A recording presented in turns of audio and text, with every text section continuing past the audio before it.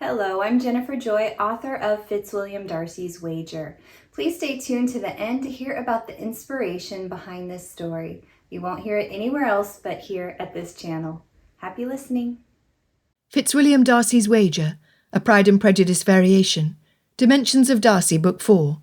Written by Jennifer Joy. Narrated by Stevie Zimmerman. Prologue. Pemberley, 1796. Fitzwilliam Darcy bolted from the yellow parlour, tripping over his feet at the bottom of the stairs. "Let him go, Anne." His father's voice echoed over the marble floors. "Let him go." Darcy scrambled up the steps, clipping the edge of the banister with his arm. He pressed his hand over his aching flesh, tears that had nothing to do with his injury soaking into the carpet. He wished he could begin the day anew. He would walk down to the breakfast parlour. He would kiss his mother on the cheek. Father would ruffle his hair and suggest a ride over the estate. Darcy loved riding over their property. He loved every inch of Pemberley, knowing that generations of Darcys had cared for the land and its tenants, just as he would do when he was of age. He knew every rise and stream. It was a part of him. Darcy stumbled forward, catching himself before he fell to his knees. Blasted feet! Father told him he would grow into them eventually, that he would be as tall as him some day. Darcy wanted to believe him, to grow up to be just like his father. But he did not know what was true any more. Balling his fingers into a fist, Darcy rubbed the back of his hand over his eyes, squinting and blinking until his vision cleared. Besides the library, Father's study was Darcy's favourite room. He stepped inside and found solace. Darcy's life would never be the same, but this room was unchanged. Morning sun gleamed off the rich mahogany desk, warming the leather chair positioned behind it with its light. Darcy had imagined himself sitting in that chair, poring over ledgers and meeting with their land steward, just as his father did. Had done. Would do no more. Hopelessness gripped his chest and reached for his throat. Darcy gasped for breath, the tears he held back clogging his nose and clouding his vision. He rubbed his eyes, angry with himself for acting like a child, when he must think like a man. Mother's portrait smiled softly beside the window, encouraging him. "All will be well," she seemed to say. It was an empty reassurance, frequently uttered by other mothers, but Darcy's mother was wise, and so often right, he trusted her. She had not wept when Father told them the news. "All will be well," she had said. Only Darcy had not seen how it was possible. Until now. He could put this right. He would put this right. Bound with staunch resolve, he turned to the bookshelves lining the wall to his left, running his fingers along the spines, until he reached the section nearest Mother's portrait. It was not for nothing he had rushed to the study. Somehow he had known to come here. Some hidden logic had guided him. He looked up. Vibrant colours gleamed 6 shelves high. Darcy stretched to his full height, his fingers brushing against the base of the Chinese vase. Not quite. Dragging a chair across the carpet and climbing on top, Darcy wrapped his hands around the delicate porcelain. This was it, the solution. Cradling the vase to his chest, he lowered himself from the chair and tiptoed down the hall. 2 footmen carried a trunk down the stairs. Darcy waited for them to pass. Maids chattered as he walked by bedchamber doors. He heard his parents' voices outside the parlour. For a moment his step faltered. Father would be proud of him for thinking of a solution so quickly. But Father had made this mess.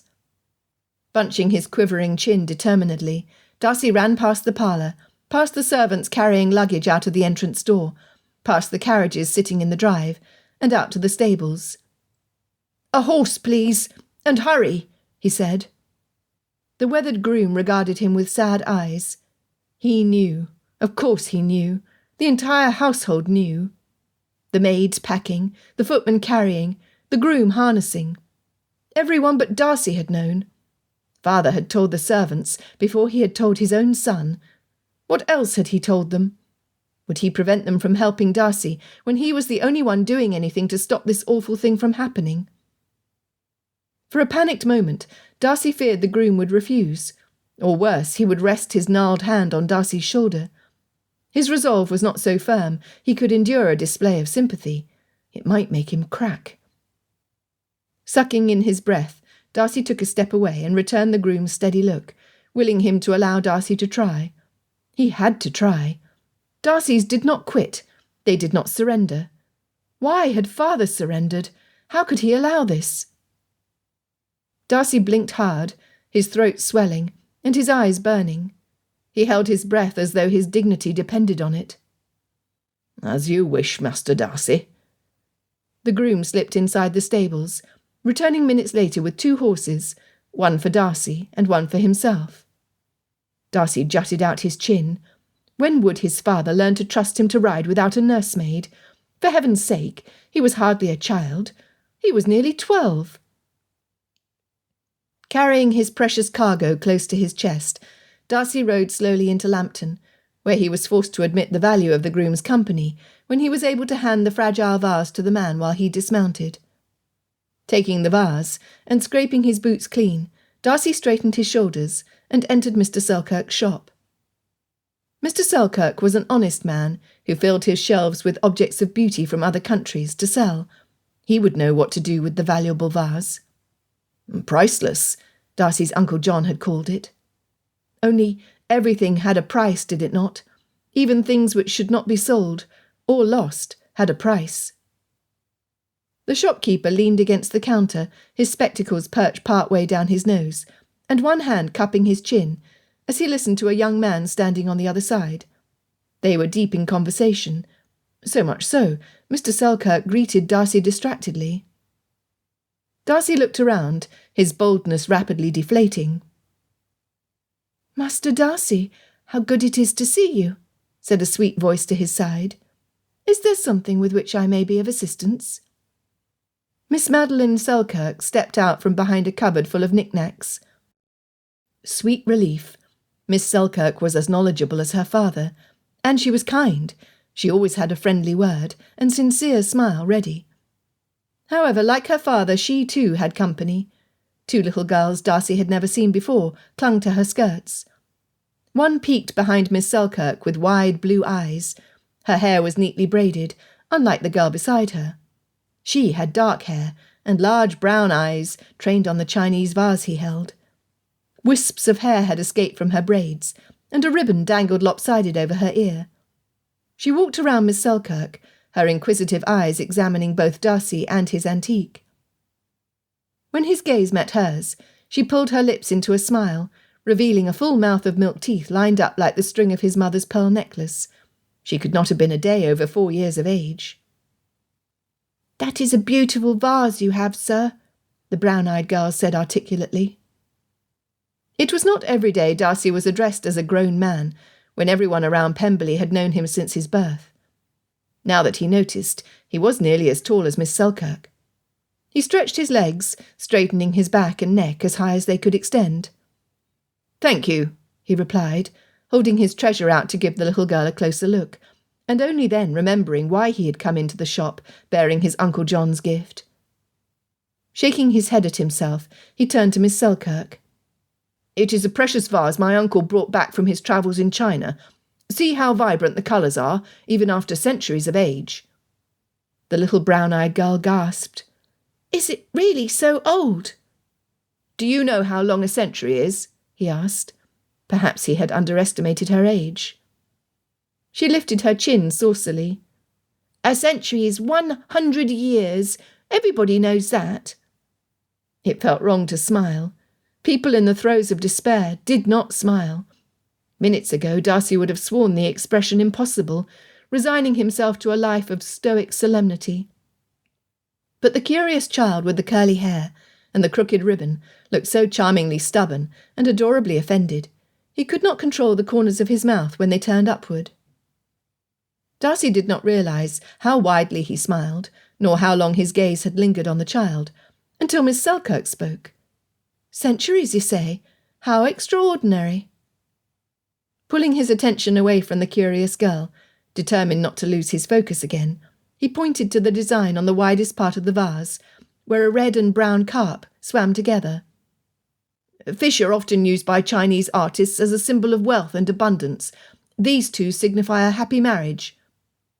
Darcy racked his brain for more tidbits he might use to convince Miss Selkirk of the vase's worth, to secure her assistance. "The painter's use of red is significant in Chinese culture. It symbolises happiness and success." "They made a mistake with the fish," said the child's voice, rather forcefully. "I beg your pardon?" Darcy looked down at the girl sharply. Her brow furrowed, and her tiny lips pinched together. He pulled the vase away from her, shielding it from her criticism. "Lizzie," the shy one whispered, "remember what Mamma said about keeping some thoughts to yourself? I think that was one you ought not to have said aloud." Lizzie. Lively Lizzie. The name suited her, though Darcy heeded her sister's warning and kept the thought to himself. Lizzie looked up at him, her mouth twisted. Heaving a sigh, she said, "You are right, Janey, but it is hard for me to be quiet when I see something so horribly unfair." She crossed her arms, ensuring that they understood how firmly held her opinion was, and how unwillingly she yielded.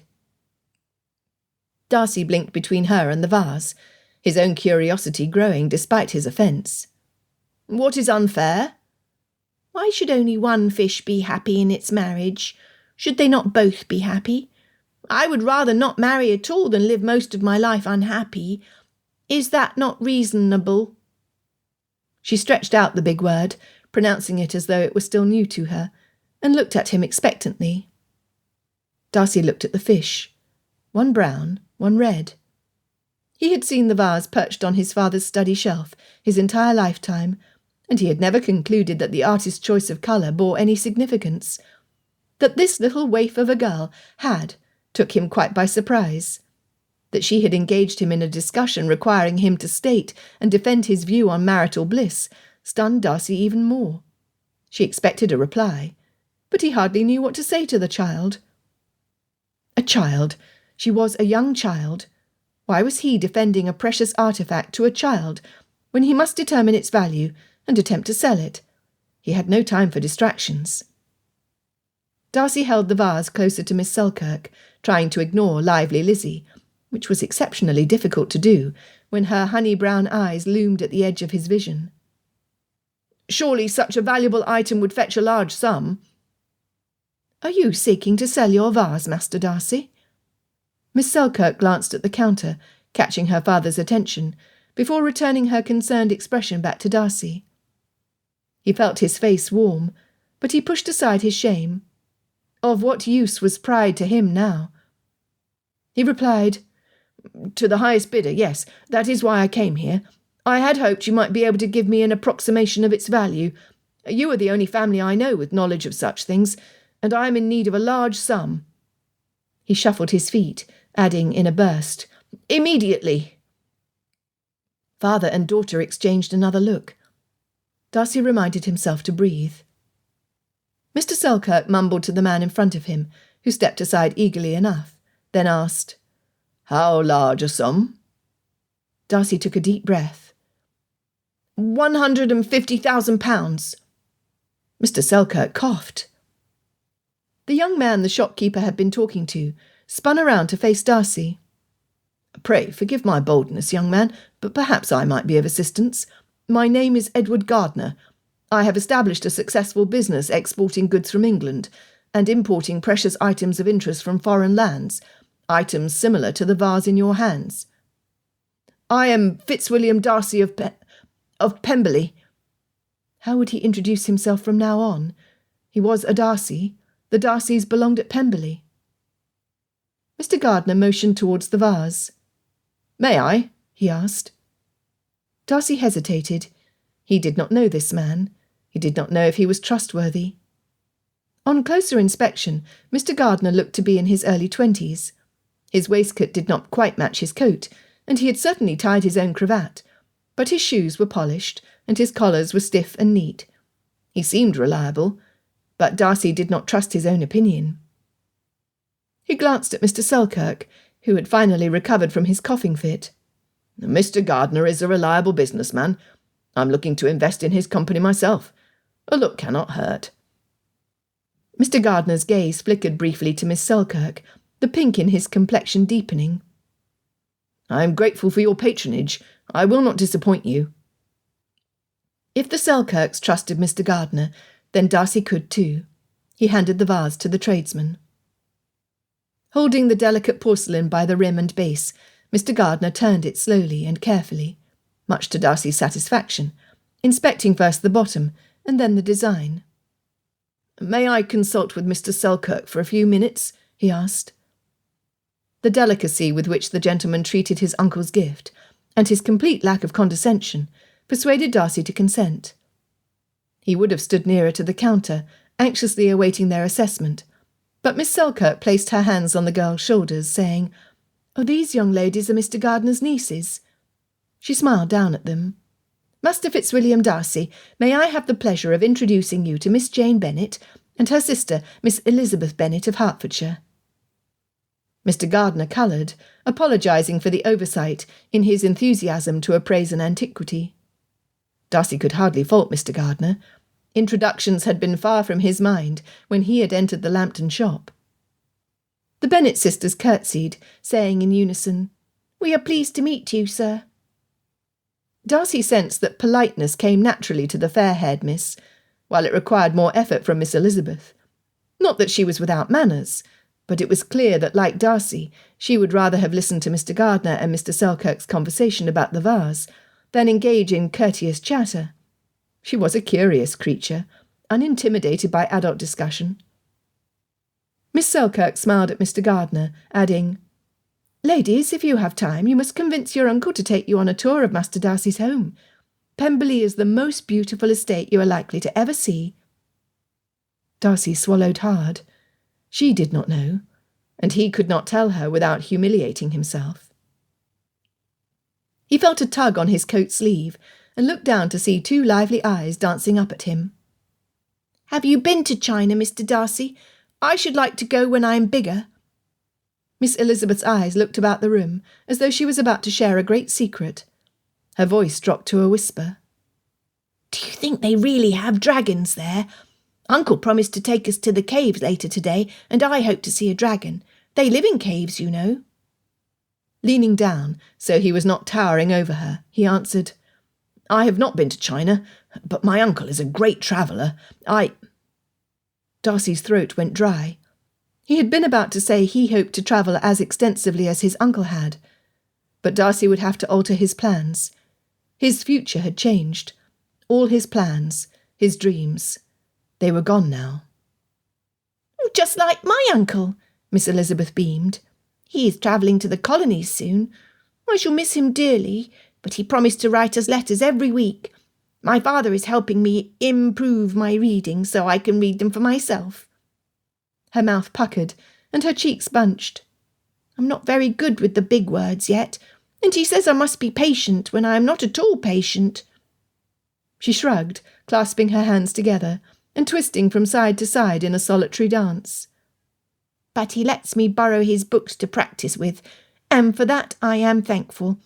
I do not understand most of them, but I will." Darcy struggled to control his smile. The girl was so serious. He did not wish for her to think he was laughing at her when he found her utterly charming.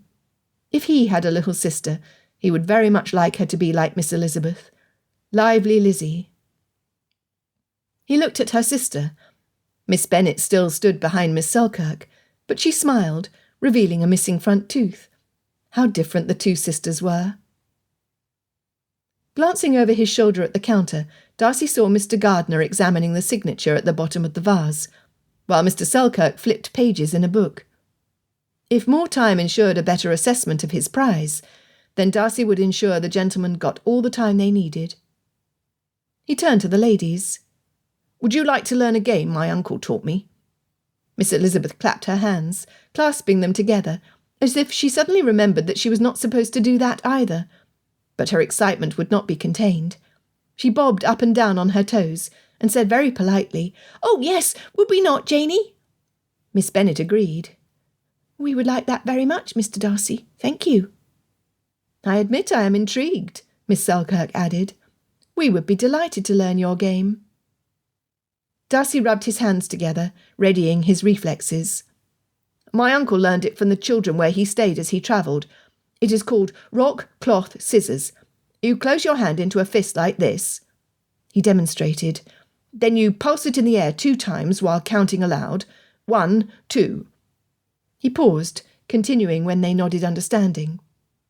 On the 3rd pulse, you either keep your fist tight like a rock, flatten your hand out like a piece of cloth, or shape your fingers into scissors. He showed them the figures with his hand. Miss Elizabeth twisted her lips to one side, her eyebrows bunched together. How does one win at this game? Would not the rock always win? It would crush the scissors and dirty the cloth. She was clever. Darcy explained. The cloth covers the rock, the scissors cut the cloth, and the rock crushes the scissors. You see, all 3 have an equal chance. Would you like to play a round? The ladies agreed, and they all pumped their fists in front of them as they counted. 1, 2. He chose the cloth, figuring that Miss Elizabeth would choose the rock. He would let her win the next round. But surely the master was allowed to best his student on the first try. 3, they said in unison, revealing their chosen figures. Miss Bennet and Miss Selkirk's hands were flat like a cloth, just as his was. Miss Elizabeth, however, had formed her fingers into scissors, and giggled as she took turns, cutting everyone's cloth. You thought I would choose the rock, she said, between trilling laughter. Appreciative of the brief reprieve her light-heartedness granted him, Darcy said, That was a fair win, and deserving of a prize. Before he could settle on a suitable reward, worthy of the grin covering Miss Elizabeth's face, Mr. Selkirk called him over to the counter. Right, the vase. Expectation wrestled with fear, but Darcy shoved them both aside to hear the gentleman's conclusion. Pointing at a model with a similar shape to his in the book, Mr. Selkirk said, I am afraid your vase is not going to fetch the price you seek, Master Darcy.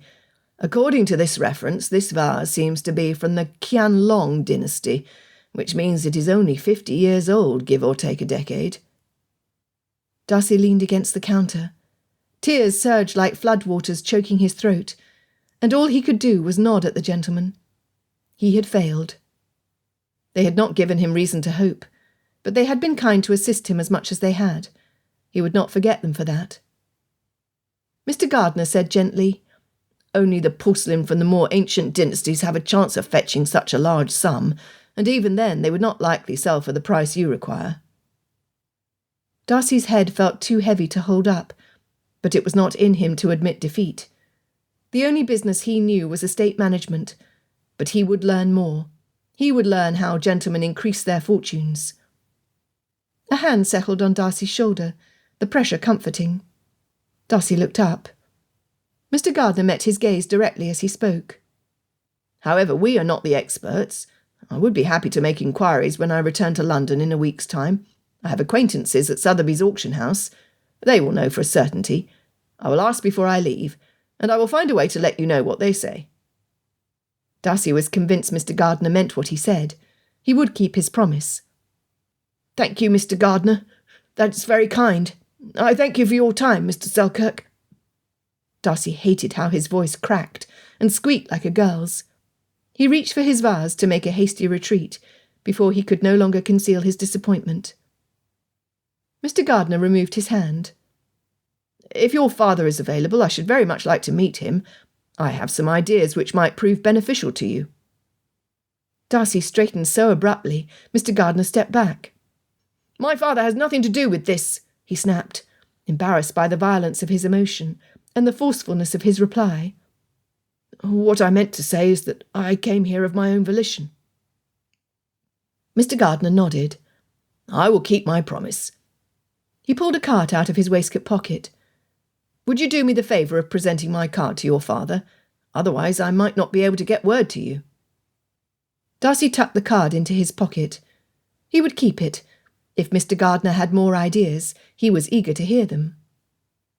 Just as Darcy had finished giving the address to Darcy House in London, the bell over the door rang. It was his father. He stood tall and proud in the doorway. Darcy did not know how.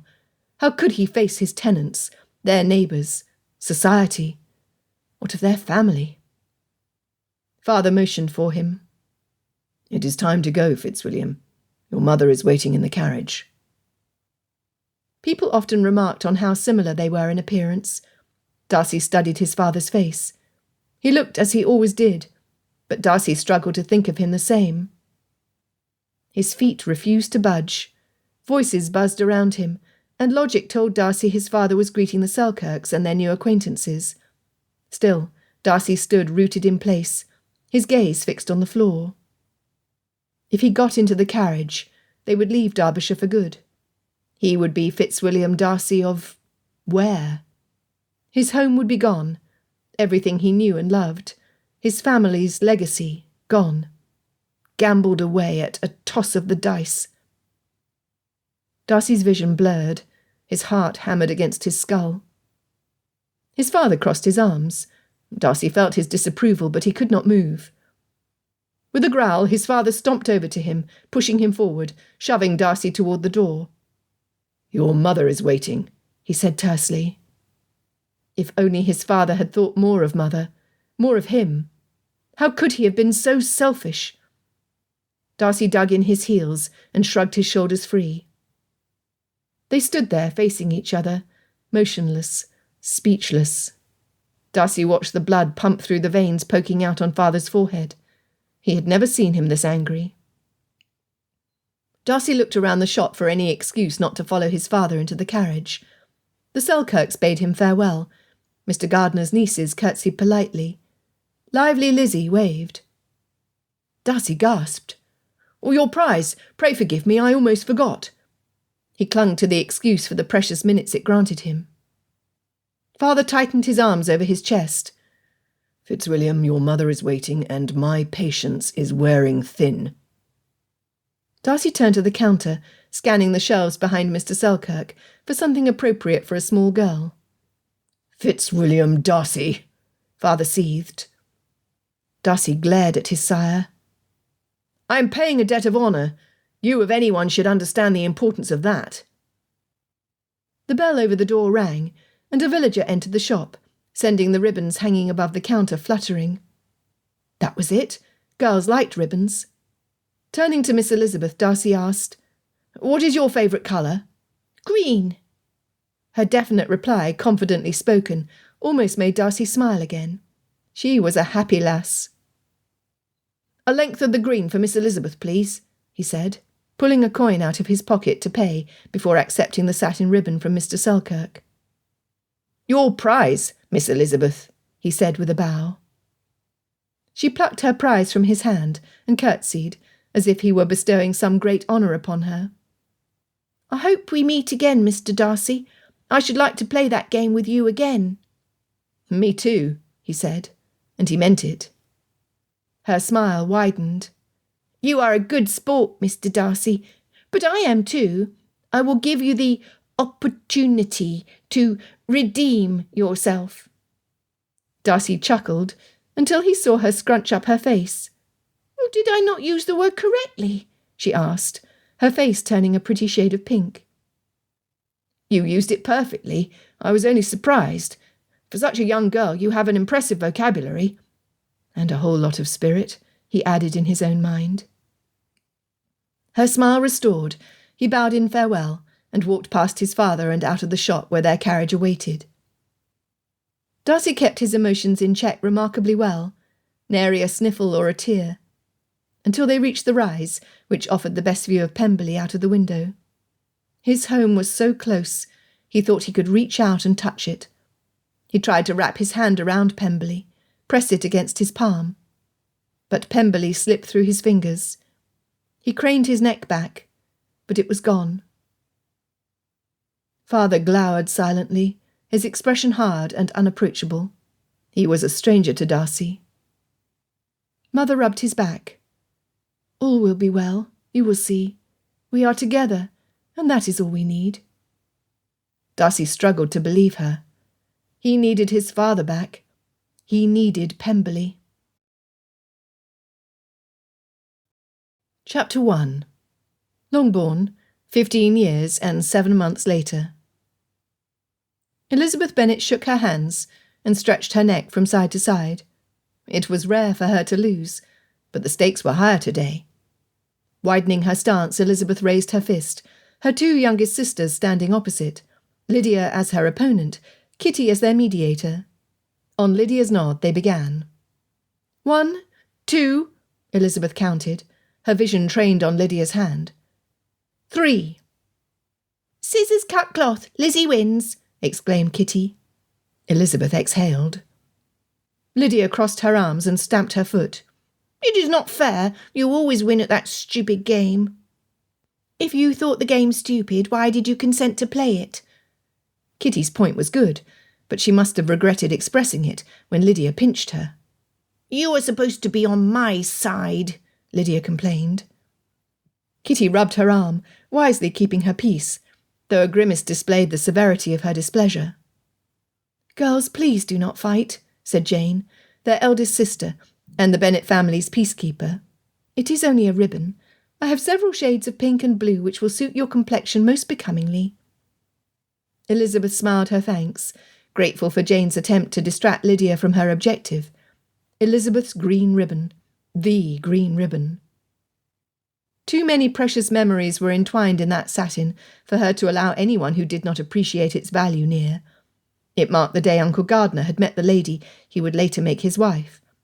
Elizabeth adored Aunt Madeline, and she liked to think her green ribbon had something to do with their romance, that it might somehow, some day, bring her a romance like theirs, if she ever had a chance to widen her society outside Longbourn.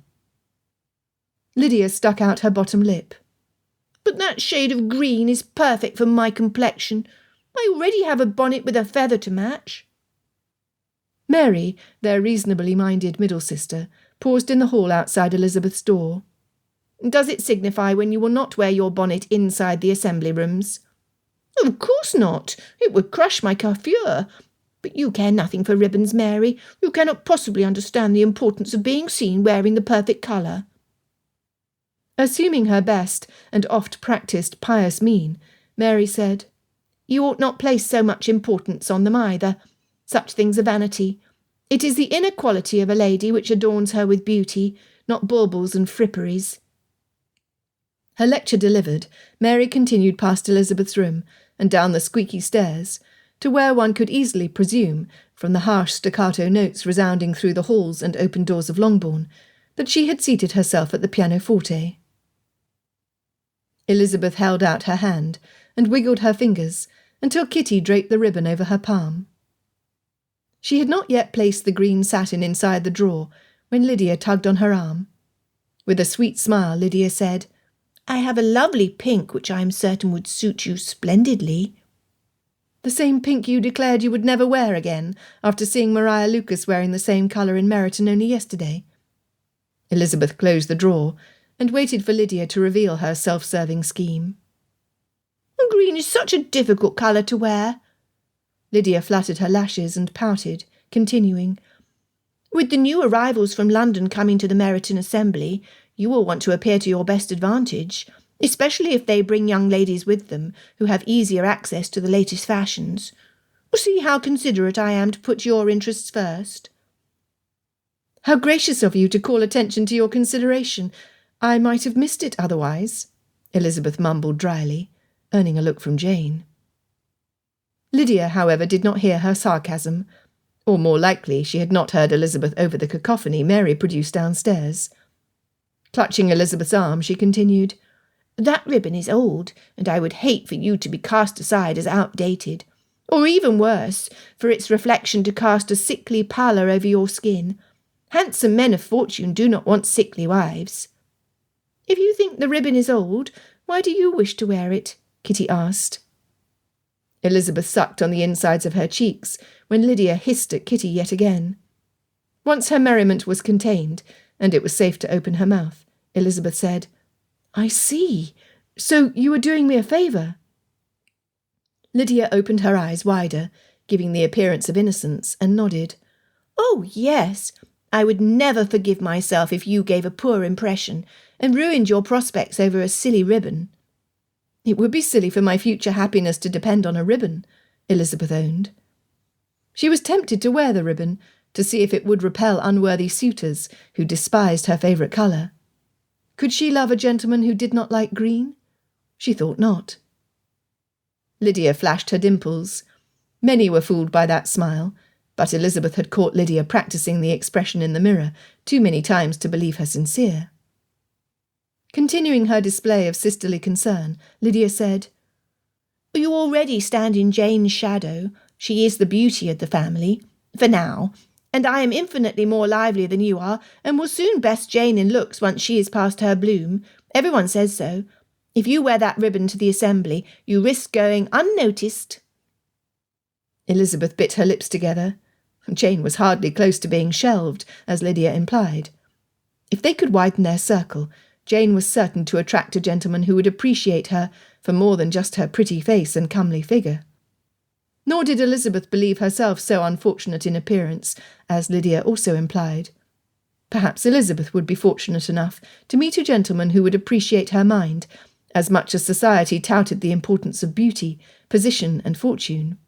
She craved intelligent conversation and good-natured witty banter, traits sorely lacking in her current limited society. If only she and Jane could accept Aunt's invitation and go to London. "What about me? I'm lively too," Kitty whined. Jane ushered their younger sisters out of the bedchamber. Elizabeth was glad. Between Mary's zealous attention to the pianoforte and her sisters' arguing, a dull pounding had commenced at the base of her skull. Mercifully, Jane closed the door, and the pounding which threatened to spread to Elizabeth's temples appeased. "Lizzie, do not pay Lydia any heed. Everyone in Meryton says you are a beauty, and I know it to be true. Yours is the kind which will not fade, as it stems from within." Elizabeth smiled at her dear sister. "Thank you, Janey, but you know I place little importance on my appearance.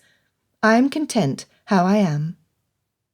Did there exist a man who would love her as she was? She had to believe it possible. "As you ought to be. Handsome features fade with time, but your cleverness will only improve with more experience." Elizabeth considered her reflection in the mirror of her dressing-table. The gold strands with which the summer sun had brightened her hair had faded into an insignificant brown. The ringlets framing her face never quite stayed smooth or in place, despite her maid's coaxing. Freckles spattered over her nose and cheeks. They were light, and Elizabeth rather liked them, but they were the bane of her mother's existence. She smoothed her hands over her skirts. She lacked the pleasantly plump roundness of Jane and Lydia, but they had to endure pinching corsets and the ogling stares of indiscreet men. They could keep their curves. Jane wrapped her arm around Elizabeth's waist. "You ought to wear the green tonight. The colour suits you. It brings out the golden glow in your eyes." Elizabeth kissed her on the cheek. "You are everything good and kind, Jane.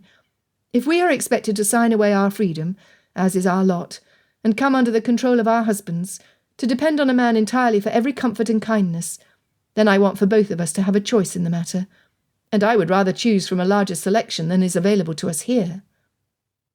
All I require is a gentleman who is truly kind. But what of you, Lizzie? I would not see you marry a fool, or anyone cruel. For you I wish a gentleman who will appreciate your character as much as your beauty." "You know that is not what I meant. What do you want for yourself?" Elizabeth chuckled. "A man who will think me beautiful despite my overactive curiosity and frequent impertinence, if indeed such a man exists."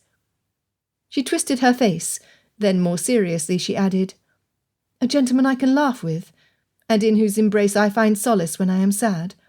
Someone who will challenge me, while never making me feel less than beloved, who has enough depth of character for me to explore over a lifetime, and who has a will as strong as my own. For you know I hold little respect for indecisive, inconstant men." "Is that all?" Jane teased. It was not all. Now that Elizabeth considered the subject, she realised she held a much higher standard than she had initially contemplated. More than anything, she wanted someone who understood her, and liked her anyway. It would also help if he knew how to kiss properly. Not that Elizabeth had much, or any, experience with kisses, but she had a competent imagination, and was confident she would know a proper kiss when it was given to her. These thoughts she kept to herself. They would shock Jane. Aloud she said, "I will stop at nothing until we have secured a season in London. Our odds are better there than they are here." Jane squeezed her. "Or perhaps Mr. Bingley and his friends from London will prove to be everything we seek, and we will not have to leave at all." Jane pulled back, looking intently at Elizabeth. "You must allow that it is possible." Possible, but not likely. However, for Jane's sake, she would keep an open mind. "I am curious to meet Mr. Bingley and his party." "Will you wear your green ribbon?" asked Jane. "No," Elizabeth answered immediately. "I am looking forward to the assembly, but I do not think the occasion so special to merit wearing it." "You have not worn it once." Elizabeth stiffened. "Not so. I wore it to Uncle Gardner's wedding." "Oh, that was years ago, Lizzie. What is the use of having something so lovely if you never use it?" Elizabeth was taken aback. She expected this from Lydia, but not from Jane.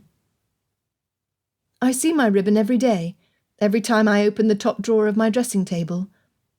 She had even cut a strip to mark the page she left off reading in her books. It was the worse for wear for its constant use, and therefore further proof the rest of the length was better kept in her dressing table drawer. Jane just looked at her. Elizabeth chewed on the corner of her mouth. How could she explain that seeing the ribbon, that knowing it was there, was enough for her? That she did not know which occasion would be special enough for her to wear her treasured satin, until she felt the importance of the event? Elizabeth would have pondered the question at length, but Jane was not finished. "Contrary to what Lydia says, the colour is perfect for you."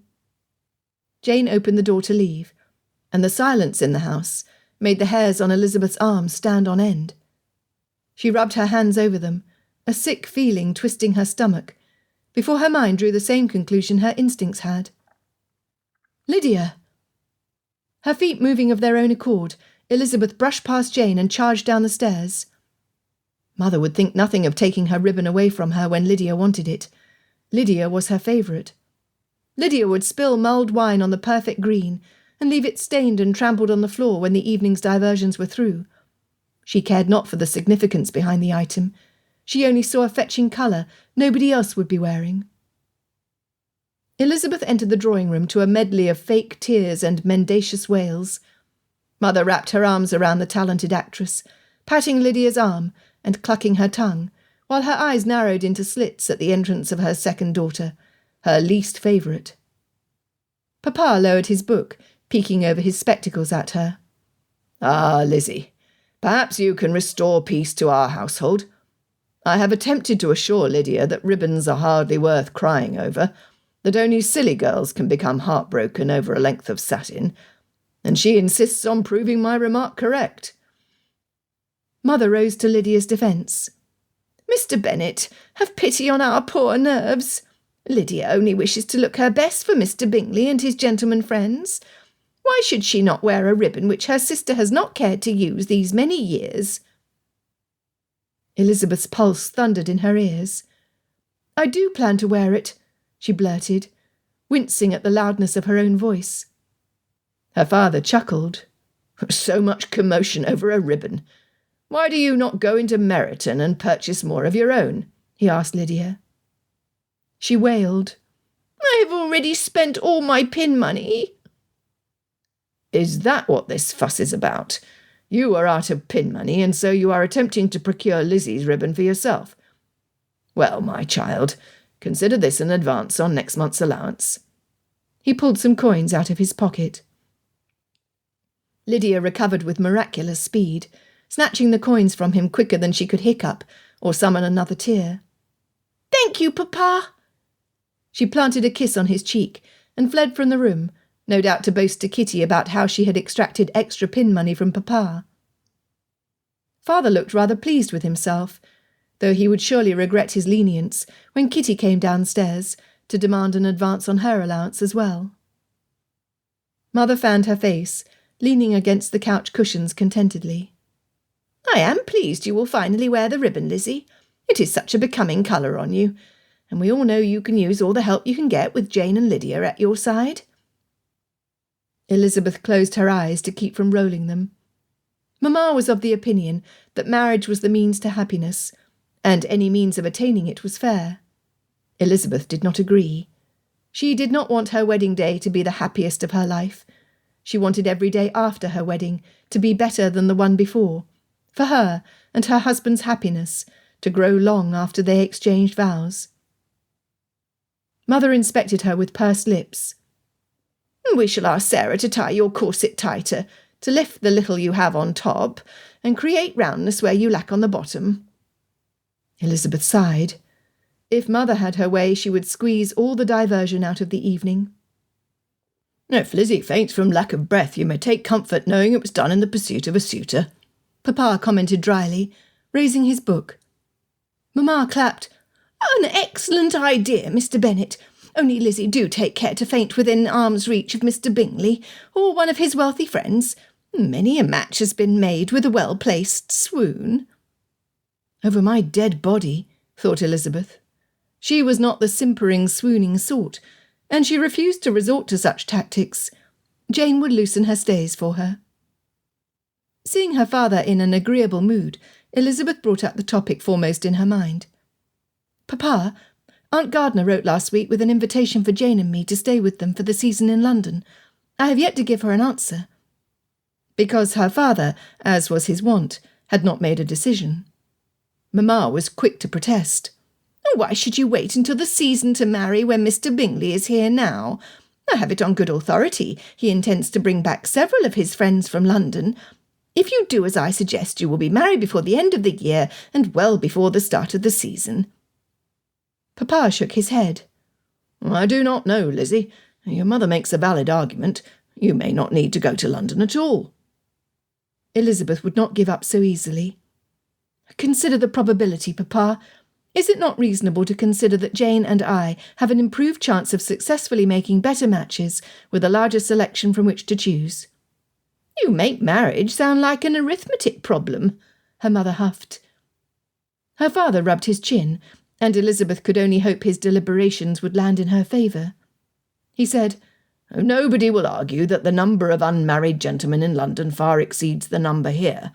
However, you have not taken into account the increased number of females vying for their attention. It is another factor to add to the equation." He winked at Mother. Mamma fanned her face with increased vigour. "If you cannot secure the attentions of a gentleman here, what makes you think you will do any better in London? It is a pity you are not as beautiful as Jane, nor as attractive as Lydia. If only you would not think so much. Men do not want clever wives." Elizabeth felt her chin jut out. How could one live without curiosity and wonder? What a dreadful existence that would be. "Please, Papa, may I accept Aunt's invitation on behalf of myself and Jane?" she asked.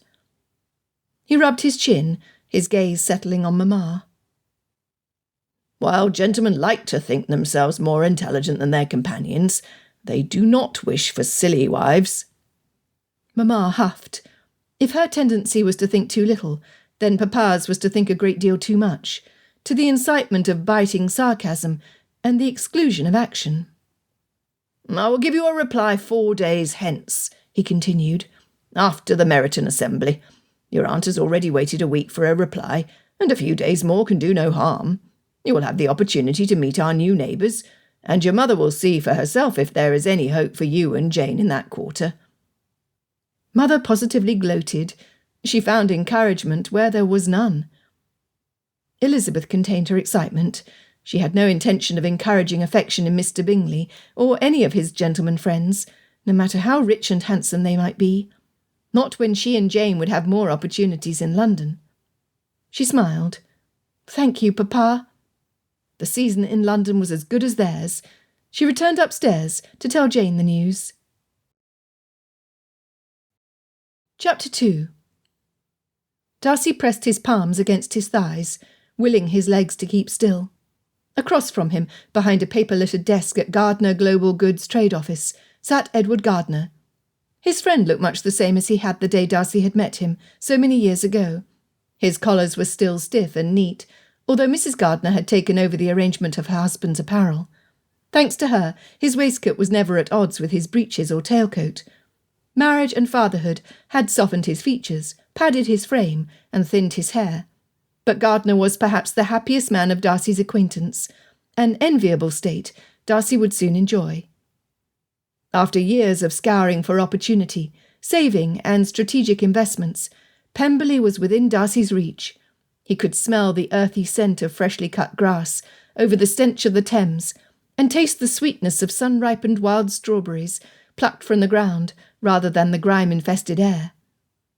London's clattering carts and hawkers' shouts were replaced with bleating sheep, grazing in verdant pastures.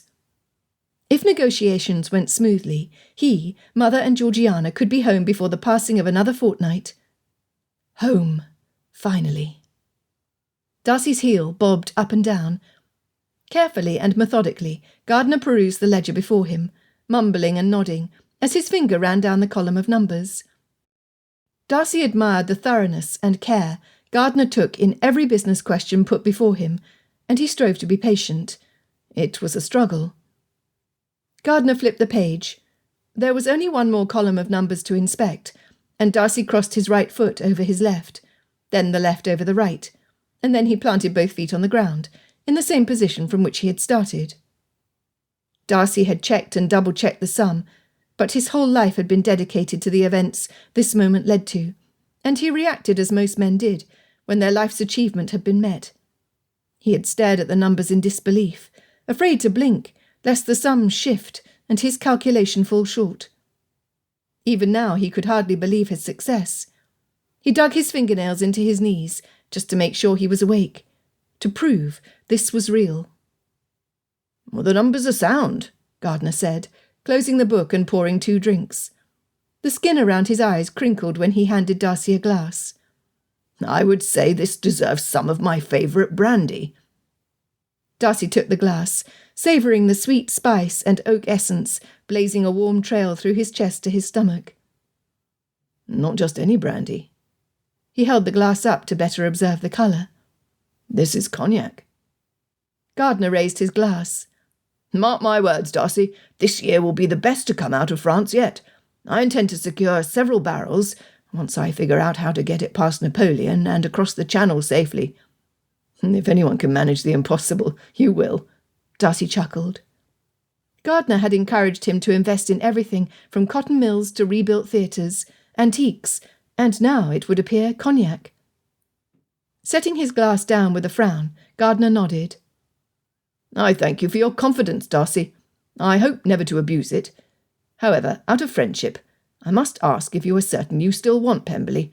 You could have any property in the country. There is no estate out of your reach." "Except for the one I want," Darcy finished for him. Gardner rotated his glass slowly, as though he were spinning a tumbler to open a safe. "Packer is an unpredictable man. You would sooner win it back from him in a bet than earn it through a proper purchase." Now Darcy frowned. "Like my father." He drained his glass, setting it on the desk. "I owe it to my mother and Georgiana, as well as to future generations of Darcys, to restore Pemberley to its rightful owners." The Darcys of Pemberley. For 15 years he had not uttered that name. How right it sounded. He rubbed his hand over his face and cleared his throat. "I want to thank you, Gardner. I could not have done this." He gestured toward the ledger. "Without your guidance and assistance. I pray today will bring you the happiness you deserve. Lord knows you've worked hard enough for it."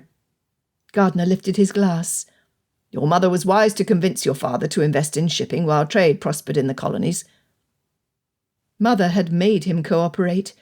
Had it not been for her interference on Darcy's behalf, his father would have squandered the rest of their fortune away at White's, his losses adding to his bitterness and the distance he placed between himself and his family. Gratitude and bitterness, love and resentment swelled in Darcy's chest. Even while his father lived, Darcy missed the man his father had once been. He had tried to win his approval, but nothing Darcy could do had restored Pemberley to them in time. Father was gone, dead long before his heart quit beating. "Not for one moment did I doubt you would achieve your aim. Your success is well deserved." Slapping his hand against the desk, Gardner polished off his drink and stood. "I hope you will not be a stranger. Derbyshire is a long way from London." Darcy tucked the ledger under his arm. "The distance is nothing when one has a motive. I would be honoured if you and your family would visit us at Pemberley, once Mother and Georgiana are settled." "We would love that, Madeline especially. Speaking of whom, I must return to Gracechurch Street before the children miss me. I promised I would not be long in the office today. Emma has been practising the music Miss Darcy gave her the last time she and Lady Anne called, and I am to listen to her progress today. I think I shall take them for a drive through the park afterward. It promises to be a pleasant day, and we must take advantage of the favourable weather when we can." They stepped outside the office to the courtyard between two bulky warehouses. Sunshine gleamed over the worn stones and warmed Darcy's back as he strode to the open front gates. It was a perfect day, a day full of promise. He had a sound plan and enough money to tempt any man. His smile lightened his heart and his step. Pemberley would be his soon. Darcy gripped the arms of his cushioned chair, while Mr. Basil Packer of Pemberley described his recently acquired thoroughbred in painful detail. His win, and another man's loss in a game of poker, which, Packer bragged, had lasted from nightfall until noon the following day. He gave no consideration to the harm he wreaked, the men he changed, the families he ruined. Darcy despised him. Gritting his teeth, Darcy tried not to lose his composure when he must appear to advantage. Packer examined the diamond ring on his little finger, the facets glinting as he rotated it in the light. "He would make me a ransom at the races, but I always reserve the best for my own use."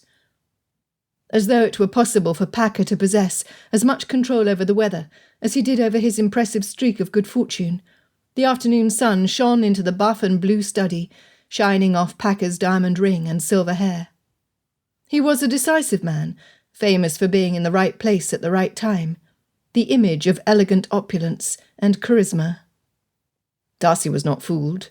He knew firsthand the damage the selfish man's ambition caused. What Packer wanted, Packer got, no matter whom he trampled to get it. His only daughter, Miss Frederica Packer, also present in the room, to Darcy's consternation, gasped. "Oh, you would have Mr. Darcy believe you are a snob, Papa, when you are generous to a fault with your friends and family." Darcy choked back a scoff. Miss Packer did not have the advantage of reading Darcy's thoughts, or else she might have remained silent.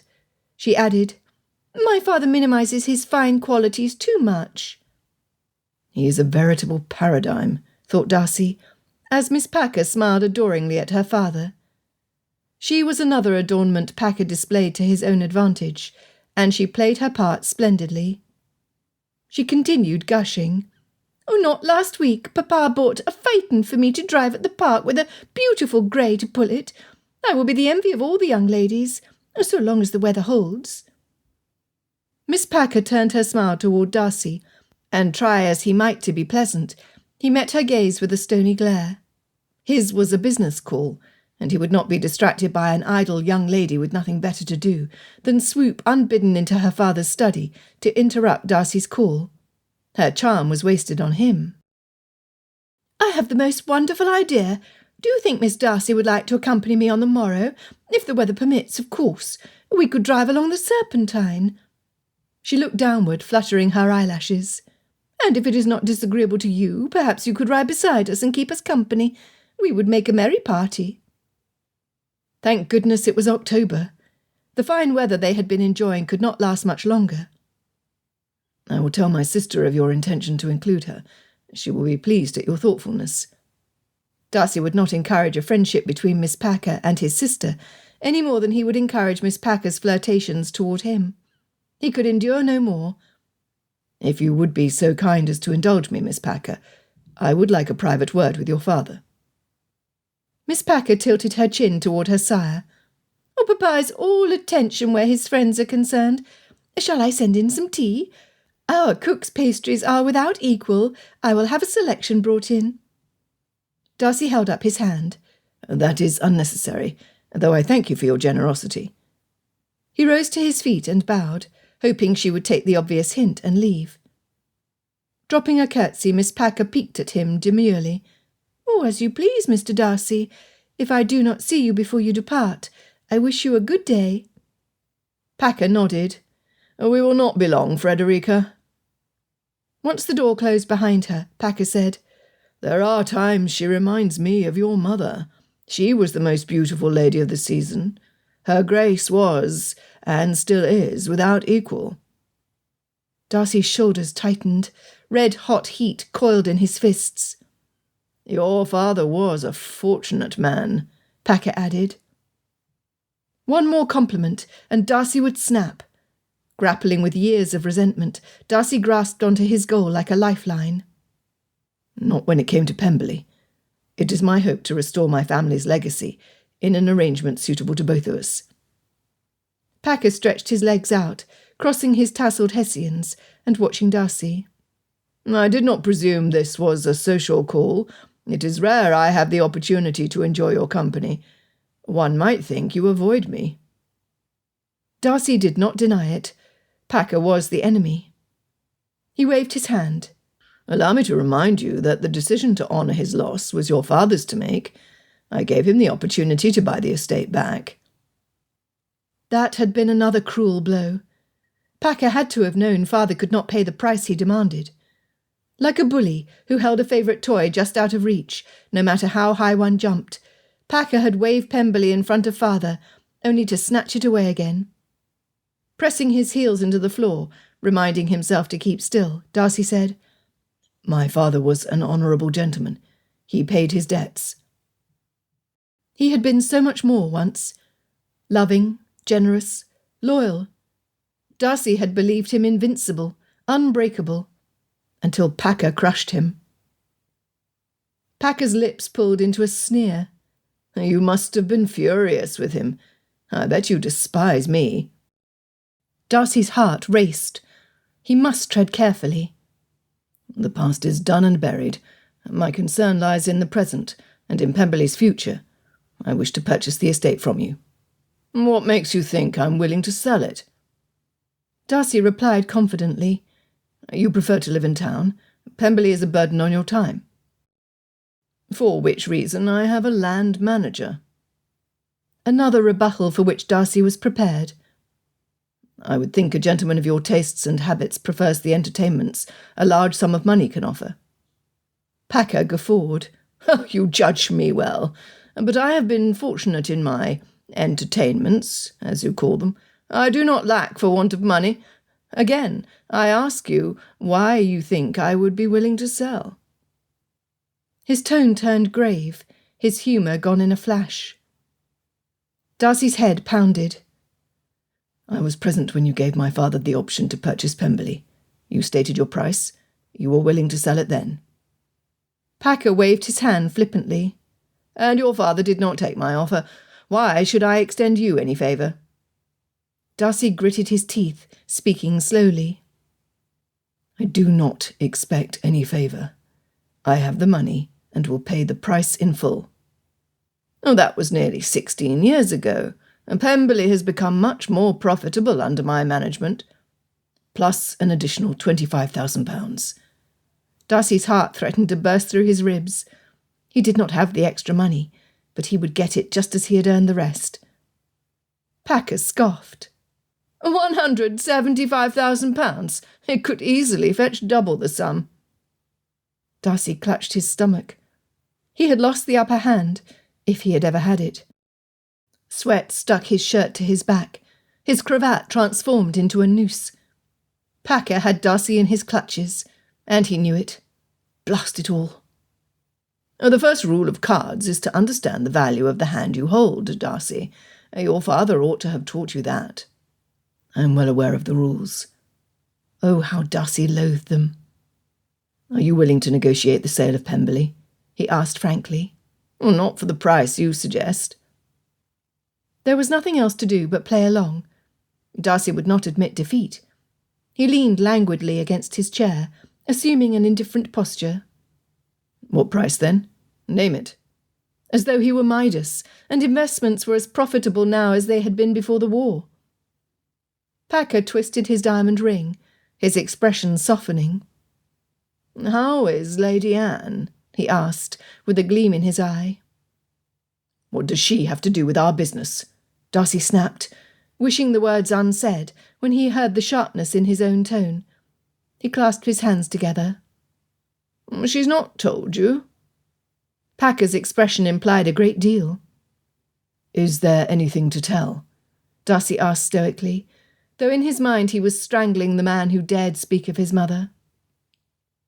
Packer chuckled. You play your cards close to your chest, Darcy. I would never sit down to a game of poker with you. A game of dice, now. Never. Darcy's fingers cracked. Packer's eyebrows arched upward. You do not know what you're missing. Bitter disappointment, forfeiture of home, loss of a family's respect and trust. Darcy was well aware of what he was missing, and he wanted nothing to do with the vice. His father's choice had alienated his mother from her family. Even now their relationship with the Matlocks was strained.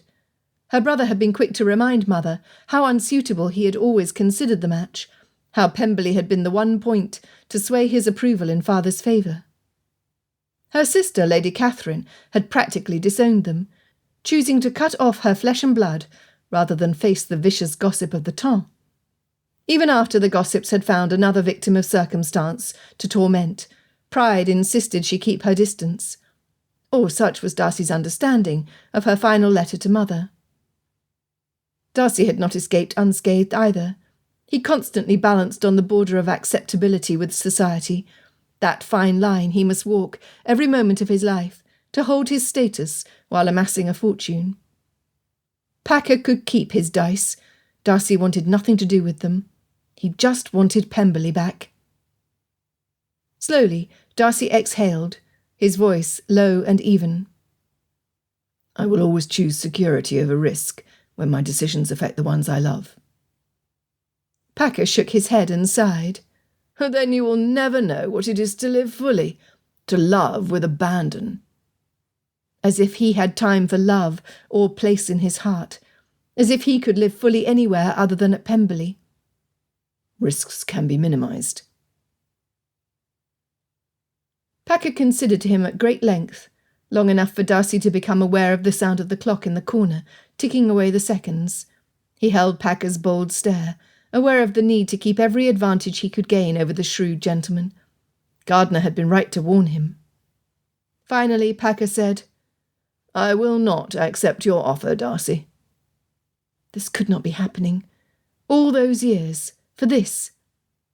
Too numb to move or form a coherent thought, Darcy sat there holding Packer's gaze, clinging to a thread of hope with all the desperation of a drowning man struggling to keep his head above water.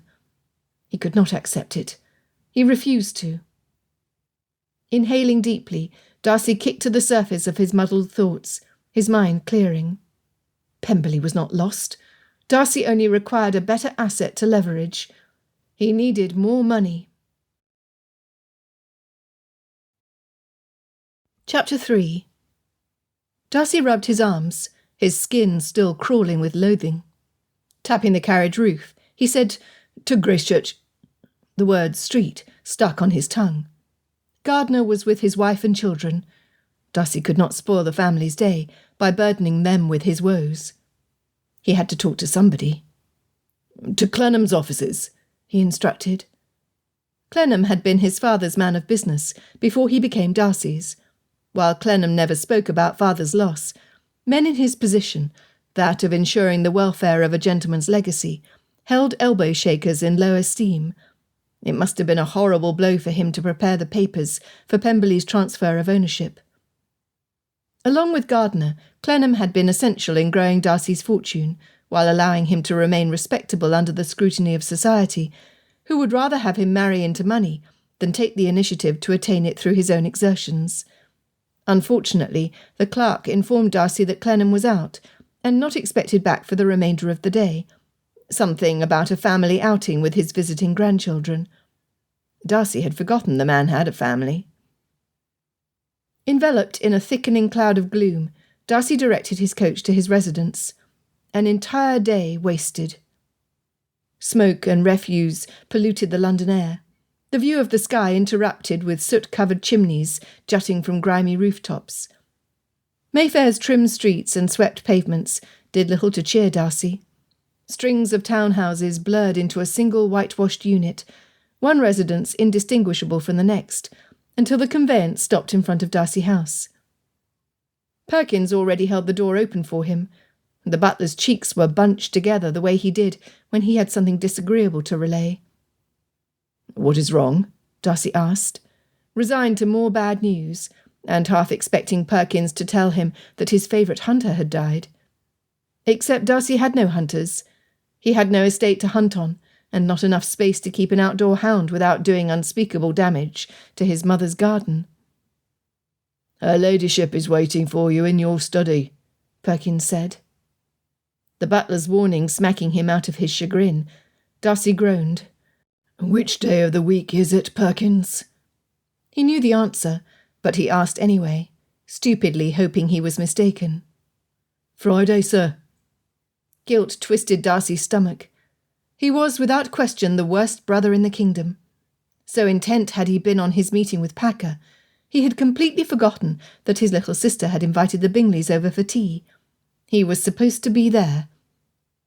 "Is Georgiana still entertaining her guests?" Another question to which Darcy knew the answer, but could not help asking for hope of a more favourable reply. Mother would never leave Georgiana alone with Miss Bingley.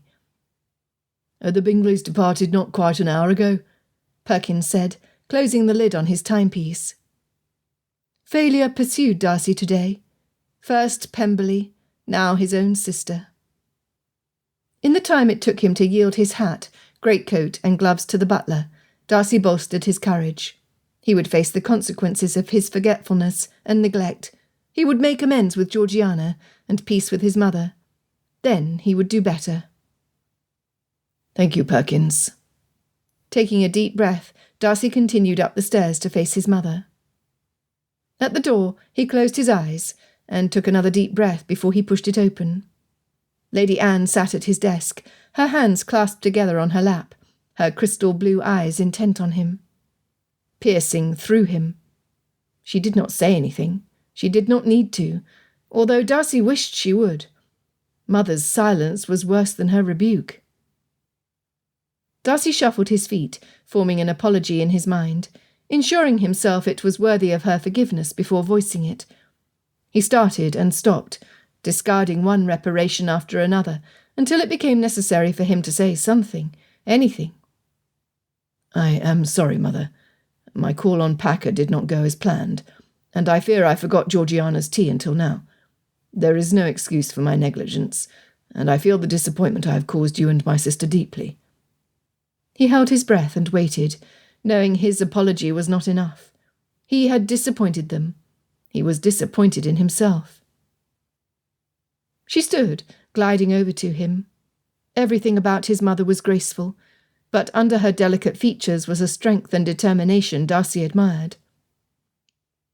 "I can hardly blame you for avoiding Miss Bingley's company, but without you to distract her, Georgiana had to bear the brunt of the lady's attention. Our dear girl is exhausted, and has sworn she is not ready to come out in society." Darcy winced. He would have preferred for his sister to wait another year, but Mother had been 16 when she came out, and she wanted Georgiana, who was soon to turn 16, to enjoy the activities in which young ladies her age could participate. The last thing his sister needed was more justification to withdraw from all association, when shyness prevented her from making friends of her own. "I am to blame," Mother said. "I ought to have warned you more thoroughly about Packer." Darcy felt his eyebrows tighten and draw together. "I doubt I would have listened."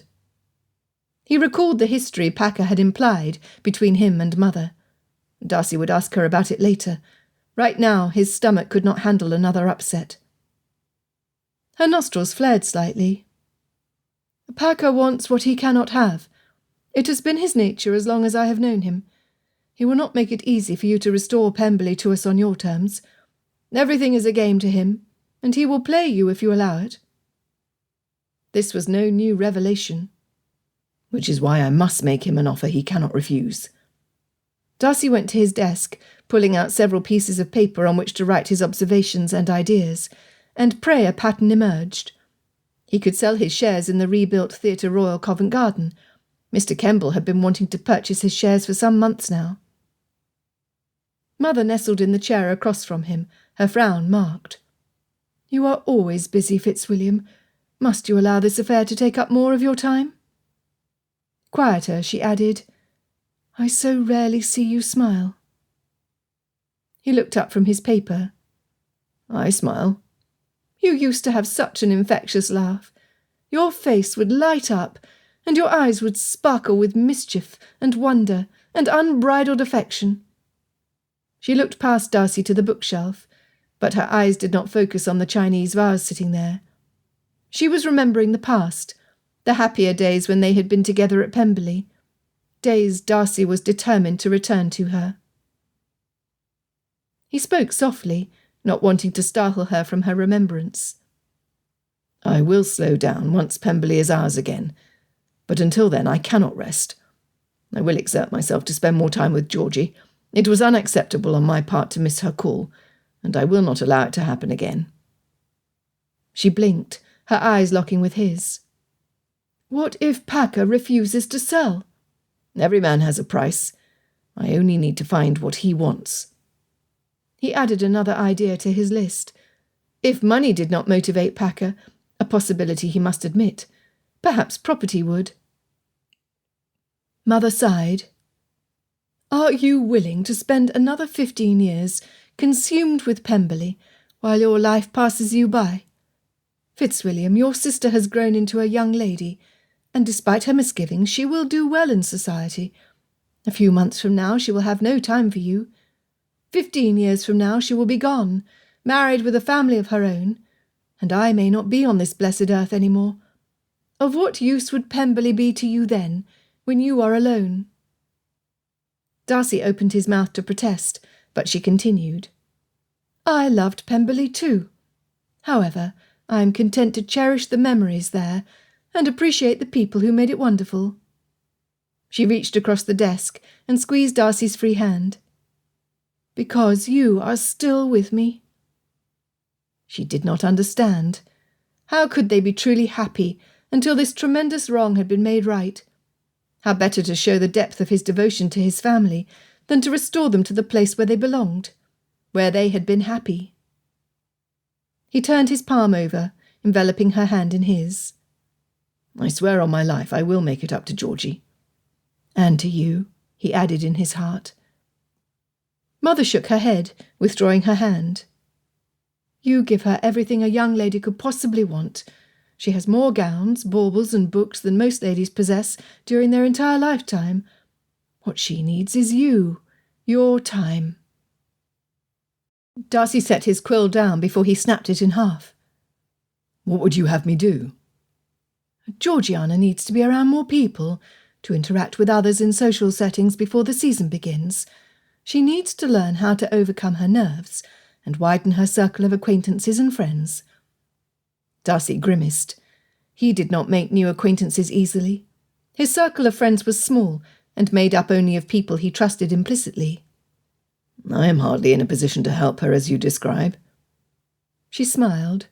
"You only lack practice." "I doubt that." What he lacked was the desire to please anyone other than those who had proved themselves worthy of his confidence and care. "You demand too much of yourself, Fitzwilliam. Be careful you do not demand so much from others," she added with a sigh, "or you will soon find yourself without friends." "Like father." Years of resentment mixed with pride, overpowering the regard he had once held for his father and alienating Darcy from the mother he adored. The ache deepened every passing year. Darcy fought against it. He reminded himself of his father's outstanding qualities. He reminded himself how father had dragged that young Scottish surgeon to Darcy House at the first sign of trouble during Georgiana's birth.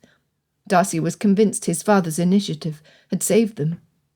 But he had abandoned them in every other way, withdrawing into himself or retreating to his club in another attempt to win back what he had lost. Darcy pressed his hands against his temples, resting his elbows against the top of his desk. "I wish I could remember him as you do." "I know you loved your father. He knew it too." Darcy lifted his head, searching her face. Then why did he risk Pemberley when we were happy there? She took Darcy's hand, rubbing her thumb over his knuckles. We have been happy here, too. Perhaps she loved father more than Darcy was capable of loving anyone, but he could not turn a blind eye to his father's faults as easily as she did. He was still angry. Darcy had not been happy in London. The shadow of his family's loss gripped him every day, strengthening Darcy's resolve to stop at nothing until he had undone the damage caused by his father. He could not say as much to his mother, though. She would rise in father's defence, and Darcy did not want to add a disagreement with his mother to his list of offences for the day.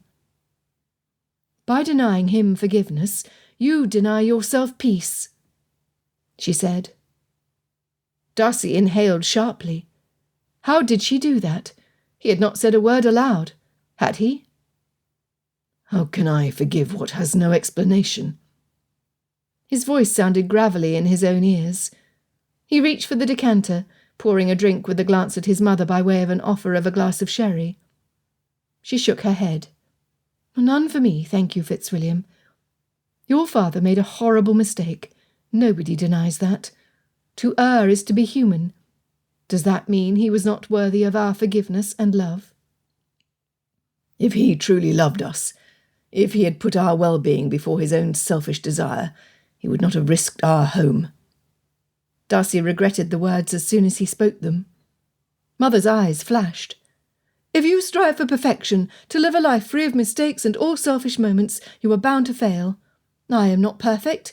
Will you stop loving me if I make a mistake you do not deem worthy of forgiveness? Or Georgiana, would you deny her if she dared to act indiscreetly? He knew better than to attempt to reply. Nothing he could say would appease her or bring him any closer to comprehending his father. Her cool eyes burned into him. Can you tell me that you did not put your needs above those of your sister today? Can you tell me your negligence was not selfish? Her words punched Darcy in the gut. He had no defence, no reply. Georgiana needs you, she implored, shifting from the unyielding disciplinarian to the tender-hearted encourager, as mothers often did to the undoing of their household. She needs your time and attention. Knowing she has the support of her brother will do wonders for her confidence. We are all she has. It did not need to stay that way. He could fix the past. If I get Pemberley back, she will have cousins, aunts and uncles. Mother huffed.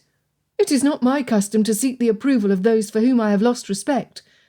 You do not remember how overbearing your Aunt Catherine was, and how grateful you ought to be that her estrangement means she has not insisted on that foolish engagement she tried to arrange after her daughter was born. Would you expose Georgiana to a woman who mourns the loss of our property more than she regrets the loss of her own relatives? Darcy should never have mentioned her family. Your Uncle Matlock is no improvement on my sister. He never approved of your father. Her nostrils flared. Instead of offering his support, instead of acting as a good brother ought to have done, he lost no time in pointing out how he had been right about George from the beginning, and how foolish I had been for marrying him. No, Fitzwilliam, I have little desire to expose our sweet Georgiana to those treacherous hyenas. She reached for his glass, her hand shaking as she raised it to her lips, and took a sip large enough to make her cough. I do miss Richard, though. I hope they did not spoil his character before the army shipped him to the continent. Setting down his glass, she dabbed at her eyes. I am sorry, Fitzwilliam. I do not want to dredge up the past, when today has enough trouble without it. Now, tell me your plan for helping me to ease your sister into society. Darcy had much more he wished to discuss with his mother, but his questions would have to wait. I will take Georgiana for a drive in the park this afternoon. Then, if she wishes, she can invite some of her friends to join us for ices at Gunter's, or chocolate at St. James' Coffee House. They might even chance upon the gardeners at the park, and he could allow Georgiana to entertain her friends, while he exchanged a few brief words with Gardiner. Mother arched her eyebrows. Or you could accept Bingley's invitation and take her to the estate he has let in Hertfordshire. She is comfortable in his company, and with you there to keep Miss Bingley from overwhelming her, Georgiana will flourish, I am certain." Darcy leaned forward. "Absolutely not. I cannot be away from town for so long." She continued, as if he had not spoken at all. Pinching her chin, she said, "Bingley spoke of a public assembly in the village. He aims to leave on the morrow, giving them a few days to rest before the event. Meryton is only half a day's distance by carriage." So, Darcy was not following her line of reasoning. "So what prevents you from going to the assembly with Bingley? It is the perfect plan. If you must, you can return the following day, although it is my hope you will decide to stay longer." "I expect a counter-offer any day, and I must be here to negotiate. How will it look to Packer if I leave so soon after making an offer? He will think I have lost interest." "Which is precisely the reason why you ought to leave. If Packer thinks you do not care, you take away some of his power. Go with Georgiana, Fitzwilliam. It will be beneficial for both of you." His resolve weakened. As difficult as it would be to leave, when he felt he must keep an eye on every development, must be available at the first hint of opportunity, his mother's reasoning was sound. "You do not mean to accompany us?" "I have too many obligations here. It is my turn to host the sewing circle this week." Mother never missed a meeting. She liked to think the bandages she cut and rolled helped Richard. Darcy wanted to refuse, and not merely because of Packer. As much as he enjoyed Bingley's friendship, he found Bingley's sisters irksome. "Please, Fitzwilliam, Georgiana was devastated you forgot her tea." And just like that, she won. Heaving a sigh, Darcy said, "Very well, I will take Georgiana to the assembly." Mother sat up, her smile wide. "Oh, wonderful! I will have your valet pack your trunks. Georgiana's are already downstairs." Darcy shook his head. "Georgiana's trunk is already packed?" he asked, realising then that his mother had planned this from the start. "Oh, trunks! A young lady must have a selection of gowns from which to choose." "We will not be gone more than 3 days. 2 days for travel and rest, and another for the assembly." On his own he would travel to and come back the same day, but he did not expect Georgiana to suffer from his pace. A delicate tap sounded at the door, and Darcy rose to his feet, eager to depart from his mother before she altered his plans further. Georgiana peeked inside the study. Her white eyes were the same colour as their mother's. Right now they brimmed with hopeful expectation. "Did he agree, Mamma?" she asked, her gaze flicking over to Darcy briefly, before returning to their mother. Agree? Georgiana knew. They had planned this together. Darcy was accustomed to his mother's manipulative arts, but not his sister's. Being the only male in their immediate family, he disapproved of this new tactic. "You exploited my guilt." Mother dismissed his consternation with a wave of her hand. "I only use my persuasive arts against you when your happiness is at stake. However, in this case you only have your own absence to blame. You never would have allowed Miss Bingley to presume upon you, as she imposed upon your sister's gentle nature." She stroked Georgiana's hair, twirling a curl around her finger. Georgiana blushed. "I am sorry. Miss Bingley insisted I come, and I do not know how to refuse her. She mentioned helping me into society this season, and the prospect terrifies me." Mother wrapped her arm protectively around Georgiana. Looking over her daughter's bent head, she arched her brow at Darcy. In that one look, she communicated her expectations clearly. Darcy understood with crystal clarity that failure to meet them would bring severe consequences. Chapter 4. Elizabeth listened and observed. The Meryton assembly room buzzed with talk of Mr. Bingley and the friends it was rumoured he would bring from London. The number of gentlemen reported to appear, and the size of their fortunes, escalated in Mr. Bingley's absence, until it seemed that the Meryton assembly would rival Almack's lofty position in the marriage mart. Mamma latched onto the gossip wholeheartedly. She staked her claim on the gentlemen before they had even appeared, and all but declared every one of her daughters engaged within the hour of her arrival to the assembly. 8 unmarried gentlemen from London, she proclaimed as she fluttered her fan. Elizabeth had no doubt that in her mother's mind 8 unmarried gentlemen were not only sufficient to secure her 5 daughters, but would allow extra 3 yet unmarried gentlemen, with whom 3 other local girls might form an alliance. Her mother was feeling generous. So much so she conversed amicably with Lady Lucas, her rival, and a woman of prominence, with 3 unmarried daughters of her own, one of whom was older than Jane, and thus a painful reminder of what might happen if she did not help things along, as Mamma was fond of saying. Contrary to her mother's beliefs, Elizabeth was certain she and Jane stood a better chance of making more favourable impressions, without her interference, as they could do in London in the upcoming season. As for tonight, Elizabeth prayed the gentleman would be deaf to Mamma's self-assured claims. Or perhaps the gentlemen could be so unfortunate in appearance and fortune, Mamma would lose interest in them. One could hope.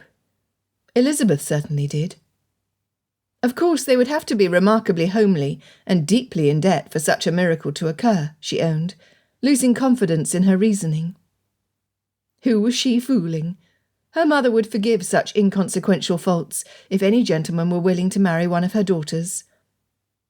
Uncertainty led to increased doubt, until Elizabeth came perilously close to despairing that she and Jane would never be allowed to go to London, when it seemed the entire unattached male population of town seemed intent on joining them in Meryton. And so Elizabeth danced and conversed, all the time watching the entrance for the newcomers, praying they would be boorish and offensive, and entirely unsuitable on every ground she envisaged. The crowd stirred and hushed. Even the children present quieted. Elizabeth followed the General Assembly's gaze. Mr. Bingley had arrived. 2 other gentlemen accompanied his party, along with 3 ladies. Not 8 gentlemen. 1, 2, 3. Elizabeth counted again, observing them as closely as everyone else did. They were not ugly. Drat.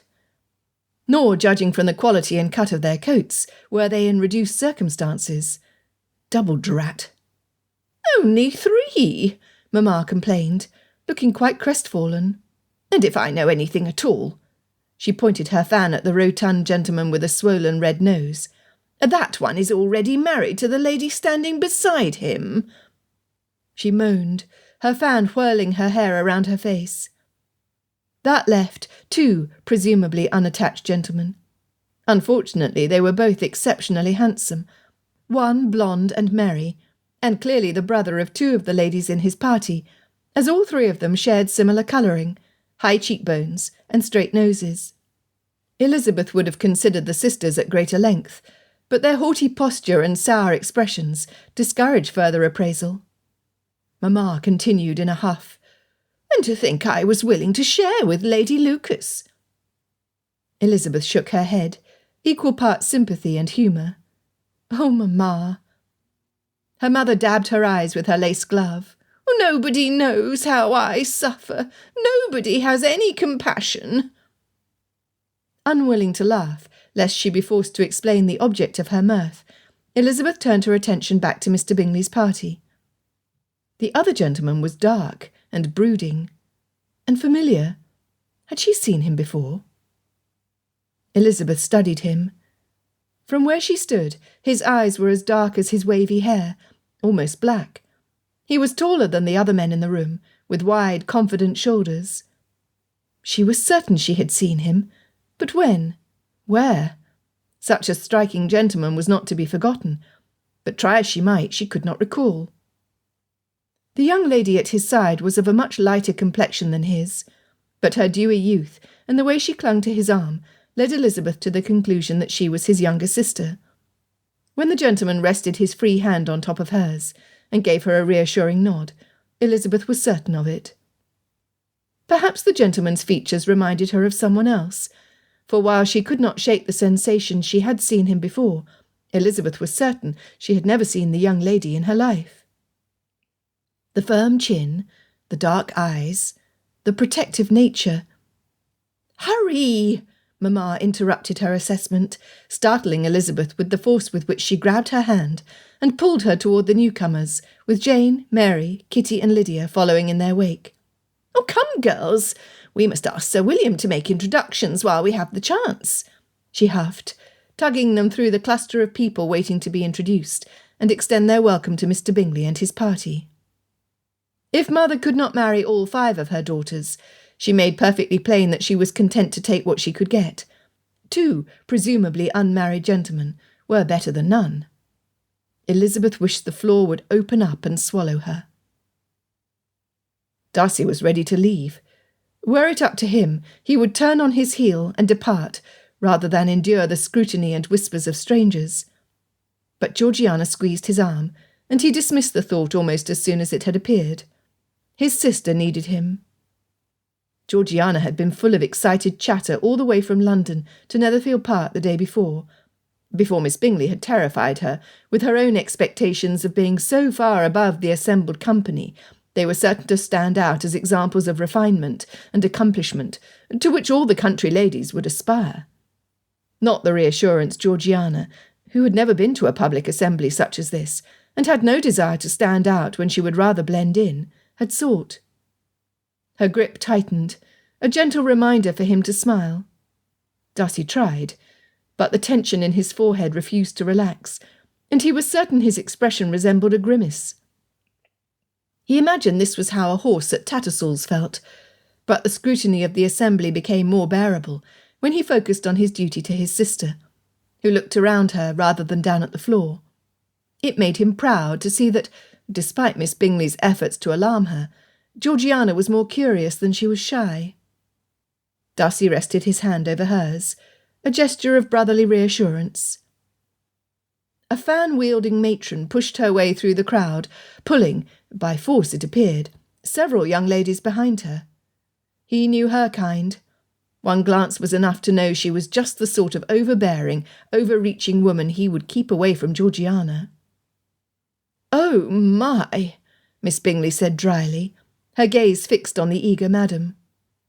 Pretending a deeper friendship with Georgiana than she possessed, Miss Bingley detached herself from Bingley's side to move closer to Georgiana and Darcy.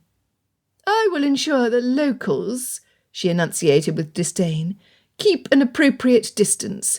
We cannot allow them to presume, or they will take liberties which do not belong to them to take. Stay close to me."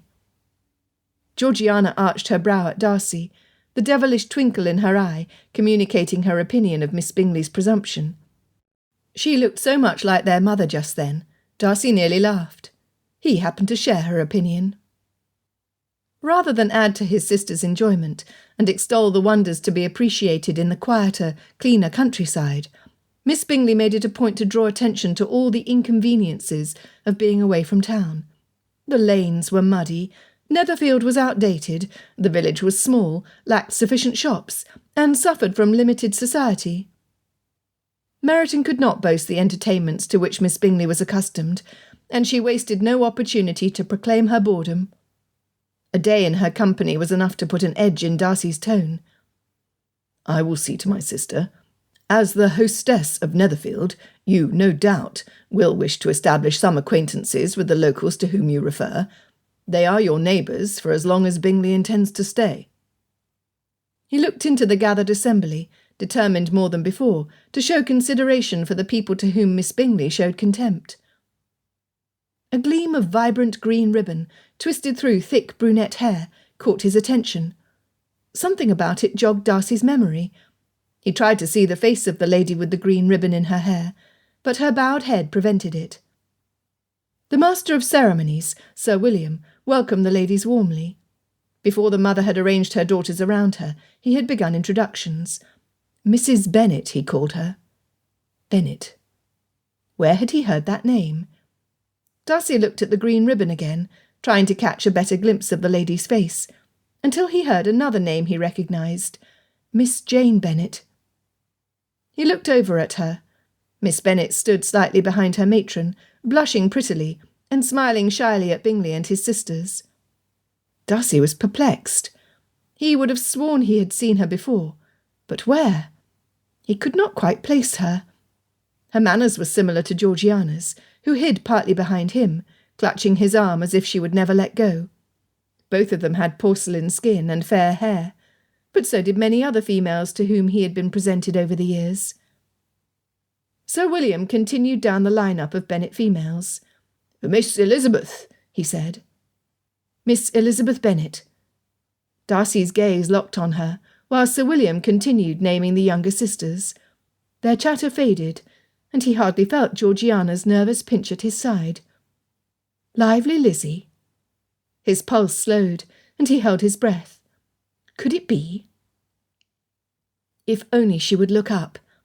Her gaze was fixed to the ground, until Sir William repeated his name, at which her head jerked up. Their eyes met, and Darcy knew.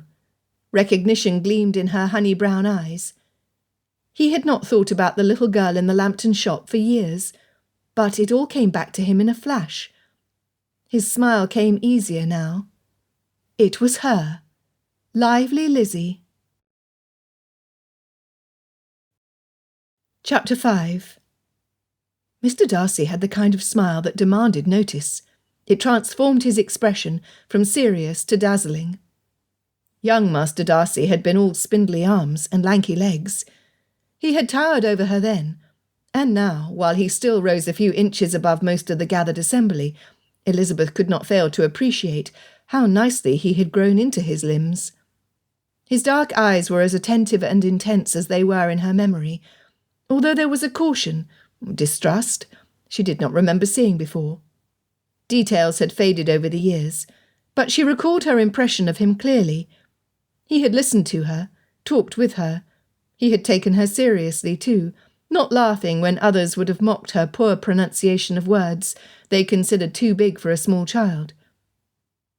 It was not until Elizabeth's corset creaked that she realised she had been staring. Heat flooded Elizabeth's face. It felt wrong to notice the physical features of a man, no matter how pleasing they were to contemplate, when he had been as kind as a brother to her. She refused to spoil her memory by entertaining such thoughts, so she turned her attention to Mr. Bingley instead. He charmed Mamma with his cheerful manners and flowing conversation. When he asked Jane to dance, she beamed as though he had asked for Jane's hand in marriage. Mamma clapped and bounced in triumphant glee, looking intently at Mr. Darcy in expectation of him following Mr. Bingley's example. To Mr. Hurst she spared not a glance. He was married, and of no use to her. Elizabeth did not wish to deny her dearest sister a gentleman's attention, but the timing could not have been worse. Mother would never allow Jane to leave Longbourn so long as Mr. Bingley showed an interest in her. Their London season was disappearing before her very eyes. Oh, bother! And there was Mr. Darcy. Elizabeth avoided his gaze, though she felt him watching her, though her own thoughts kept returning to him. Were he inclined to ask her to dance, she would do her best to dissuade him. Although, she thought, she would very much like to dance with him. She would very much like for him to want to ask her. But London, her season. Oh, bother! What was a girl to do? Elizabeth bit her lips together, rolling her eyes at herself. Since when did one dance carry so much significance? This was nothing but her mother's influence. Besides, who was she to give herself airs, and presume Mr. Darcy would even wish to ask her to dance? He probably did not remember her. Elizabeth hardly expected him to recognise her after all these years. She had been much younger. What a silly ninny she was being. Mamma appeased her failed attempt to secure Mr. Darcy for one of her daughters to dance with by engaging the Hursts in conversation. She would learn what Mr. Bingley's favourite dishes were, and invite him to dine at Longbourn before the evening was through, Elizabeth trusted. "Lord, I have never seen such an exquisite design," Lydia exclaimed, moving closer to the Darcys and Miss Bingley, her covetous eyes trained on Miss Darcy's gown. "And the silk! Oh, it must have been dear," added Kitty. "That braid! It looks like a flower, does it not, Kitty?" Lydia primped her curls. "I think I would look rather fetching with a braided flower in my hair." Miss Bingley, who stood like a sentinel at Miss Darcy's side, flushed, her narrow eyes trained on Lydia like a dragon ready to spew fire. Perhaps she did not like being excluded from their notice. Or perhaps, more likely, she presumed the role of a protective mentor in an attempt to ingratiate herself to Miss Darcy's handsome older brother. But that was too simple a character sketch, and Elizabeth hoped for the lady's sake there was more to her than that. "Good gracious, look at the lace overlay on the sleeves," Lydia continued. Before Lydia could presume to finger the lace she admired, or gushed another loud compliment directed to herself more than to Miss Darcy, Elizabeth addressed her sisters. "Kitty, Lydia, I suggest you follow Jane's example and find dancing partners before all the gentlemen are claimed." Nothing was worse in their minds than to sit out a dance. Lydia looked expectantly at Mr. Darcy, but the gentleman's frown did nothing to encourage her. She turned her attention to easier prey, leaving a trail of unflattering adjectives behind her. Stodgy, disagreeable, taciturn. Lydia's vocabulary was impressively varied. Papa would have been proud, had he been there to hear it. Again, Elizabeth's cheeks, nay, her entire body, burned. She could not bear to allow Mr. Darcy to think ill of her, when she had thought so well of him these many years. Please forgive my sister's enthusiasm. Their liveliness is often overbearing, but I must admit to being of the same mind with them on one point, Miss Darcy. Your gown is lovely." Miss Darcy's gaze followed Lydia, taking little pleasure in the compliment, if she had heard it at all. Her blue eyes shone brightly, and her cheeks turned crimson as she looked between her brother and Elizabeth several times. "My brother is none of those things. He is—" "I could not agree with you more, Miss Darcy," Miss Bingley interrupted, resting her hand on Miss Darcy's arm. "Mr. Darcy's character is above reproach. Only the senseless speak of that which they do not know." She glared pointedly at Lydia. To his credit, Mr. Darcy considered Miss Bingley with such an expression of scorn as would have scorched her vanity to cinders, had she been able to see past her own self-importance. Miss Darcy murmured, "That is not at all what I meant to say." She looked miserable, and Elizabeth's sympathy extended to the shy girl, who quietly rebelled at having another speak for her. Smiling at her, Elizabeth said, "I am certain your brother will prove worthy of Miss Bingley's high opinion over the course of the evening. If he dances with half of the women present, they will fill the assembly rooms with his praise. There are few acts more gentlemanly or heroic than asking a lady to dance at an assembly where gentlemen are scarce." Mr. Darcy's smile resembled a grimace, but his sister loosened her hold on his arm just then, justifying the pained expression. Elizabeth would make a similar one when she removed her pinching corset later that night. She sighed in anticipation of the blessed event. Miss Darcy replied confidently, "He is an excellent dancer, not stodgy or disagreeable or taciturn at all." Mr. Darcy's deep voice sounded like melted butter when he finally spoke. "Trouble yourself no more over the matter, Georgie. I happen to know that the Misses Bennet are encouraged to read extensively to expand their vocabulary." His dark eyes danced mischievously. "I can only suppose Miss Lydia's mother has not yet counselled her about those thoughts which are best left unspoken, as she has her eldest daughters." Elizabeth could not contain her smile. He did remember. Miss Darcy looked between them. "You have met before?" she asked, recalling Elizabeth to her senses. It would not do to smile and stare at Mr. Darcy all evening. Miss Bingley noticed the interchange. Her smile faded as she examined Elizabeth from head to toe. It was wicked of her, but Elizabeth could not resist smiling at Miss Bingley before she turned her attention back to Miss Darcy. "It was a long time ago. I am impressed Mr. Darcy remembers at all." "I will always remember that day." His tone was smooth and rich. Elizabeth wished he would talk more, so that she might have the pleasure of listening to him. There was a trace of sadness, though, for which she could not account. He had been troubled, she remembered that, but she had not understood why. There had been a beautiful vase, and painted fish, the game, and the green ribbon. "Pray forgive me, Miss Elizabeth," Mr. Darcy said, cutting her musings short. "I promised my sister the first set, and if I am to dance with at least half of the ladies in the room, I had better begin now." The corner of his lips curled up. "By all means, Mr. Darcy," she said, with a happy curtsy, and then a less happy one, when she caught her mother nodding at her in approval. Caught between her mother's expectations and her own curiosity, Elizabeth watched the brother and sister out of the corner of her eye. They conversed with each other as they took their places in the row of dancers. Something he said made Miss Darcy look around with renewed interest at her surroundings. How pleasant it must be to have a brother, to have someone steady and familiar on whom to depend. Miss Bingley hissed at her side, sending shivers of goose-flesh down Elizabeth's arms. There was nothing friendly in Miss Bingley's tone, nor warmth in her appraising eyes. "I did not know Mr. Darcy had connections in Hertfordshire."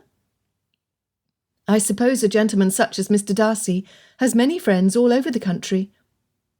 If Miss Bingley sought information, she could inquire elsewhere. Elizabeth would not presume a friendship where there was only a passing acquaintance, and she had little desire to share a precious memory with a lady who would only twist it to her advantage. Miss Bingley, however, was not easily deterred. "I suppose you have met Lady Anne, then?" she continued, when Elizabeth chose not to supply the lady with the answers she sought. "She is such a dear, and elegant. Our families have become close over the years. I do not doubt she will favour us with her presence at Netherfield Park. I do not recall her mentioning you." "I cannot imagine why she would," Elizabeth teased. She could not help goading Miss Bingley a little when the lady resembled Mr. Gruber's mean-spirited dog, who growled at everyone walking near his master's property. Elizabeth had learned that the best way to proceed was to keep calm and ignore the beast, and so she would do with Miss Bingley, now that she had had her fun. Elizabeth turned to leave, but Miss Bingley touched her arm. Elizabeth looked down at it, and Miss Bingley had sense enough to remove her hand. "You are an old acquaintance of Mr. Darcy?" she asked. Old? Whether it was a poor word choice or an insult, Elizabeth could not resist uttering the snappy retort the lady set herself up to receive. "Perhaps not so old as the acquaintance you claim to have with the gentleman, Miss Bingley." She excused herself before she was tempted to say something else she ought not. Miss Bingley could only take offence if her own question had carried the double meaning Elizabeth suspected it had. She and Mrs. Hurst would exchange malicious whispers about Elizabeth behind their fans. Elizabeth could not care less.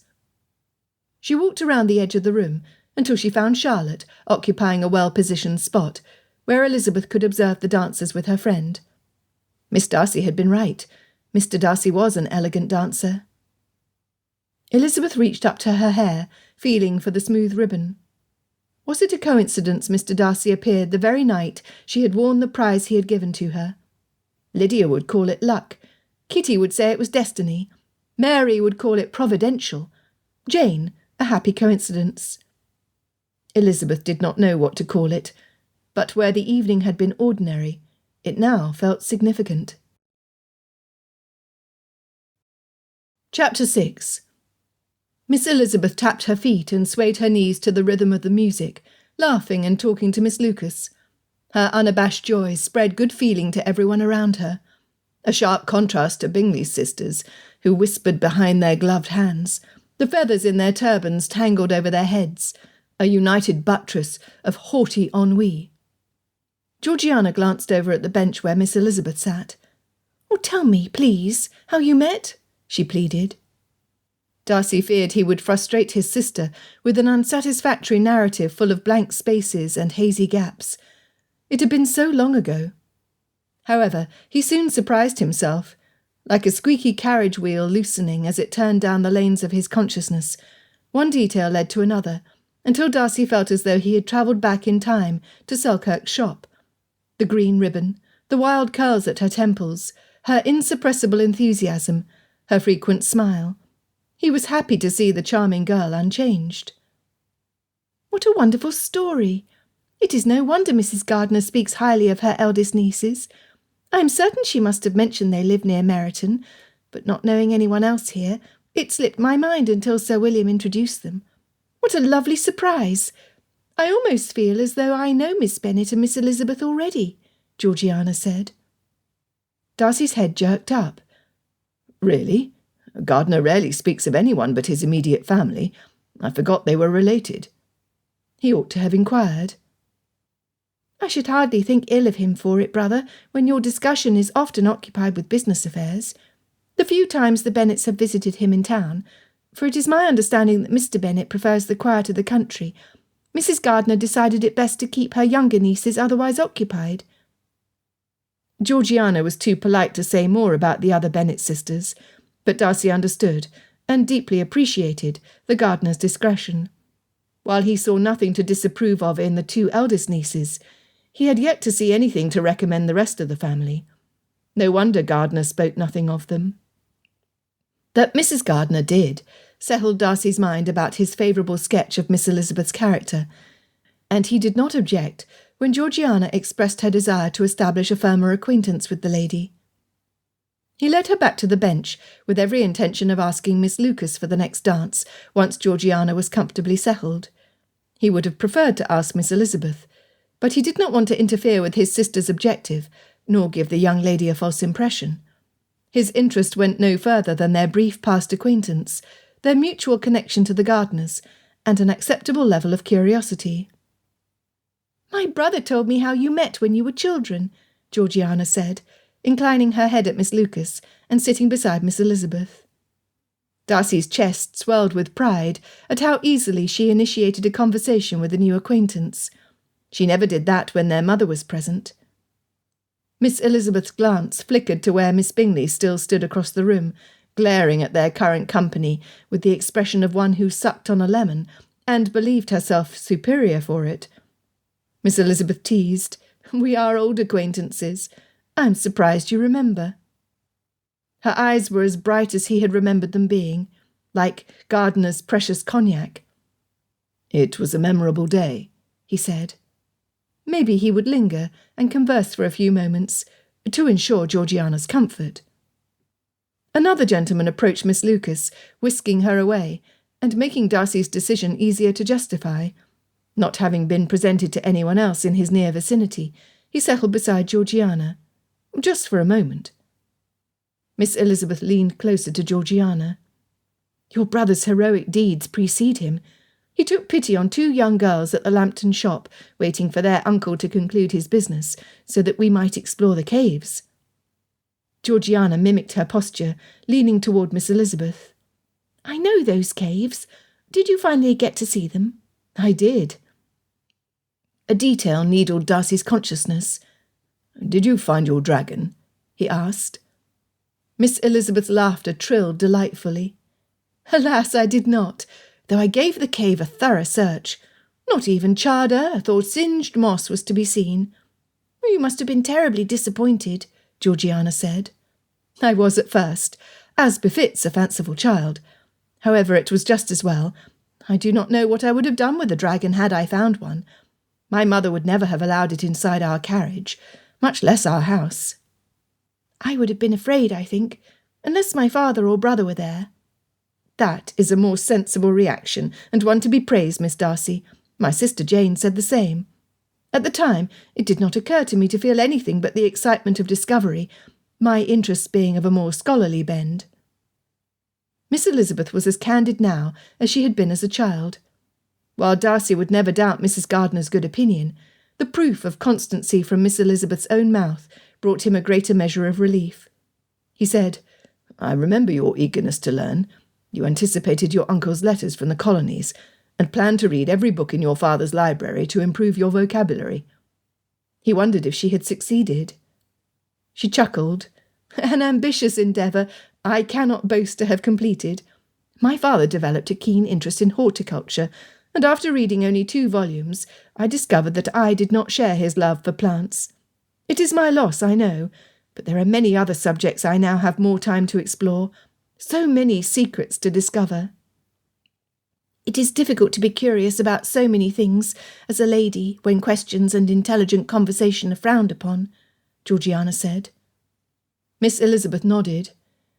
"I take it you have suffered a dinner party where the conversation was limited to the weather." Georgiana's eyes widened.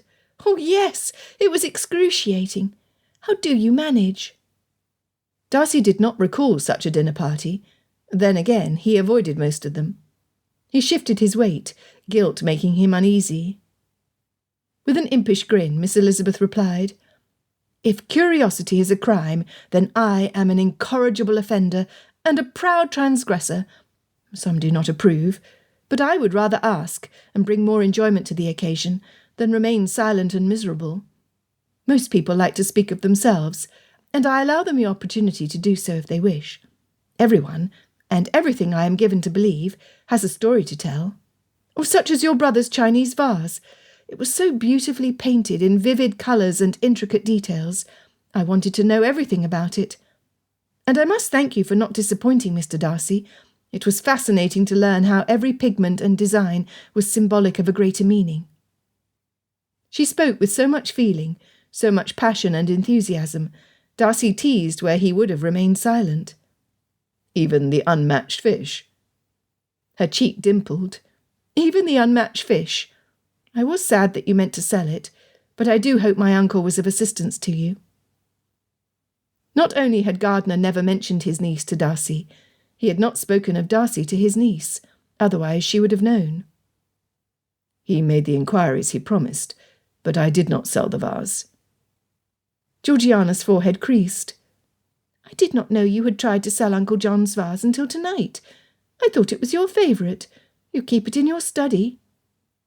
Darcy tried to keep his tone light, but he heard the strain. "It represents our home. That alone makes it far too valuable to sell." He cleared his throat and attempted at humour. "And, like the fish, its intrinsic value was more symbolic than real." Miss Elizabeth looked at him intently, and when he met her eyes, some unspoken exchange passed between them. He knew she understood the loss he tried to diminish. She had been there. She had seen him at his most vulnerable, and while she could not have understood his situation fully, she had been sad for him. Lightly, she said, "I am glad to hear the vase is still in your possession, and in a position of honour." He appreciated her subtle change in topic, but he was not prepared for it. "A position of honour?" She arched her neck, her eyebrows raised like question marks. "Is the study not a hallowed sanctuary, a refuge wherein a gentleman may ensconce himself behind a newspaper, or on the pretence of addressing grave matters of business, and devoting himself tirelessly to bottomless mounds of correspondence?" If his mother did not so often invade his study, Darcy might agree more fully. The impertinence of Miss Elizabeth's jest encouraged a witty retort, not the bearing of truths. With a straight face and a dry voice, he said, "You forgot Oasis." "Oh, pray forgive my oversight. It is clear I must continue in my endeavour to improve my vocabulary," she said in like manner, though he saw the effort required for her to feign impassiveness. She chewed the insides of her cheeks, her shoulders shaking. It was too much. Darcy had not laughed properly in so long. It came out as a bellow from his belly, deep and thick, and difficult to quell. Georgiana gaped at him. What, he felt like asking her. He could tease and jest as well as anyone else. When she shook her head at him, her mouth agape and her eyes wide, he felt his hackles rise. His brief display of humour did not merit such a dramatic display of disbelief. He was not that dull. Unaware of, or discreetly overlooking, the exchange between brother and sister, Miss Elizabeth turned her attention to Georgiana. "How long do you mean to stay at Netherfield Park?" Georgiana looked down at her lap. "Not so long as we would like." Guilt twisted Darcy's stomach. Were it not for Packer, he would extend their stay in an instant. For Georgiana's benefit as much as Miss Elizabeth's, he said, "I have an urgent matter requiring my attention in town. We will stay one more day to rest after this assembly, and then we must return to London." Miss Elizabeth exhaled. In relief? Darcy did not understand her reaction, but he was grateful for it. His guilt lessened. "Oh, that is brief," she said. "We are honoured you chose to include our humble assembly in your short visit. Will Mr. Bingley return to London as well?" "No, he intends to stay," Georgiana replied, her vision straying to the dance floor, where Bingley danced with Miss Bennet. Their second. "I think he already likes it here very much." Miss Elizabeth winced. Why would she wince? "I am glad. Netherfield Park has been empty too long." She tried too hard to sound glad, but she covered over her displeasure with a smile and a sigh, adding, "Oh, Mr. Bingley is an excellent dancer, and he seems to have put my sister at ease. By nature Jane is timid, and finds it difficult to relax in new company." Georgiana sighed. "I wish I were not shy, but I never know what to say until the moment has passed." Tilting her head back, Miss Elizabeth chuckled. "That happens to me often enough, and I am not in the least bit shy." Darcy smothered his smile. She was definitely not shy. Georgiana's timid smile spread. "Then there is hope for me." "There is always hope." "What of your younger sisters?" Georgiana asked. "Were they ever shy? They seem to be my age." Darcy sucked in his breath. It had taken seconds to determine that the two youngest Bennets were the most vulgar flirts he had ever met. He would rather leave that same night than allow them near his sister. Just then, Miss Lydia flounced by them, giggling tawdrily as she promenaded with her partner. Miss Elizabeth shook her head. "I love my sisters dearly, but they are only recently out in society, and have much yet to learn." Darcy's gaze snapped to hers. "They are out before their older sisters are married."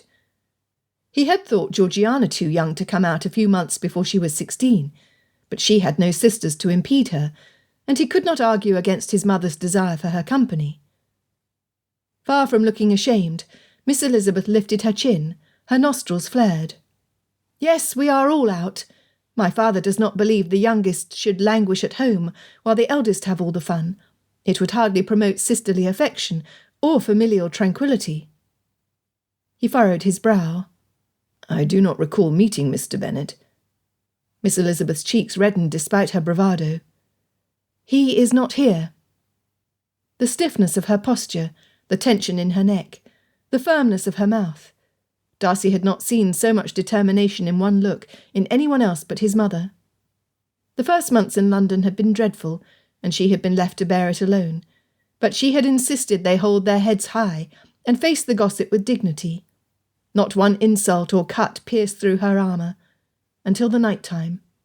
Darcy knew of her distress by the redness in her eyes and the rapidity with which father skulked away to his club. By the social hour, her defiance was restored. Darcy could not treat Miss Elizabeth as society had treated his mother. He took a deep breath. "Few families are without flaws." "Few. I have never met one." Miss Elizabeth's lips twitched, and her eyes sparkled with mischief. If his mother masked her emotions with stoic grace, Miss Elizabeth used humour. Georgiana twiddled her fingers, looking nervously at her brother, as though she thought he would take offence. He was not offended in the least, but he was stunned to see how little his sister knew him to think he might be. Had he been away that much? He had thought his mother had exaggerated. His agitation increased as one by one her accusations against him were validated. Contemplating how to prove his mother wrong, he flinched when Miss Elizabeth added, "Is that not the beauty of a close family? How they love one another enough to overlook the other's flaws?" "That is what our mother always says," Georgiana said, with another nervous glance at Darcy. He knew what she was thinking, and she was right. He could tell by the way Georgiana chewed on the corner of her mouth, and in the overly cheerful manner in which Miss Elizabeth spoke. Bitterness gnawed at his heart, at the change in his father. But he was not so forgiving as Miss Elizabeth. He could not let go. Darcy's frown deepened. "Your mother sounds like a wise woman." "Oh, she is," Georgiana owned. "As much as I love my sisters, we often disagree. I have found that the most amicable way to resolve trifling disputes is with a game a boy taught me many years ago. Perhaps you know it. He called it rock, cloth, scissors." She sought his eyes, though he must have presented an intimidating sight. When his eyes locked with hers, she did not look away as most did. Not only was she not intimidated by his intensity, she had the audacity to smile. Georgiana's cheeks flushed, and her eyes brightened. "I know it well. although I think my brother finds the resolution the game gives more satisfying than I do. He always wins." Darcy's gloom parted. His gravity was no match for the cheer surrounding him. Miss Elizabeth said, "Under such a favourable string of outcomes, I dare say I would find the game satisfying too, and most agreeable." Darcy shook his head. His sister's praise was meant well, but he had not told her that part of the story. The part he told her now. "Miss Elizabeth beat me on her first try." Georgiana regarded Miss Elizabeth with a respect bordering on reverence. "You beat him? How did you do it?" "I was a child. I have no doubt he allowed me to win out of the goodness of his heart." "Nothing of the sort," he retorted, eyeing her green ribbon. "You earned your prize." Their eyes met once again, and his pulse raced at the challenge he saw in them. Arching an eyebrow, she said, "I can think of only one way to settle our disagreement. Do you care for a rematch, Mr. Darcy?" He held his fist out in front of him and began counting. 1, 2. Her hand was as steady as his, revealing no clues. 3. The figure he chose was a guess. Not until Georgiana clapped her hands and exclaimed, "It is perfect!" did he look down. Miss Elizabeth's fingers were extended into the shape of scissors, just as his were. "A tie!" Georgiana declared. Bingley joined them then, his jolly face as rosy as Miss Bennet's beside him. "I am quite winded. Perhaps I may fetch a glass of punch for the ladies, and ask Miss Darcy for the next dance after I have caught my breath," he said, with a not-so-subtle glance between Darcy, Miss Elizabeth, and the ballroom floor, where several dancers were filing in matching rows. Darcy took his friend's hint kindly. "Miss Elizabeth, might I have the honour of this dance?" Elizabeth rested her hand on his proffered arm. "I would like that." Mr. Darcy glanced over his shoulder toward his sister once they had taken their positions. Reassured that she was taken care of, he said, "Thank you for putting Georgiana at ease." "Oh, she's a lovely young lady." Mr. Darcy's dark eyes gazed intently into hers. "She will remember your kindness, as will I." Elizabeth warmed, treasuring the compliment for the sincerity with which it was given, and as the dance continued, and they largely spoke of Miss Darcy and the Gardiners, Elizabeth felt as though she were in the company of a friend. Conversation came easily. He was a graceful dancer. His smile, though small, made several appearances. She was the envy of every other lady in the room. They were being watched, by most in appreciation, some in envy, one in open malice, and one in calculated satisfaction. Elizabeth was having too much fun to care. Her mother would have to adjust her expectations where Elizabeth's prospects were concerned, for by the time the dance had come to an end, she was convinced that Mr. Darcy saw her as she saw him, an old friend. She would allow herself to see him no other way until she had secured her season. Mr. Darcy held out his arm. "Would you care for some refreshment, Miss Elizabeth, or would you rather rejoin our party?" It was a gentlemanly offer, but she did not want to spoil her London season by giving him a false impression, and he must be impatient to return to his sister. "I wish to see Miss Lucas for a moment, but I will remain nearby, should Miss Darcy desire my company," she said, motioning to where Charlotte sat discreetly rubbing her toes. Mr. Darcy turned to see, returning to her with a twinkle in his eye. "I was going to ask her for the next dance, but I think it best to allow Miss Lucas some time to recover." He bowed and departed, leaving Elizabeth looking after him, until her mother stepped in front of her and blocked her view. "You see, Lizzie, Mr. Bingley sees nobody but Jane, and the way Mr. Darcy looked at you just now convinces me we will have a double wedding at Longbourn before the end of the year. I am so happy. We are saved. You and Jane will not have to go to London after all." Elizabeth's heart skipped a beat. How had Mr. Darcy looked at her? Had she missed something? She shook her head at herself. London. She needed to focus on London. Mamma continued. "I had feared a season would be wasted on you. Oh, not Jane, of course. She will catch a good husband no matter where she is. But you think think a good deal too much, and would sooner scare off a gentleman with your remarks than secure him." Elizabeth recognised the truth in her mother's words, but she was not one to give up or permit another to snuff her hope out like a candle. No, she would fan the flames, wicked though it may be.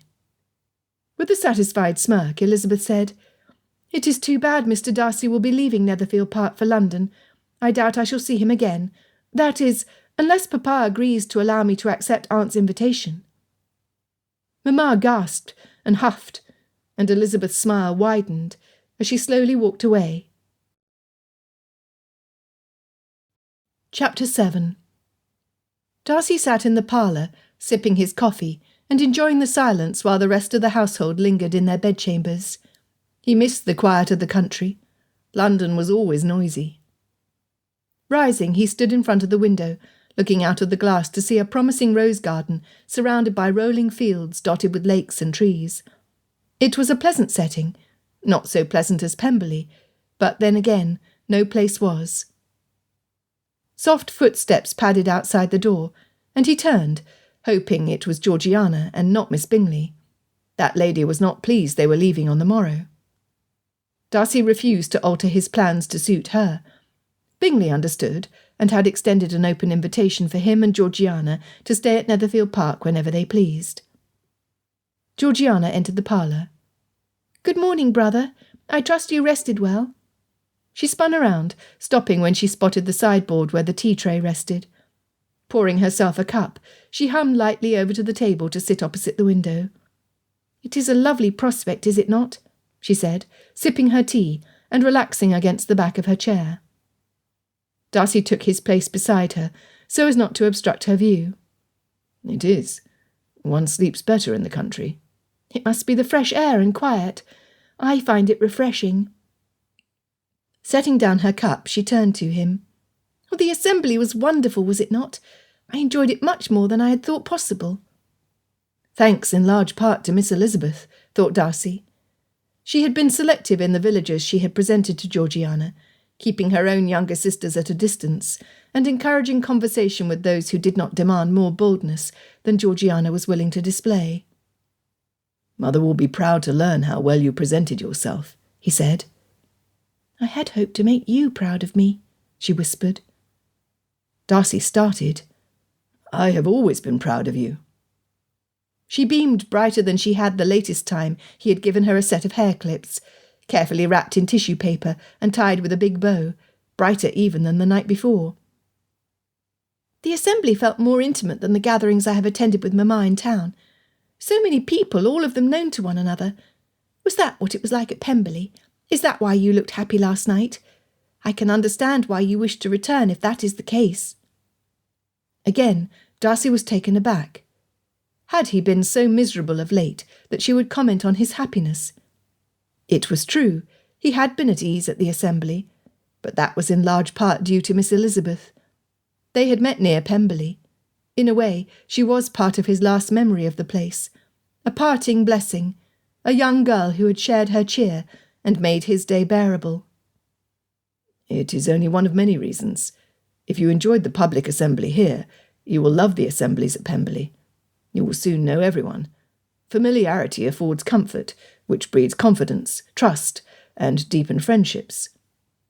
"I see the advantage. It is a pity the Packers spend all their time in London when they could be in the country." "I, for one, am happy for it. They would not wish to rid themselves of a residence they prefer." "I'm certain you will convince them before Frederica marries. Her husband might have a different view." Darcy frowned. Georgiana fiddled with her teaspoon. "Wickham is often in her company. He is rather charming and handsome." Warmth drained from Darcy's face. "Wickham?" George Wickham had been his father's godson and the only son of their land steward. There were few men Darcy distrusted as much as he distrusted Wickham. "He has been seen courting her," Georgiana said. Darcy's blood turned ice-cold. Georgiana picked at the tablecloth. "Of course, they are often in the company of Lord Hertford." How had he not known Wickham would attempt to undermine his progress? Darcy's defences deflated as quickly as they diffused. How could he have known? He was too busy to frequent society gatherings and make calls. He could not forget, nor had he any inclination to forgive, the people who had made his mother's life miserable, the same people who invited her to their soirees, and to whom she reciprocated with invitations of her own. Mother could pretend nothing had happened, but he could not. "I do not know if her father approves of the match," Georgiana said, lowering her voice. "Wickham grew up on the estate, and they have always been close friends, but that does not change that he is the son of a steward. On the other hand, father had arranged to give him a gentleman's education, providing him with an honourable living, so perhaps Mr. Packer might not object." Darcy pounded his fist against the table and stood, walking to the window. He had to move. He had to do something. But he was stuck in Hertfordshire for one more day. He would not go back on his word to his mother, or make Georgiana suffer for his haste. "I ought to have known." That was the worst of it. He ought to have known. He resumed pacing in front of the window. "I thought that was why you called on Mr. Packer, to proclaim your suit, before Wickham did." Darcy's heart lurched. "You thought—" He braced himself against the encasement. "That I went to make an offer? For Miss Packer?" Her name left an aftertaste in his mouth his coffee could not excise. "You did not?" "Absolutely not. I made him an offer to purchase Pemberley outright, nothing more." The mere thought of attaching himself permanently to that family made his stomach wrench. Georgiana laid her teaspoon on the saucer, tracing her finger along the rim of her cup. "There is talk that you will do anything to restore Pemberley to our family, that marrying Miss Packer is the only way to secure the estate." She watched him intently. Darcy detested gossip, especially gossip which attempted to determine his future and cast doubt over his ability to amend his father's mistake through his own means. He folded his arms over his chest and turned to face her. "When I gain Pemberley, it will be done on my own terms and through my own efforts. I will not offer for Miss Packer, nor did Packer give the faintest hint or suggestion of an attachment." Georgiana whooshed an exhale. "Oh, I am relieved to hear it, brother. I've been anxious thinking you might be willing to cast away your happiness. Miss Packer is highly esteemed in the temps, but I do not wish for her to be my sister." Darcy leaned his palms against the table. He wanted her to hear him, to dispel her doubts. "I have no room in my heart for anything other than Pemberley. Until it is ours again, I cannot rightly marry. The woman I would choose for my wife deserves my whole heart, not one divided and incomplete." Georgiana smiled softly. "Well, that is both romantic and sad." She poured him another cup of coffee, saying, "I can hardly wait until the spring. Did you hear that Miss Bennet and Miss Elizabeth might come to town? Well, the gardeners invited them for the season, and they only have to convince their father to allow them to go. Mamma will be as pleased as I was to hear it. They were kind to me at the assembly. I hope Mamma and I will have the opportunity to return the favour. We can introduce them to the best families amongst our acquaintances. I will not be so afraid knowing they are also attending." She was not the only one with contrary feelings about the season. Darcy dreaded it. He hoped to secure Pemberley before London's finest returned to town, and the first invitations were sent. Surely Georgie would prefer more time to adjust to the social demands of a young lady newly in society, without being thrown into the middle of the mêlée, the same place where he would have to see Wickham courting Miss Packer, and fear that once again Pemberley was slipping from his grasp. Chapter 8. Elizabeth slept later than usual, having spent the night basking in the success of her evening. Her mother could have few arguments against her season in London. Father sat at the head of the table, reading the newspaper. He set aside his paper when Jane joined them. "Your mother said you made quite the conquest in Mr. Bingley," he teased. She blushed and looked down at the empty plate in front of her. "I am pleased he and his sisters are our new neighbours. They were all very kind." Elizabeth held back a snort. Mr. Bingley had been a perfect gentleman, an impression Elizabeth owned was swayed by his attention to Jane during the assembly. But she could not think his sisters kind. not when they had looked down the length of their noses at everyone in attendance, made snide remarks about the superiority of London society, and poked fun at anyone who dared not to dance with the same grace they claimed to possess. Elizabeth had not been impressed, and she felt little guilt about her judgments when she was certain they were equally unimpressed with her. Papa turned to her. "And what of you, Lizzie? Did you enjoy yourself?" "Oh, very much," she said. Unlike her father, she enjoyed socialising with her neighbours, and she dearly loved to dance. Seeing that her father was alone and willing to converse, Elizabeth sought to pursue her goal before Mamma joined them at the table. "Have you given more thought to Aunt's invitation?" "I have," he said, frustrating her when he resumed reading his paper without any further reply. She layered another advantage to sway his opinion, should he have any doubts. "Uncle offered us first pick of the textiles in his warehouse. Is that not generous? Aunt suggested we allow enough time for new gowns to be made." Papa bunched his cheeks together. "Say nothing to your sisters about it, or I will hear only whines and complaints while you are away." Elizabeth grinned from ear to ear. "Oh, does that mean you agree we may go?" He opened his mouth to speak, and Mamma entered the dining room, followed by an alert Mary, a groggy Kitty, and a groaning Lydia. "Lord, how my feet ache! I do not think I sat down one dance all night." Lydia both boasted and grumbled. "None of my girls sat for long, I'm proud to say, Mr. Bennet. What were you agreeing to?" she asked, holding court at the other end of the table. Drat! She had heard. Elizabeth held her breath and waited for her father to reply. "I am inclined to allow Jane and Lizzie to accept their aunt's invitation," he said. Mamma bolted upright in her chair. "After Jane's success last night, how can you even consider it? Mr. Bingley would forget about her, and she will have squandered a perfectly good proposal." Elizabeth was quick to rebut her argument. "If Mr. Bingley means to propose, he will have plenty of time to do so before we leave for town. By then, his attachment will be so strong, he would sooner follow Jane to London than forget her here."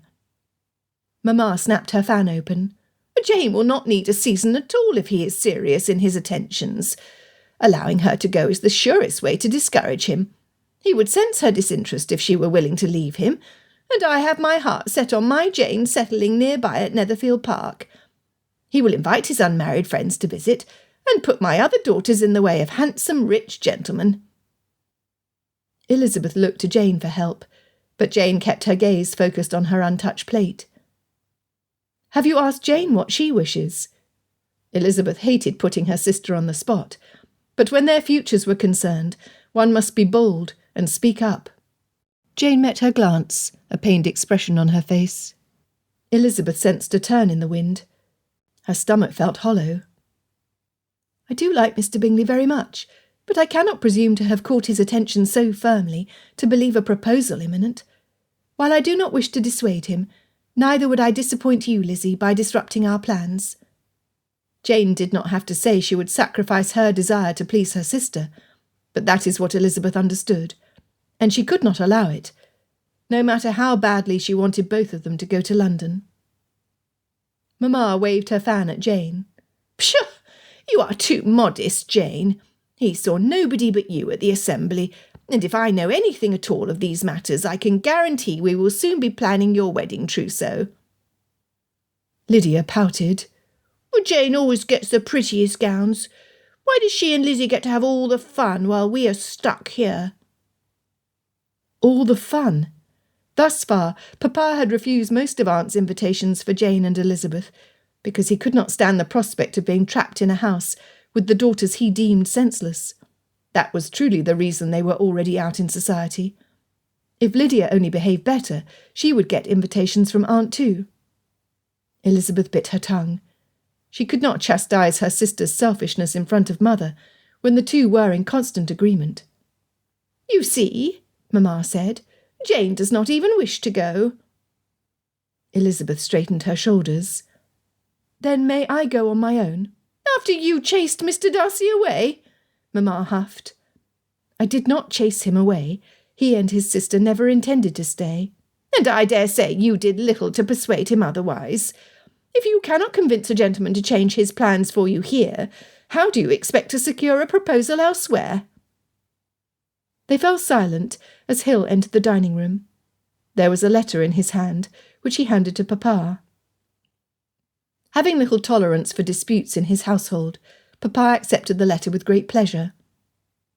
"It is from Mr. Collins," he pronounced, making clear his objective in changing the subject when he opened the letter at the table and perused the contents while clearing his throat. "That dreadful man!" Mamma grabbed a roll and tore it in half. "What does he want?" Mr. Collins was father's nearest male relative, and as such was next in line to inherit Longbourn. He did not often correspond with father, and Elizabeth's dislike for the clergyman increased with his poor timing. Now her father would never give an answer. "It is a fine letter," he said slowly, drawing out their suspense. "A bit circuitous, but exceedingly obsequious. He means to extend us an olive branch." He paused to chuckle.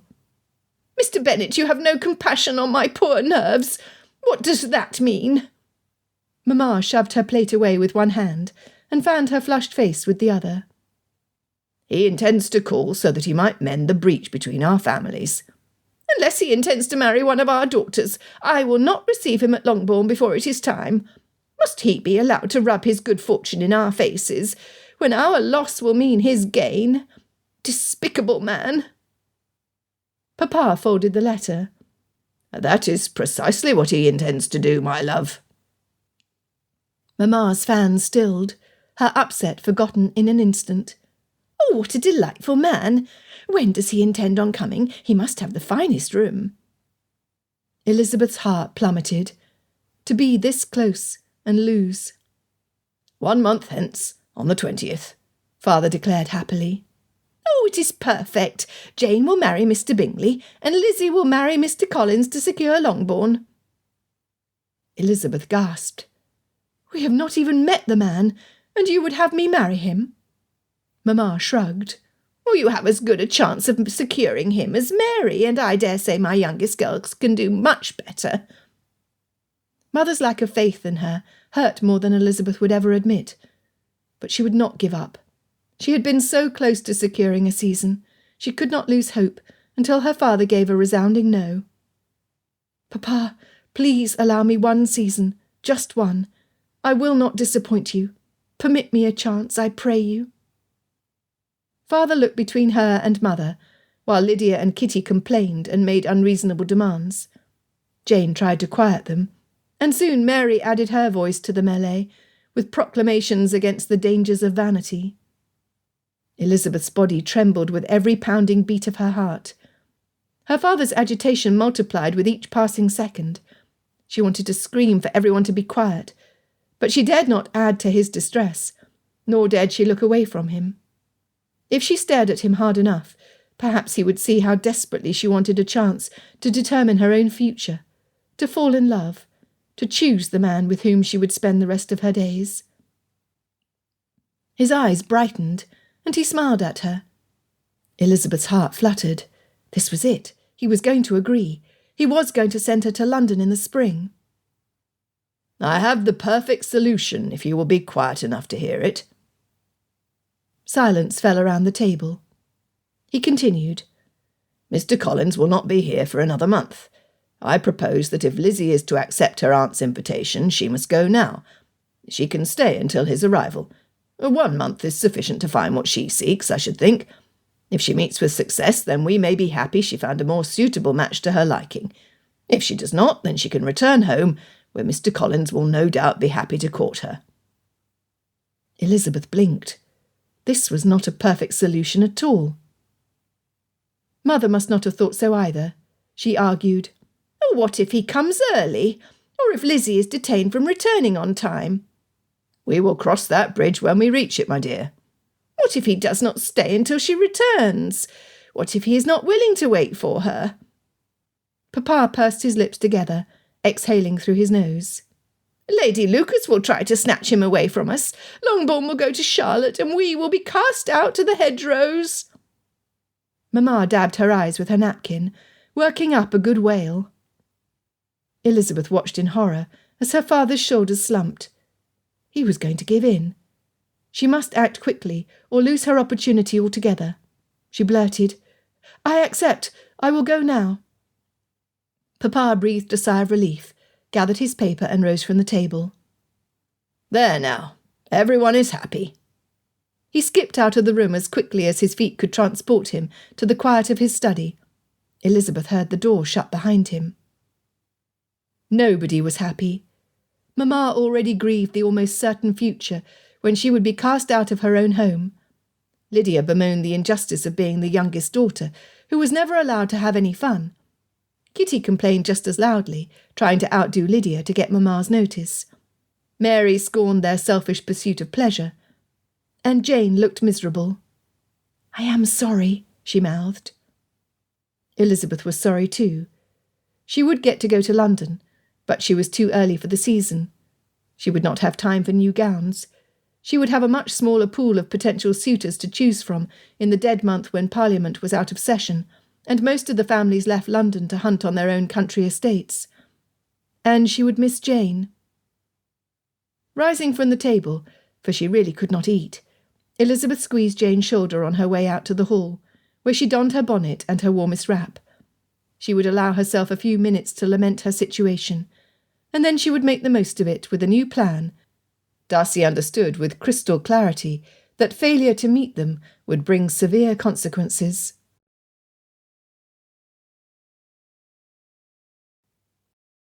Chapter 9.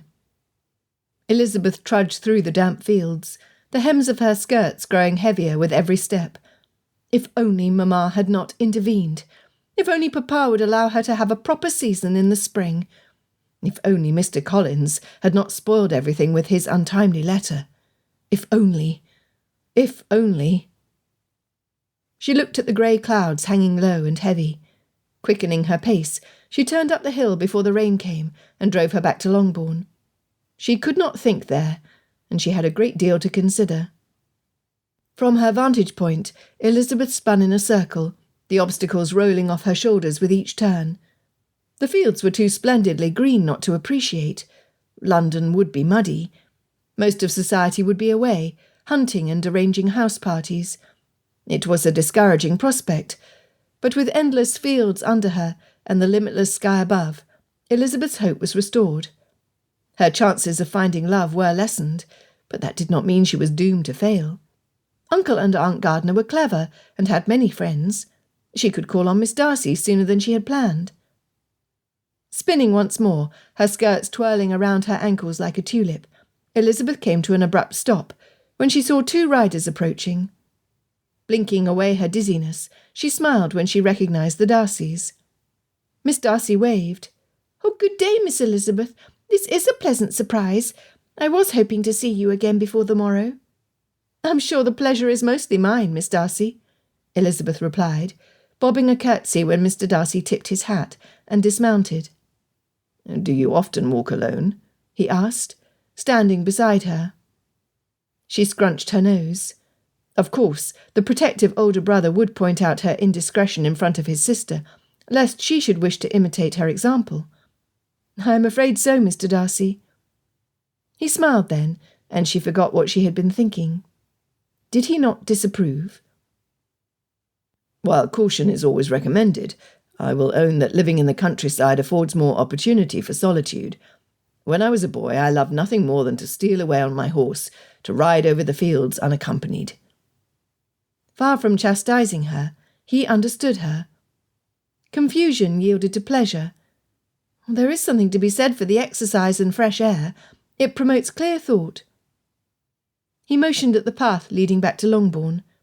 "May we accompany you? It will rain soon." Miss Darcy shifted the reins in her hands, looking around from her perch, before nudging her mount to a slow walk beside them. She looked stylish with her rose-coloured riding habit and angled hat. "I shall miss the country," she said softly, almost sadly. Elizabeth imagined how difficult it would be to always live in town, to find oneself constantly surrounded by the hustle and bustle. Some of us are more naturally disposed to country life, she said. Miss Darcy nodded at Mr. Darcy. My brother will agree with you, I know, and after this brief visit, I believe I am inclined to agree too. This time of year is the worst in London. It was as bad as that. Drat it all. Steeling her resolve, for Elizabeth would rather prepare herself for reality than cling to a false expectation, she asked, The worst? How do you mean? Everyone is away, the theatres are closed, and everything is covered in mud. London is grim and grey, when it is not yellow with fog. The parks are always crowded at the slightest hint of a clear sky. Not a very encouraging prospect, but Elizabeth thought it best to think of it as a challenge rather than an obstacle. After all, she had nothing to lose and everything to gain by going to London. Even now. Miss Darcy added, I do hope you will call at Darcy House when you come to London for the season. Elizabeth twisted her hands together. She knew her unexpected arrival to her uncle's residence at Gracechurch Street would be welcome, but she still felt the imposition. She would write first, but with her time so limited already, she could not afford to wait for a reply. She could only hope her letter would arrive before she did. Another challenge. One of many challenges she should begin to sort through, starting now. Taking a deep breath, her stomach churning, she said, I am relieved to have a friend in town already. It appears my visit is to come sooner than I had anticipated. Really? Miss Darcy asked. She was growing bolder, but she was still too polite to inquire directly. I leave tomorrow. Tomorrow? She really ought to return to Longbourn and help the maid pack her trunks, and she must send a message to Uncle straight away. She did not want to catch them completely unawares. Then there was the matter of transportation. She could not travel alone in the post-coach. That is when we are leaving. Miss Darcy bit her lip, her eyes flickering between Elizabeth and her brother. Mortification burned Elizabeth's cheeks.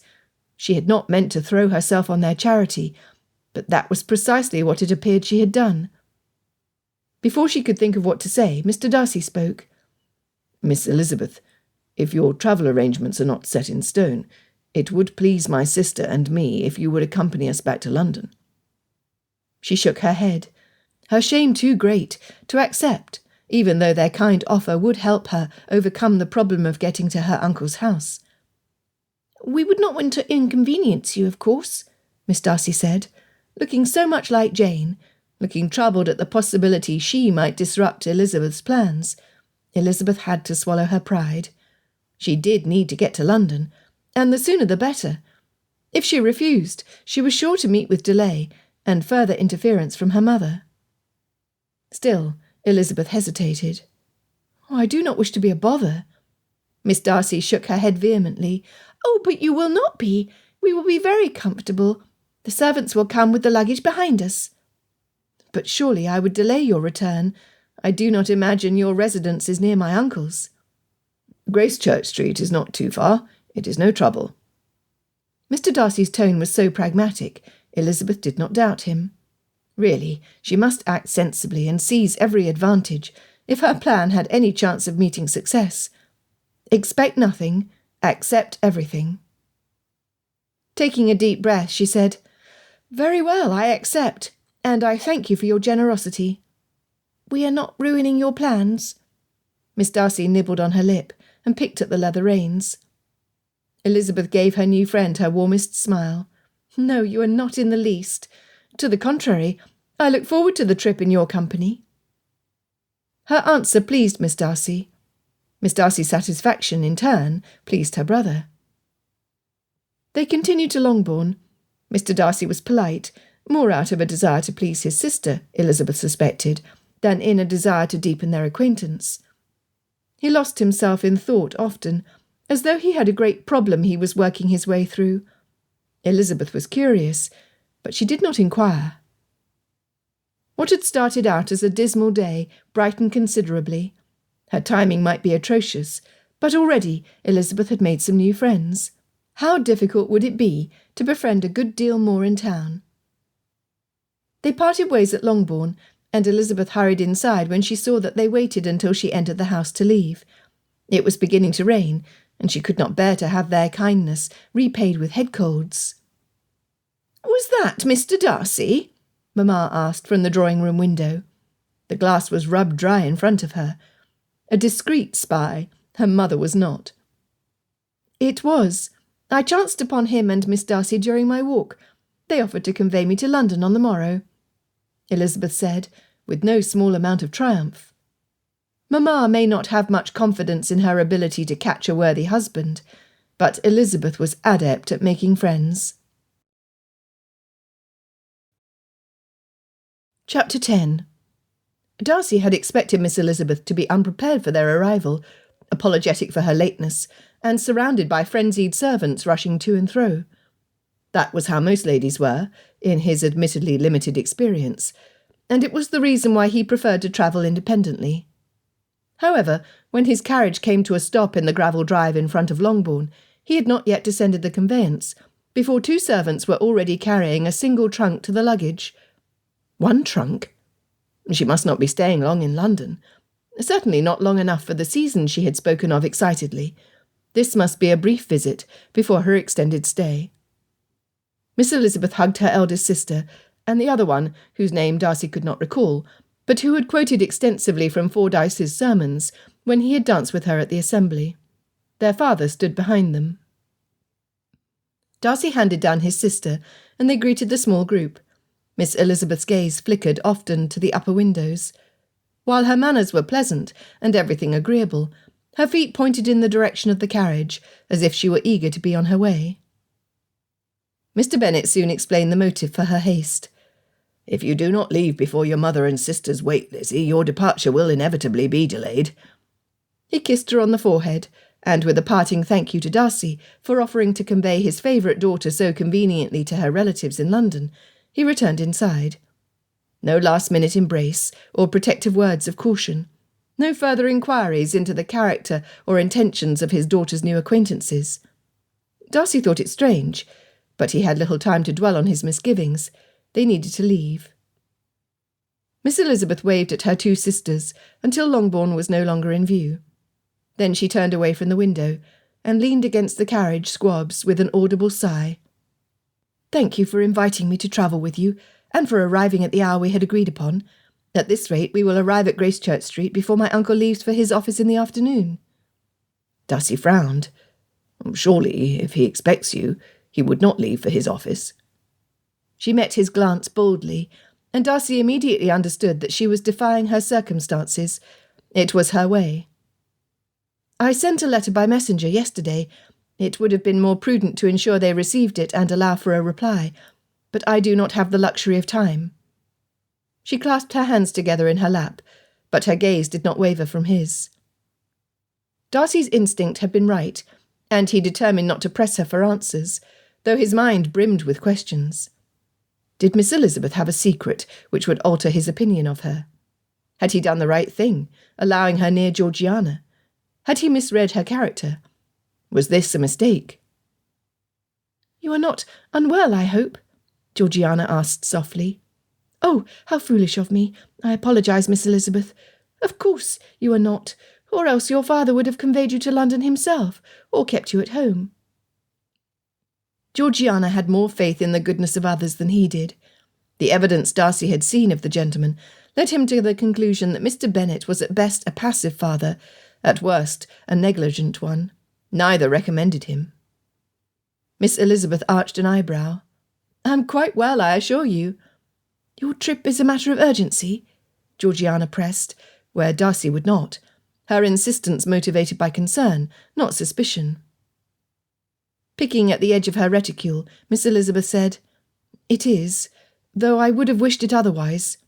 Alas, take care what you wish for, or else find that it is granted before you are prepared." She smiled, but her gaiety carried an undercurrent of anxiety. Darcy did not see any hint of it in her lips, or hear its tremor in her voice, but it was plain in her eyes. Miss Elizabeth had very expressive eyes. Perhaps it was not a secret, but a trouble. Darcy leaned forward, capturing her gaze in his own. "Miss Elizabeth, Will you tell us if there is anything we might do to assist you? I would be remiss in my friendship to Mr. Gardiner if I neglected to help his niece when I might have done so." "Oh, yes, we could do no less." Georgiana nodded solemnly, tentatively reaching out to touch Miss Elizabeth's hand. Darcy held his breath, praying his sister would not be made to regret the intimacy of her gesture if it was not reciprocated. Miss Elizabeth chuckled and leaned closer to Georgiana, touching shoulders. "I am sorry for giving you cause to worry. From the moment we met, I knew you and I would become great friends, and I expected nothing less from your brother, whose generosity was already known to me."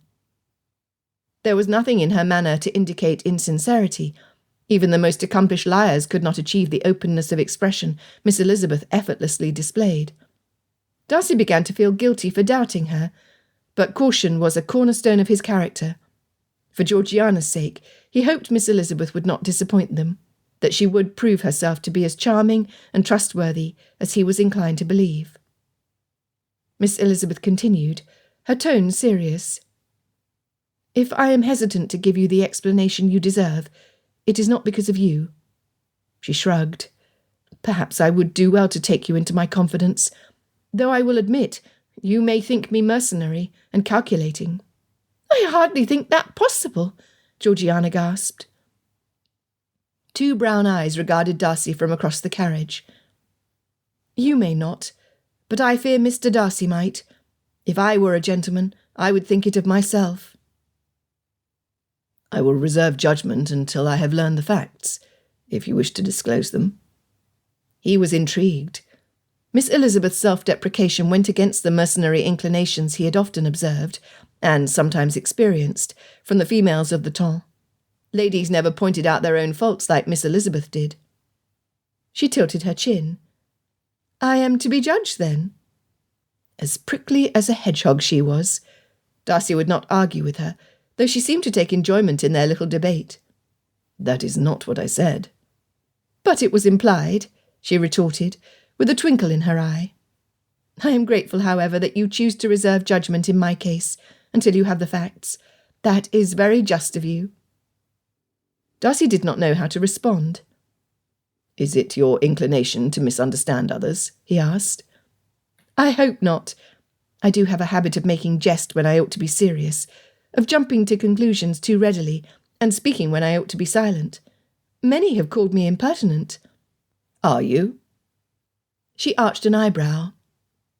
"If impertinence means meeting challenges with humour rather than despair, or having an opinion and speaking it, then yes, I do believe I am." Georgiana looked at her with awe. "My brother is always encouraging me to speak my mind." That earned Darcy another arched eyebrow, and what he could only hope was a glint of approval, or mischief. Miss Elizabeth's eyes were expressive, true, but he had not yet learnt to read them with faultless accuracy. "As you should, Miss Darcy, otherwise you run the risk of others imposing their opinions on you, or worse, speaking for you." Darcy watched the scene, scepticism making him doubt what he saw with his own eyes. Miss Elizabeth was exactly the kind of influence he would wish for Georgiana, but was she too good to be true? Georgiana bowed her head, but Miss Elizabeth lifted her chin until they were nose to nose. "I suspect you have a beautiful mind, with many brilliant thoughts that others, myself included, would delight to hear." The blush on Georgiana's cheeks did not spread over her face as it would have done were she ashamed. "I do have many thoughts. My predicament comes in which I ought to say aloud. There are simply too many from which to choose. By the time I am satisfied with a reply, the conversation has already changed, and my opportunity is lost." This was news to Darcy. He had assumed her shyness stemmed from nerves, not an excess of options. He had grossly underestimated his own sister. Miss Elizabeth had not. Darcy watched her closely, ready to intervene, prepared to protect his sister at the slightest provocation. Miss Elizabeth dropped her hand. "There is a solution for that, you know, and a rather simple one. You merely pinch your chin, as those deep in thought often do," she said, her eyes crinkling as she demonstrated. "Then you state before the expectant company that the question is such a fascinating one, It is worthy of deeper consideration, and you will be happy to give your reply once you have given sufficient thought to the matter. Not only do you avoid feeling rushed, you sound astute and wise beyond your years." Georgiana shook her head, her mouth agape. "It is so simple. Are you certain it will work?" They chatted thus all the way to London. Darcy studied the pair in vacillating amazement and leeriness. He liked Miss Elizabeth, and the more time she spent in their company, the more he was convinced she would be a wholesome influence and a worthy friend to Georgiana. There were many advantages. Mother would have another young lady with whom to occupy herself, leaving her less time to interfere with Darcy. Georgiana, too, would seek out Miss Elizabeth's company, a welcome distraction. With the ladies of his household gainfully occupied, Darcy would be free to continue his pursuit of Pemberley. There was much to do. By the time they reached Gracechurch Street, he fidgeted impatiently. Chapter 11. Miss Elizabeth ran up the walk to her uncle's home, reaching the door just as the butler opened it. In the entrance stood Gardner, his arms opened wide. Mrs. Gardner held her youngest son, and their other 3 children soon surrounded Miss Elizabeth, so that Darcy could not tell which arm belonged to whom. Before the footman had returned to the carriage, Miss Elizabeth had knelt down to address her cousins, at a level closer to their own. They giggled and squealed, running back inside the house with enthusiastic shouts that she joined them. Gardner turned to Darcy. "Are you pressed for time, Darcy, or can you spare a few minutes to join us for a repast?" he asked, bowing his head at Georgiana. Darcy was tempted. He would have enjoyed lingering a moment longer. The Gardners were dear friends, and his sister looked imploringly up at him, communicating her wish to stay. But he had been away too long. He was anxious and distracted, and would make poor company. Once Pemberley was safely under his management, he would have time to take tea with his friends. He would have all the time in the world. "Thank you, Gardner, but I must return my sister to Darcy House. I have some urgent matters to attend to." Gardner's eyebrows shot up. "Anything with which I might help?" How like Gardner to offer assistance, when he had enough to keep him busy on his own. Darcy appreciated his offer, but he could not accept it. "No, although I might call at your warehouse on the morrow." Darcy would ease his mind once and for all about Miss Elizabeth, although after their warm reception he was certain of Gardner's reply. He would tell him about Packer. Gardner was certain to have some insight Darcy might have overlooked. Mrs. Gardner, her arm looped through Miss Elizabeth's, joined her husband. "He had better not be at his warehouse on the morrow, with Lizzie so recently arrived. You are more than welcome to call at our residence any time you wish, Mr. Darcy, but I aim to keep Mr. Gardner very occupied and away from his office for the next few days." Gardner chuckled and wrapped his arm around his wife's waist, pulling her and Miss Elizabeth closer to him. "Anything to please you, my love." Miss Elizabeth leaned her head against her aunt's, and Darcy heard her whisper, "I am glad to be here." Straightening up, she addressed Darcy. "Thank you, Mr. Darcy, Miss Darcy, for bringing me to my family. The trip was shorter for your company." "I hope we will see you again very soon," Georgiana said, taking Miss Elizabeth's hands in her own. "I would like that very much," Miss Elizabeth said, adding, "Oh, but now I do not wish to detain you any longer than I already have. Nor do I wish to make my dear cousins wait when I have promised them gifts. My trunk is full of treasures." No sooner had Darcy and Georgiana settled in the carriage, and the wheels clattered down the road, than Georgiana said, "Do you think it is too soon to invite them to dine with us? I mean to ask Mamma?" Darcy's mind was already at Clennam's place of business. "Mother will know when it is best," he said. It was too late for her to send an invitation today, and Darcy had every intention of making his inquiries before she sent any post on the morrow. They sat in thoughtful silence for some minutes. Then Georgiana said, "I wonder what brought Miss Elizabeth to town so abruptly. Every time I hinted at the subject, she changed it." He smiled at her curiosity. "Perhaps it is nothing after all. Maybe she only needed a reprieve from her family." He would. Darcy doubted he could spend more than 10 minutes in the same room with Mrs. Bennet and her youngest daughters, without saying something of which his mother would disapprove. No, I do not think so. She is not blind to their exuberant manners, nor deaf to their boisterousness. However, it is clear she loves them dearly, and does her best to smooth over their faults as best as she can. That was a kind way of putting it, but Darcy kept the thought to himself. Miss Elizabeth was safely deposited at her uncle's house, and his attention would be better rewarded, considering his own conundrum. What if Packer had called with a counter-offer while he was away? What if Darcy had missed the opportunity he needed? What could he do about Wickham and Miss Packer? What would tempt Packer to part with Pemberley? Georgiana turned to look out of the window, making the occasional comment to which he responded, as appropriately as he could, with a divided mind. The crowded road slowed their coach, and Darcy's knee bounced, though he knew his exertion did nothing to improve their pace. He could almost walk to Clennam's offices more quickly than this, but he must see his sister home first. His agitation grew with every drawn-out minute. When Georgiana gasped aloud, Darcy's heart fairly leapt into his throat. "That is Mr. Wickham," she said, her breath fogging the window. Darcy peered through the glass to see Wickham riding in an open carriage with a young lady. Typical. Wickham did not see the advantage of improving his own fortune when he could rely on others, handsome ladies of fortune in particular, from whom he could leech. This lady was either a wealthy widow or the daughter of an indulgent parent. It was a fine carriage, a phaeton with a handsome grey pulling it.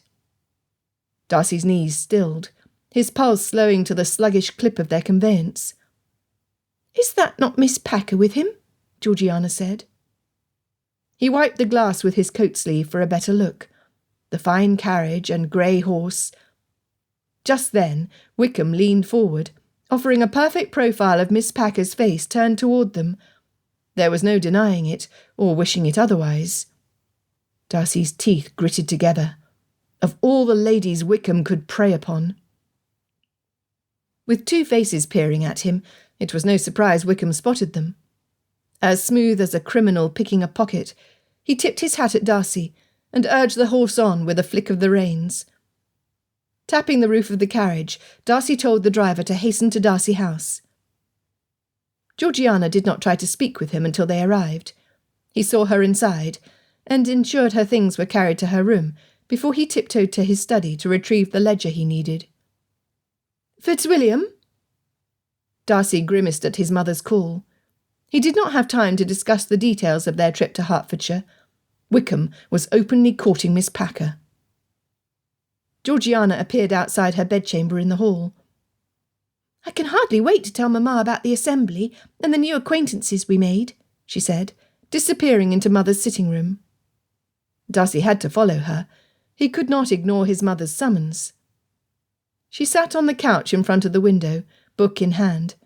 She set it down on the table where a tray with tea, slices of ham, cheese, and cakes rested. As soon as Georgiana sat beside her, she rang for a fresh pot of tea. Darcy paced in front of them, unable to sit. "We had the most marvellous time, Mamma," Georgiana said. Mother smiled at Darcy in approval. "I wish to hear all about it." Darcy could stand it no longer. "I must beg your patience. I cannot delay a moment longer." "Nonsense. Sit and talk with your mother and sister a moment." She pointed to the chair in front of him. If she knew the urgency of the matter, she would let him go. He said, "On the way back from Gracechurch Street, we saw Wickham." "What on earth were you doing there?" she asked. "We saw Wickham." "And what does he matter to us?" she interrupted. "You know how my opinion about that young man differed from your father's. I would rather keep him at a distance." Darcy spoke through his teeth. "He was with Miss Packer." "Oh, I see." She clasped one hand over the other, hiding how she fiddled with her wedding ring. She did see. She understood the implications as much as Darcy did. He said, "If Wickham convinces her to marry him, he will insist that Packer keep Pemberley in the family. He would love nothing more than to take possession of our home and keep it away from us out of spite." Mother sighed. "He always gave himself airs. I told George he did the boy no favours by indulging him as he did. But his friendship with Mr. Wickham was great, and he would have done anything for his steward's son." Her eyes pierced Darcy's. "I would rather never set foot on Pemberley property again than endure the knowledge that Wickham is its master. I could not bear it, nor do I wish for you to." "Thank you," he said, breathing in relief. He was free to go. He bowed to leave while Georgiana began her account of their trip. "Oh, Mamma, we met Mrs. Gardiner's niece at the assembly. Miss Elizabeth and William are old friends. They met ages ago at the Lambton shop. Can you believe it?" "Old friends," Mother said, her voice thick. Darcy cleared the door, but he felt her eyes on his back. The hair on his arms stood on end. He ought to have ignored it and pressed on, but he did not. He looked back at his mother, and instantly regretted it. She eyed him with such a look, he froze in the doorway. He had never seen that expression before, and though he was unclear what it meant, the sense of foreboding it cast over him followed Darcy all the way to Clennam's offices. Chapter 12. Elizabeth accompanied the children to the guest room. They ran in circles, jumping and squealing in excitement, while she dug through the contents of her trunk to extract the treasures she had brought for them. Nothing was where she remembered Sarah placing it, but the trunk had been packed in a hurry, and it had been jostled in the luggage of Mr. Darcy's carriage for the past few hours, so she thought nothing more of it. The presents were found, and that was what mattered. 8-year-old Emma got the paint box of watercolours. She was an artist in the making, with a well-trained eye for colour. For 6-year-old Sophia, Elizabeth had brought her favourite illustrated book of children's tales. The edges were worn, as a favourite book's edges should be. Emma would love the coloured drawings, and Sophia's reading would improve with stories Elizabeth hoped she would love enough to read over and over, as she had done. 4-year-old Robert received a top with painted horses that galloped when it spun. And finally, surrounded by tissue paper and Elizabeth's softest morning gown, was 3-year-old John's gift, a painted red drum on a sling with drumsticks. After a barrage of embraces and heartfelt thanks, the children were ushered back to the nursery. Elizabeth ignored the look the nurse gave her on seeing the small drum. Turning, she marched to the uneven tit-a-tat of little John's playing all the way downstairs, where her aunt waited for her with a tea tray on the table. She would unpack later. Right now, she longed to lay her predicament bare to her trusted aunt and uncle. She had come dangerously close to unburdening herself in the carriage, but her friendship with the Darcys was too new to encumber them with her troubles. Aunt pursed her upturned lips when she saw Elizabeth. "I should not wonder if that drum does not find its way to the top shelf of the wardrobe before the end of the day." Elizabeth sat beside her. "Do you remember when John sneaked into the kitchen at Longbourn? We thought a cat had tipped over cook's pots and pans. Oh, we found my dear boy sitting in the middle of the floor, banging a soup tureen against an iron pot." Aunt's shoulders shook, and she splayed one hand over her heart. "How could I forget? Your mother wavered between fits of nerves and bouts of tender coddling." Elizabeth sighed. If only she had been blessed with a boy. She took the teacup her aunt offered, setting it on the table. "I am terribly sorry for appearing here on such short notice, Aunt. I sent the message as soon as I could, but I fear my arrival has caused you inconvenience." Aunt waved. "Oh, tut-tut, what is this nonsense? I will speak for myself and the rest of my family when I say we are always happy to see you, Lizzie, and looking well." She tilted her head to the side, appraising Elizabeth. "Yes, looking very well. I am relieved, my dear. You revealed little about your motive for joining us in your letter, but it all seemed rushed, and your manner in telling too light-hearted, a sure sign you were covering over some truly terrible circumstance. Your uncle and I feared the worst. We were half expecting you to arrive with tear-stained cheeks. You can imagine our relief to see you here safely, and conveyed in Mr. Darcy's carriage, no less." Elizabeth pressed her cold hands against her burning cheeks. She understood what her aunt implied, but she did not want to ruin her rapport with them by fixing her attention on Mr. Darcy, handsome and agreeable though he was. He could marry anyone he chose, and Elizabeth did not think so much of herself to believe he would ever settle on her, when she had little to offer. No, she would not entertain a fanciful hope, certain for disappointment. He and his sister made the trip pleasant. I was quite surprised to hear him speak so highly of you and Uncle. He considers you amongst his closest friends." Aunt sipped from her cup, setting the china down softly on the saucer. "Yes, I'm not surprised. Mr. Darcy and Edward have become very close over their years of association." "Why have you never mentioned them before?" "The nature of their friendship revolves around business in which society considers it unseemly for a gentleman of his status to participate. Your uncle and I have seen how hard he works, how dedicated he is to his purpose, and we would not dream of doing anything to endanger his position. We are, after all, in trade. Therefore we do not flaunt our friendship, not even to our relations." Elizabeth frowned. "Mr. Darcy does not seem to mind. Is not Mr. Bingley in trade?" Aunt shook her head. "Mr. Bingley's circumstances are distinct from ours. His father and grandfather earned their fortunes in trade. However, they have done everything to raise Mr. Bingley as a gentleman. He went to Cambridge with Mr. Darcy. That is how they became friends. While Mr. Bingley has been removed from trade, Edward has no ambitions of changing our lifestyle to suit society." It was a credit to Mr. Darcy's character that he gave more consequence to a man's qualities than his profession or birth. Aunt leaned forward, her smile widening. "Tell me how you came to be in the Darcy's company. You've not seen him since that day in my father's shop in Lambton, have you?" Elizabeth set down her teacup, tracing the delicate handle with her finger. "Oh, Aunt, it all happened so seamlessly. It almost felt as if I was playing a part in a story which had already been written." "Well, you'd better explain your meaning.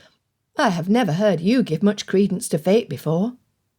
"Nor do I wish to now, when I prefer to think I am in control of my choices and responsible for their consequences. But it was perfect." Aunt raised her eyebrows and sat back in her chair. Elizabeth realised she was not doing a good job of discouraging her aunt's suggestive looks. She continued cautiously. "Do you remember the green ribbon he gave me as a prize?"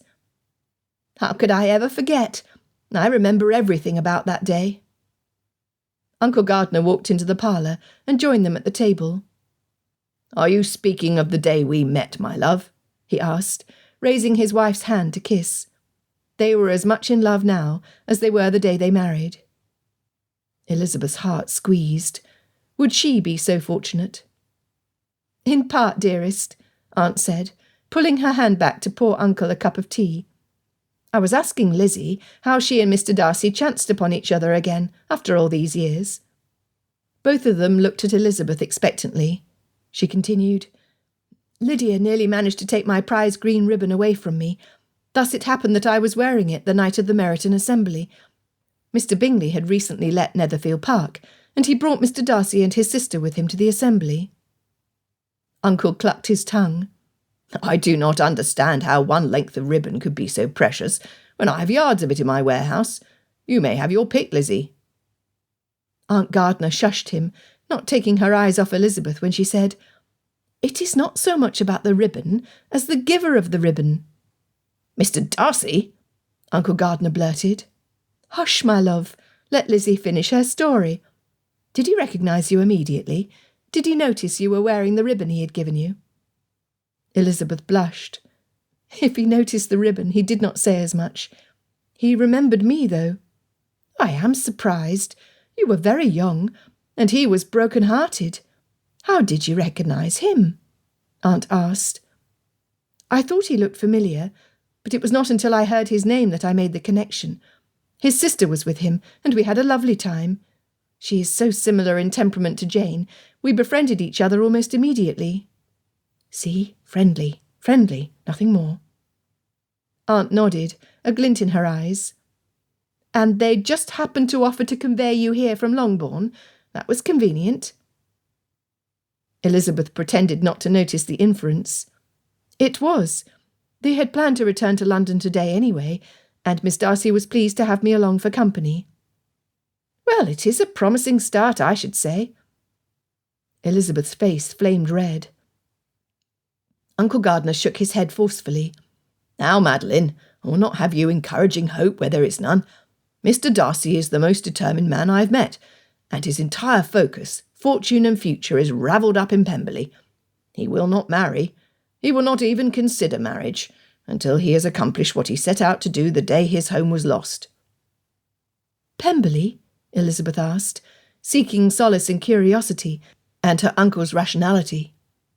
"He lost his home that day?" Uncle nodded.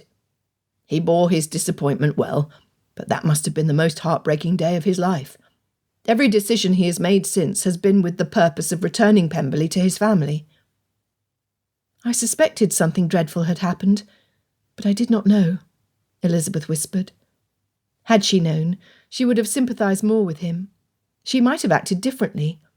He had been such a gentleman, answering all of her questions and entertaining her and Jane when, no doubt, he would rather have listened to the men examining his vase at the counter. "His father wanted nothing to do with his son's exertions. Everything Darcy has done has been of his own initiative. Being in a position to be of some use, I have helped Darcy build his fortune so he might purchase Pemberley back. The relationship between father and son was strained, as you can imagine, until Mr. Darcy's death 5 years ago." Guilt-riddled Elizabeth. "And here I am, willing to allow my family's estate to be lost to us, just so I may choose whom I wish to marry." "Is that what brings you here?" Aunt exclaimed. "But, my dear, the season does not start for months." Elizabeth took a deep breath, steeling her nerves and subduing her anxiety. "I have until the 20th of November to form an attachment, or else I must return to Longbourn to marry the man of my mother's selection, most likely father's heir apparent, Mr. Collins. She did not want me to come at all. It was now or never." "1 month!" exclaimed Aunt. "It is not enough." Uncle Gardner squirmed on his chair. "My sister will do anything to secure her future, and that of her unmarried daughters. Keeping Longbourn in the family is the surest way to do that." Elizabeth bowed her head. "She does not have much confidence in my ability to inspire tender emotions in a gentleman's heart. It was yield to her will or take my chances here now." Phrased like that, her choice sounded much more like a gamble. "Oh, my!" Aunt pinched her lips together, then said cheerfully, "We will have our work cut out for us, to be sure, but do not worry, Lizzie. While most of society is away, there are still many families, good families, who winter in town." Uncle Gardner covered Elizabeth's hand, squeezing until she looked at him. "You cannot compare the loss of Pemberley to the potential loss of Longbourn. The futures of your mother and sisters is not yours to bear, especially when I have offered many times to help your father improve your situation, as I have helped Mr. Darcy.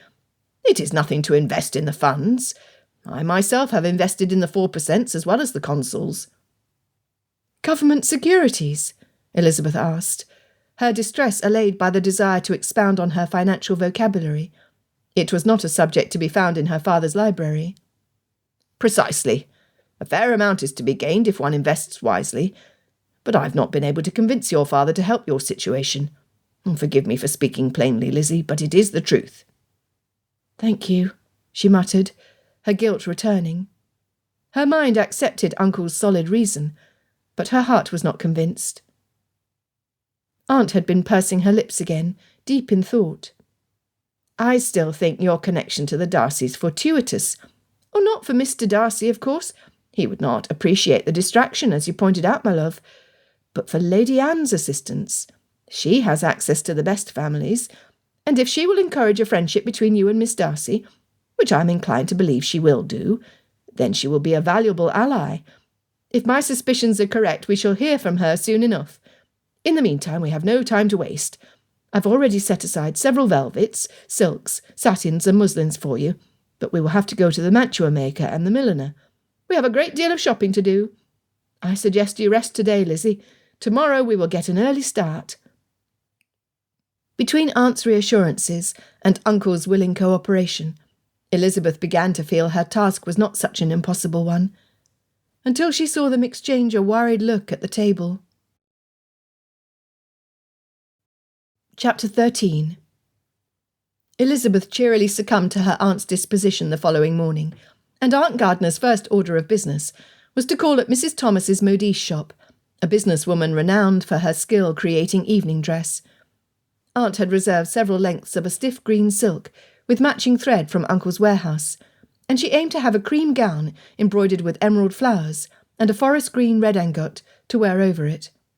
Years working in her father's shop and helping Uncle with his imported fabrics had given Aunt a discerning eye, and between her and Mrs. Thomas, Elizabeth's wardrobe was planned with more care than she had ever given to a dress. Mrs. Thomas promised to assign her best seamstresses to the gowns, assuring Aunt that the first gown, the simplest one, would be ready in 1 week's time, with the other 4 done by the completion of the month. Of course, once the designs were settled upon, it became necessary to purchase ribbons and shoe roses to match, which meant a journey across town to the draper's shop.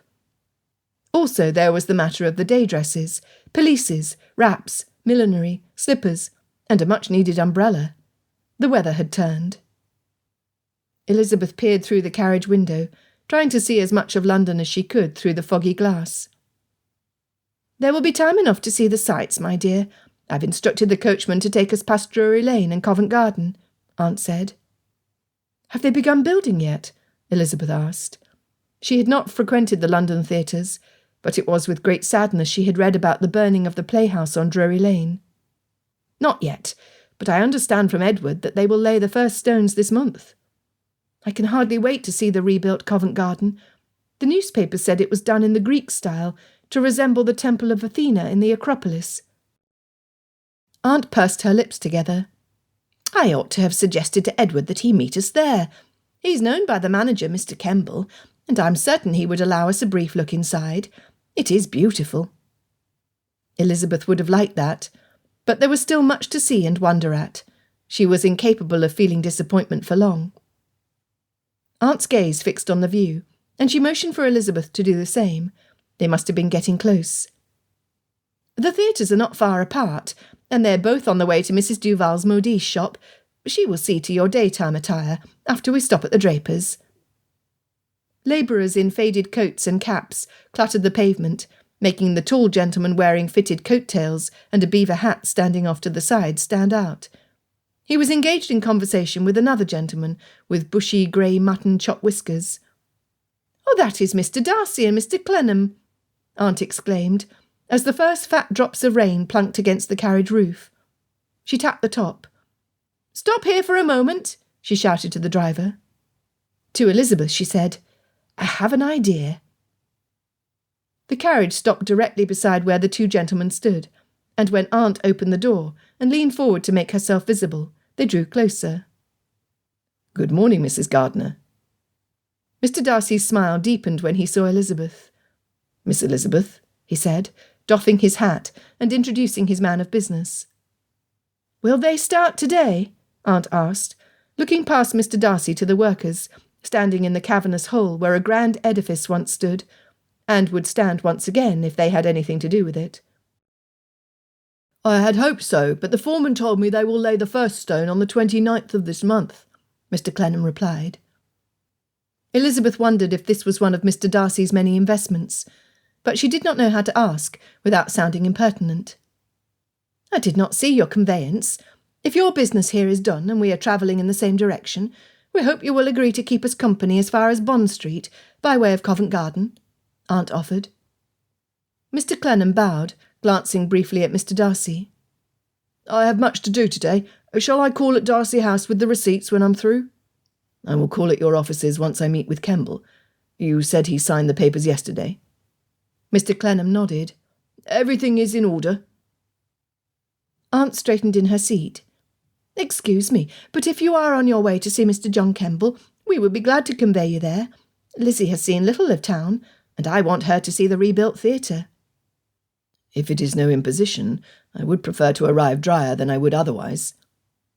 Saying a farewell to Mr. Clenham, Mr. Darcy clambered inside, the smell of rain and a mixture of other pleasant things clinging to him. "You have not seen the theatre since it burned down?" he asked. Elizabeth clutched the sides when the carriage lurched forward. "I have not, and I can hardly wait to see if its resemblance to the Acropolis is as true as the pictures I have seen in my father's books. Mr. Smirk received some harsh criticism from the Royal Academy for his design, but I would like to see for myself if it is as extravagant and absurd as they claimed." "Harsh words indeed," Aunt said. "I suppose they would be harsh had they been used to describe any other type of building." Mr. Darcy smiled. "You think extravagant and absurd are compliments?" Emboldened to share her opinion, Elizabeth replied, "Oh, for a theatre, certainly. Such a construction must be so grand as to inspire the imaginations of multitudes to superior heights. Nothing less than extravagant and absurd is expected. Is that not what we expect from our entertainments? Life altered and magnified, the ridiculous and glorious." Mr. Darcy's expression was difficult to read, and when he spoke it was to Aunt. "If you are not expected promptly at your next appointment, I am certain Mr. Kemble would be pleased to show you a glimpse inside." Aunt clasped her hands together. "Oh, that would be lovely, Mr. Darcy. Thank you." Elizabeth looked askance at her, wondering if this had been her plan all along.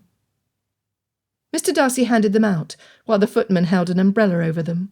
It was raining in earnest now, and while haste was prudent, Elizabeth paused as she emerged from the conveyance to take in the towering Grecian columns, tilting her head back as she cleared the step to see the top of the portico.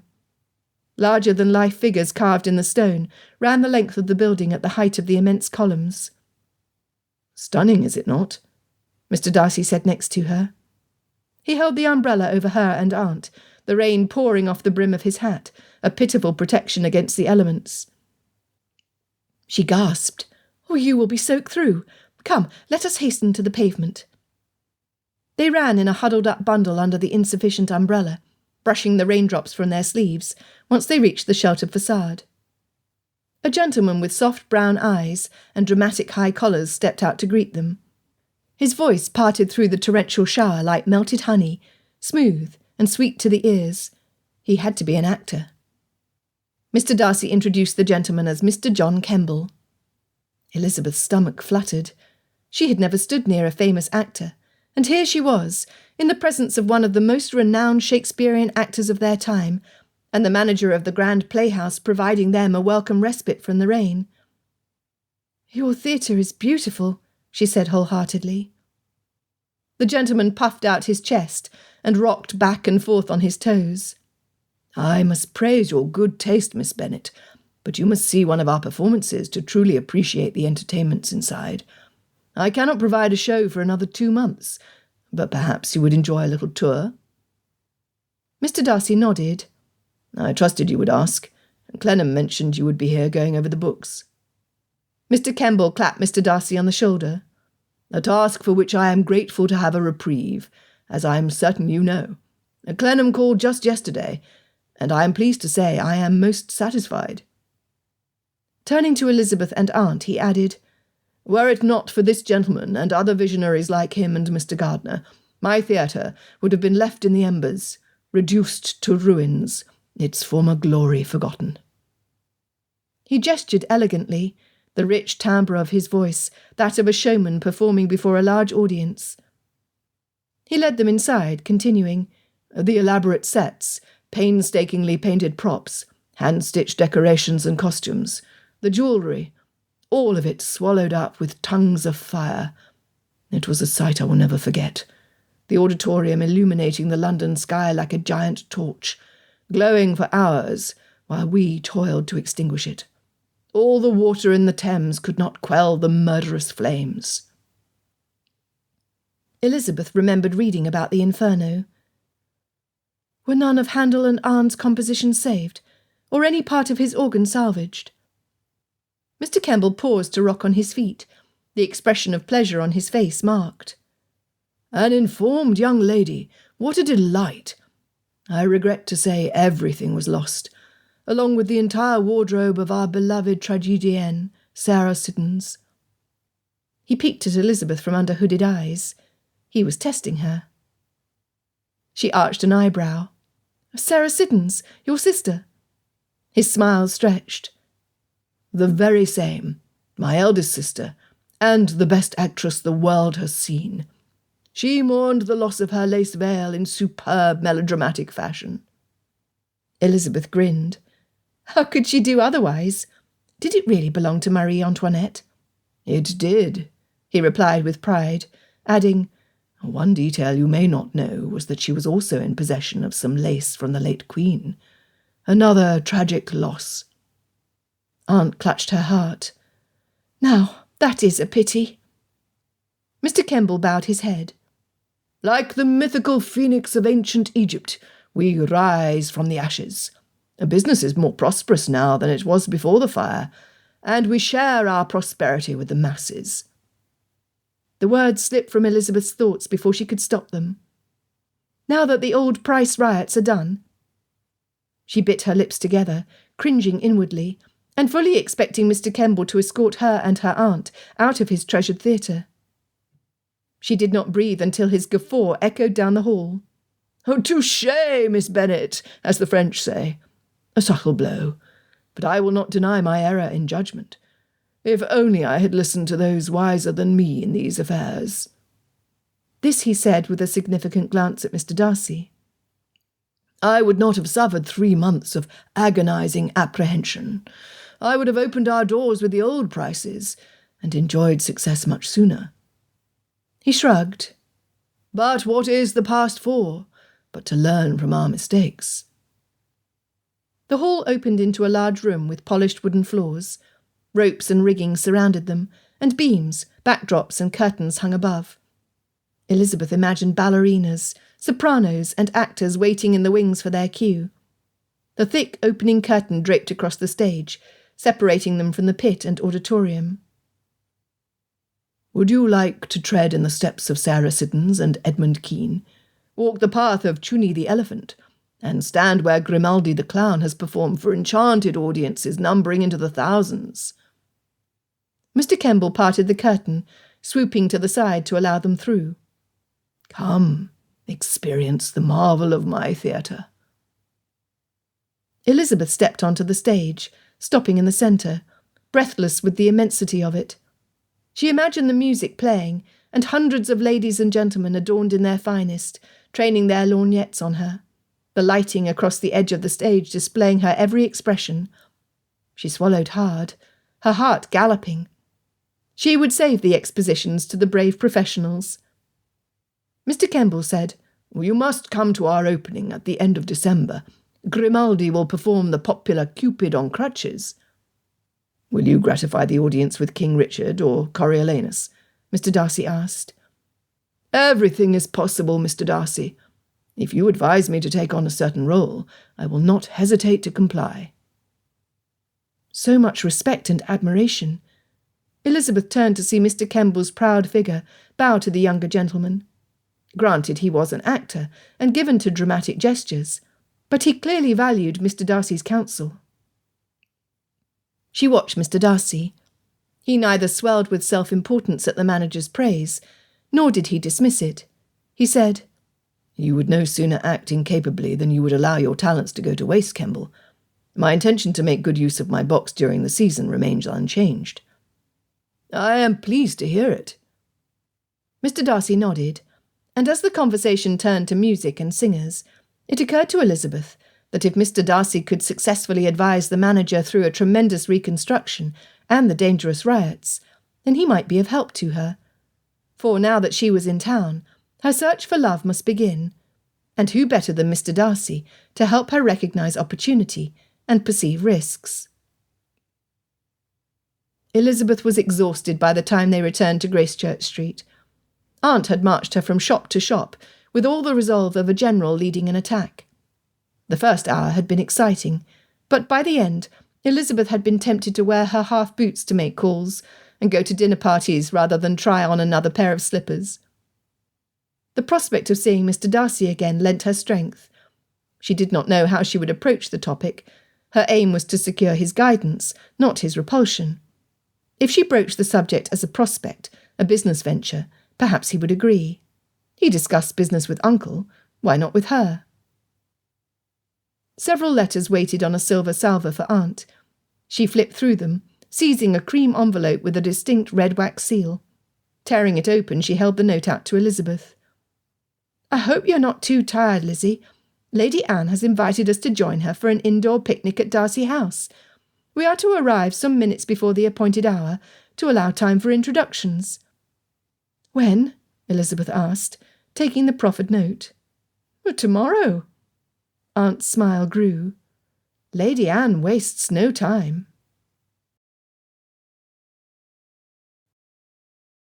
Chapter 14. Darcy dropped his quill into the inkwell and flexed his stiff hand. Tension bunched his shoulders. Squeezing his eyes shut, he rubbed his temples. He did not like having his fortune so easily accessible, even to himself, but he could not allow Packer time to back down from an agreement once one was made. Clenham must be able to enter the 5 banks selected, for Darcy was not so foolhardy as to deposit his entire fortune in one, with his signature, an arrangement Darcy had already discussed with the 5 managers, whose 5 signatures would also be necessary for the cheques they would make to Mr. Basil Packer. Opening his eyes, Darcy's vision landed on the vase on the bookshelf across from his desk. No matter how he had rearranged the books on the shelf behind it, by height, then by colour, then by alphabetical order, first by author, then by title, the vase looked out of place. It belonged at Pemberley, on the 6th shelf in his father's study. His study. He reached for the quill, ignoring the cramped muscles in his hand to grip the instrument. Sliding another sheet of paper beneath the tip, Darcy's gaze strayed once again to the vase. Ever since Miss Elizabeth had pointed out the colour of the carp, he could not help but wish they were both painted red. His parents had once been happy together. He liked to think he would be happy too. Once he was at Pemberley, he would be. It had been a pleasant interruption to see Miss Elizabeth and Mrs. Gardiner earlier. Even more satisfactory had been his earlier call at Gardiner's place of business. Without the slightest hesitation, I would entrust my niece Elizabeth with the lives and reputations of those I love, more than my own life, Gardiner had said firmly, solemnly. The degree of comfort Darcy took in Gardiner's reassurance was splendid. Georgiana was safe in Miss Elizabeth's company. Shaking his head to focus his thoughts, Darcy had only poised his hand over the paper when a light tap sounded on his study door. His mother peeked inside. "I hope I'm not interrupting?" she asked. Darcy put the quill back in the inkwell and shoved the paper away. Some oasis he had. Miss Elizabeth would have laughed. "You know you are always welcome here." She took the seat in front of the desk, motioning to the stack of sealed envelopes balanced on the corner. "You have been busy." "I intend to make another offer to Packer. If it is money, I will be ready. If it is something else, I shall soon discover it." She shifted in her chair. "Well, that is easy enough. Find the one thing he cannot have, and you will find him unable to resist trading Pemberley for it." Darcy leaned forward.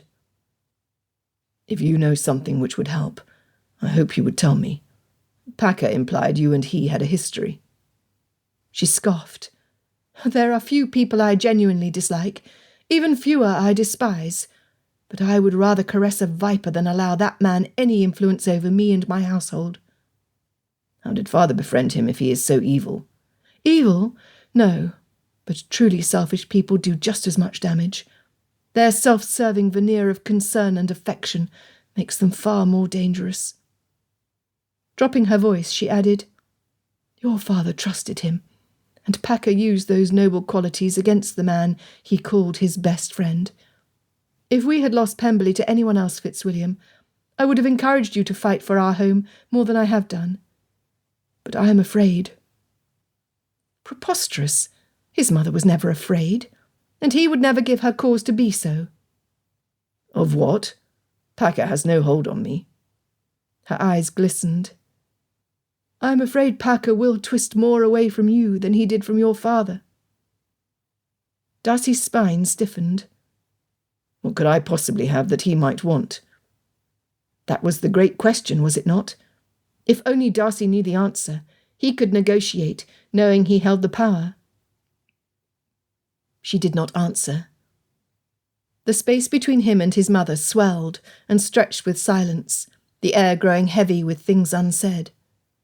Prickles ran down Darcy's neck. Her fear reached out to grip him, but he was too eager for answers to be overcome. He had to know.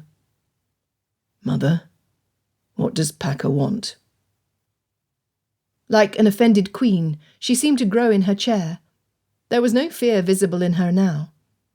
Smoothing her skirt with a bored sigh, she said, "He wants me, and you and Georgiana. He wants what we represent, a family who loves without conditions, something Packer can never have, so long as he lives only for himself." "If it is family he wants, then why does he not marry again? With his wealth and position, few ladies would refuse him." "True love cannot be bought or won in a wager." She clasped her hands together. "Only the worst fool takes pride in flaunting his faults, when they prevent him from being truly happy." "Is that what Packer meant? He knows your poor impression of him." Darcy found it difficult to believe any man could possess as much influence as his mother seemed to think Packer had. But if she could tell him anything which might prove helpful, he was eager to listen. "I left him in no doubt of my opinion. While your father had many admirable qualities, he was not a good judge of character. He did not believe me when I tried to warn him." She shook her head and sighed. "However, it was not a complete loss. I am convinced that had we stayed at Pemberley, my dear husband would have treated Wickham like a second son. Wickham would have proved to be more of a danger to you and Georgiana, as Packer was to your father. They are too much alike." Darcy's stomach turned at the mention of Wickham. Mother lowered her chin and smoothed her skirt. "I did not come here to speak of the past, nor of people I would sooner forget. I came to inform you that I have arranged an indoor picnic in the music room tomorrow afternoon. I invited Mrs. Gardner and her niece to come, along with a few other young people." "I'm happy to hear it. I had meant to speak with you about encouraging a friendship between Miss Elizabeth and Georgiana." Mother smiled. "Georgiana told me all about your conversation from Hertfordshire to London. You did not tell me Miss Elizabeth is the same little girl from the Lambton shop." Darcy felt his cheeks warm. Of course his mother would remember. He had told her about the spirited girl when they had stopped for the night. Resting her hands over her stomach, she had smiled tenderly at him, telling him how if she were ever blessed with another child, a girl, she hoped her daughter would be as inquisitive and bold as he had described lively Lizzie. As it turned out, Mother had known she was with child when they left Pemberley. Experience had taught her how precarious the first months were, and they had not spoken of her condition until they were firmly established in London, where Father, who was all too aware of the delicacy of her state, sought out the best doctors, midwives, and surgeons in town. Clearing his throat, Darcy said, "It must have slipped my mind. I am glad Georgie told you." She rubbed her hands together. "I intend to help Miss Elizabeth however I might. Georgiana thinks she is in some sort of difficulty. Our girl has never felt this comfortable so quickly with anyone, and I agree with you that she stands to benefit from a friendship with Miss Elizabeth. Madeline has always spoken highly of her. She will be a good influence, I am convinced." Darcy nodded. With Miss Elizabeth to keep Georgiana company, his conscience would not be troubled when he left Darcy House to see to his business affairs. Not that he did not trust Clennam, but the delicacy of the transactions soon to take place must be handled by himself. His mother continued, "There are not many gentlemen of quality in town, but I invited the few who are here. Lord Hartfell stayed behind, but he must be avoided. It is a pity. I adore his mother." Darcy nodded. The Viscount was a notable rake and scoundrel, as was to be expected of one who spent most of his time in the company of such men as Wickham. The two had been inseparable since university. Mother continued, counting on her fingers as she spoke. "Lord Percy and Mr. Chamberlain have already sent word they will come. I dare say they are motivated more by curiosity than boredom. Lord Percy will accompany his sister, Lady Charlotte, and since Mr. Chamberlain's sister recently married, his mother will join him. The recently appointed Colonel Donovan has also accepted. You remember him, do you not, Fitzwilliam?" "One of Richard's friends." As strained as their relationship with his mother's side of the family had been over the years, Richard had found small ways to remain in their life through mutual acquaintances. "Yes, he is a jovial young man, and can be counted on to keep the conversation light and entertaining." She continued down her list of guests. The more she spoke of the invited gentlemen, the more disconcerted Darcy became. though he could not fathom a reason why. Not wanting to involve himself in his mother's scheme, Darcy said nothing. Having reached the end of her guest list, she rose. "It would please Georgiana and me very much if you would lend us your assistance, Fitzwilliam. From what I understand, Miss Elizabeth does not have many of the advantages other ladies in society have to recommend them, but if you were to show an interest, platonic in nature, of course, then society will be kinder to her. I want you to be present for the picnic on the morrow." The idea was so disagreeable to Darcy, he struggled to hide his distaste. Mother tilted her chin. "Or would you rather me ask Wickham? He is always looking for ways to ingratiate himself to those who might give him an advantage." Darcy clenched his hands into fists. "Wickham? Why on earth would you introduce him to Miss Elizabeth, or invite him into our residence, when only moments ago you told me how much you distrust him?" "Have you never heard of the adage, 'Keep your friends close, but your enemies closer'? Georgiana told me she saw him driving a carriage with Miss Packer. If you are not careful, he will marry her and steal your dream." Darcy rubbed his hand over his face. "Would you do it?" she asked quietly, measuredly. "Would you marry her to secure Pemberley?" "No." To do so would be to make a pact with the devil himself. She softened. "I am relieved to hear it. You will not regret marrying for love." "You married father for love." How could she not regret that? "And I would marry him again, if I could turn back time. Before he changed, he gave me enough happiness to last a lifetime. That is how I remember him, at his best, as the man I loved." Darcy remembered. That was what made it difficult for him to understand why his considerate, steady father had transformed into a harsh stranger who hid away in his rooms when he was not away at his club. Was it possible to love, after the trust they had once cherished was broken? Mother turned to leave, and Darcy turned his attention back to his letters. Once he heard the door click behind her, he resumed writing.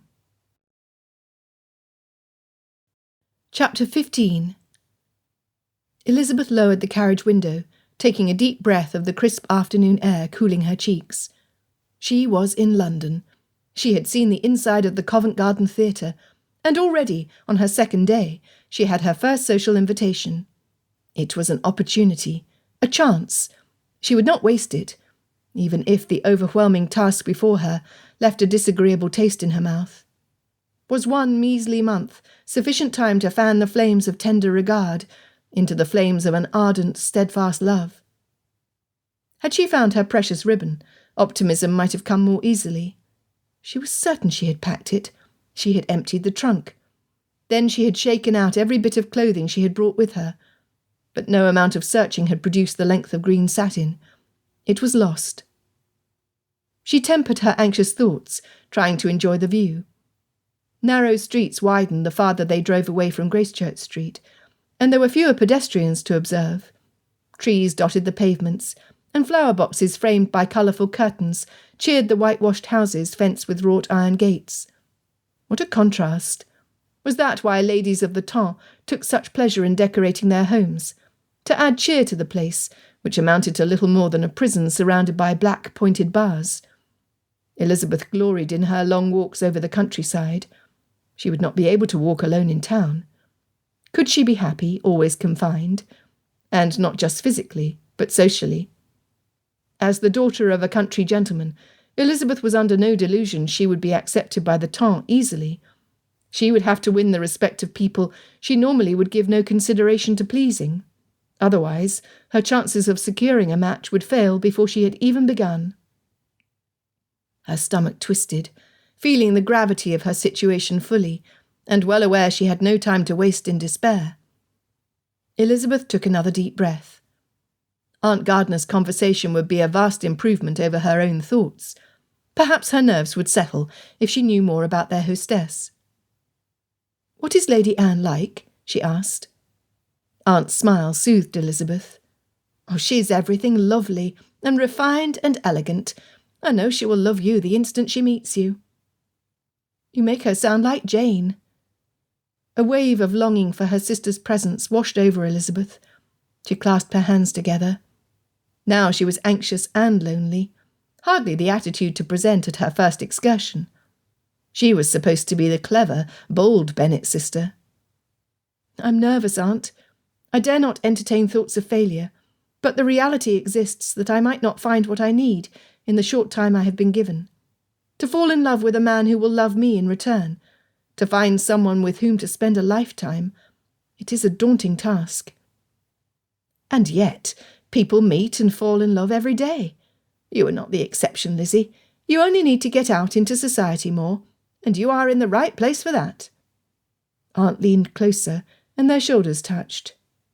"When you meet your match, you will know it." "How can you be certain? I've never been in love before. How will I recognise it?" Now that Elizabeth had begun expressing her concerns, she found it difficult to stop. "Is it possible to recognise one's match in a matter of weeks? What if I do not meet him until the end of my stay? Will days be enough to know if my heart is secure in his hands? Can the kind of love I seek, one built on respect and common values, be forced? Or after all my effort to get here, will I end up with a marriage like—" She let her words trail off. As much as she confided to her aunt, she could not speak disparagingly of her mother and father's marriage. Aunt took her hand, squeezing it between her own. "You think too much." "And why should I not? While I acknowledge the heart's necessary involvement in all things amorous, I also recognise how misleading and treacherous the heart can be. Only when my heart and mind agree can I trust my judgment." "A wise conclusion, my dear, and one I can speak from my own experience as working to a lady's advantage." "I should very much like a union like yours and uncle's, but he courted you for years. Is that what it takes to be happy? Have I doomed myself to a hasty match and a lifetime of regret?" Elizabeth's breath shook. Why, oh why, had she agreed to this foolish scheme? How could she have allowed her mother to manipulate her as she had, when Elizabeth was certain that given more time, she could have thought of a better solution? But her emotions had got the best of her. "That is your father's influence on you, my dear. He was so enamoured by your mother's beauty, he allowed himself to be carried away without peering beyond the surface. Instead of taking responsibility for his choice and making the most of it, he chooses avoidance, which is the worst possible reaction for an affectionate creature like your mother. She feels ignored, and makes a fuss to get his attention. I doubt you will fall for a gentleman based on looks and charm alone. Allow for him to prove his character through his actions." Elizabeth sighed. "So long as he does not tarry about it. I would rather enter the marriage mart with my eyes wide open than leave myself exposed to disappointment by choosing blindly." She prayed she would have the boldness she needed to approach Mr. Darcy with her request. With his own sister out, he was in the best position to guide her in the right direction. Aunt reached up to Elizabeth's chin, demanding her full attention. "Gentlemen who are truly good do not need much time to prove themselves. Their every action displays their true character. A discerning lady will select a man who possesses more attributes than faults, and she will have fewer reasons to regret her decision later, because his finer qualities outweigh his imperfections. Happiness is in good part dependent on your ability, and that of your future husbands, to forgive each other." "As simple as that, is it?" Elizabeth teased. It did not sound simple at all. "It does not have to be difficult." Aunt dropped her hand from Elizabeth's chin. "It is true your uncle courted me for several years, but that was due to necessity. His responsible nature demanded he establish himself in his business before he considered making an offer to me." She chuckled. "I would have married him after a week." "How did you know he would return for you, that he was as steadfast as you were?" "It was a risk. Love always is. But I knew Edward was worth waiting for, and that is what I did. The risk I took in waiting for him was just as great as his was, but we trusted each other." If only a bolt of lightning or some other celestial and equally obvious phenomenon would signal to Elizabeth that she was on the right course, that her choice was not one she would bemoan for an eternity. that the man she loved would return her affection. She could not imagine a worse end than falling for a gentleman who did not reciprocate her love. Aunt smiled, her voice soft as she continued. I knew it from the day we met, the day when Edward entered my father's shop with a business proposal and left with a promise to help a heartbroken boy inquire about a Chinese vase. Another example of life's injustices. How could one of the best days in her life, in the lives of her aunt and uncle, be so different for him? Younger Elizabeth had not understood why Master Darcy had tried to sell his vase, but she remembered the desperation in his voice and the eagerness with which he had handed it over for examination. Mr. Darcy said he still has the vase. I remember he had hoped to fetch a large sum, but he implied that its value is more symbolic than pecuniary. Aunt frowned. It was worthless. Oh. That was not the reply Elizabeth had hoped for, and her disillusionment on Mr. Darcy's behalf intensified. Mr. Darcy's father was a good man, one of the finest while he was master of Pemberley, but he was proud. One evening he found himself in the company of a gentleman with whom he had been close since his youth. I do not know the particulars of it, but that man, that false friend, must have taken advantage of Mr. Darcy's weakness, encouraging him to wager his ancestral home in a foolish bet. Elizabeth felt sick. She knew what had happened. He lost. He did, Aunt nodded. In an effort to save his home, young Darcy took a vase his uncle had told him was worth a fortune. He was not yet 12 years of age at the time, and he believed his uncle's far-fetched stories as much as he believed the vase to be a relic valuable enough to buy Pemberley back. Elizabeth blinked several times. She had always cherished the day she had learned the special game from the kind boy in the Lambton shop, but now she felt guilty. The carriage came to a stop. "Ah, here we are," Aunt exclaimed cheerily. "Lady Anne is gracious to invite us. With her assistance you will meet with gentlemen to whom your uncle and I would never be able to introduce you. I only hope my presence does not create unnecessary difficulty. The higher circles do not like to be seen in the company of those in trade, no matter how their gowns are sewn from the fine silks and satins Edward procures for them. I would not wish to attach myself to anyone who would take offence at my family. I'm glad Lady Anne does not trouble herself over it." Aunt alighted the carriage, waiting for Elizabeth to join her on the swept pavement, and walking arm in arm past the iron gates. "Such is the privilege of an earl's daughter. Do not let her appearance and gentle manners fool you. Lady Anne is not one to be crossed." Elizabeth paused. "Should I be afraid?" Arching an eyebrow, Aunt replied, "Since when have you allowed anyone to intimidate you?" The entrance door opened, and before Elizabeth could fashion a retort, they were relieved of their wraps and ushered past the stairs down the hall toward the back of the house, where a tall woman rose to meet them with her hands outstretched. The afternoon sun pouring through the glass windows glistened off her golden hair, reflecting like a crown, and surrounding the woman with a regal air. The Corinthian columns and heavy cornices decorating the painted ceiling, a blue sky with puffy clouds rimmed in gold, brought the writings of the historian Herodotus to life for Elizabeth. Before her stood not Lady Anne, but Queen Artemisia I of Caria in her Grecian palace. Beside her stood Miss Darcy, like a princess in training, and it struck Elizabeth how similar in appearance the daughter was to the mother. "Madeline, I am delighted you could come today with your niece." Lady Anne squeezed Aunt's hands, surprising Elizabeth when she then extended her hands out to her after Aunt had introduced them. "Welcome to Darcy House, Miss Elizabeth. I am happy to finally meet you.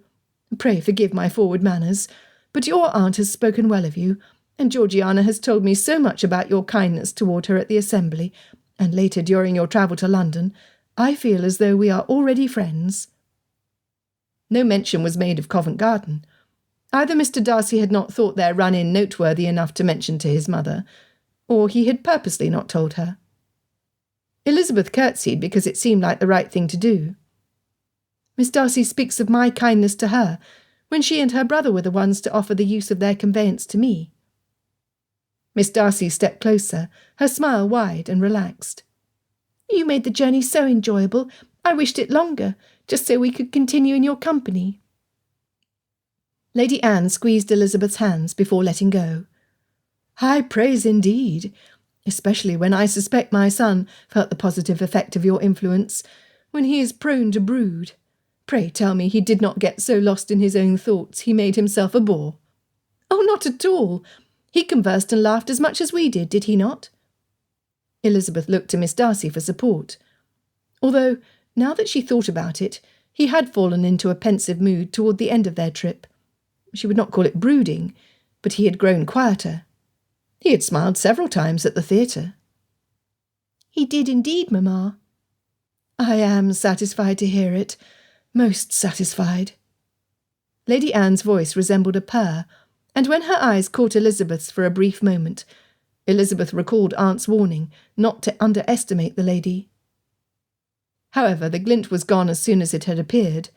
In one fluid motion, Lady Anne motioned toward the carved chairs covered with embroidered tapestry, placed around a round table draped with a crisp white tablecloth. "Oh, please join me for some tea, while we wait for our other guests to arrive." I will admit I had counted on Madeline's usual punctuality to allow us a few minutes' conversation before the rest of the party appears, fashionably late, as they like to say, though I fail to see how arriving later than the hour written on the invitation should make them more fashionable than rude.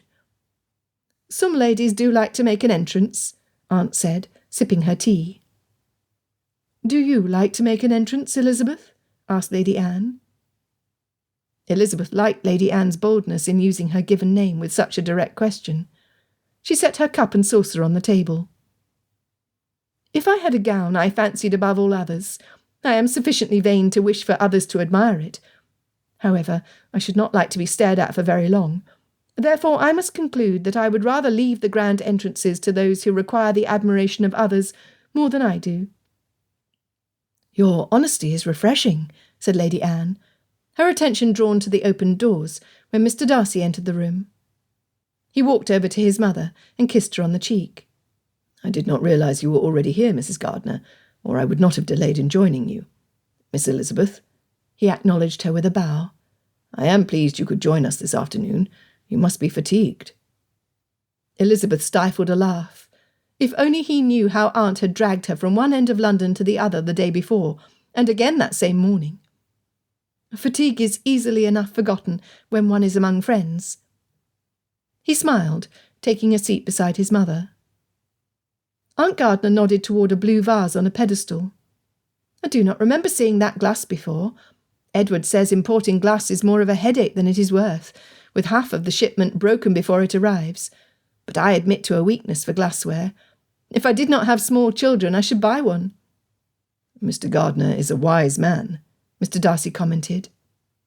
Lady Anne waved at him. "Oh, nonsense! A bit of beauty is worth the trouble, and as this is the only room I decorate, I will fill it with what treasures please my eye and delight my senses." He frowned. "It is your house, mother. You may do what you wish with it." "And endure watching you suffer," she explained. "My son prefers the furniture that has been in the family for years. Knowing how difficult change is for him, I allow myself to decorate only the rooms in which he spends the least amount of time." He grumbled unintelligibly. Lady Anne spoke so openly about her son's unimportant flaw, and he endured her so good-naturedly, it was clear they adored each other. There was no malice, no judgment, no biting sarcasm. Elizabeth could not compare Lady Anne to her own mother, who would love nothing more than to spend every last penny in father's possession, to fill Longbourn with new furnishings, with which to make her peers jealous. Nor could she compare Mr. Darcy to her father, who would complain and make stinging jabs with each new purchase entering their home, but who would ultimately do nothing to prevent it. They did not communicate. They did not improve each other when they were far too concerned in pursuing their own aims, rather than in pleasing each other. Elizabeth wished it were different. She would like to see them happier. She lost track of the conversation until she heard her name. Shaking her head, she said, "Oh, I apologise. What did you say?" Lady Anne smiled at her. "It must be difficult to have so many thoughts you can get lost in them. Fitzwilliam often does the same. I asked if you are enjoying your time in town thus far. Elizabeth's cheeks warmed. Lady Anne seemed to notice everything.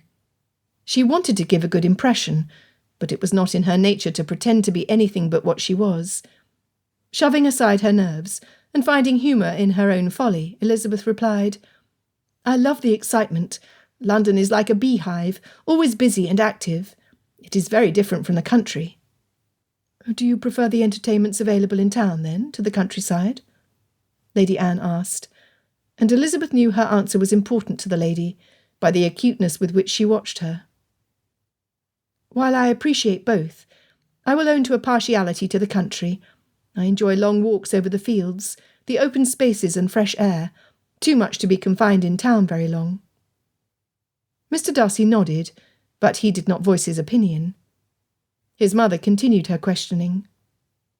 I imagine you have had more opportunity to cultivate your accomplishments, having less demands on your time. Do you have a favourite instrument to play? Elizabeth chuckled, tickled that Lady Anne would assume she was accomplished on any instrument at all, much less on so many she could select a favourite. I have only practised the pianoforte, but I do not play very well. How can you say that? I'm sure you are only being modest, Miss Darcy exclaimed.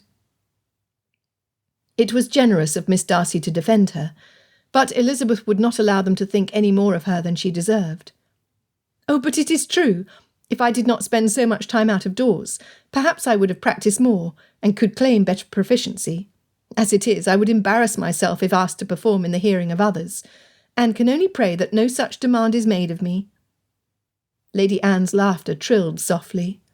Of course, we would never put you under such an obligation. Georgiana is very talented on the instrument. If it pleases you, I am certain she would enjoy your company during her lessons.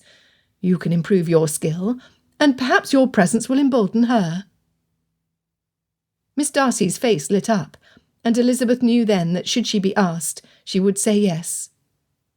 I love to practise, Miss Darcy said, but I am terrified of exhibiting.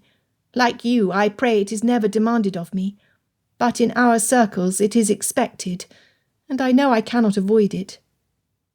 Elizabeth teased. If it is ever demanded of you in my hearing, then I shall offer to play in your stead. My fingers will stutter over the keys enough that your confidence is certain to rise, and you will say in your heart, surely I can do better than that. Miss Darcy laughed. I would never ask that of you. Her gaze strayed over to the corner of the room, where a pianoforte was set up. A cold shiver ran through Elizabeth. She meant what she said, but she was not a glutton for punishment. Had she noticed the instrument in the corner, and known the increased possibility its presence afforded for such a request to be made of herself, or Miss Darcy, she might not have been so cavalier in her offer. What was done, and she would manage whatever challenges came her way. As the other guests began to arrive, and between introductions, Elizabeth hoped they would be as considerate as her hostess was, and make no such appeals. Lord Percy and his sister Lady Charlotte were the first to join them. Then Mr. Chamberlain and his mother were followed by Colonel Daniel Donovan in a scarlet-red coat with shiny brass buttons. All of them bore genuine smiles, and seemed almost as happy to see Aunt Gardiner as they were to greet Lady Anne. Elizabeth thought more of them for it. We have only 2 more guests yet to arrive, but I will ring the servants to bring in the trays and hampers, Lady Anne said, glancing at the clock mounted on the wall. No sooner had she rung the bell than the butler appeared with the 2 final guests.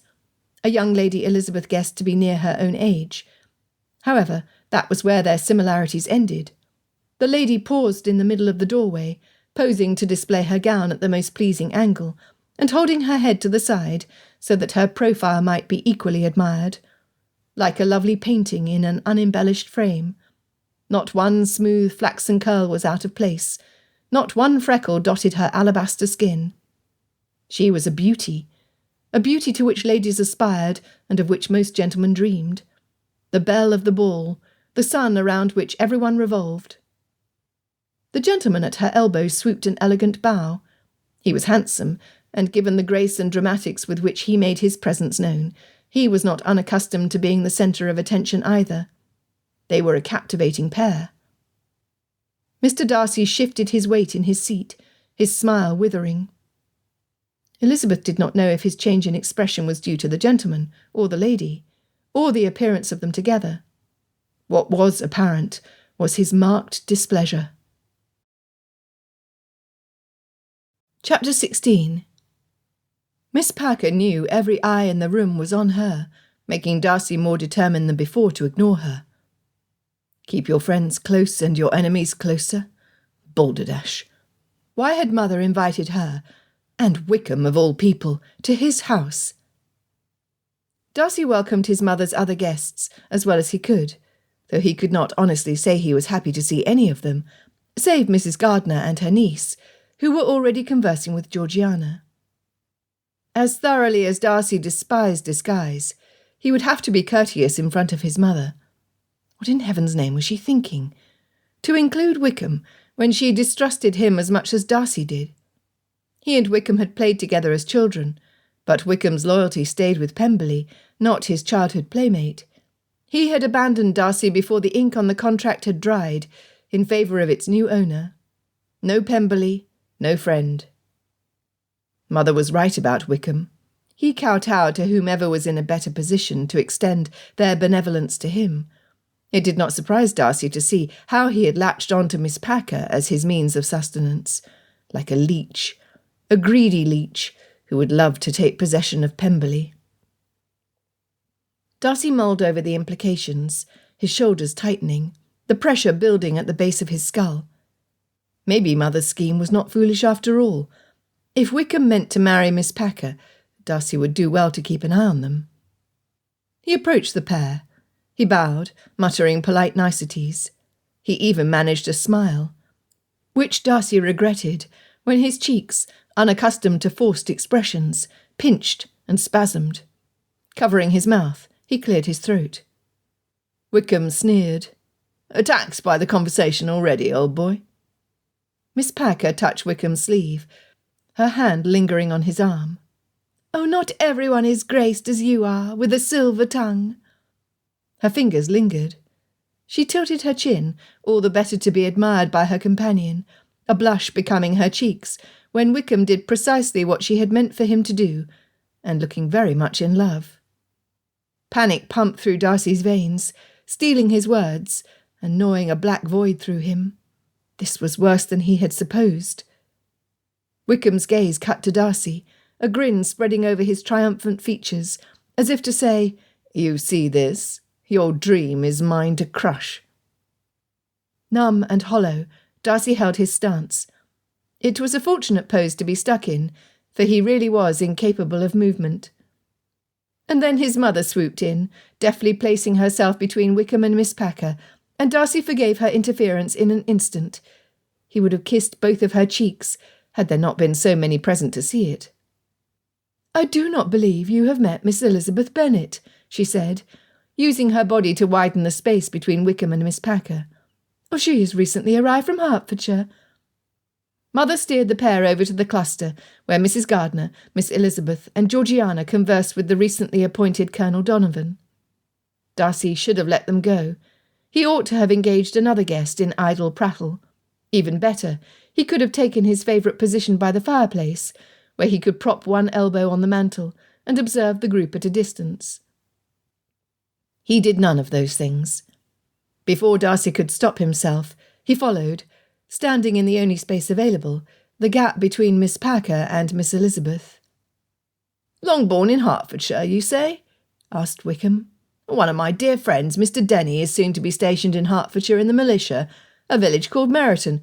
Is that near your estate by any chance, Miss Bennet?" Miss Elizabeth brightened. "My sisters and I often walk there from our father's estate. How fortunate your friend is. Meryton is a charming village, and the hills surrounding it are ideal for riding and hunting." The cordial interchange did not please Miss Packer. Splaying her fingers over her chest, she sniggered. "And yet you say you walk to the village? Would you rather not take a carriage or ride?" Miss Elizabeth's smile did not waver. "I enjoy walking." It was a simple sentence, but its pert delivery was packed with meaning. The two ladies considered each other for several seconds, and still Miss Elizabeth's smile glowed. She seemed to find amusement in the exchange. Miss Packer shrugged, as if to convey that she did not care either way, but Darcy was not fooled. Her ear was bright red. However, she was not easily nonplussed. "Has Mr. Denny not mentioned Longbourn in conversation? I am surprised this is the first time we are hearing of such a place, when he is soon to reside near there." Wickham shook his head, covering over Miss Packham's snobbery smoothly. "Oh, not every estate is so grand as Pemberley. Oh, Denny did mention Netherfield Park, and I understand Mr. Bingley has taken residence there for a time. Is that not so, Darcy?" Darcy appreciated the change in topic. He did not know what Miss Packer hoped to gain by implying the insignificance of Miss Elizabeth's home, but he was unimpressed. "You are right. A fine estate it is, neighbouring Longbourn. The house is well situated and the grounds maintained."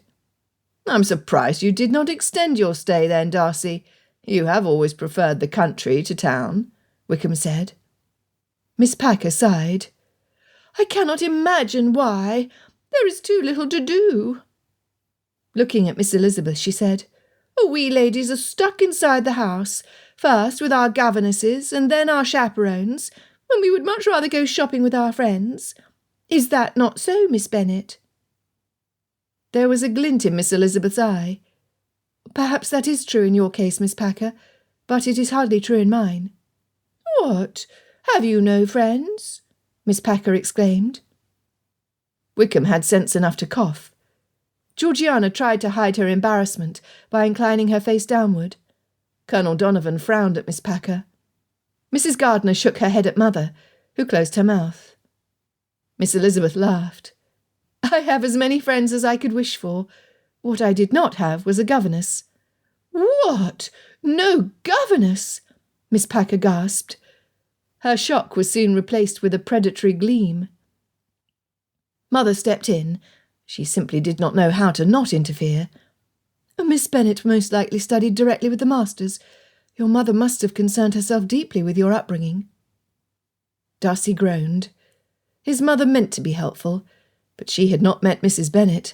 Darcy could not imagine that woman concerning herself with anything other than marrying off her 5 daughters, although she did precious little to improve their prospects, with such practical measures as encouraging them to cultivate their minds, or develop the accomplishments mastered by most ladies out in society. Miss Elizabeth might have blushed. It would have been justified. She might have taken offence at Miss Packer's attempts to humiliate her. Darcy was offended. She had every right to refuse them a reply. That was what he would have done. But Miss Elizabeth was nothing like him. She said, "Hardly, Lady Anne, though it is kind of you to think so." Her absolute lack of shame on behalf of her mother's negligence, the honest humour with which she defended herself, made a discussion which would have been uncomfortable and awkward in any other society endurable. Charming, actually. Here was a young lady who stood on her own. Darcy admired her spirit. After all, she could not change the past, nor alter her parents' decisions. Their negligence was not her shame to bear.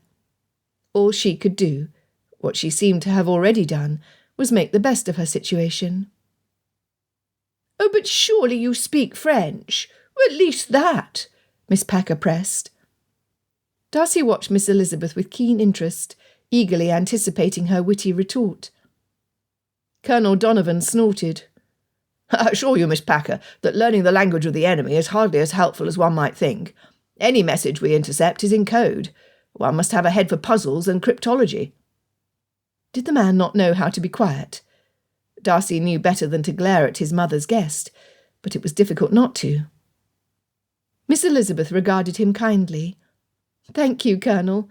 I am relieved to know my deficiency will not endanger the nation. I fear that I found Greek and Latin more to my liking than modern languages, the philosophies of old, and epoch tales of bold travellers to foreign novels." "Then you can read the works of the emperors and historians in their original tongue. That is impressive, Miss Bennet."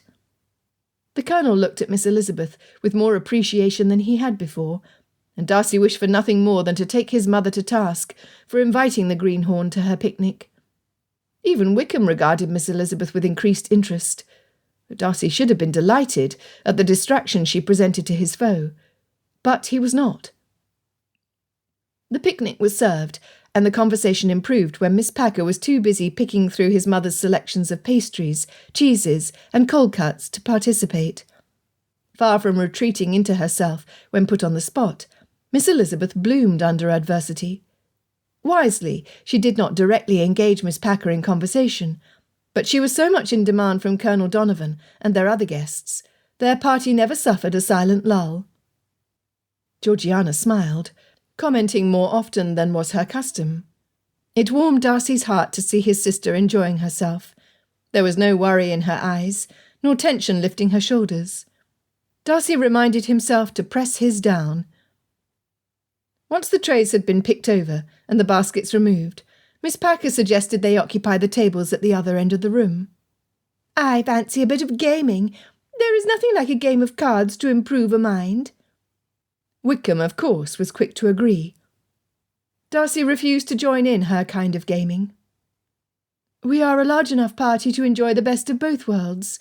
Those who wish to play cards may occupy the tables set up for that purpose," Mother said, showing no inclination of removing herself from her seat to join Miss Packer and Wickham. Colonel Donovan said, "Oh, since Miss Packer has freely stated her opinion of gambling, I am curious to know what the other ladies think. Most gentlemen participate in the activity without thought for how a lady might look upon his pursuits, but I believe it is important to hear the feminine perspective." He looked directly at Georgiana. She looked down at her lap, and Mother was about to answer for her, when Georgie raised her head and addressed the Colonel. "Yours is an intriguing question, Colonel, and deserving of a thoughtful reply.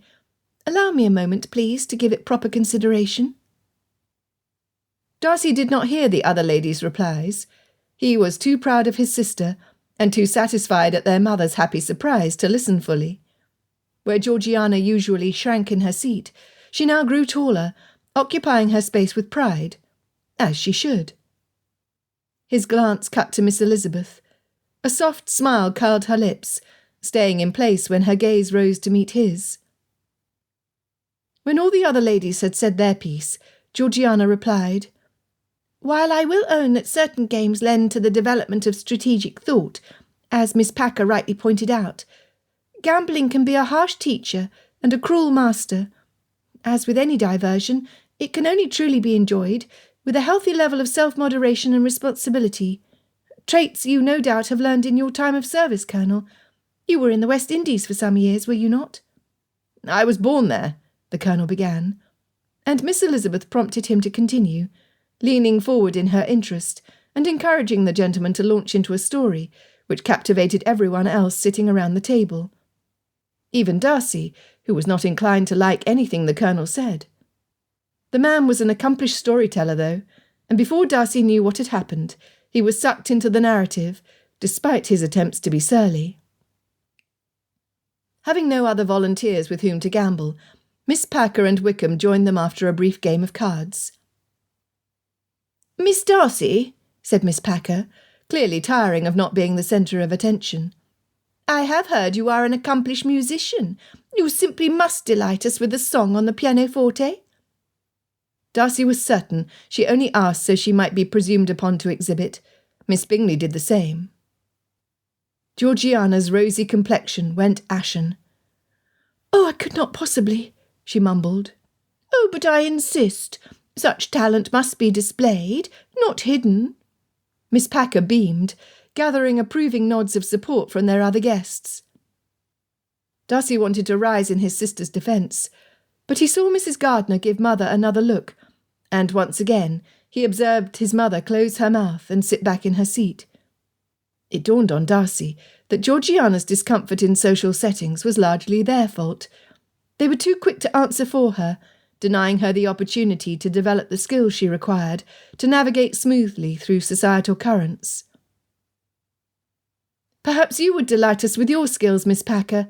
Where you lead, others might be encouraged to follow," suggested Miss Elizabeth. Miss Packer pressed her fingers against her heart. "I would not presume." Her smile widened as her eyes narrowed. "Oh, but you have given me the most wonderful idea. Why do you not play for us, Miss Bennet? I am sure we would delight in hearing you." Wickham clapped. "Hear, hear!" The Colonel, well on his way to being enamoured of Miss Elizabeth, added his applause. Miss Elizabeth's cheeks coloured, but she covered her embarrassment with a laugh. Amid their company's encouragement, she leaned closer to Georgiana. "It appears I am a prophetess today." With that she rose, smoothed her skirts, and made her way to the instrument, as everyone turned in their chairs to face her. Georgiana hurried after her. "I will turn the pages." "Thank you, although I do not know if seeing the notes will help much. I fear your guests will regret their premature applause once my fingers set on the ivory keys." "Nonsense! Impossible!" called the audience.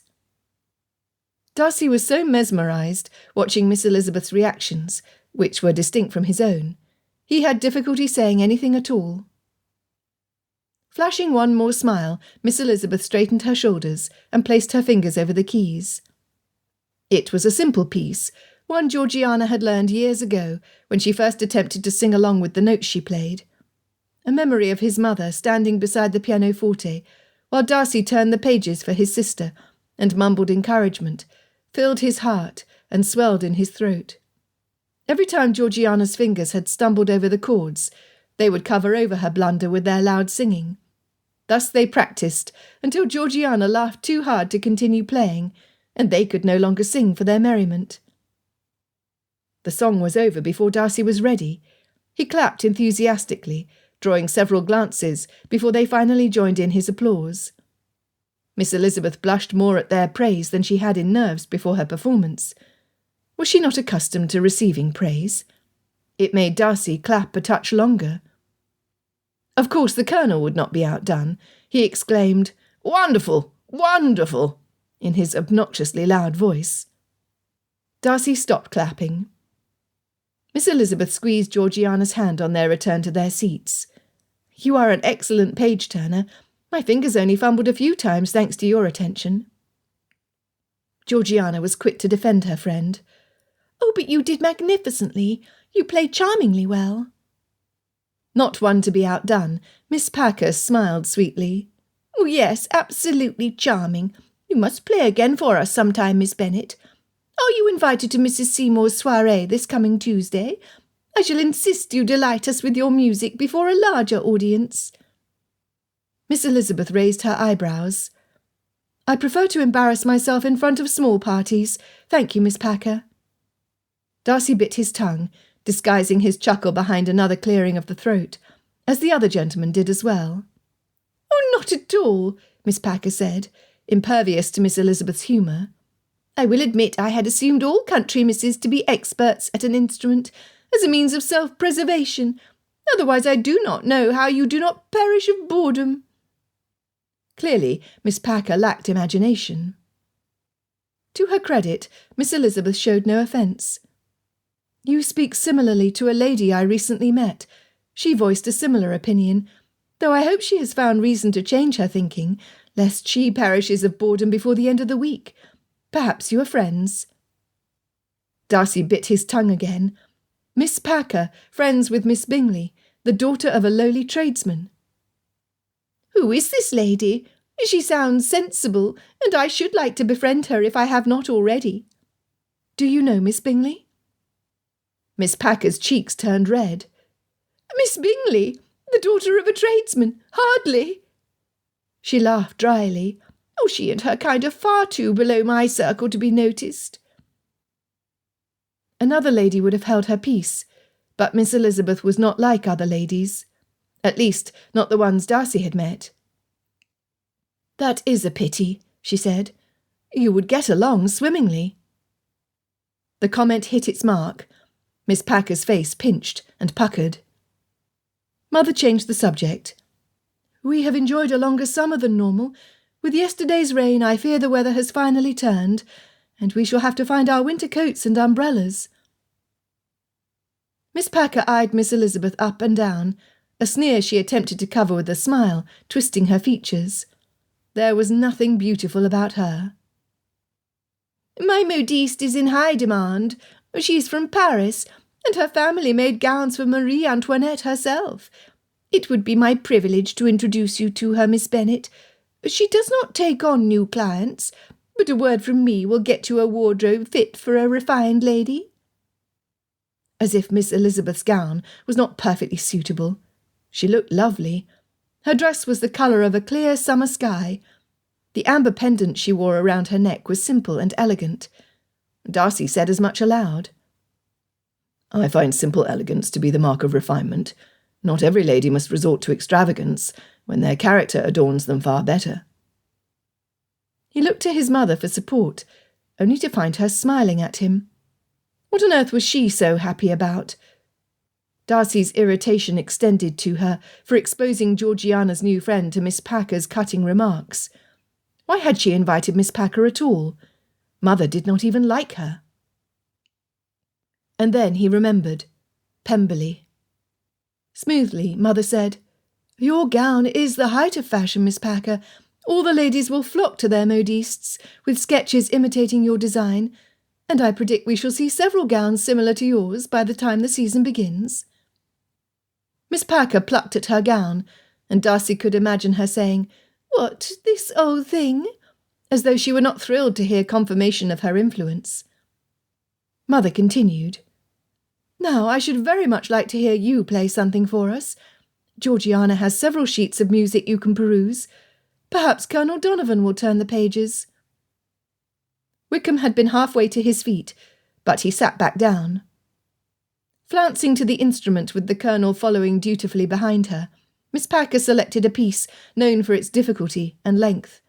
She had a point to make, and she would make it at Miss Elizabeth's expense. Darcy had seen enough.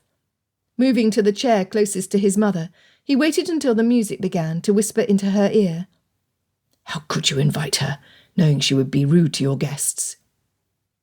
Mother did not flinch nor hesitate. "Elizabeth managed her well, did she not? I think she will flourish in society.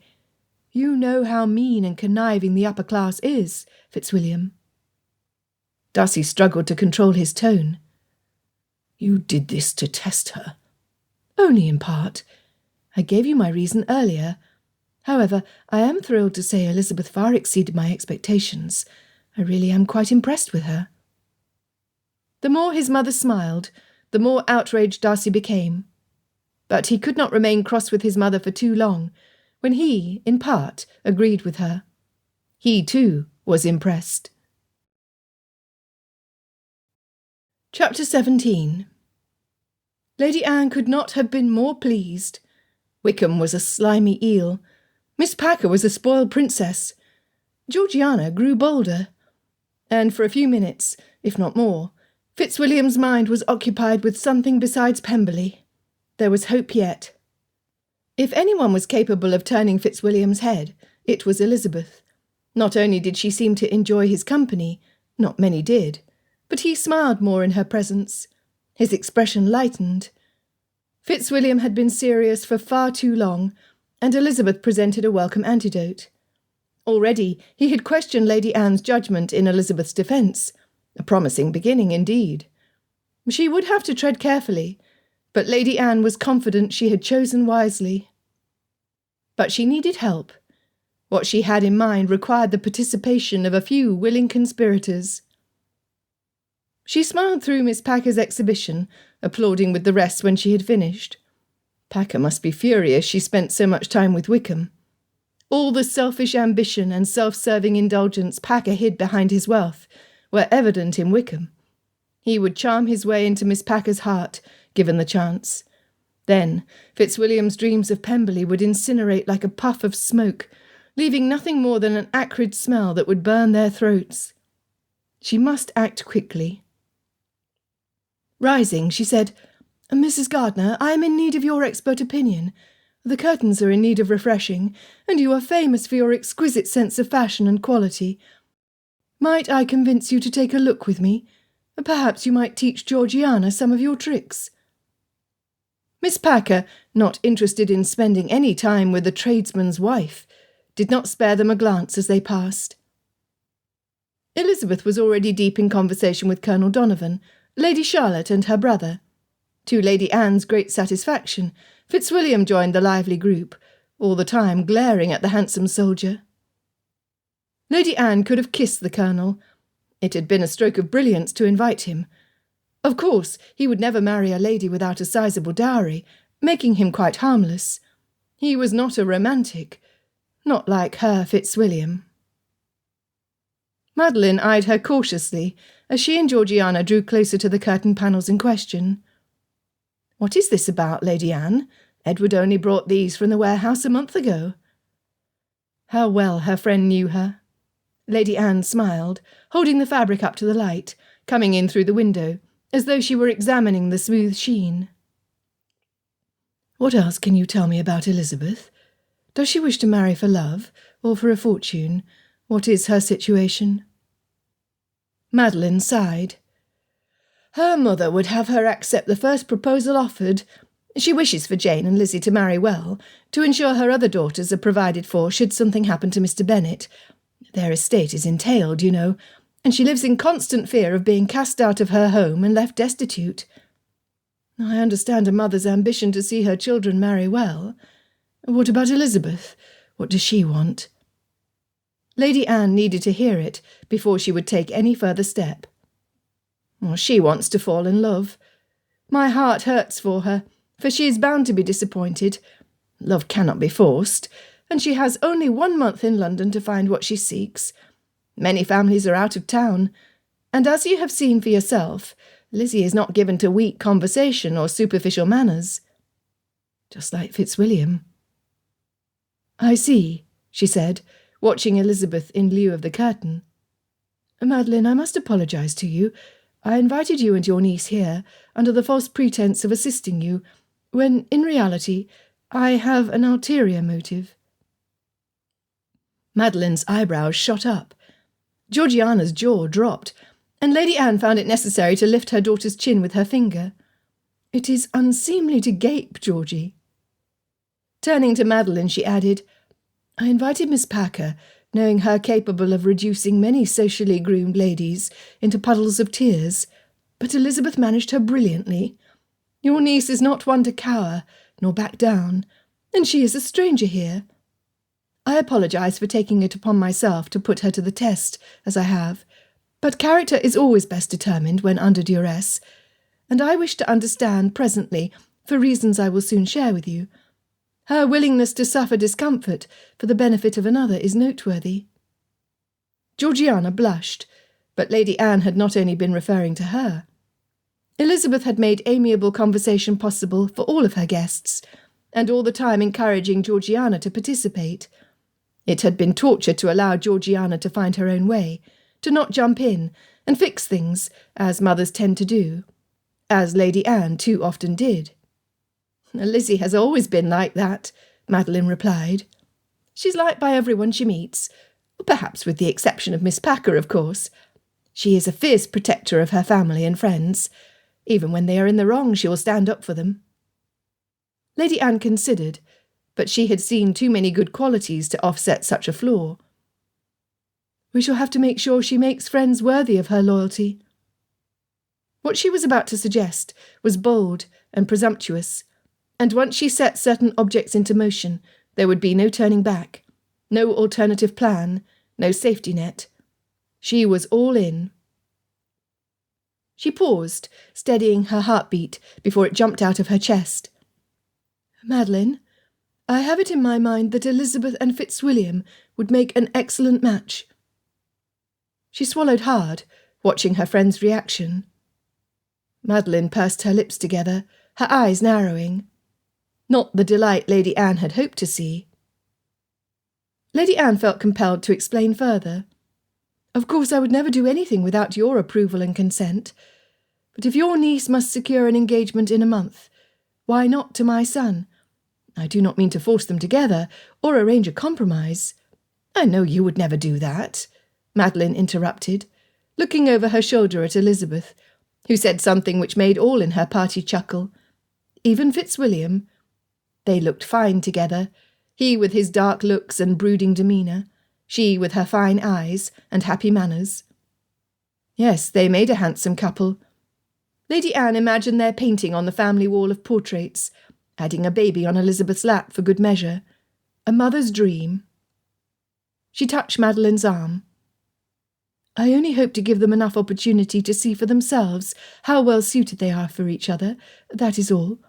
But Fitzwilliam is stubborn, and Elizabeth must be overwhelmed, and neither of them have any time to waste. We must help them along a little. Madeline's eyebrows furrowed. What of Pemberley? Would he resent my niece for distracting him? I will not encourage affection only to have them grow bitter with each other over the years. It was a fair point. He must be made to see that happiness comes from within, not from possessions which can be taken away or lost in an instant. If he cannot see past the image he has created in his own mind, then Elizabeth will not be in any danger of him falling in love with her at all. However, if he does, I assure you, he is as loyal as you described her to be.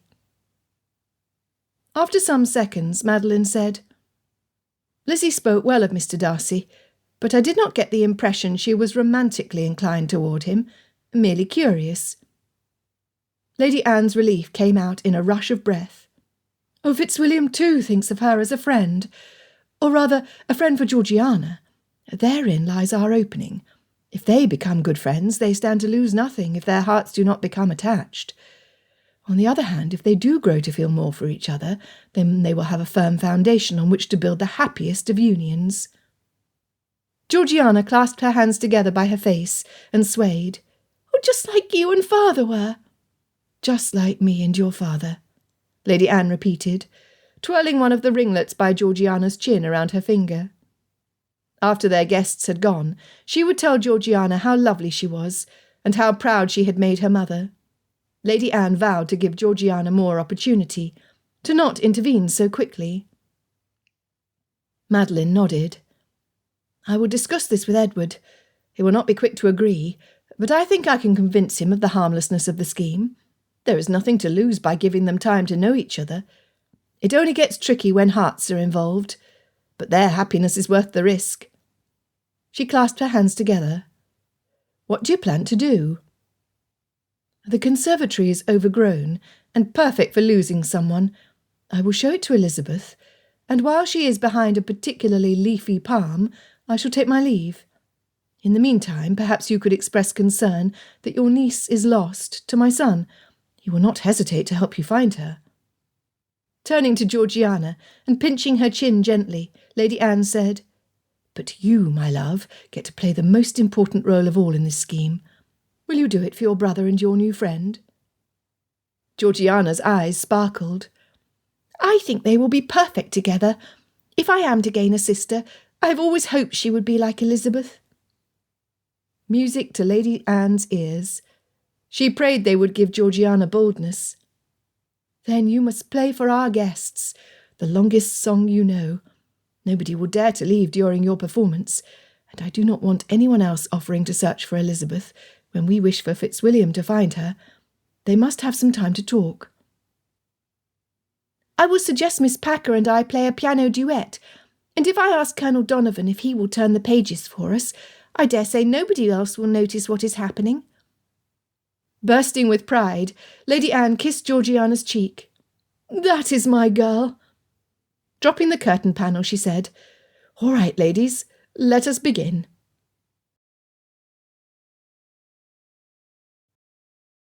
Chapter 18. Darcy was contemplating how to get Wickham away from Miss Packer without giving any erroneous ideas. The last thing he needed was to suggest a weakness which Wickham would exploit. In a duel of charm, Wickham would win. Nor did Darcy wish to display any charm to Miss Packer, when the mere sight of her soured his mood and left a bitter taste in his mouth. It was a relief when he saw his mother spirit Miss Elizabeth out of the room. He hated that she had endured Miss Packer's sly cuts in his home. Besides, Colonel Donovan had enjoyed her conversation long enough. The military man watched Miss Elizabeth leave the room, but he did not attempt to follow her. Darcy was grateful, though he did not spare a nod of approval when the Colonel met his glance. Glares came too easily to Darcy, and Colonel Donovan soon broke eye contact to continue in conversation with Mr. Chamberlain, Lord Percy and his sister. Georgiana approached Wickham and Miss Packer, wisely standing closer to Miss Packer. Darcy decided to join them, and had risen to do so, when Georgiana addressed the room. "Miss Packer has agreed to play a duet with me. Colonel Donovan, would you please assist us with the pages?" Georgiana added with a smile that showed her dimples. The gentleman was overjoyed to be of assistance, as happy as Miss Packer was to display her talents yet again. Darcy spared the two no more notice. His attention was on his sister. She never performed for anyone aside from him and their mother, and mother was not even here, he realised, as he looked about the room. She would not want to miss Georgiana's brave display. He looked around again, but he saw neither his mother nor Miss Elizabeth. Striding toward the doors leading out of the hall, Mrs. Gardiner stopped him. "Oh, Mr. Darcy, I believe we are of the same mind. Oh, Lady Anne will want to see her daughter play. She will never forgive herself if she misses it. I believe I remember her mentioning that she wished to show my niece your conservatory. Do you think they might have gone there?" Darcy glanced across the hall to the glass-enclosed conservatory, which led to the garden at the back of the house. Looking over his shoulder to see the ladies situating themselves at the pianoforte bench, he decided he had just enough time to check. "I will look. It is an overgrown jungle in there, and I fear you would get lost in the tangled labyrinth." Mrs. Gardiner smiled. "Always looking out for the welfare of his friends. I thank you, Mr. Darcy, and will warn you not to get lost in your pursuit." Darcy crossed the hall, pausing just inside the opening of the conservatory to listen for his mother's voice. Nothing. Slipping past the wicker chairs, positioned under the first palm, he followed the path surrounded by pots of the exotic plants his mother loved to cultivate. She had a nurturing touch, and a love for the countryside, which she had seen fit to contain in one room, which she crammed with flowers, shrubs and trees. Darcy rarely entered the conservatory. All the green made him ache for Pemberley, the miles of verdant fields, spotted with sheep, and lined with rock walls. Deep in the room where the air was humid, earthy and sweet, he saw Miss Elizabeth. Delicate curls fuzzed around her forehead and cheeks, and he could not help but remember the nickname he had given her, Lively Lizzie. She wore no crooked bows, but her expression was every bit as alive and full of wonder as it had been that day. She tilted her head back, her eyes wide, and her mouth open, admiration escaping from her lips as the sun glistened across her face between the shade of palm leaves. "I feel as though we have travelled to the jungles of India. It is so warm and the foliage so thick. I half expect an elephant to charge through the vegetation. Or a tiger," she said, looking to the side. Nobody was there. "Oh, Lady Anne?" She spun in a circle. Darcy stepped forward. "I thought you preferred dragons." Her eyes danced. He would have recognised the blend of mischief, excitement and curiosity in her cognac eyes anywhere. "Oh, dragons are for caves, whereas right now I find myself in a jungle, and lost at that. I seem to have wandered away from Lady Anne. I could have sworn she was standing beside me moments ago." Darcy tried to control his smile. "It would not be the first time someone has been lost in this cramped maze. She is probably around the next corner." He extended his arm for her to take, only realising how closely they would have to walk when they started down the path and bumped into each other. He glanced down at Miss Elizabeth, but she did not seem to notice, so enthralled was she with her surroundings. He tried not to concern himself with the limited room pushing them closer, but he had difficulty thinking of anything else but his nearness to Miss Elizabeth. Mother was not around the corner. He shoved his hand through his hair. Where had she gone? And why had she left without telling Miss Elizabeth she was leaving, or where she was going? That was not like his mother. Notes of music trickled into the conservatory, and Darcy remembered why he had come into the room in the first place. "Georgiana is playing a duet with Miss Packer. Mrs. Gardiner said she thought she saw my mother bring you here, and I had thought to retrieve both of you so you might see her exhibit."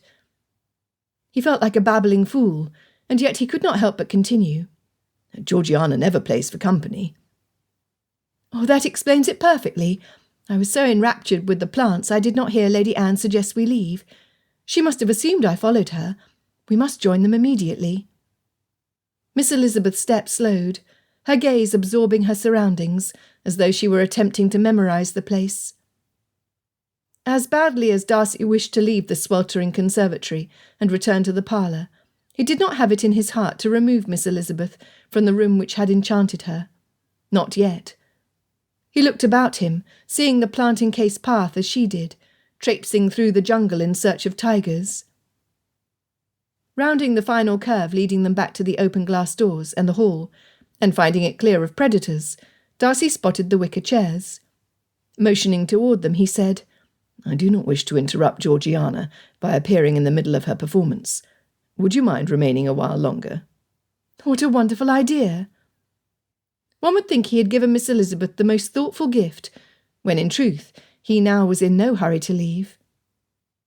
Her smile reached her eyes, and her cheeks glowed with pleasure. "I had not realized how much I missed the countryside until I stepped inside this room. Green has always been my favourite colour. There is something calming and comfortable about it." He knew that. He wondered if she still had her green ribbon. He had seen her wear one at the assembly, but he did not think it was the same one he had given to her. That had been too many years ago. "Do you miss Hertfordshire?" he asked, taking a seat beside her. She thought before giving a reply. "It is not Hertfordshire I miss, but the countryside itself, the open spaces, the rolling green fields spotted with sheep and cows. I enjoy the excitement of London, but I do not think I could be truly happy living here all the time." She looked up at him. "How do you do it?" Nobody had ever asked him that question. Perhaps it was because he knew she understood him. He answered more honestly than he otherwise would have. "It is a necessity I endure until I am able to restore my family to our proper place. We belong at Pemberley." Her smile faded. "I did not mean to bring up distressing memories." Darcy stopped her. He was not sorry, and he did not wish for her to be either. "It was distressing to leave our ancestral home, to know it was lost. But the memories I have of Pemberley, and the plans I hope to bring about in the future, fill me with purpose. It is what I live for." She smiled softly, swaying to the music echoing from across the hall. "I should like to have a purpose so worthy." He looked at her questioningly, but she did not elaborate. Instead, she changed the subject. "Georgiana reminds me of my sister Jane. She is one of the kindest, gentlest people I know. She's lovely in every way." "Is Miss Bennet as shy as my sister?" "Oh, very much so. Although she has the added burden of younger sisters who are not in the least bit shy, and I believe she strives to offset their ebullience with her quietness." As openly as she spoke of her family's faults, Darcy would not punish her honesty by criticising them. "It is amazing how distinct people are, even within the same family. How they change." She raised her eyebrows. Had she been 4 years old, she would have asked outright. Age had not calmed her curiosity, but it had given her tact. He answered her unspoken question anyway. "My father was a good man, and a loyal friend to those he allowed to know him fully. He inspired confidence in his friends, and trust in his tenants. He always knew exactly what to say in any given situation." He stopped, his throat tight. "It sounds like you admire him a great deal." "I did." Despite everything his father had done, despite his isolation, Darcy had admired him. He wished he could be more like how he remembered him before. And that scared Darcy. What if his character altered, as his father's had? Would he disappoint his mother and sister? Would he break their hearts as father had broken his? "Lady Anne still speaks highly of him. What a happy home you have had, Mr. Darcy." "They were 2 red fish," he mumbled. Her smile spread across her cheeks, into her eyes, and into Darcy's chest. Her joy wrapped around him like a blanket warmed by the fire, the soft comfort that melts the bones and provokes deep sighs of contentment. "I would like to see the vase again sometime." she said. He rubbed his hands over his arms against the chill of less pleasant memories. He would show it to her some day, but not today. Not right now. He ought not to have mentioned the fish, but they were a fitting symbol of what his parents had been to each other. Mother still missed father. Darcy did too. He missed the way he had been, how their family had been. Maybe next time you visit Georgiana. The music stopped. How long had he and Miss Elizabeth been conversing? It could not have been more than a few minutes, and yet he felt as if they had shared a great deal of history. He felt as though he had known her always. He shifted in his seat to rise, uncomfortable with how comfortable he was near her. Mr. Darcy? Miss Elizabeth twisted her fingers in her lap and chewed her bottom lip until it turned crimson. She looked everywhere but at him, as if she wished she had not said his name. When she finally did meet his glance, Darcy saw her worry, and he wished he knew how to erase it. Chapter 19. Oh, why had she let her mouth get ahead of her brain? How had she convinced herself to confide in Mr. Darcy? He would certainly help her avoid wasting time with gentlemen who would lead her nowhere. But whatever made her believe he would want to help her? Just because they had briefly met 15 years before did not mean Mr. Darcy was an old friend who would be willing to take on the burden of her confidence. And yet Elizabeth wanted to confide in him so badly. He was so steady, so determined, so confident and solid. He would not give false expectation to spare her feelings, nor encourage hope where there was none. On the other hand, if he thought she had a chance of success, she would believe the tremendous task before her possible. She could allow herself to hope.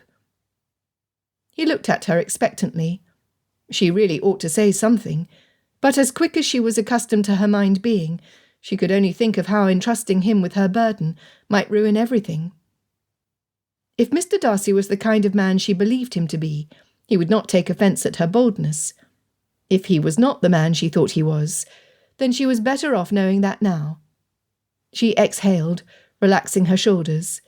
She would trust her instincts and speak honestly. Miss Elizabeth, you appear to be distressed. Is there something with which I might help you? Shall I fetch my mother? Now, that was the perfect thing to say, was it not? Resigned to continue, willing to accept the consequences, Elizabeth began. I wonder if I might confide in you, as a trusted acquaintance, a friend. She emphasised the last word. Friend. She would not give Mr. Darcy any false impressions. There were many things about Mr. Darcy which appealed to her. His firm character, the tenderness he displayed toward his mother and sister, his kindness toward her own family. To all of this she must add his handsome features. But Elizabeth was not so desperate to throw herself at Mr. Darcy when she needed him to be her friend. Mr. Darcy nodded, but he said nothing. Had she been too bold in assuming he would concede his friendship to her? She licked her lips, swallowing hard to wet her dry throat.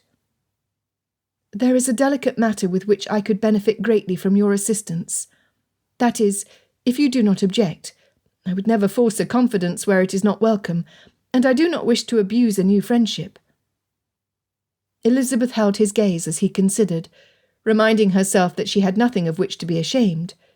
Pride would keep her silent, but she did not have enough time, nor inducements to indulge her own vanity. It was the wiser course to seek help, or risk failure, and marriage to a gentleman of her mother's choice. She shivered, sucking in breath as she waited in agonizing impatience for Mr. Darcy's reply. Miss Elizabeth, it would be my honour to be of assistance to you. I would be remiss to refuse any friend of Georgiana's. Air hissed out of her lungs, and the knots in her shoulders loosened. He added, I owe a great deal to your uncle. Of course, obligation. While dismay clouded her contentment, beggars must be no choosers. She would take what help she could get, and be grateful for it. Assuming her most businesslike tone, the one she had observed in her aunt all that morning, she said, Thank you, Mr. Darcy. You have a grand purpose, to restore your family to their rightful place at Pemberley. My purpose is not noble, neither is it completely selfless. She took a deep breath and continued. I was sent to town to marry. I have been given 1 month. Her face burned, and she had to clasp her hands together to keep herself from hiding her face behind them. Mr. Darcy said nothing. His forehead creased, and while Elizabeth could tell he was deep in thought, she had no idea what he was thinking. Would that he would speak? She waited until she could hold her breath no longer, until the pressure of unsaid words grew unbearable, then they spilled over her lips like a flooded stream. What I seek from you is counsel. I wish to know if I am bound to fail, or if there is hope. A gleam will suffice. As a gentleman in society, you are in the best position to determine my outcome, and I believe you are too honest to give encouragement where there is none. There are some obstacles to my cause of which you should be aware. I wish to marry for love. I do not know what love feels like, nor how to go about finding it, and I am aware of the tremendous disadvantage I have. I do not possess a fortune, nor do I stand to inherit one. My mother is an acquired taste, not many gentlemen prefer, and my father is not one to take the lead, in a household where my younger sisters lack guidance, but rule all the same. Were I to possess beauty such as Jane's, perhaps those faults would be more easily overlooked. But my tongue is sometimes sharp, and my mind is too curious for society's strictures. My dear aunt would have me think I will find what I seek here in the short time I have to find it. But, Mr. Darcy, while I am tempted to indulge in fantasies, I must be of a more practical mind. I sense that you are not easily blinded, and uncle speaks highly of your insight, not only into opportunities, but also into character, and so it is your opinion, your assistance to the extent you are willing to grant it, that I seek. Do you think success is possible given the obstacles in my way? She searched his face, looking for clues, and attempting to calm her breath. She had said what she needed to say. The die was cast. There you are. Lady Anne stood in the hall, looking inside the conservatory where Elizabeth still sat with Mr. Darcy. Elizabeth leaned back and jerked her knees in the opposite direction, nearly laughing aloud when she saw Mr. Darcy doing the same. Whatever were they jumping away from each other for?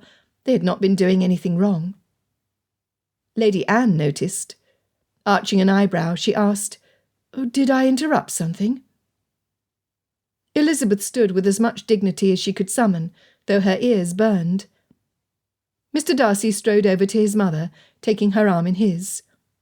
Miss Elizabeth was hesitant to depart from the conservatory, and neither of us wished to interrupt Georgiana while she played, so we stayed both to enjoy the room and listen to Georgiana. Lady Anne's blue eyes glinted. Did she not play beautifully? Elizabeth smiled and nodded. To be honest, she had not been listening. She noted how similar Mr. Darcy's reaction was to her own, and her smile widened.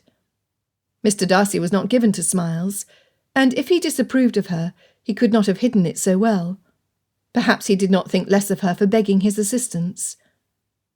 Reaching for Elizabeth and pulling her closer, Lady Anne said, "We have a lot to do to prepare you for Mrs. Seymour's soirée. 4 days is not much time." Elizabeth's heart lodged in her throat. Looking down, she picked at her dress. It was fine by Longbourn's standards, and her own, but she could not deny how countrified she looked in comparison to Miss Packer and the other ladies out in society, who would snub her for her simple gown. "I did not think I would be invited," she said. "Nonsense! You are the daughter of a gentleman, and have as much right to be there as I do." Elizabeth looked at Lady Anne askance. While Elizabeth would never look down on the position she was born into, she would never consider herself the equal of an earl's daughter. "You leave Mrs. Seymour to me," Lady Anne continued, pulling Elizabeth and Mr. Darcy along with her across the hall, where her guests conversed in clusters. She let go of her son and turned to face Elizabeth. "Madeline told me your first gown will not be ready for a week, but I have a plan." She looked Elizabeth from top to bottom, nodding in decision. "Yes, I do believe it will work splendidly." Twirling back to face Mr. Darcy, she said, "Fitzwilliam, I hope you have not made plans you cannot cancel. It would please me greatly for you to accompany us to Mrs. Seymour's party. We must encourage Georgiana to cultivate her courage." Elizabeth bit her lips together. Mr. Darcy did not look like he wished to go at all, but his eyes softened at the mention of his sister. And perhaps he took Elizabeth into consideration as well, for he glanced at her before lifting his chin and addressing his mother. "Of course, I would be pleased to accompany you, mother. And," he added, glancing at Elizabeth, "to assist where I might." He said that for her. Elizabeth exhaled in a whoosh. "Excellent. I must speak with Madeline and Georgiana." Lady Anne left them. Elizabeth turned to Mr. Darcy. "Friends?" she asked softly. "Friends," he said, sealing the deal with a bow. Sweet relief rolled over Elizabeth, and it was with an unburdened heart she joined the rest of the party. Mr. Darcy had agreed to help her. There was hope. Miss Elizabeth's comments from 2 days before in the carriage made sense now, but Darcy did not think her mercenary. There was nothing cold nor calculating in her manners. There had been no fluttering of the lashes, no whispers enticing him to lean closer, no lingering looks or drooping eyelids, none of the usual coquetries, not one. Instead, she had spoken openly of her deficiencies and the faults of her family, with a vulnerability Darcy was convinced she would rather endure an entire season of Miss Packer's snubs than repeat. No, Miss Elizabeth had not approached him lightly, and while nothing could have prepared him for her shocking admission, she had trusted him. She hardly knew him, and she trusted him. Darcy would not abuse her confidence.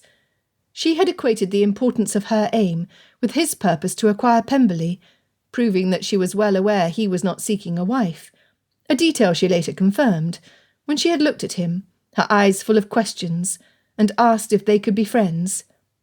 Darcy had not realised until that moment how much he wanted a friend who understood his need for Pemberley. So long as Pemberley was foremost in his heart, no lady, not even lively Lizzie, posed him any danger. Chapter 20.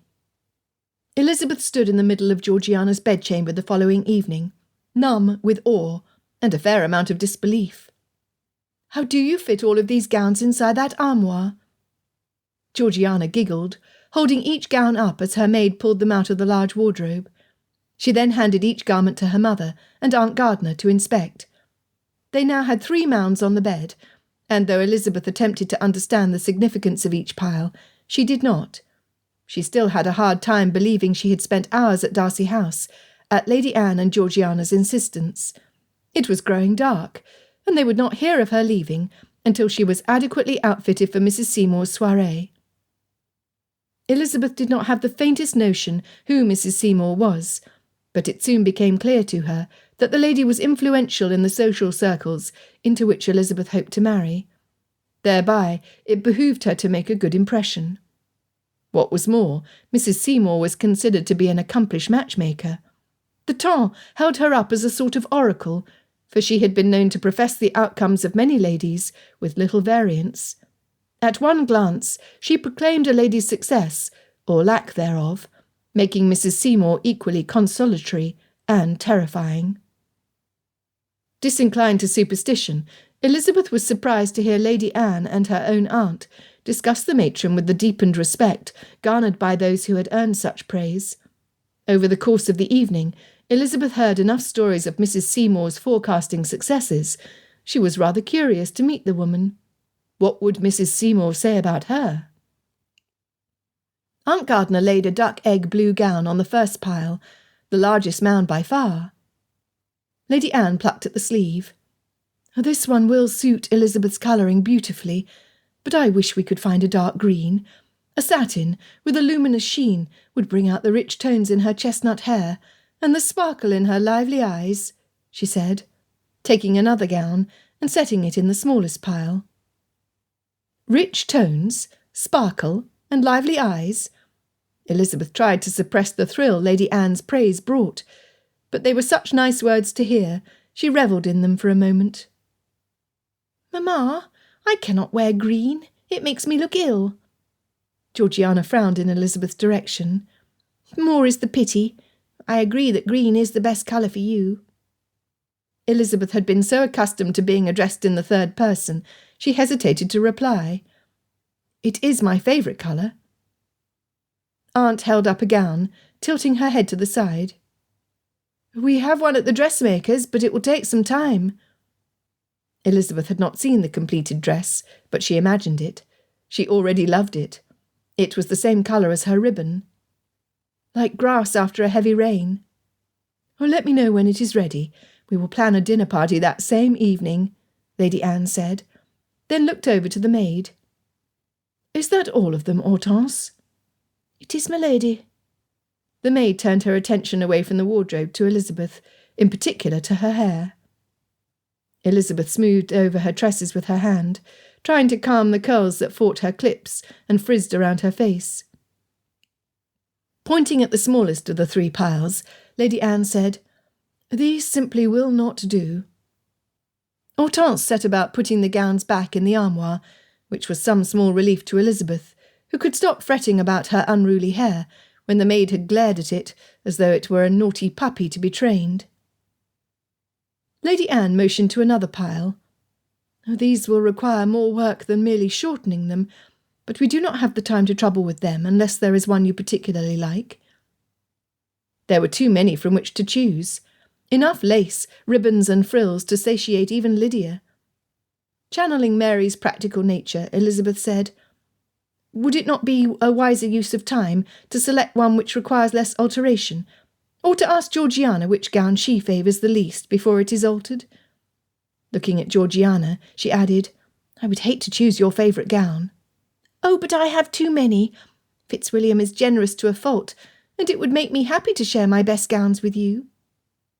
Georgiana ruffled through the piles, pulling out satins, silks and muslins in several shades of white, blue, pink, and a soft daffodil yellow. Each had matching spencers, shoe roses and bonnets. These are my favourites. Unless you find another you prefer, I think you should select one of these. What about this one? Aunt held up another yellow gown. The colour reminded Elizabeth of a warm summer morning when the first rays of the sun glowed over the dry fields, but she could not imagine herself wearing so much lace. She imagined everyone staring at her bodice, and her cheeks warmed at her mother's constant attempts to round out her shape. There would be no hiding her form in that dress.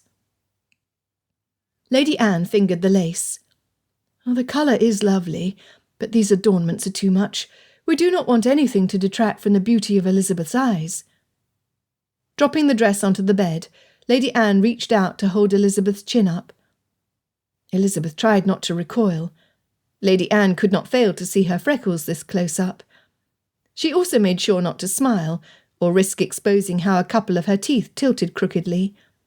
Would Lady Anne notice the scar on the edge of her left eyebrow? Elizabeth's mother had warned her not to climb trees, but she had ignored her. The tree had been too tempting, with its thick branches, and the robin's nest to explore. Your eyes are your best feature, but you have the shapeliest lips too, Lady Anne said. Georgiana added, And your cheeks are rosy and happy all the time. When you smile, your whole face lights up like champagne bubbles in candlelight. Elizabeth felt her face warming. She wanted to believe their compliments, but she could not bring herself to. Lady Anne dropped her hand.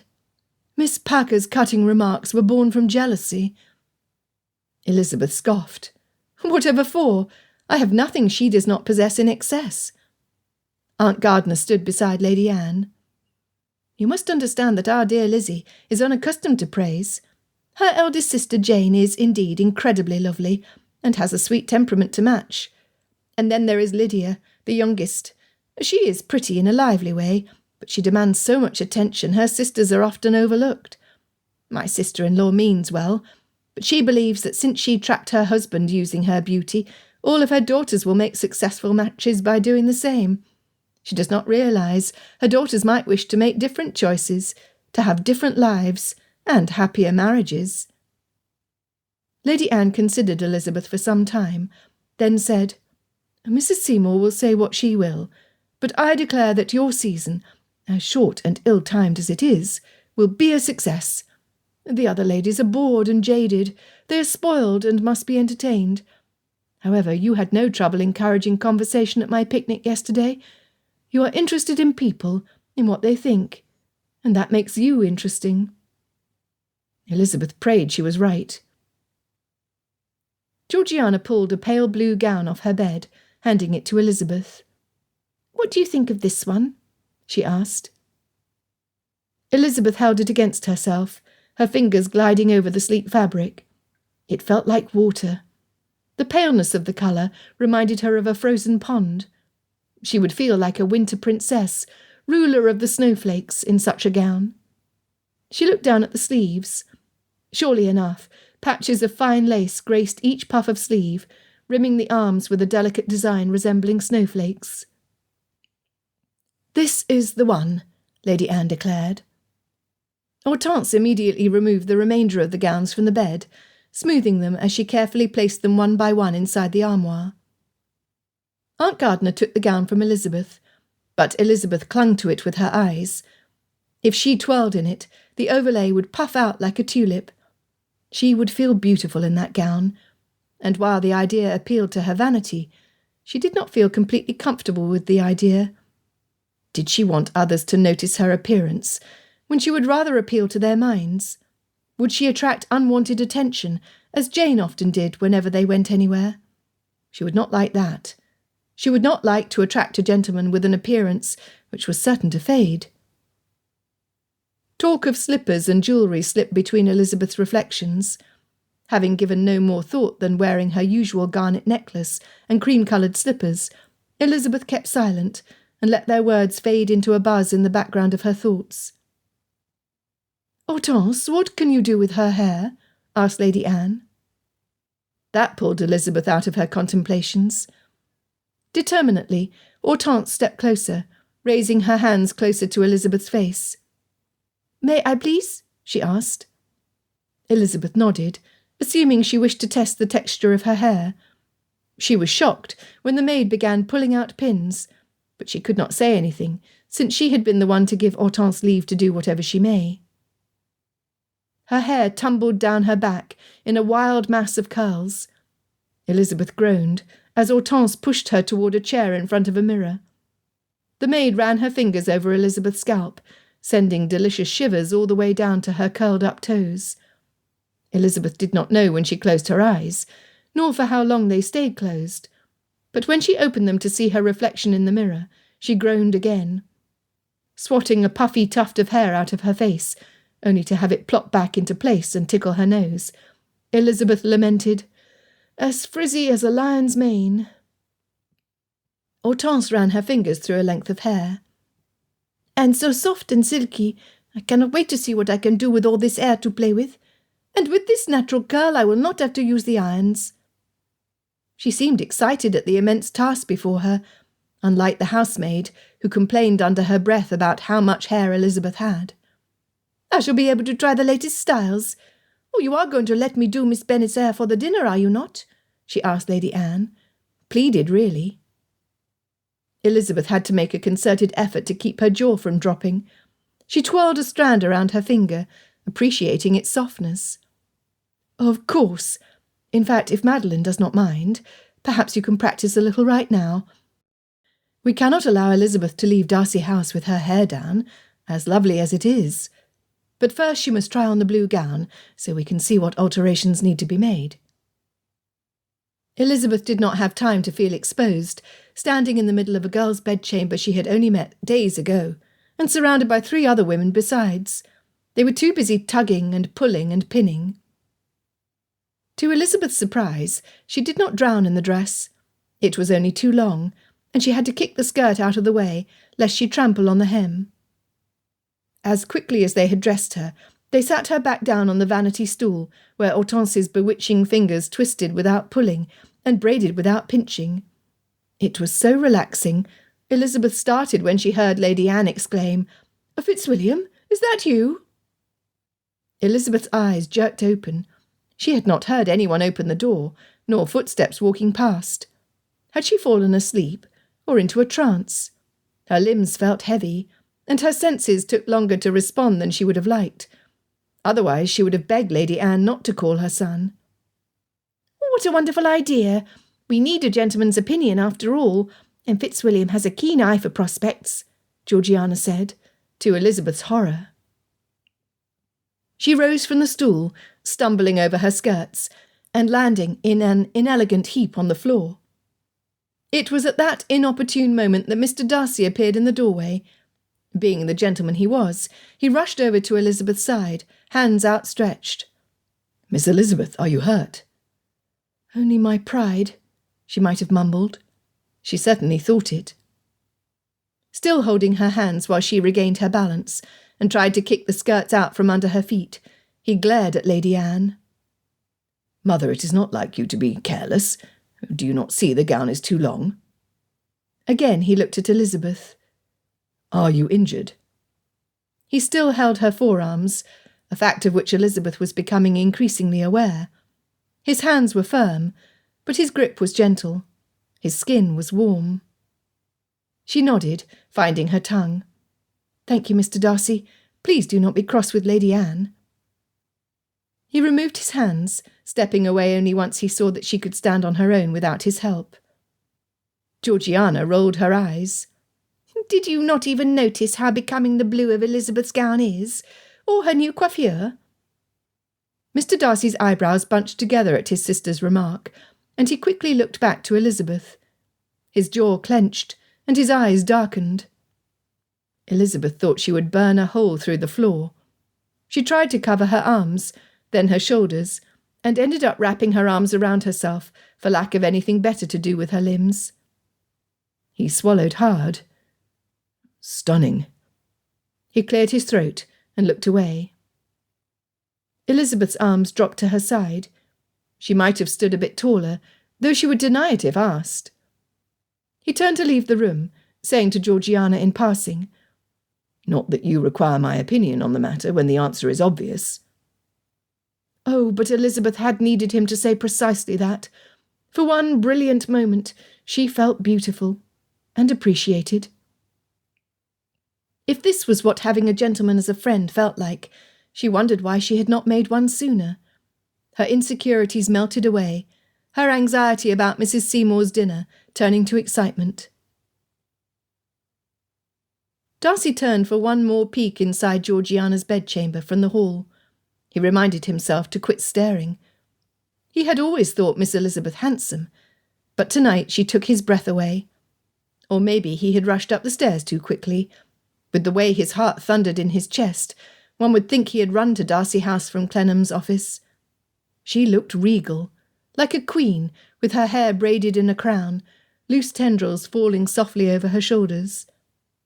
He looked away again. He must stop staring.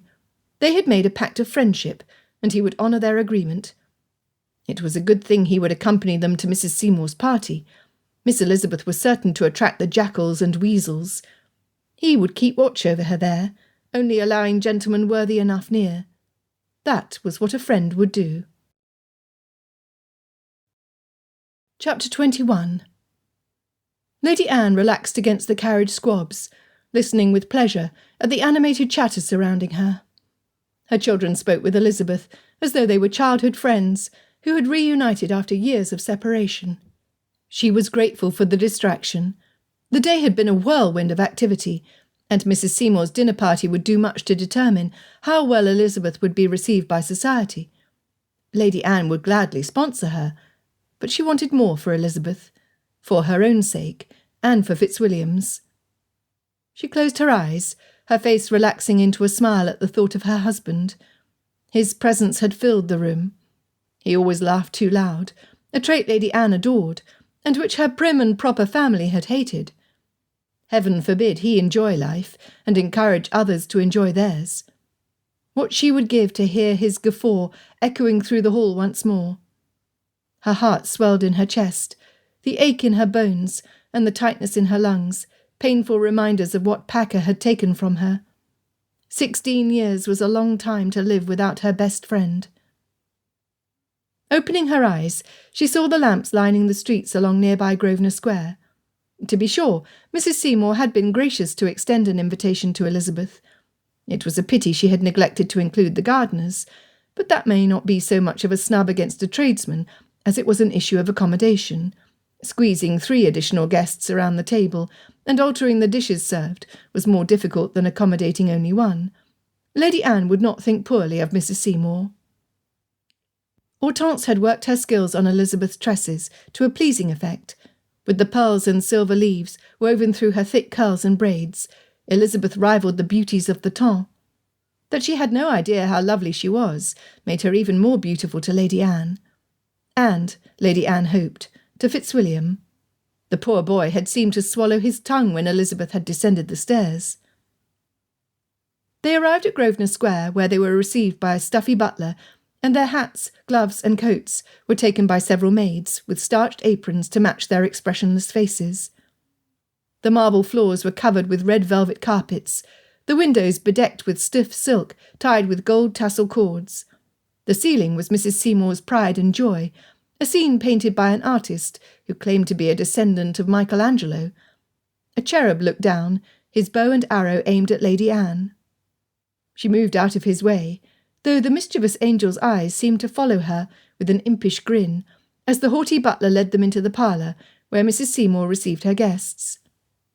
Several people milled about, sipping champagne and admiring the artwork adorning the walls. Really, Mrs. Seymour's extravagant taste bordered on the gaudy. However, her decor offered considerable inspiration for conversation. One only needed to cast a glance around any of her rooms to see a landscape of somewhere familiar, or a personage of great importance, or a delicate urn from an ancient civilization. Elizabeth whispered beside her, "Oh, this is better than a museum." Lady Anne smiled. Her thoughts exactly. Mrs. Seymour greeted them from her throne-like pedestal.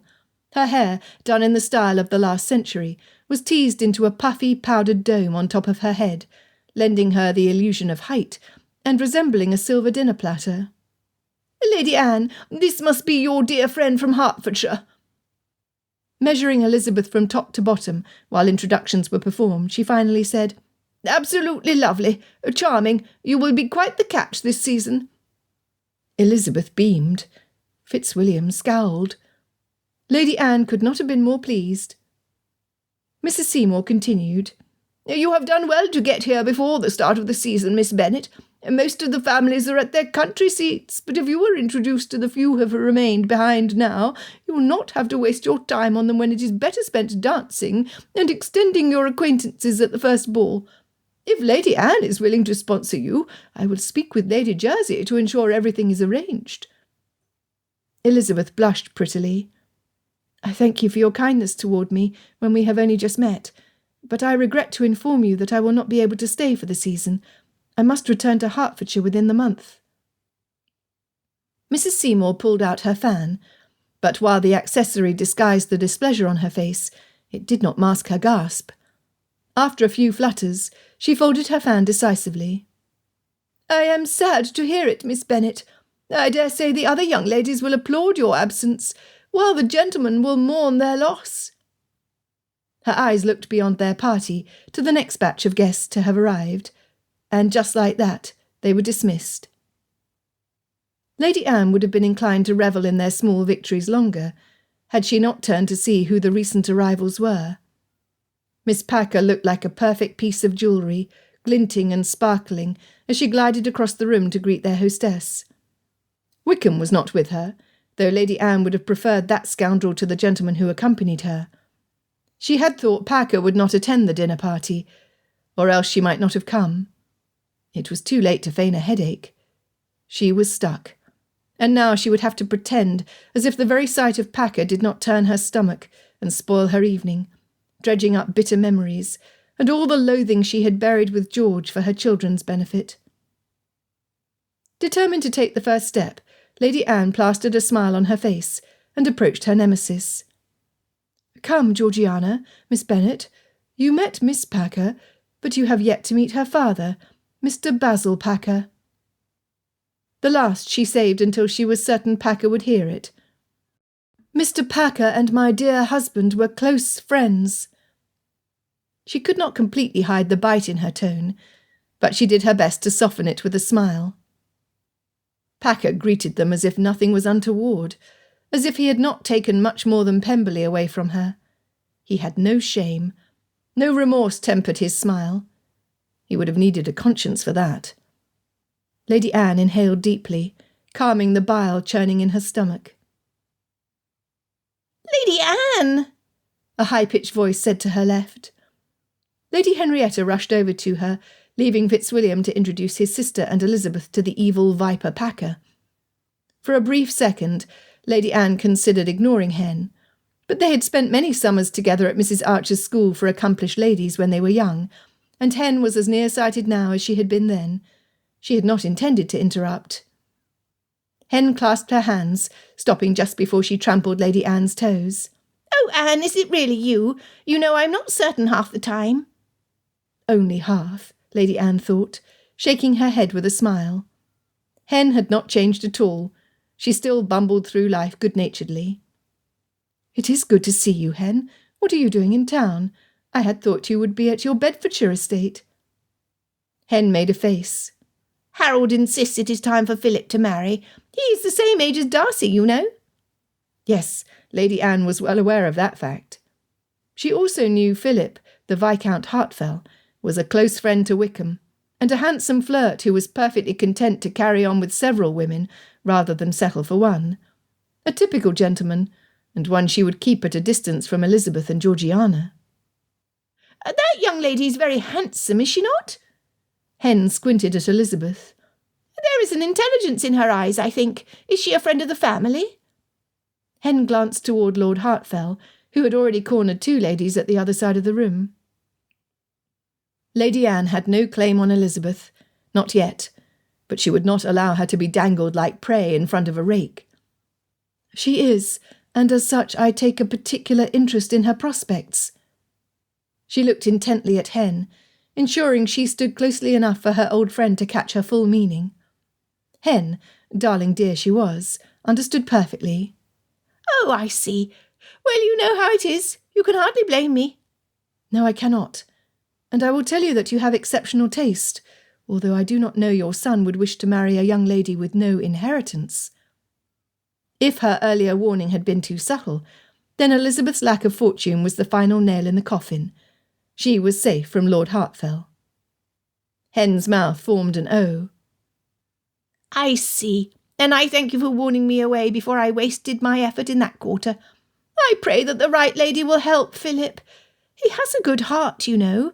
It is only the company he keeps." She looked over at Packer, her complexion darkening before she let go of Lady Anne's hands. "You always were a good friend, Anne. We mothers must stick together to make sure our children's futures are secure." She lowered her voice further. "And between you and me, with Philip's habits, he must marry into money. His father has threatened to cut him off." Poor Hen. Hers had been an arranged marriage, a viscountess united with an earl's firstborn son, and a viscount besides. Her husband, Lord Bedford, had treated Hen so well, she assumed everyone aspired to the security and tepid affection her union offered. She looked over at her son, her eyes creased around the edges, and her shoulders bowed. "I ought to take another turn around the room. I see Philip has already secured a partner for dinner." Hen forced a smile. "It must be difficult to have your children become something you had not raised them to be. Hen's husband might never love her as much as George had once loved Lady Anne, but he was known for being of steadfast character." Lady Anne squeezed Hen's hand. "I wish you success." Hen smiled. "Oh, you too." She raised their hands against her cheek, then took off across the room, saying, "Mrs. Chamberlain, is that you?" When Lady Anne turned, she was dismayed to see the rest of her party still in conversation with Packer.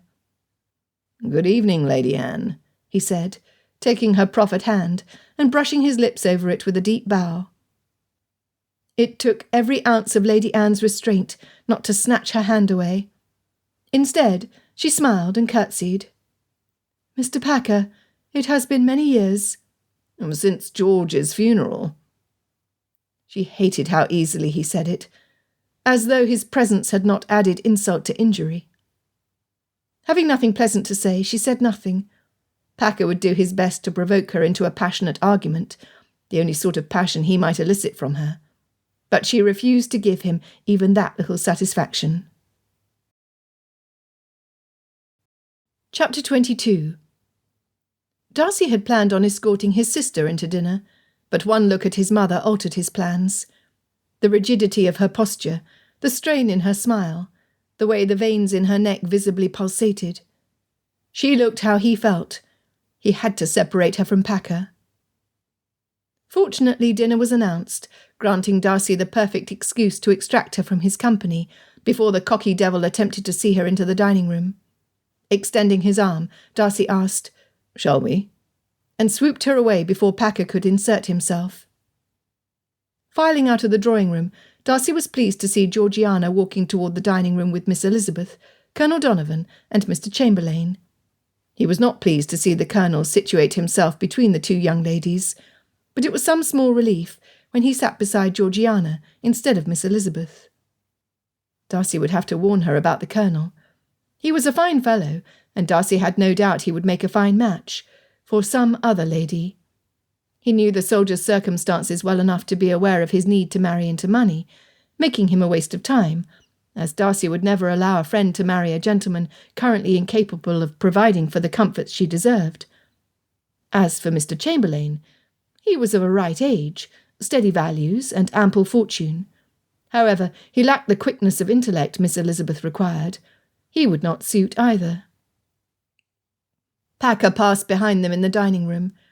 Leaning so close, the tendrils of hair at his mother's ear quivered. He whispered, "Miss Bennet is a family friend." He stepped away before Darcy made him. Mother's composure was impenetrable. With bored indifference she said, "Yes, my daughter often invites Miss Bennet to call. They have much in common." "Is that all?" His eyes met Darcy's, and Darcy felt his face flame. He had never before been so grateful for the dim candlelight. "I've seen that look before," Packer said.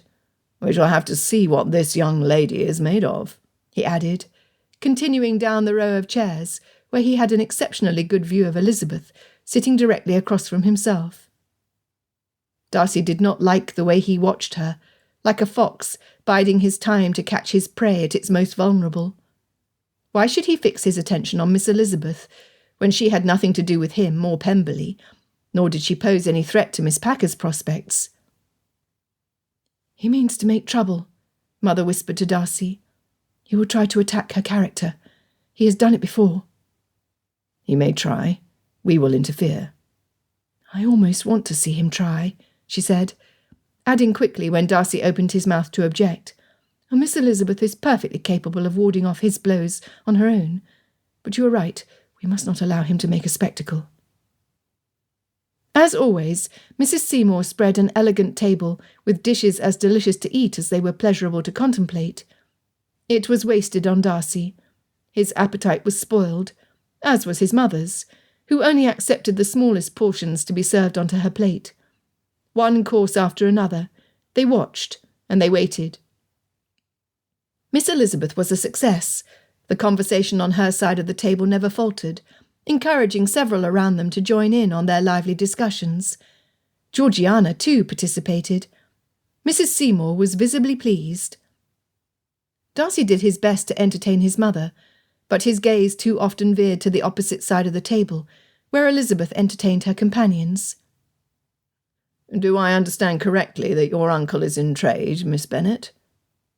Packer asked. The conversation quieted, and awkward glances were exchanged, except for Miss Elizabeth. She answered with an impish smile.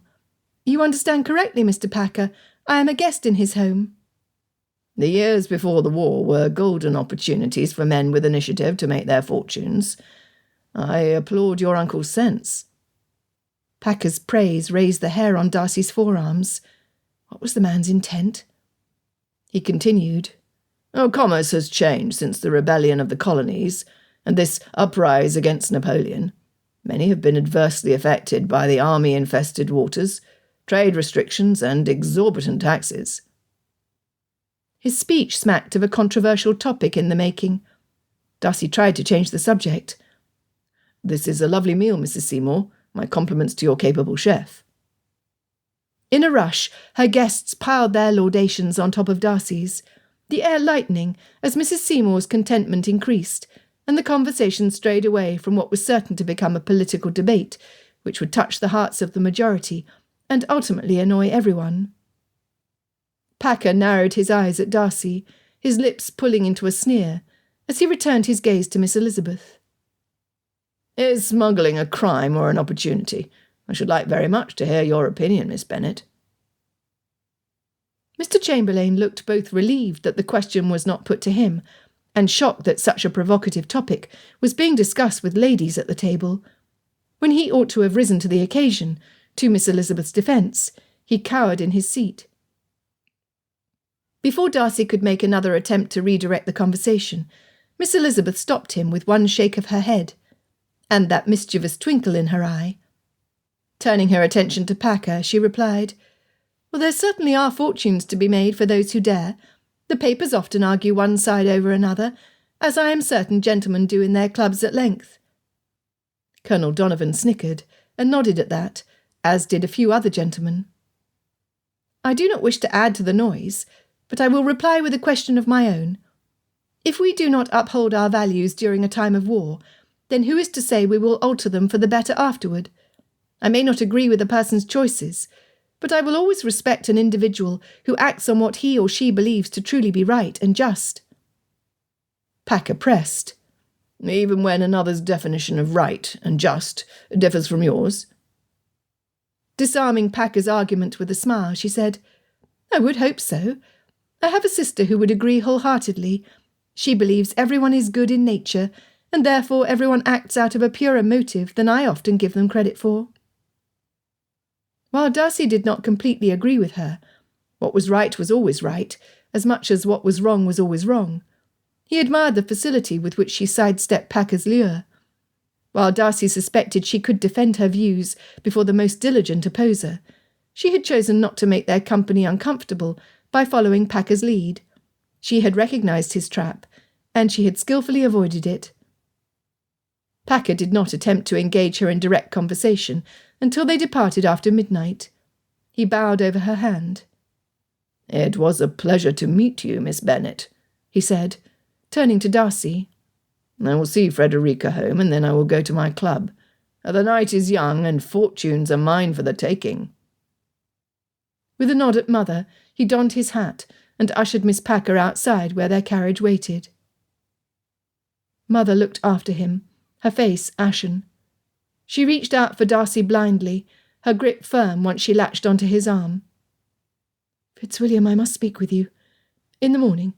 Promise me you will not leave before we have a chance to converse." He nodded, but he did not promise. He had already decided to seek Packer out at the club that same night. It had been over a week, and Packer had made no counteroffer. Darcy did not know what Packer wanted, and as he and Clennam had dug into the man's history, Darcy began to doubt Packer would be tempted with money. Packer's wealth was not exaggerated. If anything, it was grossly underestimated. Properties and money would offer little temptation. Was it prestige Packer sought? Again, Darcy doubted it. Would he not correct the false assumptions others made about the extent of his wealth, if that were the case? The longer Darcy pondered the problem, the more he feared the solution would be the one thing Darcy was unwilling to sacrifice.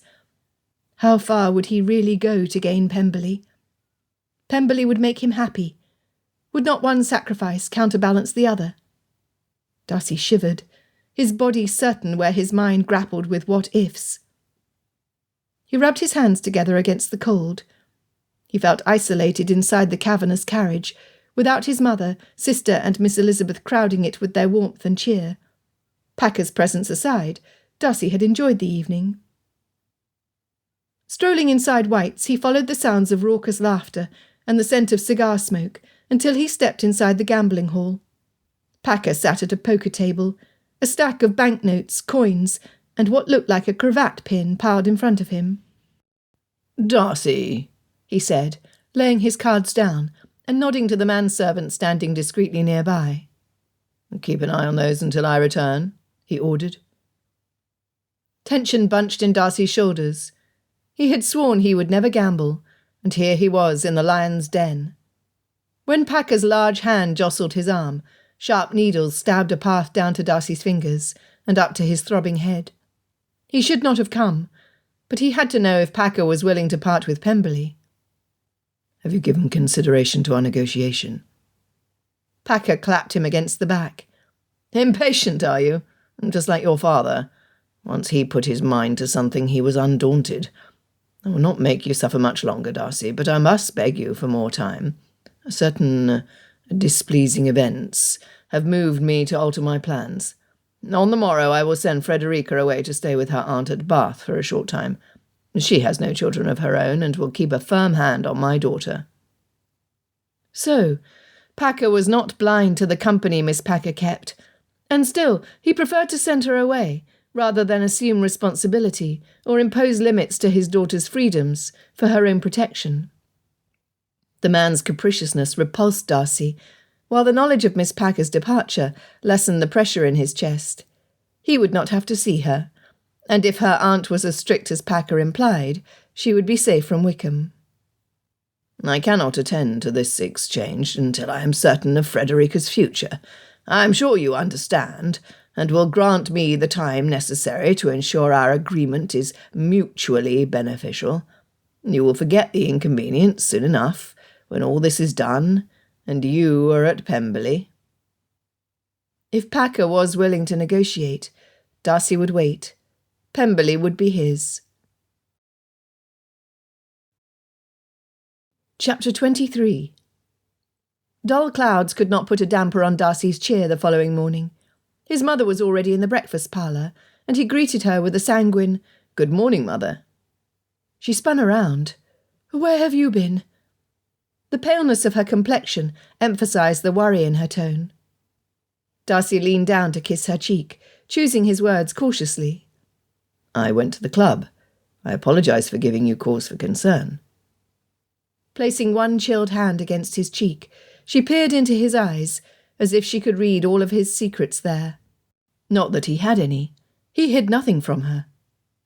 "You went to see Packer?" she asked.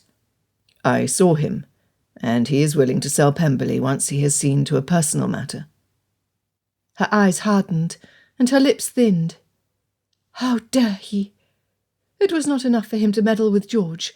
Must he also attempt to manipulate my son? Darcy stiffened. "I am not so weak as to allow it." Again she caressed his cheek, her face softer. "Neither was your father. But Packer broke him. He is playing his games. There is something else he wants from you, and he will stop at nothing until he gets it." Darcy crossed his arms over his chest. Had she so little faith in him? "I will not fall prey to his schemes." He was not like father. "As your father did," she snapped, her shoulders slumping as soon as the harsh words were spoken. "I am sorry, Fitzwilliam. It is not fair of me to lash out at you when my ire is aimed at another." She sank into her chair, her hand shaking as she reached for the teapot. "Here, have some tea, and we can discuss this like two sensible adults." Darcy reached to take the pot away from her before she burned her hand.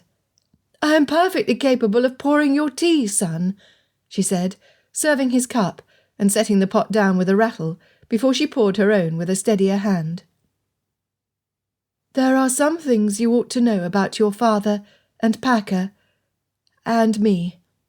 I only hope Packer has not twisted events to suit himself. He has a special talent for playing the victim." Darcy opened his mouth to speak, but she raised a hand, silencing him. "Do not tell me what he said, if he dared to say anything at all.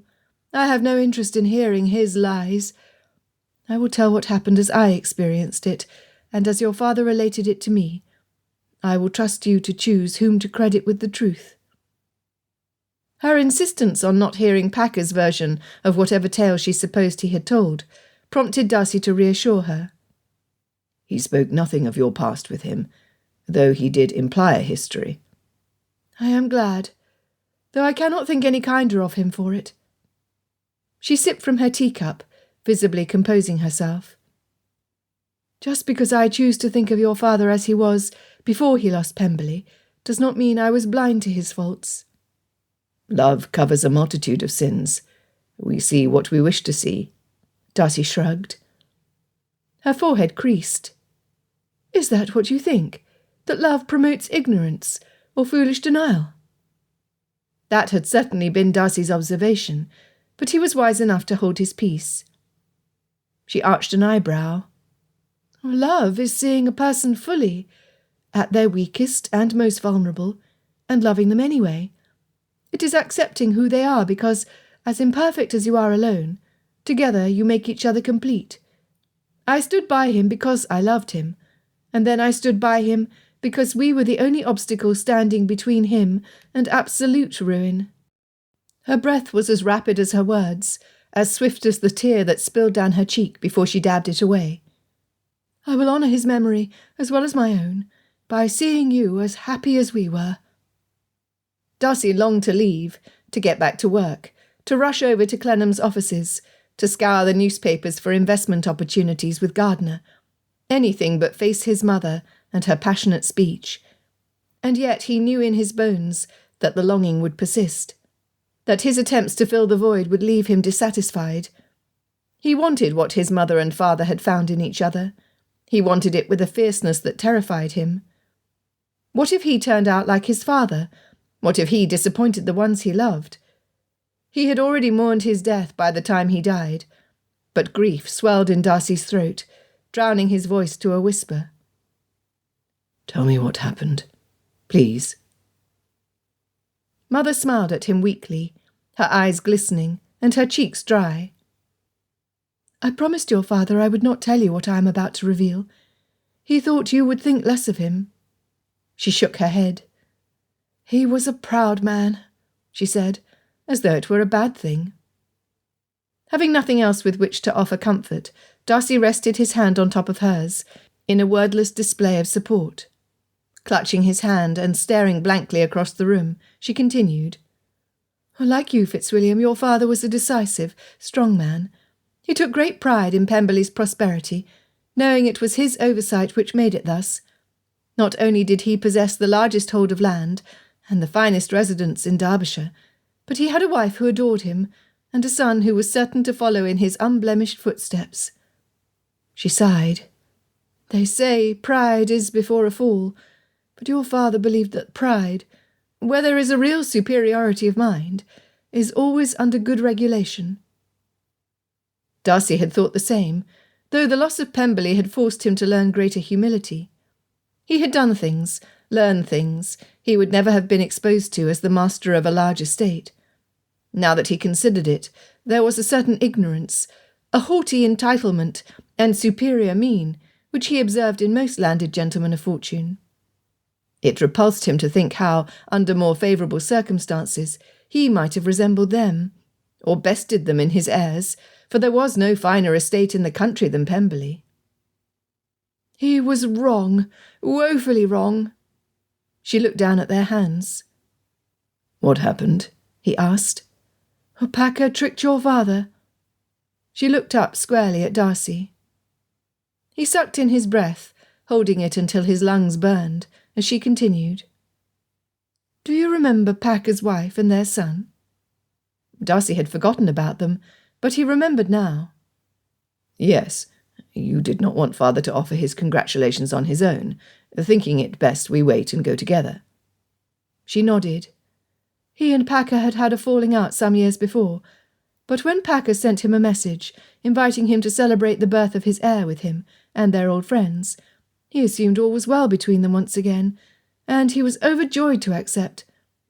Unhappy with his decision, I implied that his old friends were cheats, and encouraged him to at least take his own dice, so that he would be assured of a fair game. I knew how Packer intended to celebrate, and I was bitter. Not a day goes by that I do not wonder how your father's mood might have improved, had I simply trusted him more, had I not spoken in anger. He left Pemberley like a thundercloud. And because of me, he now had something to prove. Her grip on Darcy's hand tightened. They gambled all night. George won game after game, a winning streak unlike anything he had experienced before. He was unstoppable, unconquerable, untouchable. Packer kindled the flames of George's pride, and to his immense satisfaction, all his old friends were there to witness his great success. That was when it happened. Packer provoked your father, bringing up their altercation of years before, and in a foolish bet to settle who was in the right, your father risked Pemberley. He had so much faith in his own judgment, he did not think he could lose. What is right and just is supposed to win, but that is only true when you are up against honest gentlemen who play by the rules. Sometime during their heated exchange, Packer switched your father's dice with a weighted pair.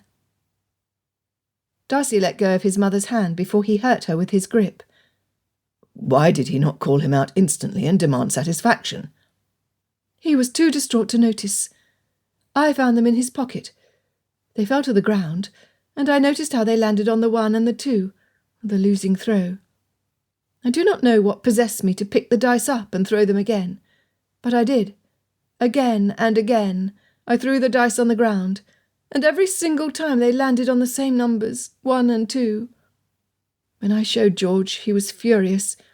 He rode to Packer's that same day and confronted him, but Packer denied it. He called in the friends still staying with him as guests, and he turned the story around to make your father look like he was attempting to back out of the bet.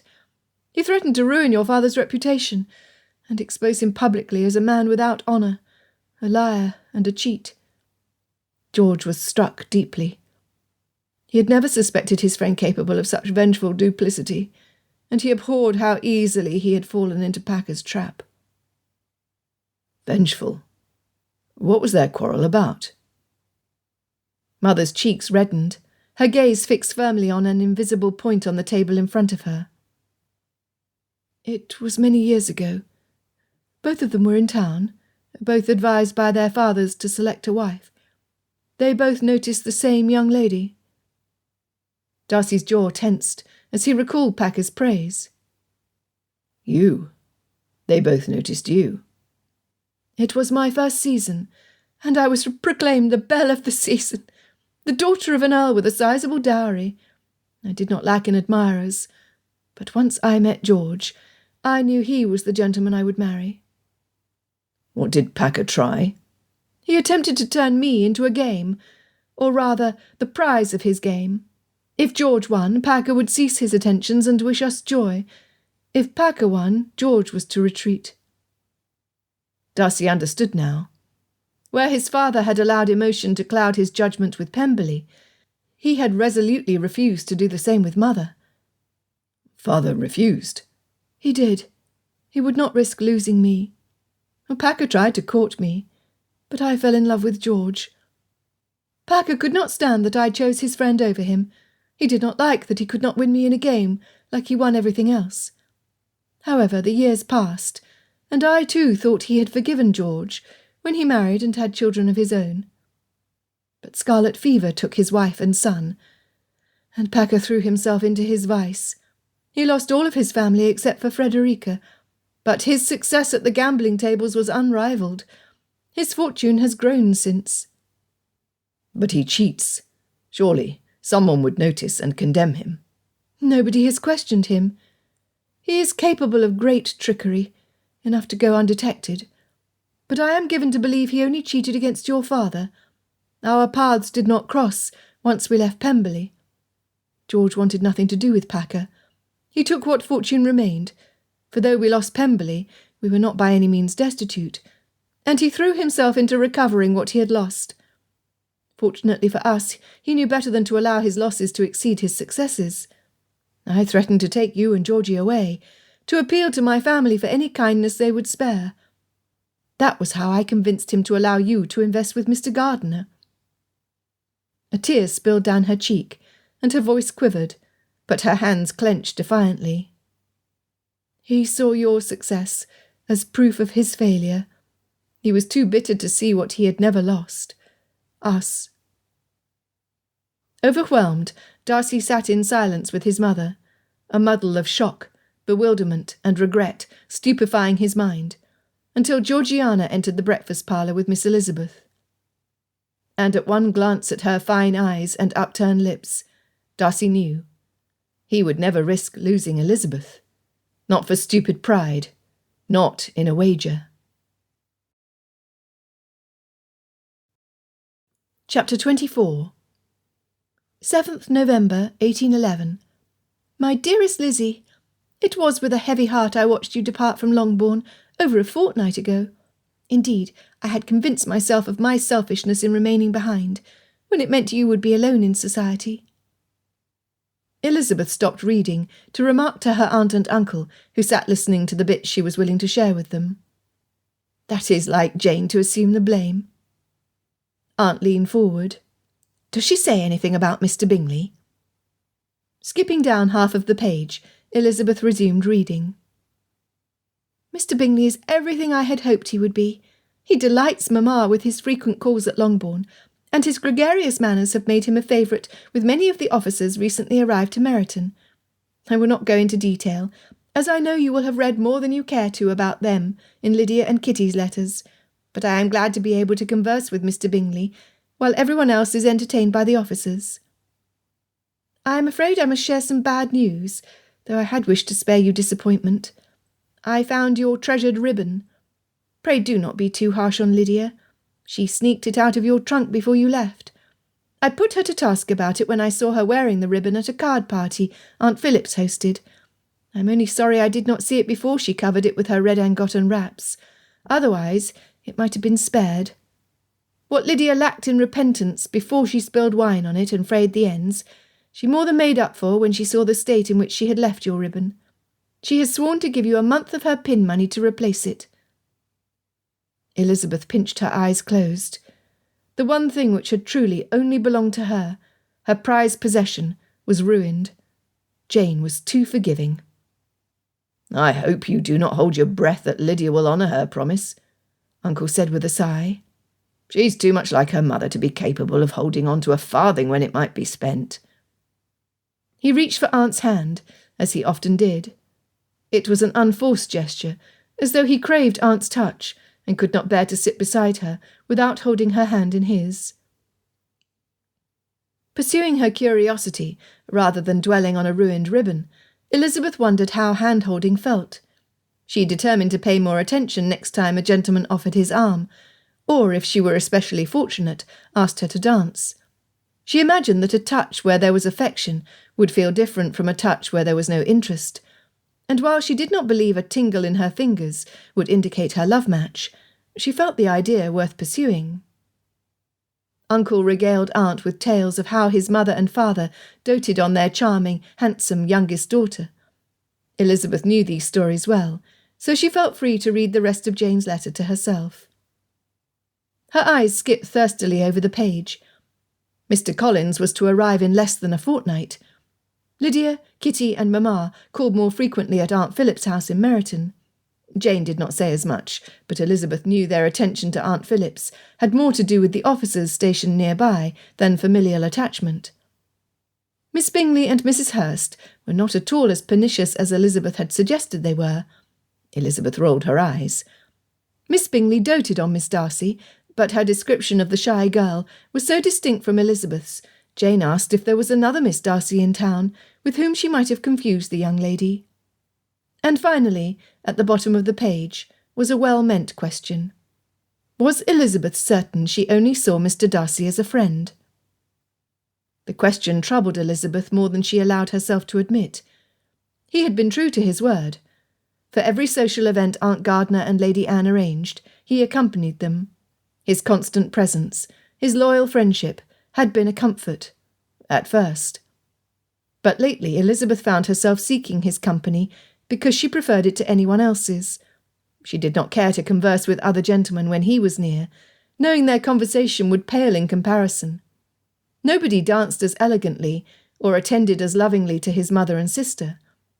His consideration guaranteed other gentlemen followed suit, but their attention did nothing to accelerate her heartbeat or flutter her insides, like he did.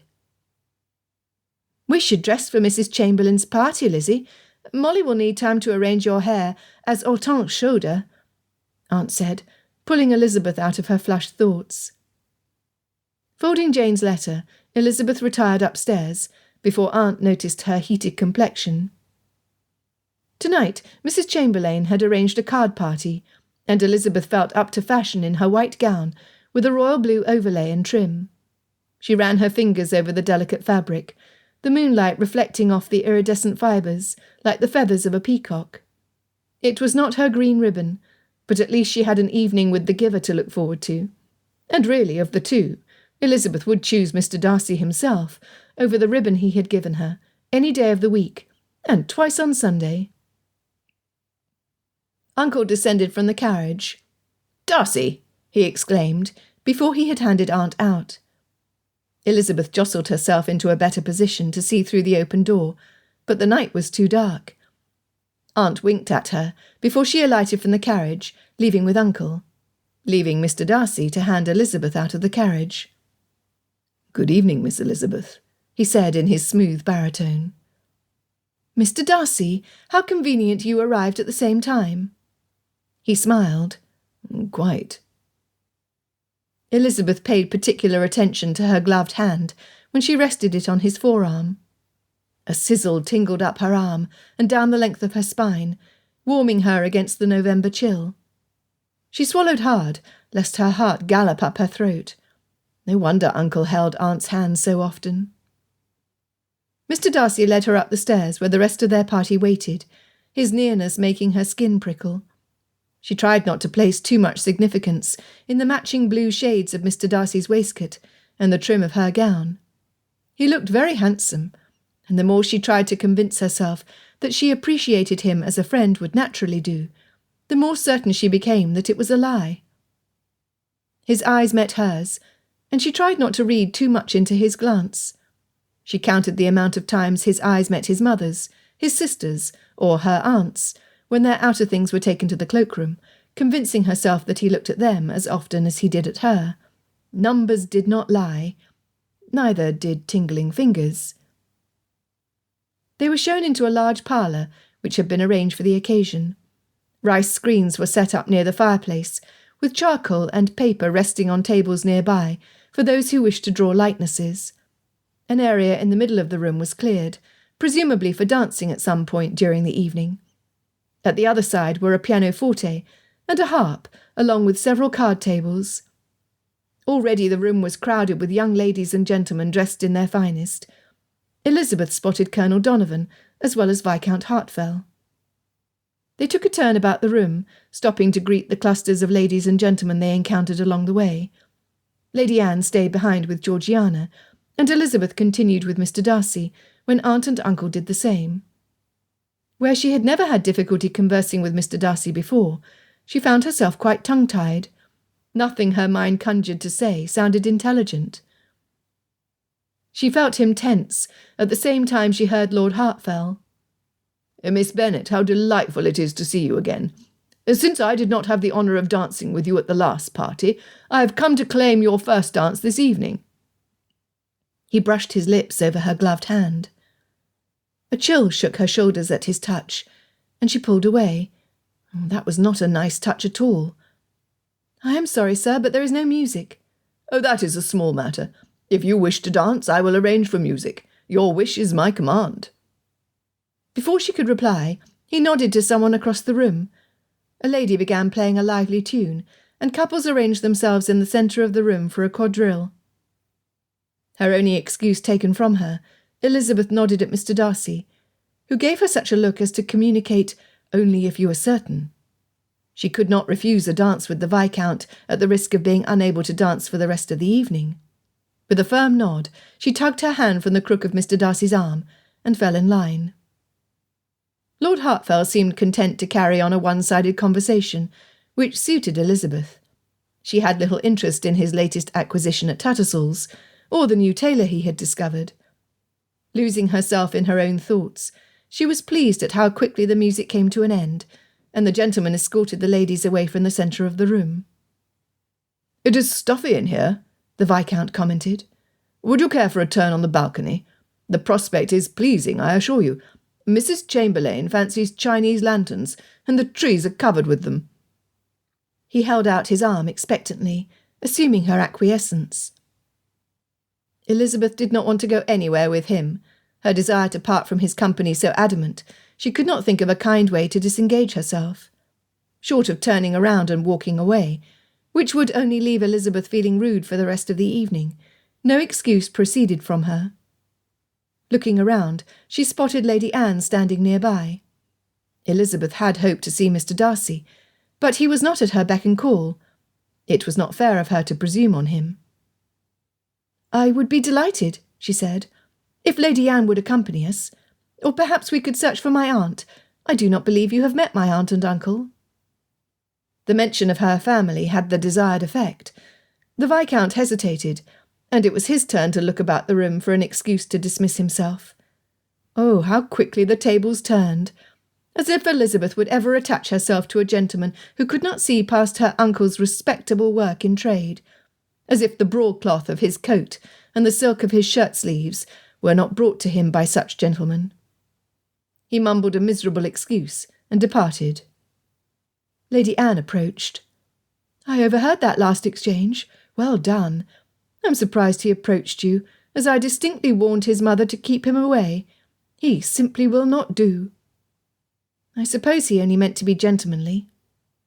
It was no secret Lord Hartfell must marry into a fortune, and given his expensive taste in horseflesh and tailors, Elizabeth did not believe herself to be in danger from any further attention from him. She smiled, the warmth of the room closing in around her. "I would very much like to see Mrs. Chamberlain's Chinese lanterns in the garden. Do you care to join me?" "I would love to. Fitzwilliam always had a fascination with his uncle's travels. You have seen the vase, but he brought us several other gifts from China." Thick velvet curtains pulled back with sashes separated the balcony from the room. Elizabeth slowed when she heard voices on the other side. As much as she wanted to see the lanterns, she did not wish to intrude on anyone's conversation. Lady Anne heard them too. "There are 2 other balconies besides this one. Let us see if another is not occupied." They turned, just as one of the voices raised. "The Viscount will take care of Miss Bennet. I would like to see her play the innocent country miss when he is through with her," a woman said. Elizabeth froze. Lady Anne pulled her to the side, pressing a finger against her lips. Together they listened on the other side of the curtain. Another woman, her voice higher pitched than the other, said, "Oh, she does not stand a chance. She might be a gentleman's daughter, or so she says, but I heard that she has no fortune to speak of, and she is not so beautiful to have her deficiencies overlooked. And with an uncle in trade, shocking. What about Mr. Darcy? He seems to enjoy her company." Elizabeth held her breath, straining to hear. "Do not be stupid. He will marry Miss Packer. Oh, how I loathe her. She is so perfect. And conniving. If she wants him, she will have him, and there is nothing anyone can do or say to prevent it. He would be a fool not to marry her. Not only would they make a handsome pair, but through her he stands to gain Pemberley. It is the perfect solution."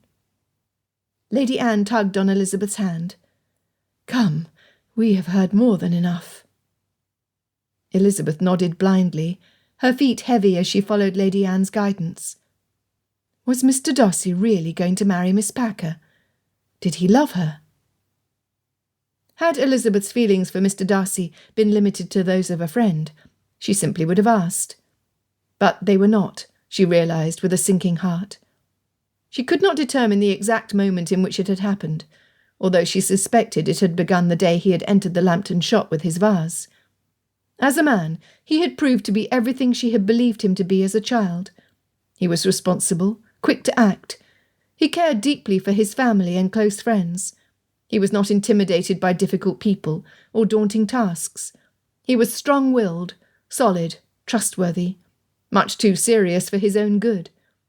And Elizabeth had fallen in love with him so softly and completely, she knew from the depths of her aching heart that she could not tell him. She could not put herself between him and his dream of Pemberley.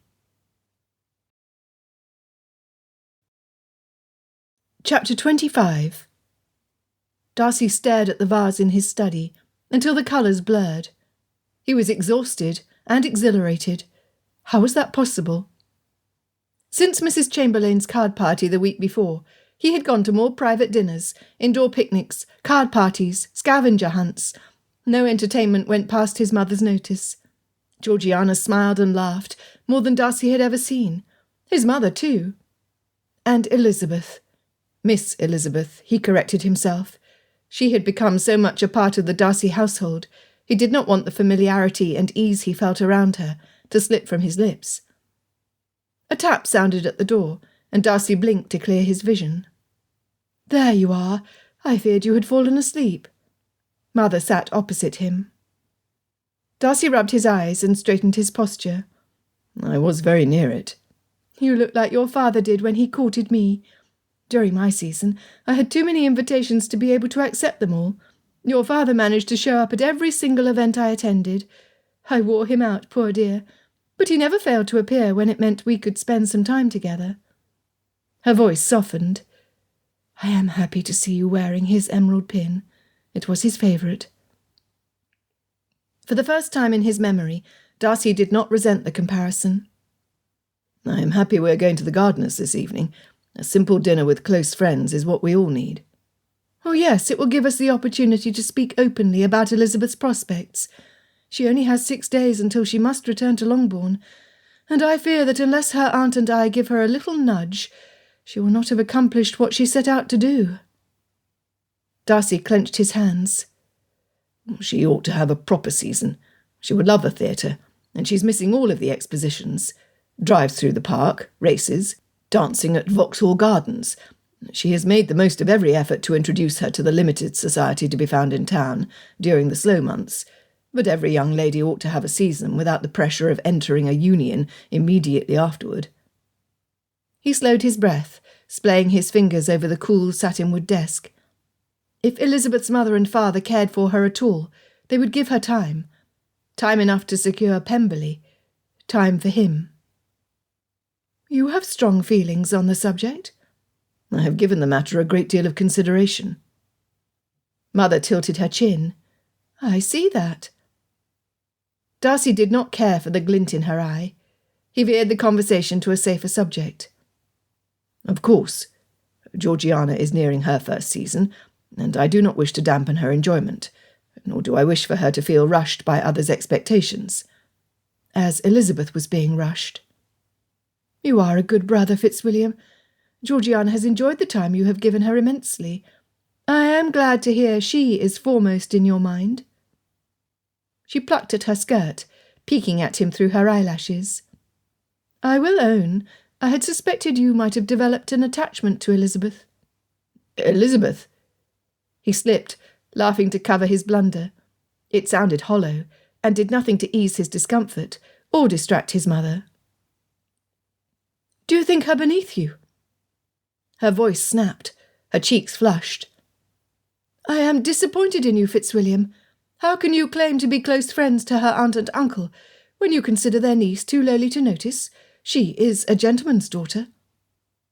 He held up a palm. He was not prepared to have this conversation, but neither did he wish to encourage his mother's misunderstanding. He feared that if he gave voice to his feelings, if he released them from the confines of his heart, they would expand and grow bigger than him. "I cannot allow my emotions to become entangled before Pemberley is ours. A heart divided is not whole. Any lady deserves better. Miss Elizabeth deserves better." Was it wicked of him to wish she would not marry anyone but him, that she would find a way to wait? Mother's shoulders lowered. "I am relieved to hear I did not raise a pompous snob, and I am delighted to hear you are able to assist our dear friend without your own feelings becoming attached." Darcy suppressed a scoff. "Really, I had rather thought you were encouraging me toward her." She waved her hand. "And impose my own expectations on you? No, Fitzwilliam, I would never interfere in matters of your heart. Your choice of wife is yours to make, and I would never dream of rushing you into a union and dooming you to a lifetime of regret." His forehead tightened, and he mumbled, I am glad to hear it. It was a pity Elizabeth's parents did not give her the same consideration. What if she chose poorly? She would endure with humour, but years of regret would wear on her. Her smile would weaken. The excitement with which she greeted every day would lessen. As much as she would fight it, and as strong as she was, a miserable marriage would change her. Darcy would not change her for anything. The world needed more ladies like Elizabeth. He needed her. He rubbed his hand over his face. How had he let this happen? Good. Mother clasped her hands together. Then I would appreciate your input as a gentleman. I have noticed how Colonel Donovan seeks her company. He is a handsome man, and charming. Darcy gritted his teeth. He is entirely unsuitable. How would they live? He would find a way. You would have Elizabeth sharing her living quarters with a bunch of rambunctious soldiers, moving from one command to the next, with no stable residence to call home. Mother shrugged. Oh, you make it sound much worse than it is. Besides, you know as well as I do that she would enjoy the travel. She waved her hand at him again. Oh, do stop glaring at me, Fitzwilliam. Colonel Donovan is not the only suitor to consider.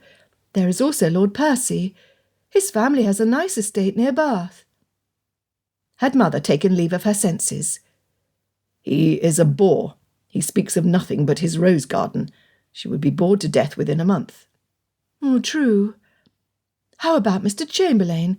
His mother is a bit imposing, but Elizabeth manages her nicely. What had come over his mother? You would allow a lady you consider a friend to marry a man who allows his mother to make decisions for him. She could not respect him for long, and his mother would soon become an enemy. She sighed. Oh, you are right. We cannot have that. Oh, dear. Her options are limited. What about Lord Hartfell? He is a rake and a rascal, but he does come from a good family. Elizabeth is strong. She could reform such a man. Darcy had heard enough. Pounding his fist against the arm of his chair, he rounded his desk to stand in front of her. If you would not allow Georgiana to be alone for 1 second in a room with that scoundrel, I pray you do not think him fit for Elizabeth. Mother pressed her fingers against her temples. But there is nobody else. If only she had more time. Even if there were a larger pool from which to choose, and more time in which to select a suitable husband for Elizabeth, the idea of her with another man was insupportable. Darcy crossed his arms over his chest, leaning against the desk when weak thoughts drained his strength. His friendship, if it had only ever been that, had strengthened to the degree that her happiness was more important to him than it had a right to be. What a selfish creature he was! He could not stand the thought of her with another man, but he was in no position to offer any better. He was wrong for her. He was too serious, too grave. He had no home.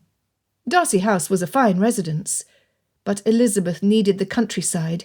She needed open spaces and fields to walk through. He had none of those things. Chapter 26. Elizabeth's gaze wandered to Fitzwilliam, again. The more she tried to control herself, the more her vision sought him out. She had begun the evening confident in her ability, and more determined than ever to be a good friend to Fitzwilliam, and to squelch any other inclination to the contrary, a task which was growing increasingly difficult, the more time she spent near him. The higher he became in her estimation, and the more space he occupied in her thoughts. Uncle was relating one of his favourite adventures from his first trip to the colonies. The native Indians taught me how best to trade. Were it not for the assistance of their older women, I would not have done half as well, and my return to England would have been delayed. Fitzwilliam met Elizabeth's eyes, and her first inclination was to look away. But his eyes were warm and merry. They communicated his thoughts in such a way, they were soon engaged in a wordless conversation only they understood.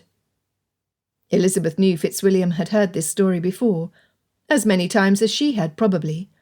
He would know what Aunt said at this point of the story as well as she did. Elizabeth mouthed the words as Aunt spoke. I am indebted to those wise women. Fitzwilliam's smile spread into a wide grin as he mouthed Uncle's next words. "As am I, my love, as am I." They burst into laughter, leaving everyone at the table looking between them. "I apologise," Fitzwilliam said. "It is such a relief to be among friends. My heart cannot contain my joy." "I think it is romantic you waited for each other so long," Georgiana said, one hand clutching the fichu at her throat. Uncle pushed away his dinner plate. "I could not in good conscience make an offer for Madeline until I could offer her a home. My only regret was not beginning my business sooner. Then I might have married her directly." Aunt considered him with the special smile she only gave him. "Now, Edward, you know the time was nothing to me. Seeing how diligent you were, how steadfast you were in your business agreements, knowing that you worked tirelessly for my benefit as well as your own, convinced me that you were the only man I could ever marry." Lady Anne clasped her hands together. "A beautiful ending, and I cannot imagine two people more deserving of happiness." Uncle beamed. "While I would have married my Madeline after a week, I do not regret the time we lost. I am of a mind that the love that takes time to develop, that begins with friendship and blossoms into something more, makes the happiest unions. Some require a great deal of time for this, others only days. But when a lady and a gentleman have the opportunity to overcome obstacles together before they marry, there is nothing they cannot face together." "I think I understand," Georgiana said, giggling when everyone looked at her in shock. "I do realise I am the person with the least amount of experience at the table, but I just finished The Children of the Abbey, reading about Amanda Fitzalan and Lord Mortimer, despairing every time they were separated after their much-deserved reunion." She pressed her hand over her heart. "I felt their despair along with them. When they were finally reunited and married at the end, I've never been so happy. I'm certain they will not take each other for granted after what they suffered to be together. That is, if they were real people and not merely characters in a novel." Elizabeth had read all 4 volumes of the story too. She had nearly thrown the book across the room when Lord Mortimer's father managed to separate the couple with a letter begging Amanda to give up his son. While she admired Amanda's virtue, Elizabeth had wanted her to fight for the man she loved. "That is what you have been reading. I thought you had become enamoured with your history studies." The curl at the corner of Fitzwilliam's lips ruined his otherwise stoic expression. Georgiana chuckled, poking him in the ribs. "Do not pretend you have not read it too." Fitzwilliam straightened in his chair, lifting his chin. "How could I not read a story where one of the heroes is named Sir Charles Bingley? Were it not for him, Amanda would have perished on the streets of London, and her brother would have rotted in prison. He is the true hero of the story, selflessly restoring his friends to their rightful places in society, and assisting them in the requisition of their inheritance and ancestral home." Georgiana wrinkled her nose. "Yes, that was wonderful, but I loved how all the characters I cared about married their true loves by the end. And all the bad characters suffered appropriately for their treachery," Elizabeth added. "You refer to the evil Colonel Belgrave's death, or Euphrasia's elopement right before her attempt to steal Lord Mortimer away from Amanda?" Fitzwilliam asked. "Euphrasia was Amanda's cousin," Elizabeth exclaimed. "She never ought to have interfered. Of course, Lord Mortimer ought to have trusted Amanda more, otherwise he never would have fallen prey to others' attempts to separate them, and he never would have agreed to marry Euphrasia when it was Amanda whom he loved. When Euphrasia showed how selfish she was by eloping with a fop before her wedding, I found it difficult to pity her when their carriage toppled over a cliff. It felt as though justice had been served." "A bit drastic, perhaps, but it makes for entertaining reading," Lady Anne said. Elizabeth had only spoken the truth of how she had felt as she read the story, but she regretted expressing her opinion so plainly. As Mamma would have reminded her, that was one of those things best left unsaid. She fiddled with the green ribbon tied around her bodice. Her skin prickled, and Elizabeth looked up to see Georgiana staring at her intently. "I felt the same way," she said. "As did I," added Fitzwilliam. "And I have it on good authority that Bingley, the gentlest and most inoffensive gentleman to be found, is in accord with our shared opinion." Elizabeth relaxed. Her friends understood her. The plates were cleared and dessert brought in. Uncle's favourite, plum pudding. "Have the children finished their dinner in the nursery? Might they come downstairs to join us for dessert?" Lady Anne suggested. Aunt was happy to comply, and soon Emma, Sophia and Robert fluttered about the table, with little John toddling behind. They surrounded Fitzwilliam's chair. He shuffled back to allow them more room. They poked at his pockets and giggled. He pretended to succumb to their tickles, but Elizabeth noticed how tightly he held his fists. He was hiding something. "You know the rules. If you want to win the prize, you must play the game," he said. One by one, the children played a round of rock, cloth, scissors with him, a game which he managed to lose with every single child, because of his stubborn insistence on choosing the rock. His reason was soon explained, when he opened his palm to reveal a sweet, wrapped in colourful paper, for each child. "You spoil them, Darcy," Uncle said. "They are good children." Fitzwilliam ruffled Robert's hair. Elizabeth's insides melted. Fitzwilliam's thoughtfulness to her cousins was endearing, but even more telling was the familiar way with which the children regarded him. They teased and poked and leaned against him, as if he were a favourite uncle. "Mr. Darcy, why do you always choose the rock?" asked Sophia. With a quick glance in Elizabeth's direction, he replied, "I was once told that the rock always wins." She smiled at the memory. "Did Cousin Lizzie teach you that game too?" Robert asked. Emma's forehead creased. "Mr. Darcy taught us that game. You were too young, but I am old enough to remember." Before the children broke into an argument, Elizabeth intervened. "Actually, did you know it was Mr. Darcy who taught that same game to me when I was no older than Robert? You could argue that both of us taught you that game." Emma smiled. "Oh, good. I did not wish to put you at odds when you matched so nicely." Elizabeth blushed. Mr. Darcy cleared his throat. Robert touched the emerald in Mr. Darcy's cravat. "I have a marble this same colour. I will fetch it so I can match too." He ran upstairs, returning before Elizabeth's cheeks cooled. Of course, that was what Emma had meant to say. They were both wearing green. They matched. She did not mean to say they were a match. Elizabeth struggled to control her complexion for the rest of the evening. She struggled not to smile too much, and she struggled not to despair when she remembered she was soon to leave, without any hope of a declaration or a proposal. Chapter 27. Darcy avoided people the next day, but solitude did little to ease his anxiety, distress, upset. He did not know what was wrong with him. Or rather, he knew what was wrong, but he did not want to admit it. A general perturbation had him in its clutches, and no amount of pacing, reading, or rather staring at the open page of a book, or starting letters that only ended up in a crumpled pile of paper beside his desk, could appease his state.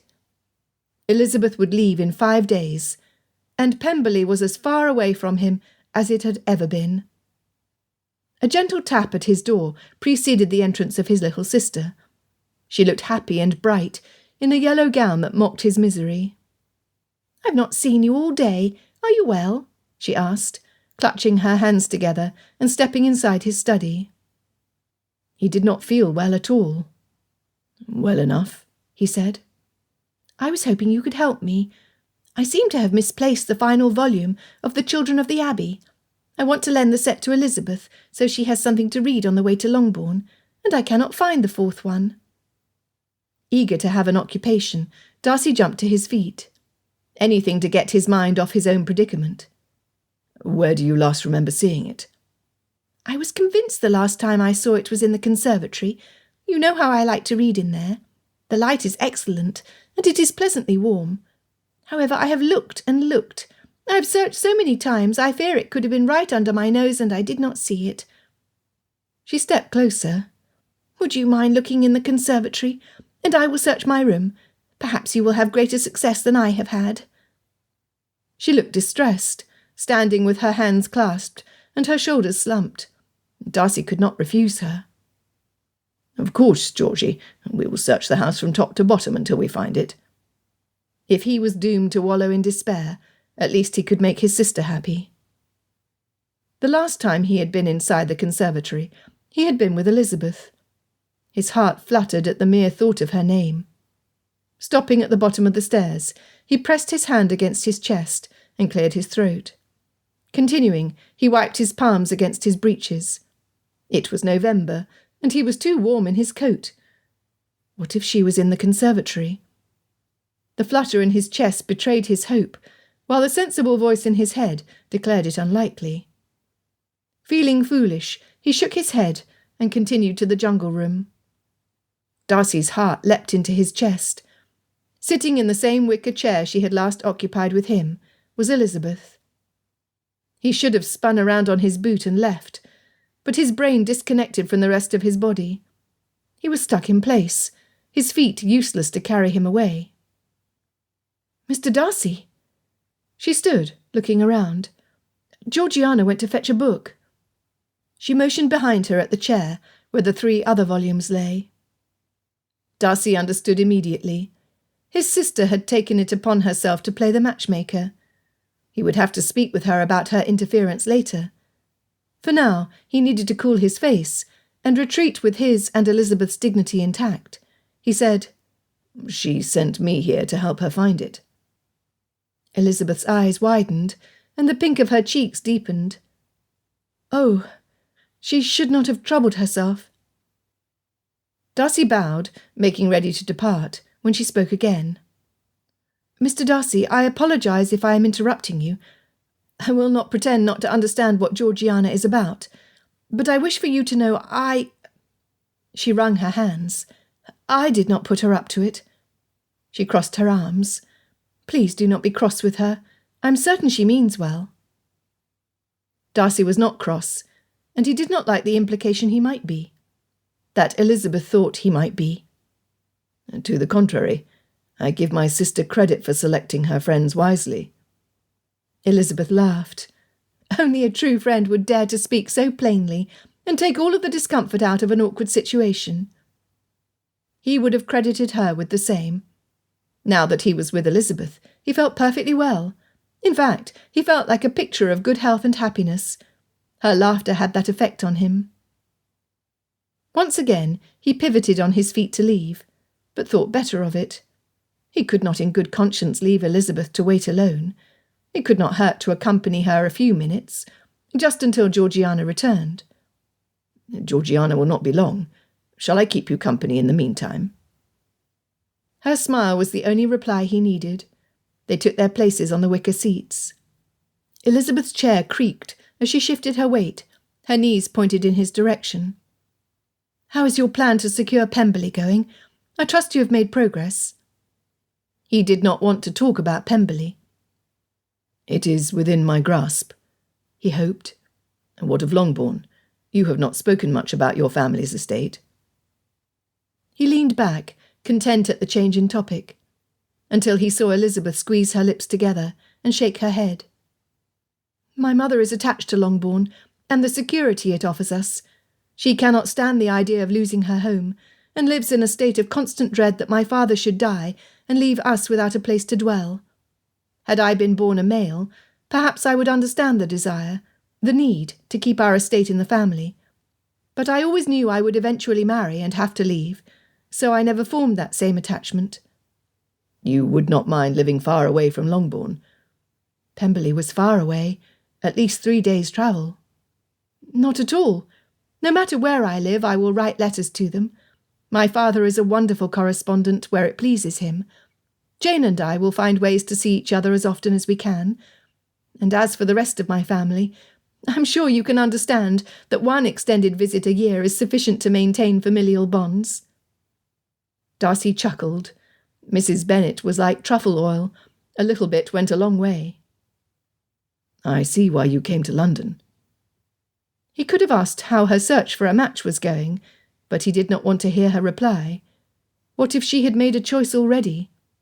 He shivered. "Do you?" she asked. "You do not think me a bad daughter, unwilling to marry her father's heir to keep his estate in the family?" He might have before, but he could not imagine Elizabeth giving up her freedom without a fight, or a choice in the matter. He did not doubt she would succeed, if she had had a reasonable amount of time. Any man would be fortunate to have her as a wife. No, the situation is unjust, but I cannot believe that forcing a union to secure the futures of others is right for the lady who would be sacrificing her own prospects for others, even if she loves them a great deal. That she would even consider herself in a negative light showed the strength of her character and the depth of her love for her sisters, most of whom, Darcy was certain, would not appreciate her sacrifice on their behalf. Now that was the ultimate injustice, for a lively, witty woman such as Elizabeth to doom herself to a loveless marriage, only to secure a home to which she had no particular attachment. "I do not suppose you know Mr. Collins, do you? He is the rector at Hunsford. As I understand from Uncle, that is part of your aunt's estate." Darcy sighed. If Mr. Collins was the sort of man his aunt would give a rectory and its living, his character would not suit Elizabeth at all. Pandering, subservient, scheming, but with all the appearance of humility. That was the sort of person with whom Lady Catherine liked to surround herself. Darcy understood why she and Mother had a falling out. Mother was not intimidated by her or anyone else in their haughty family. "It cannot be good news for me, or else you would have given a reply." Elizabeth's plump red lips narrowed into a thin pale line. "I am sorry I cannot ease your mind where Mr. Collins is concerned. I have never met the man, therefore I hesitate to cast judgment over his character. However, I know the sort of people with whom my aunt likes to encourage dependence." She sucked in a large breath that raised her shoulders, then released it in a puff. "Nothing is determined until I sign my name in the wedding registry. Until then I will do what I can." Clenching her fists, she added firmly, "I will not lose hope." He adored her tenacious spirit. More than anything, he wanted to wrap her in his arms and make promises he was not certain he could fulfill. His breath slowed, his eyes captivated, first by her soft brown eyes, and then by her parted lips. They were all he could see, perfect and round and soft. Would he give up Pemberley for one kiss, for one declaration, and a lifetime of kisses? Darcy clutched his stomach. Here he was, so close to his goal, and he was ready to abandon it without a second thought. For her. He would have no regrets, but she might. She would think he had changed his mind for her, which would be absolutely correct, but she would assume all the guilt where there was none. Elizabeth was out of time. She had 5 days. He could end her search. He could suggest that the match she was looking for was sitting across from her, longing to kiss her concerns away, longing to give her, what? His heart, his house in town. It would be exciting at first, but she would wither in London, and it would kill him slowly to watch her enthusiasm fade. And until Pemberley was not an option, he had to hope. They were similar that way. Neither of them was the sort to give up easily. He had no right to kiss her, no authority to make empty promises. He loved her too much. Standing quickly, Darcy bowed. "I must leave. Pray excuse me, Miss Elizabeth." Without returning upstairs to change his coat, Darcy called for the carriage. He was no longer content to wait for Packer. Darcy must act now, or risk losing everything. Elizabeth ran her fingers over her lips. Had she read Fitzwilliam wrong? For a moment, one heart-filling, beautiful moment, she had thought he would kiss her. For one brilliant second, she had no worries. She was safe, and her heart was secure in Fitzwilliam Darcy's hands. But he did not say anything, and now she was stuck. She did not want to accept anyone else's offer. She wanted to marry Fitzwilliam Darcy. Georgiana tiptoed inside the conservatory. "He is gone. Oh, do not tell me that my brother allowed you to stay here unaccompanied. He only departed seconds ago. I'm surprised you did not cross paths." Elizabeth had been embarrassed to have Georgiana manipulate an audience with her brother, but now that she had the chance to put her friend to task, she could not do it. Patting the chair beside her, wishing Fitzwilliam was still sitting in it, she said, "Please do not pressure your brother to do anything he is not inclined to do for himself." Her throat tightened, and that was all she could say. "I am sorry, Elizabeth. I only thought to help." Elizabeth nodded. "I know, and I thank you, but please—" Her throat choked, her voice dry. Fitzwilliam had not given her any promises or declarations, and now she could not marry anyone but him. She did not even know if he loved her. There was only one thing to do. She would have to find a way to remain unattached until she found out. Chapter 28. Darcy followed the butler upstairs and down the hall, the smack of cue balls and soft thuds into leather pockets, drifting out of Packer's billiard room. Packer stood, leaning against his cue like a walking stick. "Good afternoon, Darcy. Care to join me for a round?" Darcy could not endure idle chat.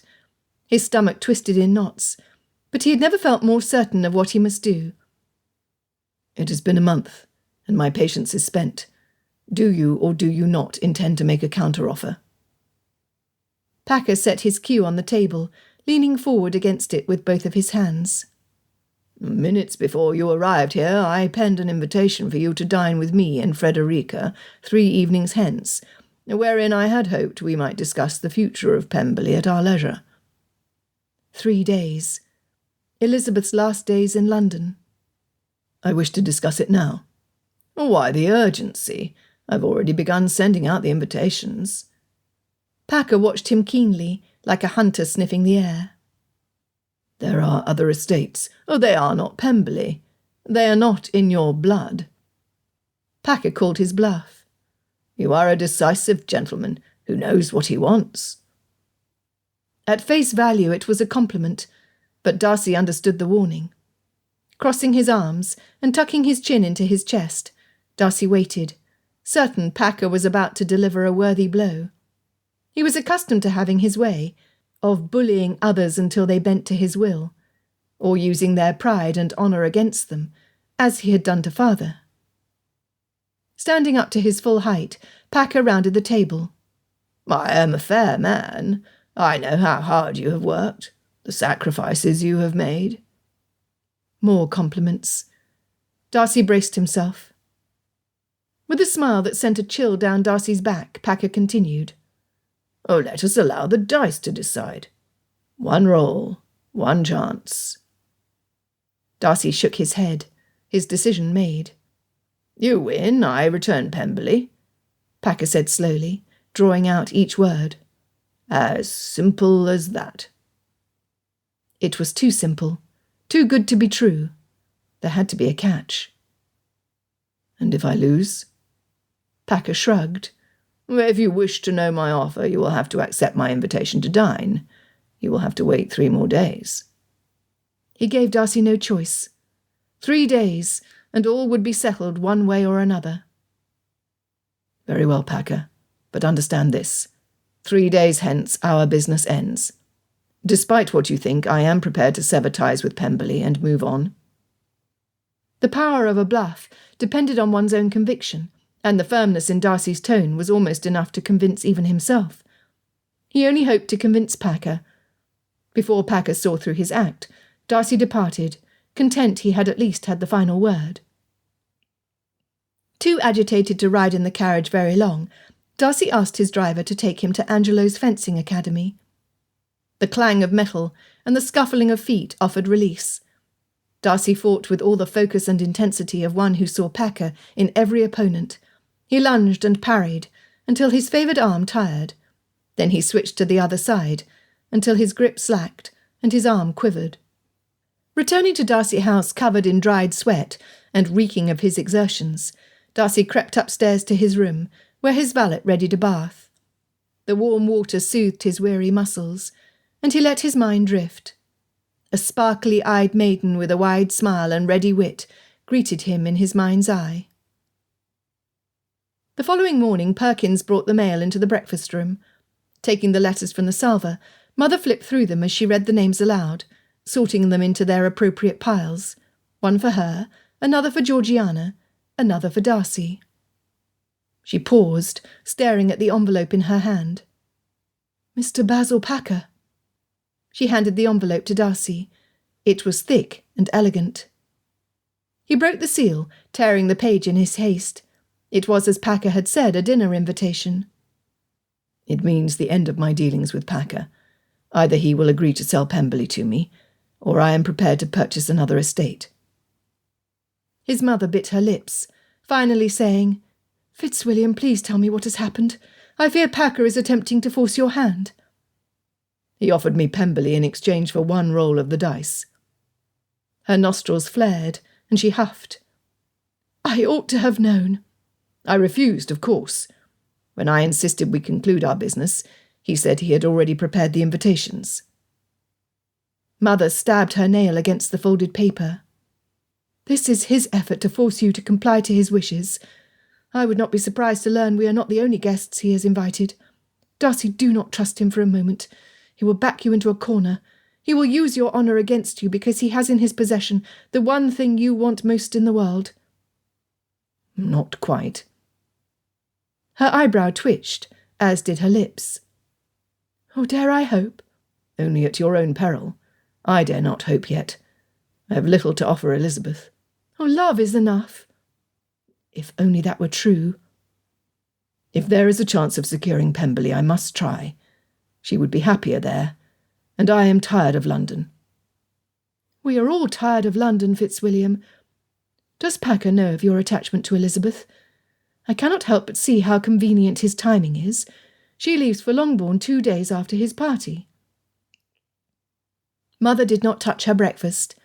She sat in silence for several minutes, her lips pinched and her eyebrows pressed together. With a gasp and a flash of her steely blue eyes, she rushed away from the parlour. Darcy pushed his breakfast away with a groan. His mother was right to distrust Packer. He distrusted him too, but while Darcy was convinced Packer was scheming something against him, he could not walk away. He had to see it through, or risk wondering what might have happened for the rest of his life. He had come too far to stop now. William? Georgiana's soft voice woke Darcy from his thoughts. His plate was still in front of him, the poached eggs and toast cold. She joined him at the table. Are you well? She had been asking him that a lot lately. Was he well? He hardly knew. I am happy to see you.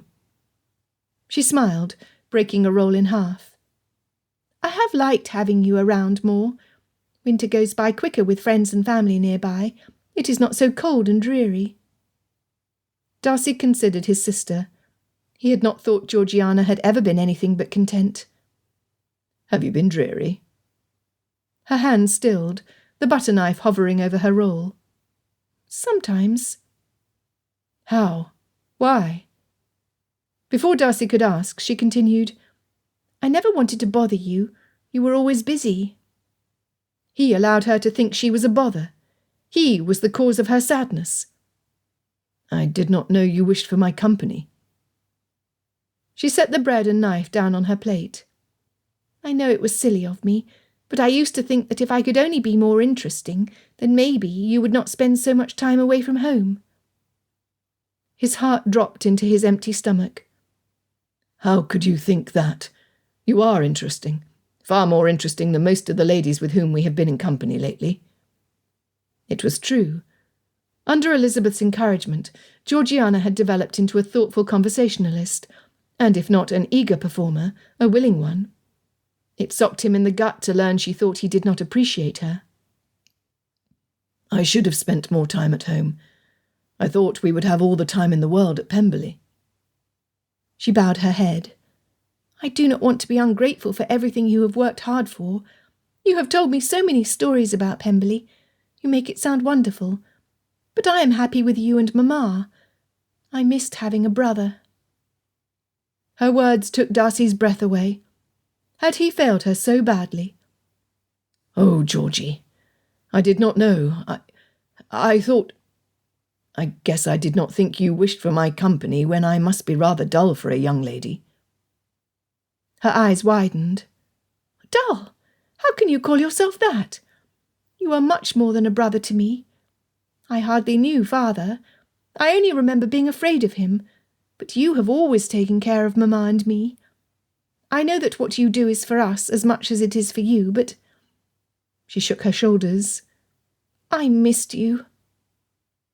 How thoughtless he had been, and how patient and forgiving his own sister was.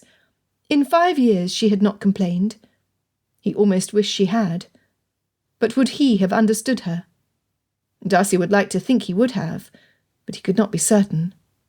He had been so intent on his goal, he had neglected his own sister and his mother. He had been self-absorbed, selfish. "Why did you not tell me?" He hated feeling the loss of time. Had he driven her to retreat into herself, increasing her shyness? "I did not want to be a bother." "Oh, Georgie, can you forgive me? I never intended to make you feel that way." "William, we can spend all morning apologising to each other, or we can forgive what has happened and enjoy how things are now. You have changed, and I adore this lightness you have found. My intention was not to make you feel guilty, and if you persist in this manner you will make me regret confiding in you." Her maturity and reason left Darcy speechless yet again. Who was this young woman who expressed herself so rationally? "You were right, I am—" He bit his tongue before he uttered another apology. "I am honoured to receive your confidence, and I am proud of you for having the bravery to expose my faults in such a loving manner. I am grateful for your forgiveness." She gave it easily. Why was forgiveness so difficult for him to grant? His father had gambled away their home, but Mother had made the best of their changed circumstances. She had backed Darcy, ensuring that Father allowed him to invest, and holding them together as well as she could, when she had lost not only her home, but the love of her life, her partner and friend. What kind of a woman did that? A great one. He understood her better now, and Darcy felt the depths of his unjust opinions in his bones. Mother entered the parlour. "Oh, there both of you are. I wish to accompany you, Fitzwilliam, to call at the gardener's today. If I am correct, they will have received an invitation to Packer's dinner party." She was so serene, so graceful, so strong. How she must have mourned father, and Darcy had added to her grief by unwittingly following in his path. His heart ached for her, and before he overthought his reaction, Darcy crossed the room and wrapped his arms around his mother. She leaned against his chest. How many opportunities had he missed to support her? He did not want to miss another, and he held her longer than he ever had. When he finally released her, she raised her hand to caress his cheek. "Thank you. I did not realise how badly I needed that." "Thank you for being patient with me. I now know what is more important." Her smile reached her glistening eyes. Keeping one hand on his cheek, she reached for Georgiana with the other. "We lost Pemberley, but we had each other. That is all that matters in the end. So long as we still have each other, it will always be enough." Bowing his head, he pressed her hand between his palms. "I wish I had understood before. Maybe I could have convinced him to see things differently." Mother shook her head. "Oh, do not take more of your father's burdens upon yourself than you already have. I only hope you learn from his mistakes. If you meet a young lady you will give up Pemberley for, marry her. Do not hesitate. Do not delay one moment to begin your life together. Time is too precious." Elizabeth. Just thinking her name filled Darcy with peace. His lips pulled into a smile. He knew what he must do. Bending down, he kissed the top of Georgiana's head, and then his mother's cheek. "We leave in a quarter of an hour." He walked down the hall and up the stairs to his bedchamber, where his valet helped him into his green waistcoat. Chapter 29. Elizabeth left the children's nursery to the protests of her cousins. Just one more story, Sophia pleaded. Miss Sophia, if you do not begin your lessons now, they will take you all day. Would you not rather finish and give your cousin time to think of another story to tell you before bedtime? Said the nurse, ushering Elizabeth out of the door while escape was still possible. Elizabeth sought her bedchamber, where she kept the books Georgiana had insisted on lending her. If she were expected to tell the children another exciting adventure, she would do well to seek inspiration in another story she enjoyed. Tiptoeing down the hall to the drawing-room, with the window seat offering the best light by which to read, Elizabeth curled her feet under her legs.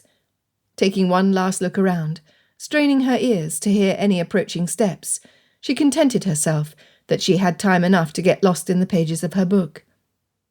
Wiggling against the cushions and pillows, revelling in a brief respite from her busy schedule, she began to read.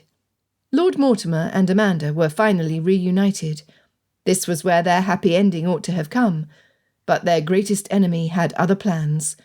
With one heart-wrenching letter, Amanda was convinced to leave her love to spare him from ruin. Mortimer's father had gambled away his entire fortune, and it now fell to the son to save his family by marrying into money. Elizabeth had read the story before. She knew what the heroine would decide, but she found herself holding her breath and praying for a different outcome anyway. Would she defy Lord Mortimer's father and stay? Would she stand by the man she loved and help him overcome the obstacles the world seemed intent on throwing between them? Tap, tap, tap. Her aunt stood in the doorway, her arms crossed in front of her. There you are. I've been looking for you. You have a caller. It could not be Fitzwilliam, or else aunt would not have delivered her news with a notable frown. Elizabeth groaned. She enjoyed good conversation with interesting people. She even enjoyed dull conversation with uninteresting people, for the opportunity they afforded her to entertain herself by livening up the topics in the confines of her own mind. But she was tired. She needed the comfort and familiarity of family today. She would be sociable tomorrow. Besides, she had a book to finish.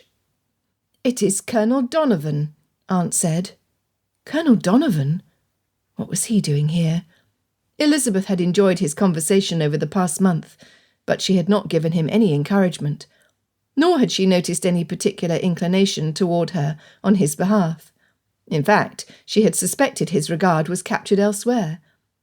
Intrigued, she said, I will be down in a moment. He's in the front parlour with your uncle. The Colonel stood when Elizabeth entered the parlour, upsetting the chair in his haste, and tugging the tablecloth and toppling aunt's arrangement of dried flowers in his effort to right the chair before it hit the floor. Elizabeth met uncle's eyes, but he was too busy steadying the table and stuffing the loosened petals between the blossoms to notice. As one who fears he will bungle everything he touches does, the Colonel stood off to the side with his hands at his sides, helplessly watching uncle arrange the table. Elizabeth observed the young man with increased amusement as he shuffled his feet and wiped his palms against his breeches. When uncle bade him to sit, he obeyed. Looking apologetically between Elizabeth and her uncle, he said, I am sorry, and my apologies to Mrs. Gardiner for ruining her arrangement. It is only that I am terribly nervous.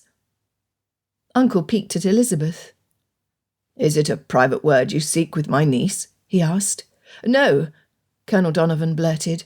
Then, colouring, he added, that is to say, I called today with the intention of speaking with both of you. If I may. Taking a deep breath, he continued, Mr. Darcy speaks highly of you, Mr. Gardiner, and I am of an age and circumstance where I realise that I must take the initiative to improve my situation if I am to improve my chances. The Colonel looked at Uncle Gardiner as though he wished Uncle would divine his request and grant it before he fell ill from the nerve it took him to ask himself. Another deep breath and hard swallow.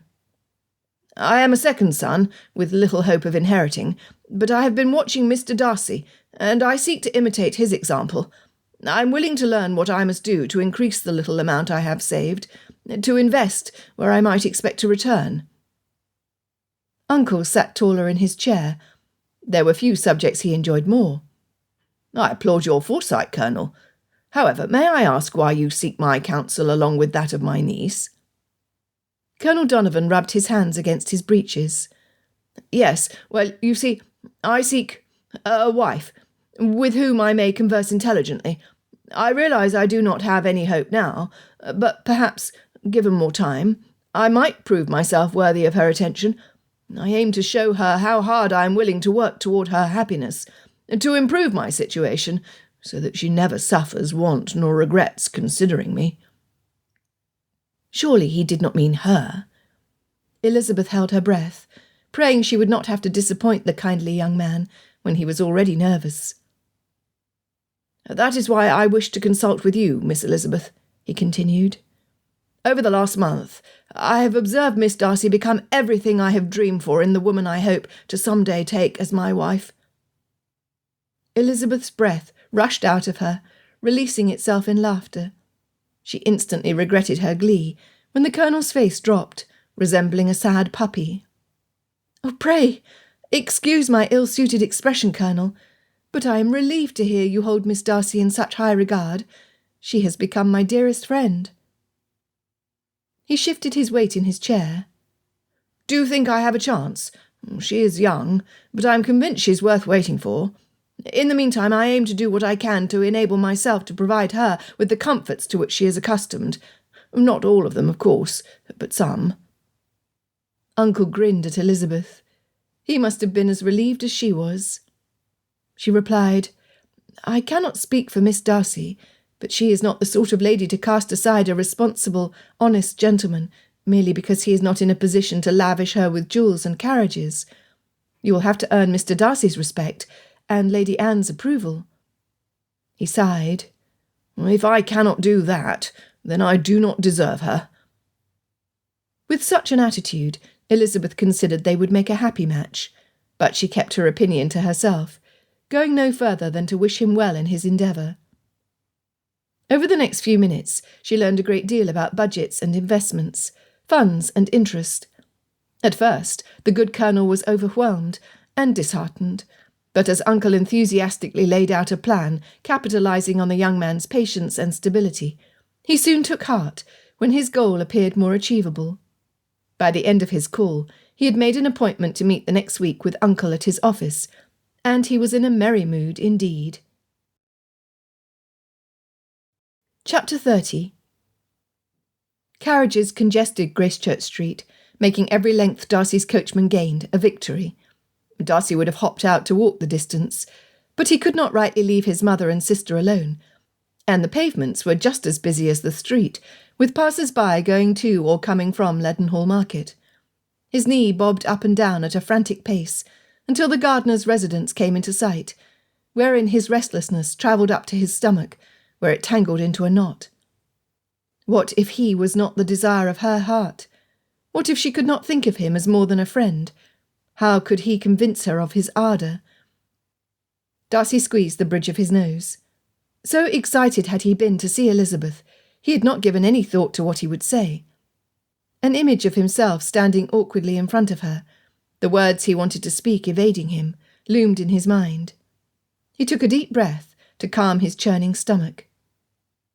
"Fitzwilliam, are you going to be ill?" his mother asked. Quite possibly, Darcy thought, unable to do anything but inhale and exhale to still the nausea. Darcy's heart knew what it wanted, but his mind could not possibly convey the words he wished to express, the right words, words which would touch Elizabeth's heart. He wanted to be thoughtful, eloquent, romantic, to delight Elizabeth with a proposal she would remember fondly over the years. He had nothing prepared. His mind was blank. He dabbed his face with a handkerchief, pressing the linen against his mouth. His mother tugged at his hand, her skin warm against his clammy palm. "Your father was a ball of nerves when he proposed to me. You have two choices. Cross the street and speak with Elizabeth, thus putting an end to your misery, or sit here all day and endure the angry shouts of the people whose path we are obstructing." "Right." Darcy reached for the door. Dazed, he hardly felt his feet touch the ground. Holding out his hand to his mother, Darcy's eye was drawn to a disturbance. A hackney carriage had stopped in the middle of the lane, provoking heated exclamations from the coach travelling in the opposite direction. The passenger flung open the door and clambered out. It was Clennam. "Mr. Darcy! Mr. Darcy!" he called, clutching a satchel with one arm and flailing with the other as he charged down the street at an alarming gait for a man well on in his years. "What is this?" Mother asked, looking worriedly at Darcy.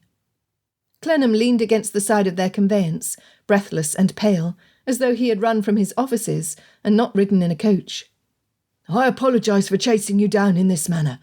I called at Darcy House, and when Perkins informed me you had recently left, I begged him to tell me where you had gone. Something has happened.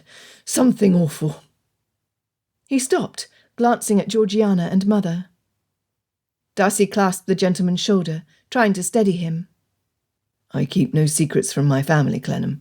Tell us what has happened." With a large gulp of air, Clennam said in one burst, "The money is gone, all of it." Clennam's words echoed in Darcy's mind, the sound growing distant as his field of vision narrowed. For the blink of an eye, he was 11 years old again, running up the stairs to his father's study, wishing more than anything he had ever wished before that he would wake up. He leaned against the carriage, his head spinning. "How?" he asked. "Someone forged your signature and has cleared out your accounts. Whoever this fiend is, he has 5 cheques signed by you, and each of the managers associated to the institution on the note. It is done. I do not know how. The manager's description of the thief could apply to half of London. Do you have any new servants at Darcy House? Or perhaps a disgruntled employee? It only takes one." Darcy doubled over, trying to control his breath. He felt his mother's hands on his back, but he had not energy enough to acknowledge her comfort. He was ruined, worse off than when he had started. "What can be done?" Georgiana asked. "I intend to go to Bow Street so they might help me investigate into this affair, and I must call at every bank to assess the extent of the damage. Only then can we determine the possibility of reparation." Darcy stood upright. "I will come with you." "But Elizabeth!" exclaimed Georgiana. Her name pierced Darcy through. He had nothing, no hope of Pemberley, no means with which to care for his mother and sister. He was ruined. "I have nothing to offer her," he said, his voice ragged in his ears. He looked one more time at the house where she stayed, uttering a silent goodbye that left him gutted and empty. He could not see her in this state. She would make him believe anything was possible, that this was nothing more than a hiccup in his plans, that there was hope still. She would fight along with him, and he would love her even more. For a moment he convinced himself that nothing had changed. He would profess his love, and she would accept him, knowing the struggle ahead. He even took a step in her direction. But he could not provide for her. He was no better than Colonel Donovan. In fact, he was worse off, because he had no means of gain. He had sold his shares in his various investments, so he could transfer the funds before Packer could change his mind about Pemberley. The front door opened as Darcy turned away, and Colonel Donovan stepped outside. He wore a wide grin and walked with a skip. When he reached the corner of the street, he danced a happy jig. Darcy's heart sank like a stone. Chapter 31. "Georgiana and I will stay," Lady Anne said, tugging Georgiana along with her. "What was the Colonel doing here, do you think?" her daughter asked, looking nearly as desolate as Fitzwilliam did. Lady Anne had suspected the beginnings of tender regard, and now she knew her intuition had been correct. Georgiana had her eye on the young Colonel. What disturbed Lady Anne was that she might have mistaken the target of the Colonel's inclination. Fitzwilliam and Clennam were gone by the time the butler showed Lady Anne and Georgiana into the parlour. Elizabeth jumped up from her chair, kissing Georgiana on the cheek and greeting her with an embrace. "I have the greatest news," she said. Georgiana forced a smile, the brave girl unwilling to spoil her friend's excitement. Mr. Gardiner crossed the room. "Oh, let me send for Madeline, Lizzie. She will want to know what has transpired. Only take care not to share too much. The Colonel took us into his confidence, and we must not betray his trust." He lowered his chin, adding, "No matter how tempting it may be." Elizabeth sat on the settee beside Georgiana, leaving Lady Anne's usual chair for her. Settling herself and arranging her skirts, Lady Anne said, "We saw Colonel Donovan leave. He seemed very happy." "He was indeed," Elizabeth said, beaming at Georgiana. Lady Anne's vexation loosened its grip on her lungs. Elizabeth was not happy for herself. She was happy for Georgiana and the Colonel. "I have always liked the Colonel. He is a good friend of my nephew, Colonel Richard Fitzwilliam. Perhaps I will be able to introduce you to him some day, Elizabeth. He and Fitzwilliam were often in mischief together when they were much younger." "I would like that," Elizabeth said, her eyes straying out of the window facing the street. "Mr. Darcy was not able to join you?" she asked. Elizabeth's eagerness to see Fitzwilliam eased Lady Anne's concerns, but the drastic turn of events did not bode well for their future. There was little she could do, except Fitzwilliam would not want her to meddle, but ought she dare? One final intervention. Before her mind delved into the risks and advantages of her precarious idea, Lady Anne replied to Elizabeth's question. "He intended to, but a business matter, one of great urgency, called him away." The Gardiners returned, and Mr. Gardiner revealed what he could of Colonel Donovan, which was a minimum amount, to be sure, but it left them without a doubt that his call had not been for Elizabeth's benefit, so much as for another young lady, whose name Mr. Gardiner refused to utter, but which everyone in the room, except Georgiana in her insecure innocence, knew without his naming her. The officer's willingness to improve himself, as Mr. Gardiner tactfully put it, as well as his determination to wait, recommended him. He would treat Georgiana well, his nature being kind, and he would appreciate her all the more for the time he waited for her, as well as his exertions on her behalf. That settled in her own mind, Lady Anne's thoughts returned to her scheme. Madeline noticed her preoccupation, and Lady Anne shook her head to discourage any questions. She could not reveal what she was considering, for they would most assuredly talk her out of it. It was a mad scheme, one with disastrous results if it did not work in her favour. Ah, but if it did work, then it would solve everything. The butler entered the parlour, an envelope in his hand. "This recently arrived by messenger, sir." Mr. Gardiner took the envelope and opened it. "What do you make of this, my love?" he asked, handing it to Madeline. She pursed her lips, her eyebrows drawing together. "I hardly know, but I have a bad feeling about this." To Lady Anne's surprise, Madeline handed the envelope to her, and at one glance Lady Anne understood their trepidation.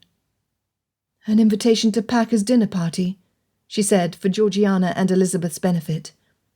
"This is most unusual. He does not mingle with tradesmen," Mr. Gardiner commented. "We also received an invitation," Lady Anne said. Elizabeth rubbed her chin. "I wonder how many families he has included in this party, if it is an intimate party or a large one." If Lady Anne were a betting woman, she would wager that it was a large party. Packer liked the influence he could apply on others by surrounding himself with a room full of witnesses. Now that she knew Elizabeth was invited, Lady Anne was certain he meant to interfere with Fitzwilliam's future beyond the exchange of Pemberley. Packer was drawing his cards, and he would reveal them once he held a winning hand, a feat completely within his control, with his readiness to manipulate the results to his favour. The shameless cheat! She would not put it past him to have arranged Fitzwilliam's sudden lack of fortune. The timing was too convenient. Where he had succeeded with George, he would try to succeed with her son. Unless she stopped him.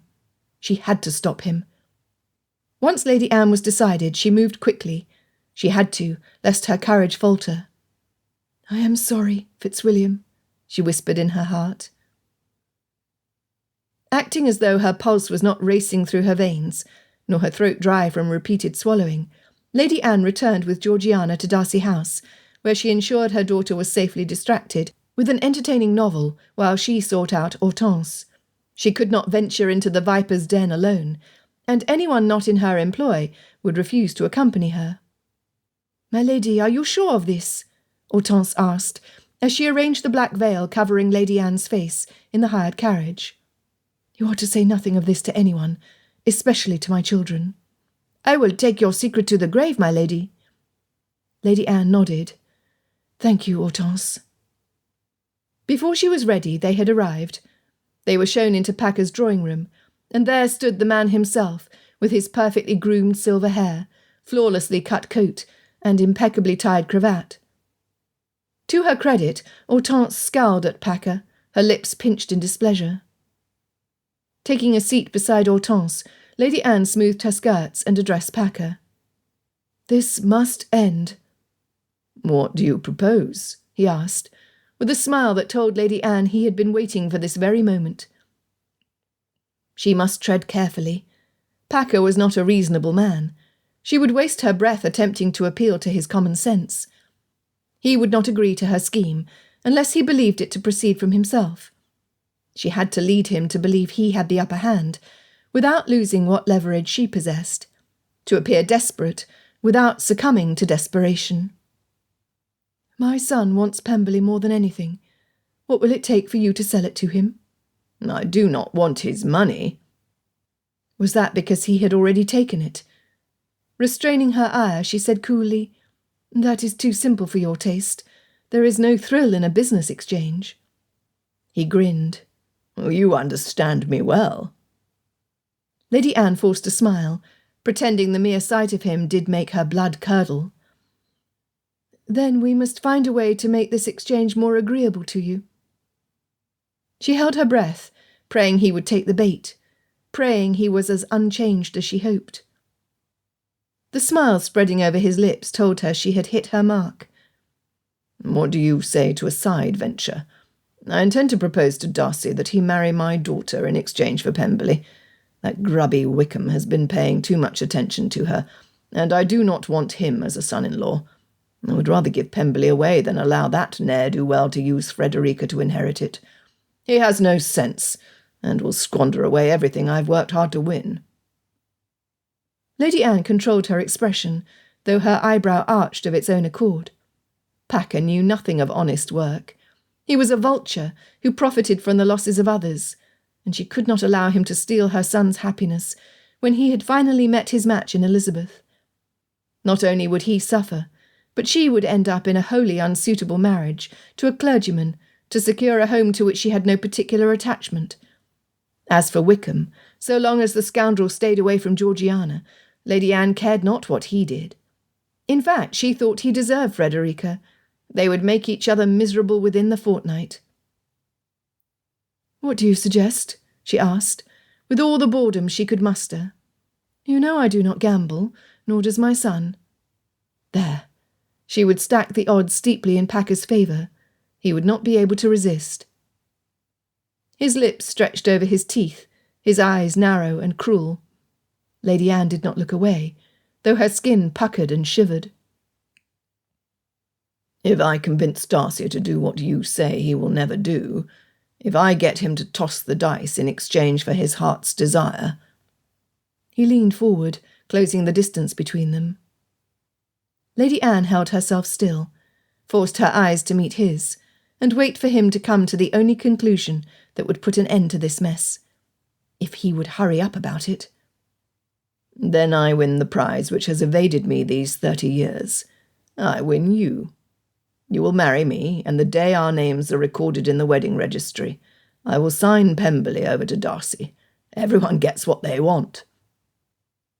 Therein lay the great difference between Packer and her husband. George had at least loved her. Packer had only ever seen her as a prize, as property to win. It was the only bargaining chip she had. Lady Anne choked back the bile in her throat. This was for her son. She would see this through for him, betting her future on the steadfastness of his character. She pretended to consider, as though she had not planned this all along, taking her time to increase Packer's anticipation. "On one condition," she began, guaranteeing his acquiescence with her willingness to cooperate. He nodded for her to continue. "If I win, You must allow him to marry whom he chooses. Now, that is non-negotiable. I will not allow Wickham near Frederica's fortune. He leaned back in his chair. Lady Anne did not have to pretend her disappointment, but she would give him one win. She would allow him to think he had the upper hand, when she had yet to reveal her cards. Smoothing her skirts and plucking at her fingers, she said, "This scheme of yours is one-sided and unfair, Packer. Have you lost so much of your confidence you are unwilling to raise the stakes? That is not the man I remember you to be." She paused, letting her words inflate his pride. Let me hear your terms, then we will see who is afraid. God bless his foolish pride. Steadying herself, Lady Anne said, "Only this.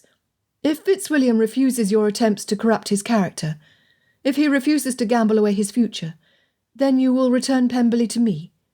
You will have the papers ready to sign tomorrow evening at your dinner party. He will marry whom he pleases, and you will stay out of our lives." You believe in the strength of your son's character that much? She lifted her chin. "I do." "I will break him just as I broke his father," he sneered. Hateful man. Packer's pride would be his downfall. Lady Anne counted on it. "You believe in the power of your influence that much?" she asked, arching her brow and tilting her chin to the side to look down her nose at him, with all the haughty condescension she had been raised to display. Her sister Catherine would approve. "Are you man enough to wager on it?" He did not reply. Looking away with a sigh, she smoothed her skirt, as if she had no further interest in the matter. And then she delivered the final blow, the 3 words certain to get under his skin. "George would have." Packer's steely eyes snapped to her. "I accept. I trust you will not discuss this matter with Darcy.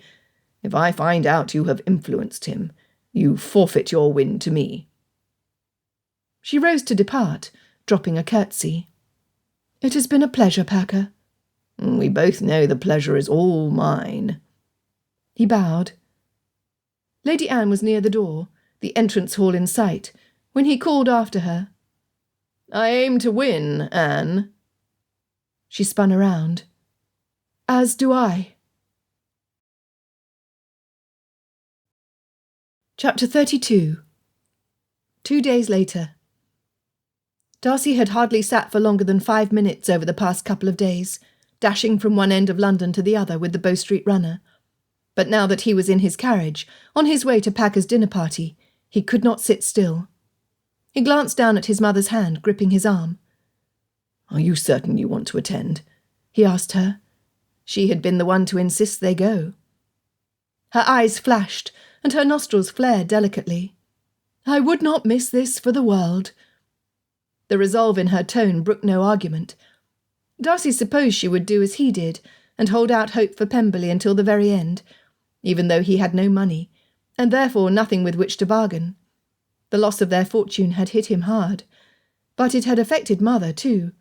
She had been remarkably silent, hardly sparing Darcy a word. With one final glance over his shoulder, he looked down the line of carriages to see if he could spot the gardener's coach. The conveyance not making a miraculous appearance, Darcy escorted his mother and sister up the carpeted steps to Packer's house. Heavily perfumed lilies, bright bulbous dahlias, and pink gillyflowers spilled from hanging baskets and urns wrapped in rose-coloured sashes tied with big bows. Candles flickered off chandelier crystals, casting twinkles of refracted light over the guests milling about in the entrance hall. Georgiana gasped. "It is beautiful." Darcy bit his tongue. The aroma from the flower arrangements was too sweet, the decor too pink. Mother pursed her lips, saying tersely, "Hothouse flowers." Packer received them with exceptional warmth, as did Miss Packer, drawing curious glances from the growing crowd. He must have invited everyone who had stayed in town, and persuaded more to return from the country.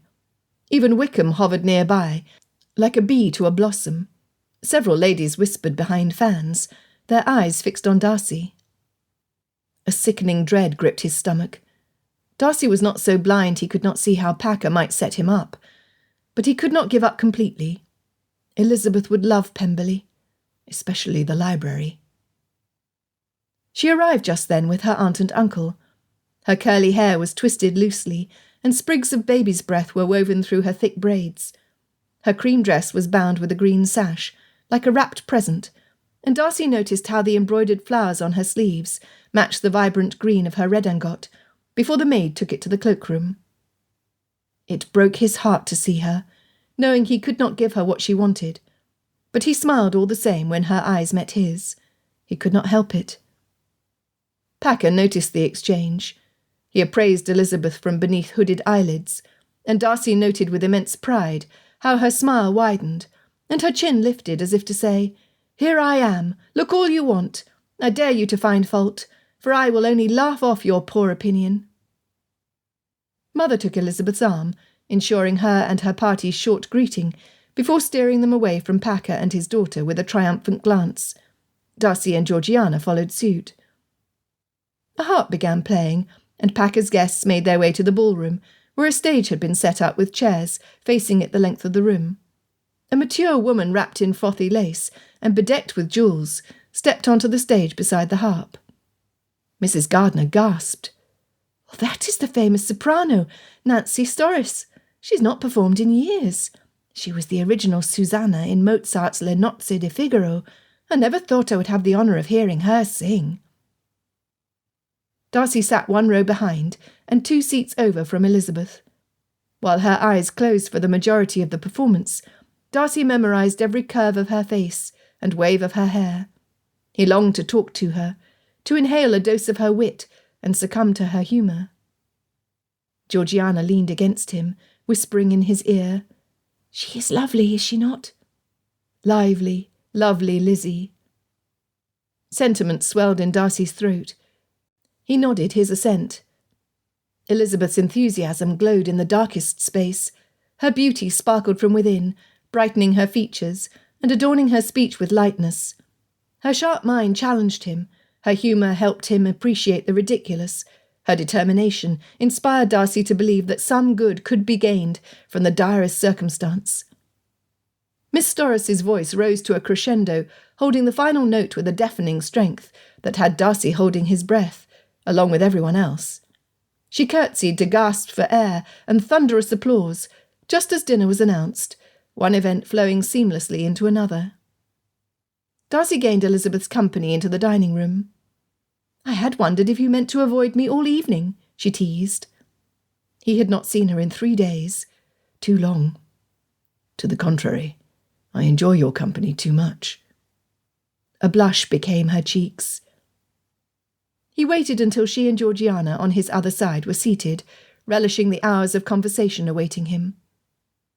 From the head of the table, Packer said, "Darcy, you must join me as my honoured guest." He motioned at the empty seat to his right. Hundreds of eyes focused on him, leaving Darcy little choice but to mutter his apologies to his intended dinner partners, to occupy the space reserved for him, his unease weighing every step. When he looked down the table to the spot he had wanted to occupy, and saw Colonel Donovan sitting where he ought to have been, his unease graduated to wretchedness. Packer tapped his glass and stood. "Dear friends, it is with great pleasure I share with you the reason behind this gathering.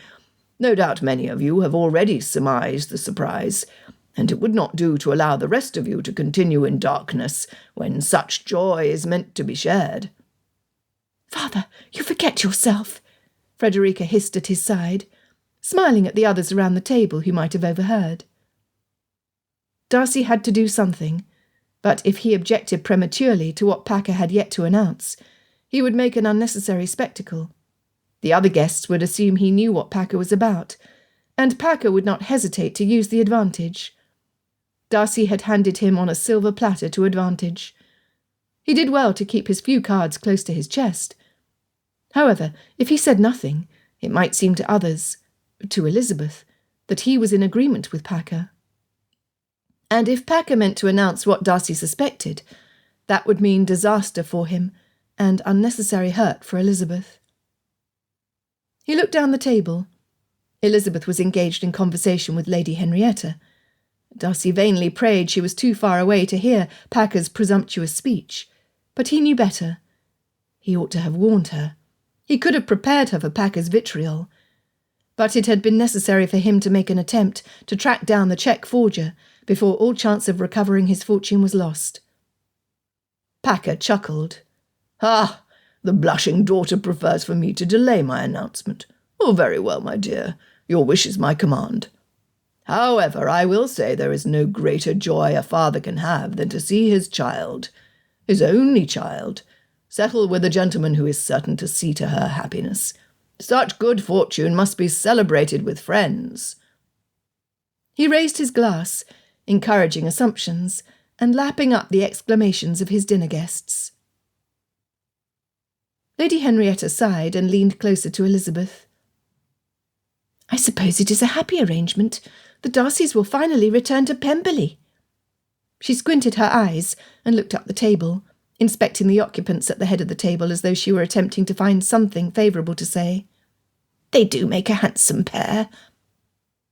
Elizabeth kept her chin up, though it took more exertion than normal to do. "Of whom do you speak?" She would assume nothing tonight. Too much was uncertain. "Oh, Mr. Darcy and Miss Packer, of course. I had hoped my Philip would fix his eye on her, but I am happy for Mr. Darcy. Oh, she's a beauty, and she stands to inherit her father's fortune and properties." Another sigh. "Yes, I'm happy for Mr. Darcy. I cannot think of another family to whom I would wish good fortune more than them. So many years of sacrifice and exertion, well, it would finally be rewarded." Would he do it? Would Fitzwilliam marry to gain Pemberley? Elizabeth did not want to entertain the possibility, but it had already taken root in her mind. It was all she could think of during dinner, and as fine as the food was, she found it difficult to swallow. She tried to pay attention to Lady Henrietta, but even the story she told of being held up by a highwayman the week before failed to grip her. Nor did the lady's plans to reform her son, whom Elizabeth was only relieved to learn was not present. Apparently, Lord Hartfell had suffered an accident and was recovering. The Colonel and Georgiana looked at her frequently, with growing concern. Her aunt and uncle, farther down the table, also watched her. Lady Anne held her composure with her usual grace, but the tightness around her mouth and the sharpness in her eyes displayed her displeasure to those who knew how to see it. And Fitzwilliam? His eyes were full of apology. Why? Elizabeth did not understand.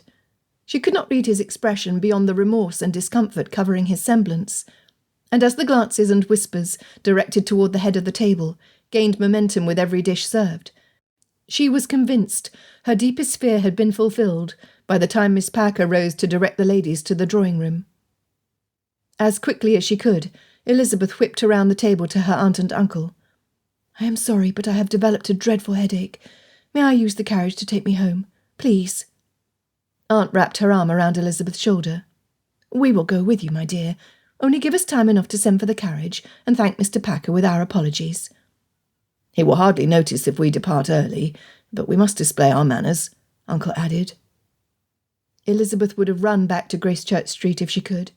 The air in the house crushed her. But she waited in the entrance hall, taking her treasured green redingot from the maid, and petting the satiny lining, and wishing she could summon Fitzwilliam to her side, just as her favourite ribbon had once done. Chapter 33. Darcy felt Mr. Gardiner's displeasure. Colonel Donovan openly glared, while Georgiana shook her head. Mother glowered at Packer, but Darcy felt that he deserved some of her ire too. How could he allow the woman he loved to suffer at his expense? He saw Elizabeth slip out of the room, and he moved to follow her, to explain. Packer caught his elbow. "You see my advantage over you, Darcy. One word from me, and you will have to marry Frederica, or be cast out of society as a dishonourable lout." "As you tried to do to my father. A man's character is defined by the decision he makes when he is presented with an impossible choice. He chose poorly." Darcy wanted to wipe the sneer off Packer's face. Crossing his arms over his chest, he said, Only the second time. First, he chose my mother. I would say he chose well. Packer stiffened. Let us speak in my study. Oh, the irony. He would have others overhear their conversation when he was in command. But the second Darcy turned the table on Packer, he wished for privacy. Mother waited outside the dining room, her hands pursed together. If you wish to speak with Fitzwilliam, I will be present. Packer did not quash her demand, although he did place a restriction. Not a word from you. Placing one hand over her heart, she said, On my life. Whatever game Darcy was engaged in, he sensed his mother was involved in an even grander scheme. He wanted to ask, but she pressed her finger against her lips and shook her head. With a wave of his hand, Packer signalled that she and Darcy follow him upstairs to his study, where he stood behind his desk like a judge at a trial. Tonight it is your turn to make an impossible decision, Darcy. I offer you Pemberley, the restoration of your ancestral home to your family, your life's purpose fulfilled. What do you want in exchange? Allow me to announce your engagement to Frederica, and I will sign it over to you tonight. Darcy did not hesitate. I cannot marry your daughter. My heart, my mind, my very being belongs to another. Packer sneered. What can Miss Bennet give you that Pemberley cannot? She has nothing to recommend her. An insignificant dowry, connections to trade, a father with an entailed estate, and 4 other unmarried daughters. She knows she does not belong in our circles. It is why she left. Darcy's blood boiled. Elizabeth Bennet is too far above your notice. You would not appreciate her charm, humour, and intelligence unless you could profit from or manipulate it, and she would never allow it. She is too clever for the likes of you. Is that so? Packer cackled. I have yet to meet an individual I could not bend to my will. Remember that, Darcy. I have you in the palm of my hand. The fiercest gossips are already humming with news of your engagement to Frederica, and before the week is out, everyone who is anyone in England will know. You are a proud man. Will you be able to look your peers in the face after reneging on your word? I have not agreed to your plan. My word is mine alone to give, not yours to play with at will. Oh, you and I know that, but all that matters is what people perceive, and I guarantee that if it comes to a battle of your word against mine, I will win. Darcy did not doubt that. Drat it. Packer had the upper hand, and he was tightening the noose around Darcy's neck. You could have made your announcement already, but you did not. Why? Packer leaned forward. I am a gambling man. It is how I live, and it has served me well. I believe in chance favouring those willing to risk everything to win their heart's desire. I believe in consequences and responsibility. How droll. Packer poured 2 drinks, sliding one across his desk to Darcy. You have never known the thrill of a hard-earned win. Otherwise you would not discount me entirely. Your father understood. Darcy did not touch the drink. Here is what I propose, Packer continued. Know that this is my final offer. He paused, and Darcy thought his heart would leap out of his mouth. He clamped his jaw shut, his teeth grinding. 1 game of hazard, 1 toss of the dice. That is all. If you win, I will sign Pemberley over to you with no expectations, no marriage to Frederica, no exchange of money. Pemberley is yours, and I will never seek out your family's society again. There was a catch. There had to be. Packer's offer favoured Darcy too much, and though his mother said nothing, he felt her tension. And if I lose? I will be generous. You still get Pemberley, and a charming wife with it. Frederica will make a handsome companion for you. He said it as if Darcy did not stand to lose his heart. It was too great a price to pay for a property he would not enjoy without Elizabeth to share it with. You would gamble away your own daughter's future without any consideration to her opinion. I know what is best for her. The door burst open. You know what is best for me? Miss Packer flounced inside, pulling Wickham behind her. "Since when have you put my welfare above your own?" "I have given you everything you have ever wanted." "At a price." "What price?" Packer scoffed. "You have lived a life of luxury. You've never known want." "You know nothing about what I want," she whined. "Come, Frederica, you will do what I tell you." She stamped her foot and huffed. "I shall get what I want." "So will I," said Packer. It was a battle of stubborn determination against selfish will. Had Miss Packer selected manipulation and bullying as a theme of study, she could not have selected a better master than her own father. Unwilling to deal with her tantrum, Packer turned to Darcy. "One roll. Win or lose, you get Pemberley."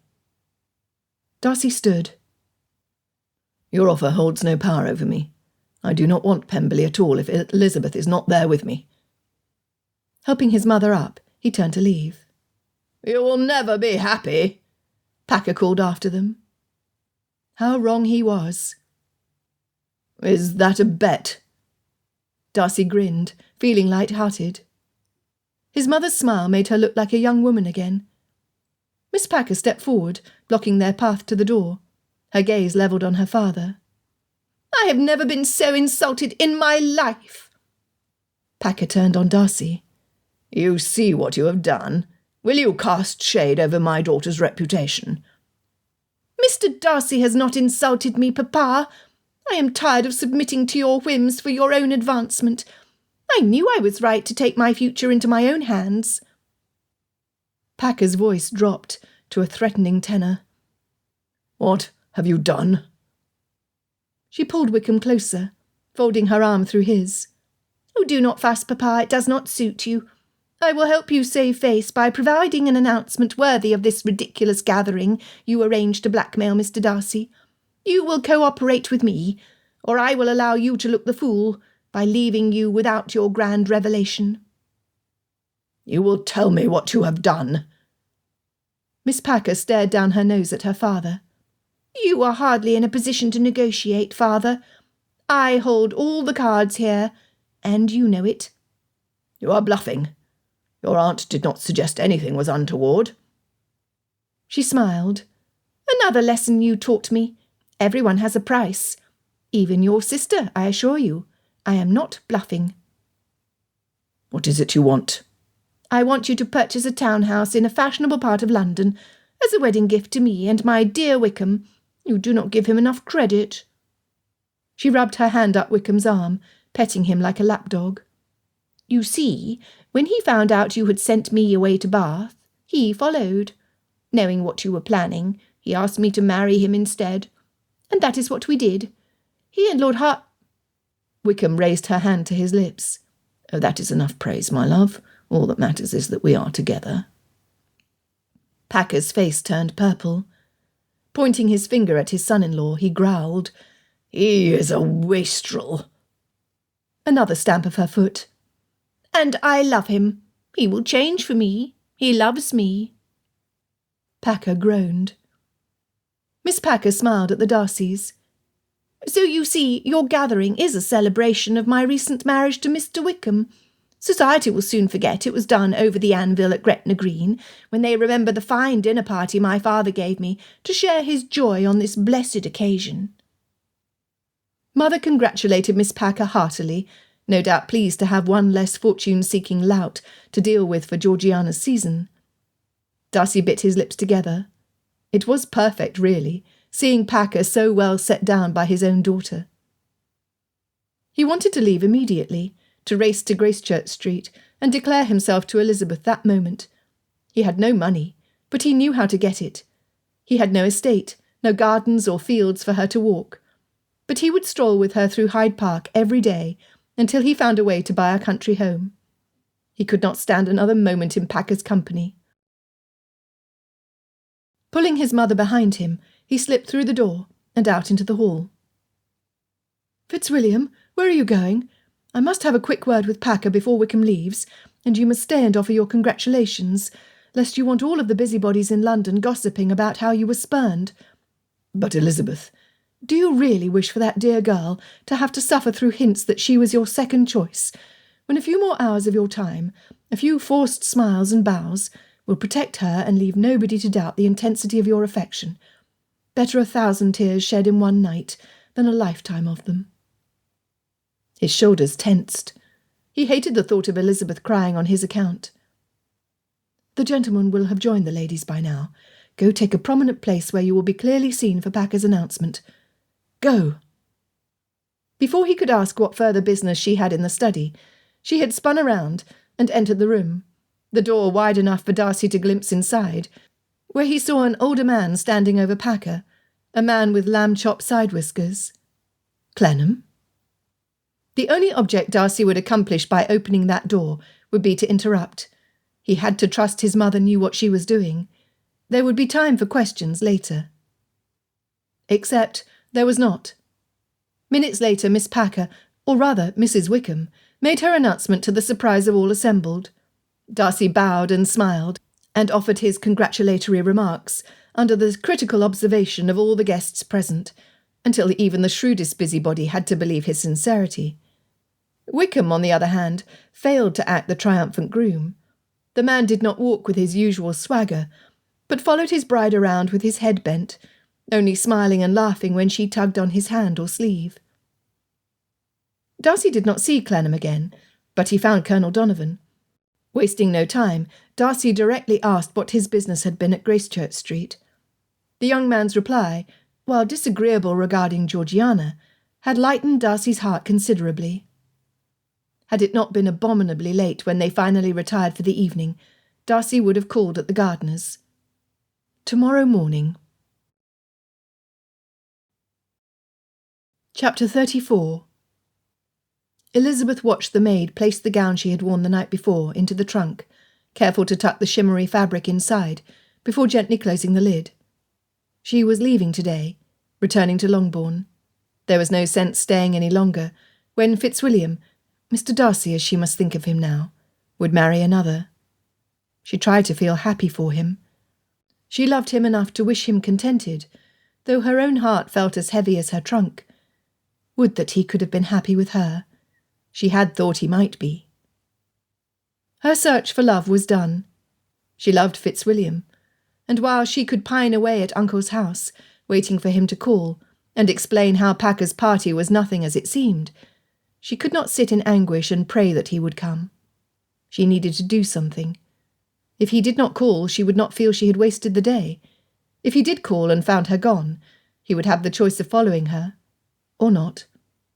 The fact remained that Elizabeth could not, would not, marry Mr. Collins or anyone else of her mother's choosing, and she would rather return to Longbourn to face her mother while she still had some fight left, while she still hoped Fitzwilliam might come for her. Uncertainty tormented her. She needed to occupy her mind, but there was nothing for her to do in this brief interim, which would not slow down their departure. On the table beside her bed rested the letters her uncle had brought for her from Meryton the day before. She reached for them, starting with Jane's. 18th November, 1811. My dearest Lizzie, there is much to tell you, and I hardly know where to start. Mr. Collins surprised us with an earlier arrival than we had anticipated. Mamma is frantic with worry, and between singing your praises to him and taking offence at his comments about Longbourn, which are meant well, I am sure, Papa has spent most of his time hiding in his book-room. Mamma purchased another table for the drawing-room. There is already so much furniture crammed inside, I fear all of our shins have suffered for its addition. She has also insisted we each have a new gown, as Mr. Bingley has promised to host a ball soon. I pray you shall be able to attend it with your newly betrothed. Mamma would forgive you for not marrying Mr. Collins, if she were allowed to make such an announcement at such a grand event, with all of our friends and neighbours to witness it. It is my deepest hope you have found happiness in London. While I am convinced Mr. Collins has his merits, and only requires time enough to display them, I cannot see you happy with such a man, and I am convinced you are the last woman in the world to make him happy. The incessant rain means more repairs for Papa to see to. Several of the tenants have complained of leaking roofs and flooded fields. He listens to them and sends them away reassured. but I have not yet seen him attend to their concerns. I worry the families will catch chills, and I have asked Mrs. Hill if we have any blankets to spare." The rest of Jane's letter contained happier news, for she wrote of none other than Mr. Bingley. Jane did not say as much, but between the lines Elizabeth felt her sister's penitence for not securing his proposal before now, and sparing Elizabeth from a forced marriage. With a sigh, Elizabeth folded her letter and tucked it inside her reticule, unfolding Lydia's to read next. It was mostly nonsense and empty prattle, until the end where she wrote, "You must learn how to boil potatoes. Mr. Collins enjoys them more than anyone has a right to enjoy any vegetable. I liked to die of laughter at poor mamma's face when he expressed disbelief that Longbourn could afford a cook. La, can you imagine me cooking potatoes? I have vowed not to set foot in the kitchen or lift a finger to straighten a cushion for the rest of his stay. He is a ridiculous man. But you dearly love to laugh, and he will supply you with sufficient merriment to last several years at least. Indeed, you are very fortunate. By the by, I had saved my pin money to give to you to prove how sorry I am about your ribbon. But since you are soon to be a clergyman's wife and will have no need for fancy fripperies or material things, Mr. Collins read us a section on the subject last night. I thought I would burst my corset when mamma snored not 5 minutes into his reading.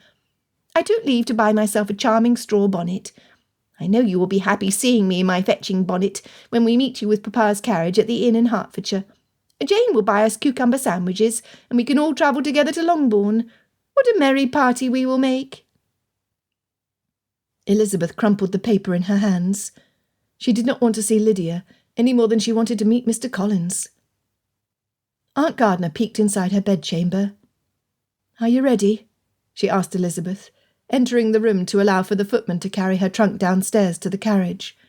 She tucked a curl behind Elizabeth's ear, smoothing her hair with her gentle touch. "As ready as I can be. Are you certain you wish to depart now?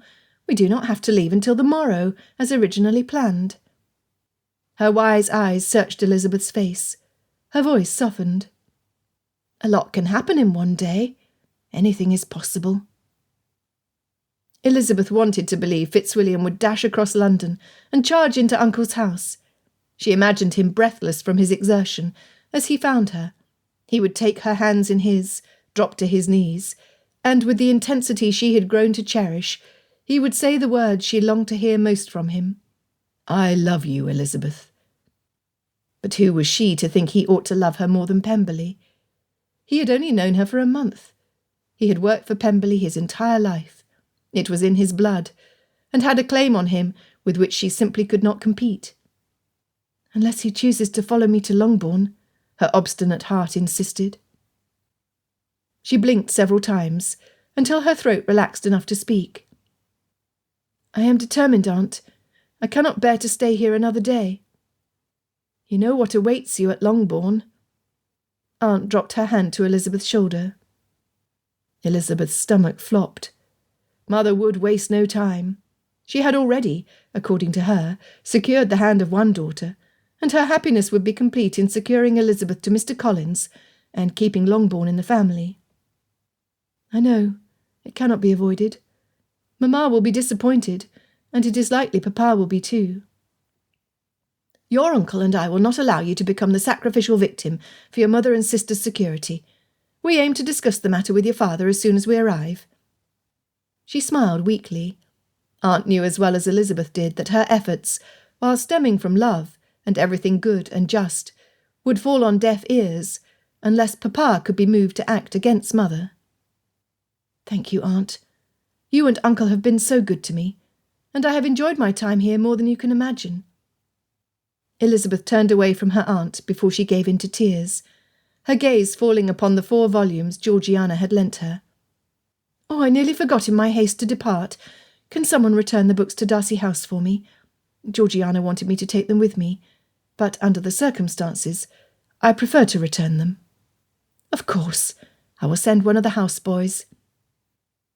Elizabeth picked up the books, running her hand over the front cover.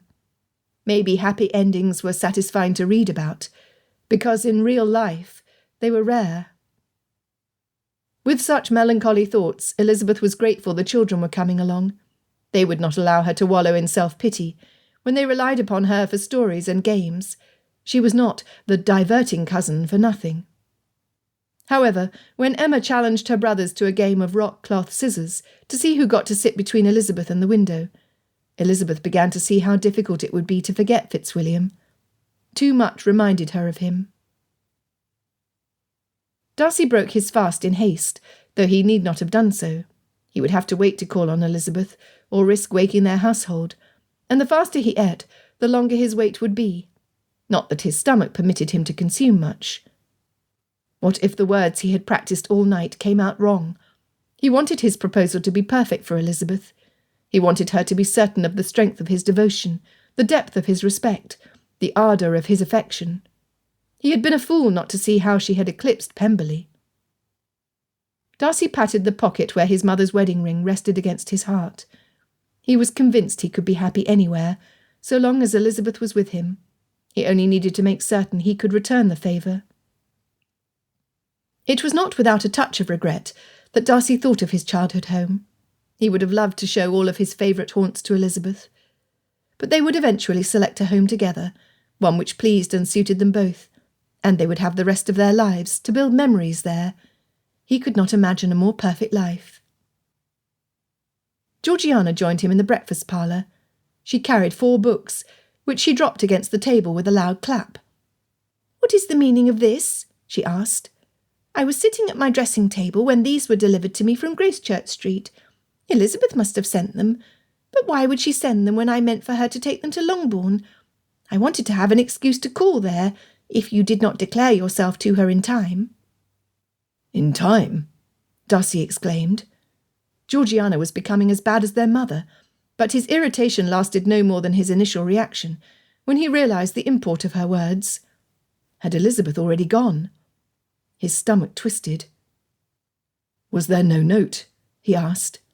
"A brief one expressing her thanks." "Did it say nothing of her plans?" "No." Georgiana's eyes widened. "You do not think she has departed early, do you?" She pressed her hand over her heart. "Oh, poor dear Elizabeth! She must be truly heartbroken to leave before it is time." Jumping up from his chair, Darcy raced to the hall. "Have a horse readied for me, Perkins. Make haste, man." How foolish he had been, insisting on proper calling hours, when justice demanded a quick explanation. She did not know how events had unfolded the night before. He could have sent a message, but the hour had been late when they returned, and he had not wished to worry them by waking the household with news which would have been received with panic until it was read. Why had he not risked it anyway? Had she even been able to sleep, believing him to be capable of choosing Pemberley over her? Oh, why had he not sent the blasted letter? His greatest fear was confirmed when Gardner's butler informed him that the entire household had departed the hour before. Darcy asked, "My good man, might I presume on you to deliver a message for me to Darcy House?" He could afford to lose no more time, and could only pray the roads made travel in their carriage slow, pray that he might overtake them on horseback before they reached Longbourn. "It would be an honour. Anything for a friend of Mr. Gardner." The butler called for the houseboy, who tilted his ear closer to Darcy and leaned forward intently as he spoke. "Please tell the lady of the house that Mr. Darcy is away to Hertfordshire. She need not worry about his absence," Darcy said. The boy blinked up at him. "That's all? You're away to Hertfordshire, and Lady Anne need not worry?" Darcy handed him a coin. "Take a hackney. It will be quicker." There was more than enough there to ensure the boy had a bit extra to keep for himself, should he ride to Darcy House and back in a hackney. The boy pocketed the coin with a large grin. "I'll go immediately," he said, before he took off at a brisk run down the street. That seen to, Darcy determined the quickest route out of town, looking twice at each carriage he passed, even though he knew they must be farther along the road. Days of rain and drizzle made travel slow. It also muddied the carriages, making it nearly impossible for Darcy to discern one conveyance from another. Even the horses were difficult to identify, with drizzle-darkened coats. Most of the drivers wore greatcoats with high collars, their hats pulled down as far as they could go over their foreheads. Still, Darcy rode on, only slowing his pace when he neared a promising carriage. and then pressing forward to make up for lost time when he was disappointed again and again. He neared the George Inn, where the London coaches often stopped to refresh their horses. Seeing no sign of them, he continued, despair urging him on the closer he got to Longbourn without seeing her. He wiped the moisture from his face, impervious to the chills surrounding him. There, ahead, was a coach similar to Mr. Gardiner's. It was laden with trunks, as he imagined theirs would be. Darcy tapped his horse's sides, his own pulse pounding along with the clops of its hooves. It was Elizabeth. It had to be. He rode close enough to venture a glance through the windows, but the glass was thick with fog. He glanced up at the driver. Was that Mr. Gardiner's coachman? It could be. Darcy hailed the driver. Two eyes stared at him between the brim of his hat and the collar of his coat, wide and white. The coachman snapped the reins, urging the horses on with a bellowing shout. Dear Lord, he must think me a highwayman, Darcy thought. He distanced himself from the carriage, riding ahead to allow the coachman to see for himself that he was harmless, and hoping he would not shoot the revolver most coachmen kept under their seats at him. Whoa! Whoa! The coachman clamoured. Darcy spun his horse around in time to see the carriage slide sideways, and the horses rear back when the wheels sank up to the hubs and stuck fast. Darcy's heart lurched into his throat. Leaping off his horse, he ran through the ankle-deep muck to the side of the carriage. Are you hurt? Is anyone injured? You scared me half to death, sir. Only last week a highwayman stopped our coach and robbed her ladyship. I nearly lost my position, and I would surely lose it if I allowed it to happen again. Her ladyship, not Elizabeth. Darcy's heart sank. Oh, it is you, Mr. Darcy, said a voice he knew well. Lady Henrietta peeked up at him from inside her carriage, her elderly mother-in-law, Lady Bedford, sitting beside her. What is this all about? The dowager shouted. She was as deaf as Lady Henrietta was blind, and Darcy could not leave them without ensuring their safe removal from the rut, swallowing the back wheels of their carriage. Drat it all! More time he could not afford to lose. Moving closer to the open door of the carriage, Darcy said, I apologise. I am trying to overtake some friends, and I fear with all this mud I mistook your carriage for theirs. Hiding in a shaded corner was Lord Hartfell, sporting a bruised eye and a crooked nose. Darcy nodded at him, but Hartfell pretended not to see, sinking deeper into the recesses of the coach. Understandably so. Few gentlemen flaunted the proof of a good thrashing if they could avoid it. Lady Henrietta replied, I thought it best not to use our normal coach with the family crest, lest we be accosted again. Who are these friends you seek to overtake? Perhaps we pass them along the road. The Gardiners with their niece, Miss Elizabeth Bennet. Or did they quit town already? I took a fancy to Miss Bennet. She is a lovely young thing, and most attentive. Lady Henrietta's brows wrinkled, and she squinted at Darcy. Again, Lady Bedford demanded, Why are we sitting here? What is happening? Is it not that atrocious ne'er-do-well, Wickham, is it? He deserves to go to prison for assaulting my grandson. Hartfell hissed from his corner, I beg you not to make a public accusation, grandmother. Darcy did not trouble himself to inquire what had transpired between the two, but it was clear he and Wickham had had a violent falling out. It was also plain to see that Hartfell had suffered more injury than his former friend. Oh dear, we shall be stuck here all day. Harold will worry, Lady Henrietta fretted. Darcy had to help them. He could not leave two women stranded along the side of the road.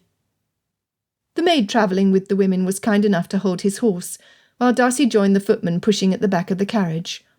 A few choice commands from Lady Bedford secured the assistance of Hartfell, who fell in beside Darcy.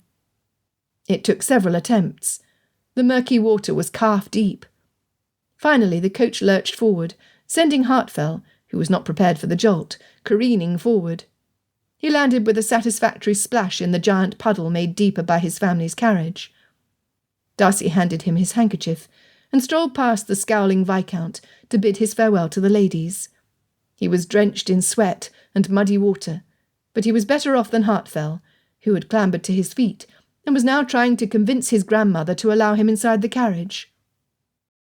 Again, please accept my apologies, he repeated, brushing the largest specks of mud from the front of his coat and breeches. The coachman chuckled. Gladly, sir, and thank you. Oh, Mr. Darcy, Lady Henrietta said. Oh, please take my handkerchief. She pulled a large piece of linen out of her reticule, pushing it at Darcy. A wad of folded rectangular papers spilled from her purse along with it, landing in a thick patch of mud at Darcy's feet. He took the handkerchief and scooped up the papers. They were bank cheques. He recognised the print. Oh, dear, she said. I had forgotten about those. Hartfell exclaimed, It was you. Darcy looked down at the amount on the top cheque, and his lungs seized. He counted them. 5. 5 cheques from his 5 banks, their sums totalling the amount of his lost fortune. Lady Henrietta blustered. What do you mean speaking to me sharply, Philip? I took those out of your pocket to give to your father. You are this close to disinheritance, and I cannot allow you to gamble away your allowance when you have too many debts to pay. That was not from my coat, Hartfell squealed. It was Wickham's. He thought I stole it. I must return to town immediately. You will do no such thing, shouted Lady Bedford, who had heard their agitated speech. Your company with that rascal is detrimental to your character. I forbid further association with that awful man. Darcy could hardly believe what he held, what the Viscount unwittingly laid bare. Did you not see the name on the notes, or the amounts? He asked Lady Henrietta. Such confusion covered her face as made Darcy regret his question.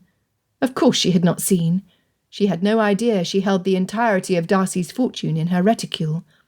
Cheques made out by name to Mr. Basil Packer, and forged with his own signature. Turning to Hartfell, Darcy asked, Did Wickham say how he came to possess these? All I know is that he called to celebrate his recent marriage to Miss Packer. In the time it took us to share a bottle and a game of billiards, the notes disappeared from his pocket. He was supposed to convey them to Packer. How was I supposed to know my own mother was bent on reforming me? She must have seen our coats draped over the chair, and we all know she cannot see her own hand in front of her face. She assumed the notes were mine and took them. I must return them and explain this mistake. Wickham was beside himself. He held his hand out. His voice being too low for his grandmother to hear, the lady did not protest. His mother was not eager to cross her mother-in-law, though. You will catch your death of cold, Philip. Come inside the carriage. You can send a message at the next post asking Wickham to join us at our estate. Darcy was not about to hand over the notes. They were his. I can deliver them. After all, they were apparently signed by me. He pointed at his signature at the bottom, adding, My business in Hertfordshire is brief, after which I aim to return to London directly. Hartfell dropped his hand. I would consider it a tremendous favour, Darcy. Tucking the notes into his own inside pocket, his fingers grazed against the diamonds on the ring still there. As eager as Darcy was to restore his fortune, he had to see Elizabeth first. Everything else could wait. Bidding Hartfell and the ladies farewell, Darcy tipped his hat and continued to Longbourn. He did not bother to look at carriages. He had lost so much time, the gardeners were sure to have arrived already. Their conveyance was already inside the carriage-house, the horses resting in the stables, when Darcy rode down Longbourn's drive. He was late. Before Darcy had dismounted, a servant opened the front door, looking him up and down. Prepared to be sent away, Darcy reached for one of his cards, wiping his hand clean before touching the white paper. His appearance improved greatly once he removed his greatcoat and attended to his boots as well as he could. He wiped his face again with the damp handkerchief, while the servant looked between him and his card. Mr. Darcy? The servant examined him closer, nodding his head. So it is. Is Mr. Gardiner here? I had hoped to speak with him before he arrived. It was not truly Mr. Gardiner he wished to see, but it was the surest way to gain admittance into the house. The houseman's bushy eyebrows rose, and he looked over his shoulder to listen to something the housekeeper said to him. Turning back to him, the man said, It is Mr. Gardiner you wish to see? Well then, come inside, Mr. Darcy. Mr. Bennet will be pleased to see you. Darcy followed him inside to the drawing-room. The heat of the fire hit him like a brick wall, sending trickles of sweat down his face and dripping down his back. But it was not the contrast in temperature which sent a shiver through his body and slowed his heartbeat nearly to a stop. A gentleman sat beside Elizabeth, his knees dangerously close to her own, despite the uncomfortable angle in which she sat to avoid him. The way he looked at her, the familiarity he presumed in her presence, made Darcy ill. Mrs. Bennet fluttered over to his side. "Oh, Mr. Darcy, how good of you to call!" He nodded his head, but he had eyes only for Elizabeth. Stepping forward, he pleaded, "Please, tell me I am not too late." Chapter 35. Elizabeth tried to contain her smile. Fitzwilliam had followed her. She would remember this moment for the rest of her life. Fitzwilliam standing in the middle of Longbourn's drawing-room, with stained boots, mud-spattered breeches, a damp cravat, roguishly dishevelled hair, and his dark eyes seeing only her. He looked so serious, so worried, so intense. She had to reassure him. "You did not think I would surrender my happiness so readily, did you?" His lips twitched. "No," he said, his voice gruff. "I had to be certain." She arched an eyebrow. "Of which? My surrender or my happiness?" Mr. Collins wiggled in his chair. Fitzwilliam ignored him, his smile spreading up to his eyes. With a bow, he addressed the other occupants of the room. "I apologise for interrupting your call." Mamma pounced on the opportunity standing so handsomely before her. "Oh, I do hope you will stay for tea, Mr. Darcy. You have not yet met my husband's second cousin. Mr. William Collins, this is Mr. Fitzwilliam Darcy of Darcy House in London." To Fitzwilliam, she said, "Mr. Collins is the rector of the esteemed Lady Catherine de Bourgh of Rosings Park in Kent." Fitzwilliam nodded graciously. "I am familiar with her ladyship." More he did not say. Mamma looked between him and Elizabeth, her pleasure evident, and the target of her ambitions for her least favourite daughter, shifting away from Mr. Collins to the wealthy gentleman from London. Aunt Gardner fanned her face. "Oh, my dear Fanny, I'm overcome by the warmth of the fire. May I impose on Elizabeth to walk with me out in the garden? Perhaps Mr. Darcy will agree to accompany us." Mr. Collins rose with the clear intention of making himself available, but Mamma would not allow for two men to propose to Elizabeth when she still had 3 other daughters yet to marry. Proposals must not be wasted. Elizabeth let her hand fall close to Fitzwilliam's, close enough their fingers touched as their arms swayed. Then her hand was in his, her fingers snugly fitted between his so naturally she could not imagine walking any other way. Aunt disappeared by the time they neared the edge of the pond, where the bare willow tree provided a measure of privacy. He turned to face her, caressing both of her hands in his own. "I never should have allowed you to doubt my affection. Can you forgive me, Elizabeth?" "I forgave you the moment you set foot in Longbourn."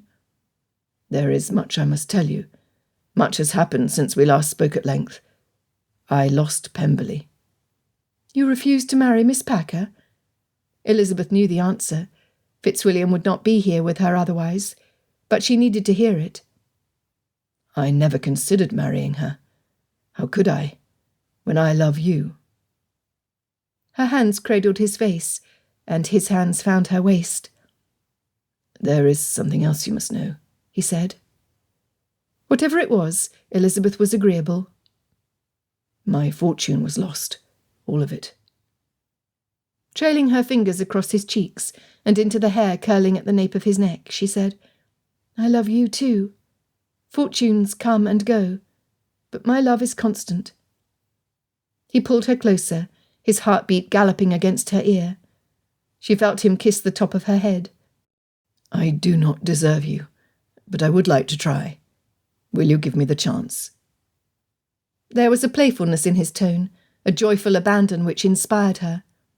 Stepping outside his embrace, she said, "I will play you for it." She held her fist in front of her. "If you win, I will grant your request." His smile deepened. "And if I lose?" Tilting her chin, she said saucily, Then you must grant my request. And what do you most desire? You will have to take a risk and trust me, for I will not tell you until I win. You are confident of victory. He widened his stance and pulled a handkerchief out of his pocket, with which he rubbed his hands before forming a fist. I am confident too. On 3. 1, they counted together, neither looking away from the other, nor ceasing to smile at the silly game which would always belong to them. 2. On 3, Elizabeth looked down. Both of their hands were clenched into fists. Rock. He stepped forward, his nearness warming her. A lively little girl, wise beyond her years, told me that the rock always wins. He dropped to one knee, opening his hand as he did. A gold ring with a shimmering emerald in the centre, surrounded by diamond petals, glinted in the middle of his palm. Elizabeth was speechless as he reached for her hand and slipped the ring on her finger. The rock had won. It is my aim, Elizabeth, to show you the depth of my devotion, to make you feel like the most appreciated, precious, beautiful woman, every single day for the rest of our lives. Will you give me the indescribable joy, the immense honour of being my wife? She leapt into his arms. Yes, 1,000 times, yes! He stood, pulling her up with him, and she delighted in the strength and warmth she found in his arms. They laughed until their lips found each other's. Elizabeth melted against Fitzwilliam, trusting his strength to hold both of them, when her legs wobbled and her head floated. This was what she had desired. A properly given first kiss, far superior to her maidenly imaginings. A promise of eternity. A prize which was as much hers as it was his. Half an hour later, Darcy sat across from Mr. Bennet in his book-room, with Gardner and Elizabeth. Mr. Bennet rubbed his temples. Let me see if I comprehend. You wish to marry my Lizzie. You presently have no means to care for her, but what you do have is contained in your pocket. Gardner leaned forward. It is a sizable sum, Bennet, more than enough to purchase an estate and live comfortably, once the funds are restored to Darcy's accounts. Shaking his head, Mr. Bennet continued as though he had not heard Gardner at all. And you say you must rush away only minutes after proposing your undying devotion to my favourite daughter, to force a confession for a serious crime, from the very man responsible for stealing your fortune. And for what? So you can bring the man who cheated your family out of your inheritance to justice, the man who nearly managed to force you into an unwanted marriage with his own daughter, but whose elopement saved you from having to choose. Darcy clarified. I refused because I learned of Miss Packer's elopement. My only regret was allowing Elizabeth to doubt my devotion. Gardner added, Your comprehension is impressive, given the complications of the circumstances, Bennet. Elizabeth's eyes met Darcy's. Her lips were cherry red. She had been biting them since they had entered her father's book-room. You told me you had lost your fortune, but you failed to tell me you had found it again. Was that some sort of a test to determine my constancy? You passed, as I knew you would. Darcy shrugged. If you are not marrying me for my money, then why should I marry you for yours? She asked, her face merry. Sound reasoning, and one of the many reasons I adore you, Darcy said, straightening in his seat when he remembered Mr. Bennet was listening. Truth be told, he had meant to tell Elizabeth about the turn of events leading to the discovery of his missing fortune, but he had been too distracted by her kisses to think of anything beyond the taste of her plump lips and the silkiness of her hair wrapped against his fingers. Mr. Bennet looked directly at his daughter. I do not have it in me to keep you from what you want, Lizzie, but I must ask, are you certain Mr. Darcy is your choice? You're not rushing into a hasty union merely to avoid an attachment to Mr. Collins. You must know I never would have allowed you to marry such a man. I could not stand it, not even to quiet your mother.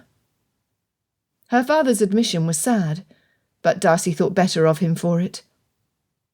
If I had all the time in the world, I would still choose Mr. Darcy. She turned to him, and Darcy felt his heart tug in his chest. Anywhere she pulled, he would follow. How could I not love the man who chose me over his inheritance, who is here instead of in London recovering his fortune?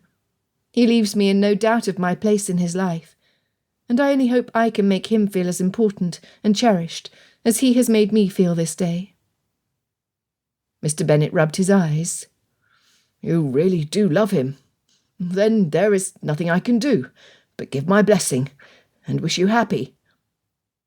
In the blink of an eye, Elizabeth was in her father's arms. "Thank you, Papa," she said, kissing him on his grizzled cheek. Gardner cleared his throat. "May I make a suggestion? Since Mr. Darcy's business is in London, perhaps you will allow Lizzie to return with me and my family to London on the morrow, and we hope you will accept our invitation to join us in town as soon as your guest returns to Kent." Elizabeth released her father. "Oh, Papa, it is a wonderful idea. Mamma will be busy arranging my trousseau. You will have ample time to visit the bookshops. And if I am not mistaken in my understanding of Jane's letters, Mr. Bingley might propose by then, and she will have 2 daughters for whom to shop." Mr. Bennet cheered. To Gardner he said, "As soon as Mr. Collins leaves, we will join you in town." Gardner turned to Darcy. "I'm certain you can arrange a common licence by then. You can marry in your parish." Darcy liked the sound of that. There was much to be done, but he hesitated to leave Elizabeth. She accompanied him out to his horse.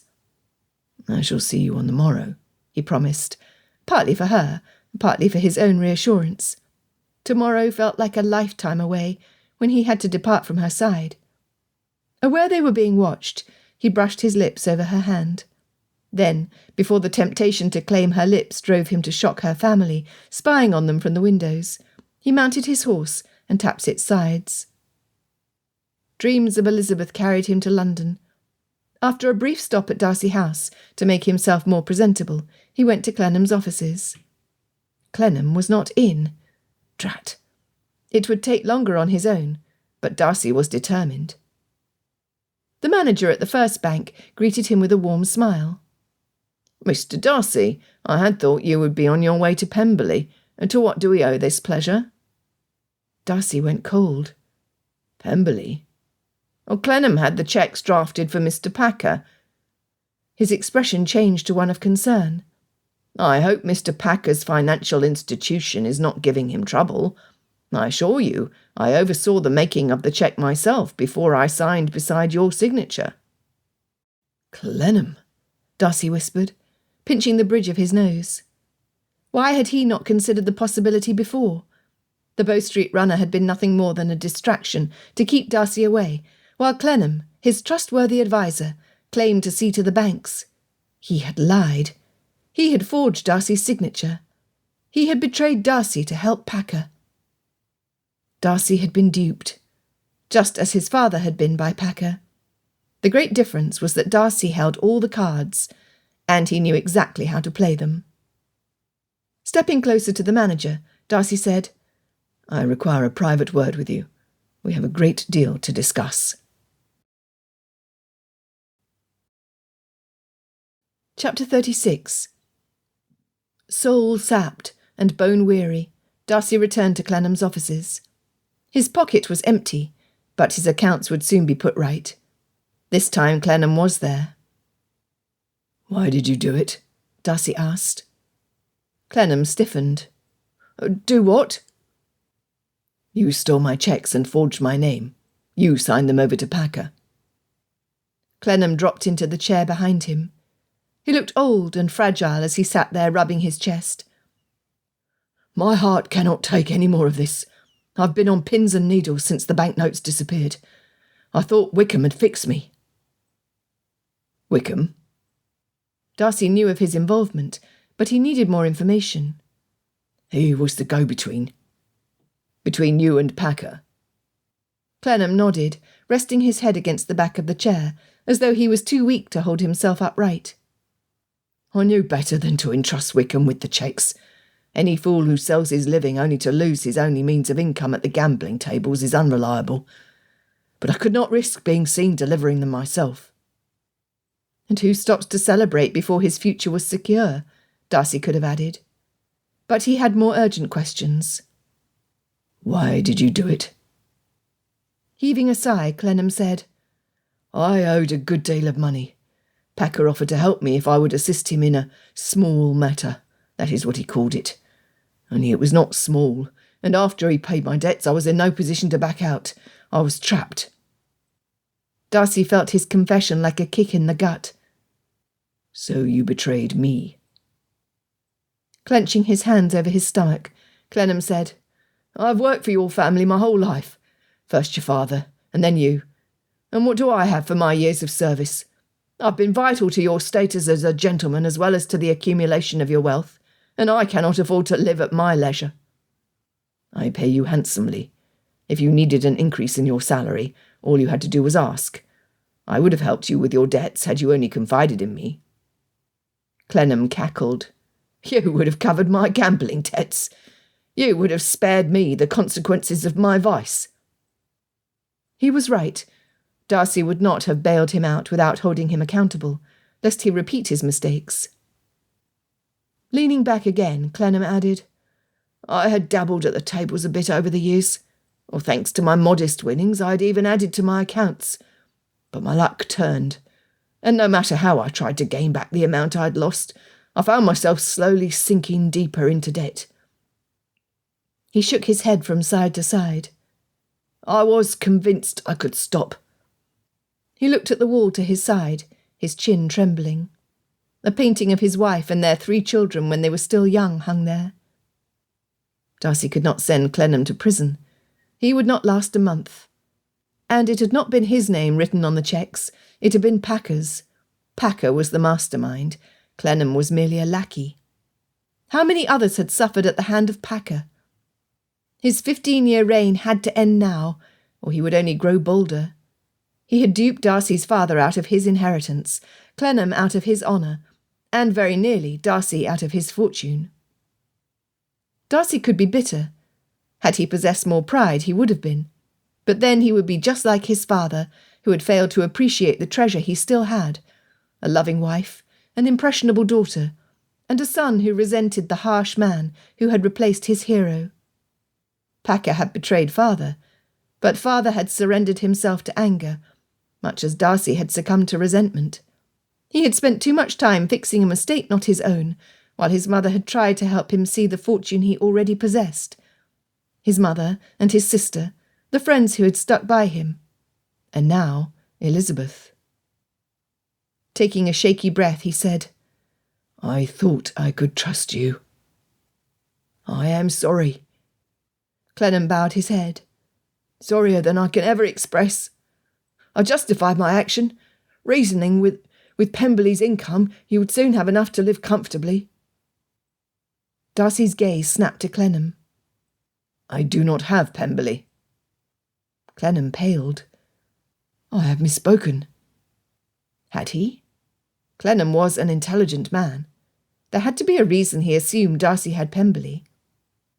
A reason why he was present at Packer's dinner party. Slowly, as pieces fell into place and provided a clearer image, Darcy spoke. Why were you at Packer's the evening prior? Clennam bit his lips, then said, Lady Anne will be severely displeased. I will hear your reply all the same. Heaving another sigh, Clennam said, Your mother made a wager with Packer. If she lost, she would have had to marry Packer, but you would have gained Pemberley, and your freedom from attachment to Miss Packer. She took all the risk upon herself. Darcy's pulse pounded in his ears. She won. She did. So certain was she of your steadfastness, she had me wait nearby to assist with the paperwork. Along with everyone else in the room, I witnessed him sign Pemberley over to you. Wickham's dampened spirits were fully explained now. He would have been indignant over losing Pemberley when he had married Miss Packer to get his hands on the estate. No wonder he had taken his frustration out on Hartfell. Had Wickham hoped to gain any profit from the exchange, he would have been sorely disappointed. Again. And mother. All these years, Darcy had lamented the loss of his hero, when it was his mother who had been strong and brave. She had held them together. She was the heroine. Clennam continued. Oh, you cannot know how happy I was to see Pemberley return to you, even though it meant there was no longer an excuse for your money to have disappeared from your accounts. I had hoped to credit the transfer to Packer for the purchase of the estate, and I could easily have created other costs to substantiate the rest. Darcy's choice was clear. If his mother was willing to risk herself for him, he would make sure she never fell under Packer's influence again. He would give her a satisfying ending to their dealings with that evil man. You are no longer in my employ, Clennam, but I am willing to negotiate with you for your freedom. If you refuse, I will have no choice but to charge you with grand larceny. However, if you cooperate with me and testify against Packer and Wickham's involvement in this scheme, I will not charge you as a criminal. I will still be ruined, but you will not go to prison. You will be with your family. I have no choice. If you did not convince me, my conscience certainly would. Nightfall swallowed the streets, and Darcy's damp greatcoat did little to keep the chill and rain from soaking his shoulders. But he endured the discomfort with ease, as he helped Clennam gather his proof, and accompanied him to Bow Street, where the runners summoned the magistrate who heard their case. The fog cast a thick yellow glow over the street on the drive to Packer's residence, and when the magistrate and his runners charged into the billiard-room, where Packer and Wickham smoked their cigars and drank their brandy, Darcy thought he was in a dream. Raising his hand, the magistrate ordered, "Arrest them!" A chapter ended. For years, Darcy's life had been influenced by the evil with which Packer had overshadowed Darcy's father, and nearly himself. When Packer was pushed past him, and their eyes met, Darcy felt the shift. The tables had turned. He had played his cards, revealing the winning hand. He was free. Free of Packer, of Wickham, of resentment, of anger. And with fewer encumbrances in his heart, Darcy found more space for love. The hour was late when he returned to Darcy House, but he found his mother in her sitting-room, quill scratching over paper at her writing table. Tapping on her open door, he walked across the room, dropped to his knees, and wrapped his arms around the strong woman who had held them together all this time. Epilogue. 4 months later. Lady Anne gripped her son's hand, leaning against him for a moment before she turned her attention back to the changing view through her window. Fitzwilliam had been her rock over the past months, steady and strong.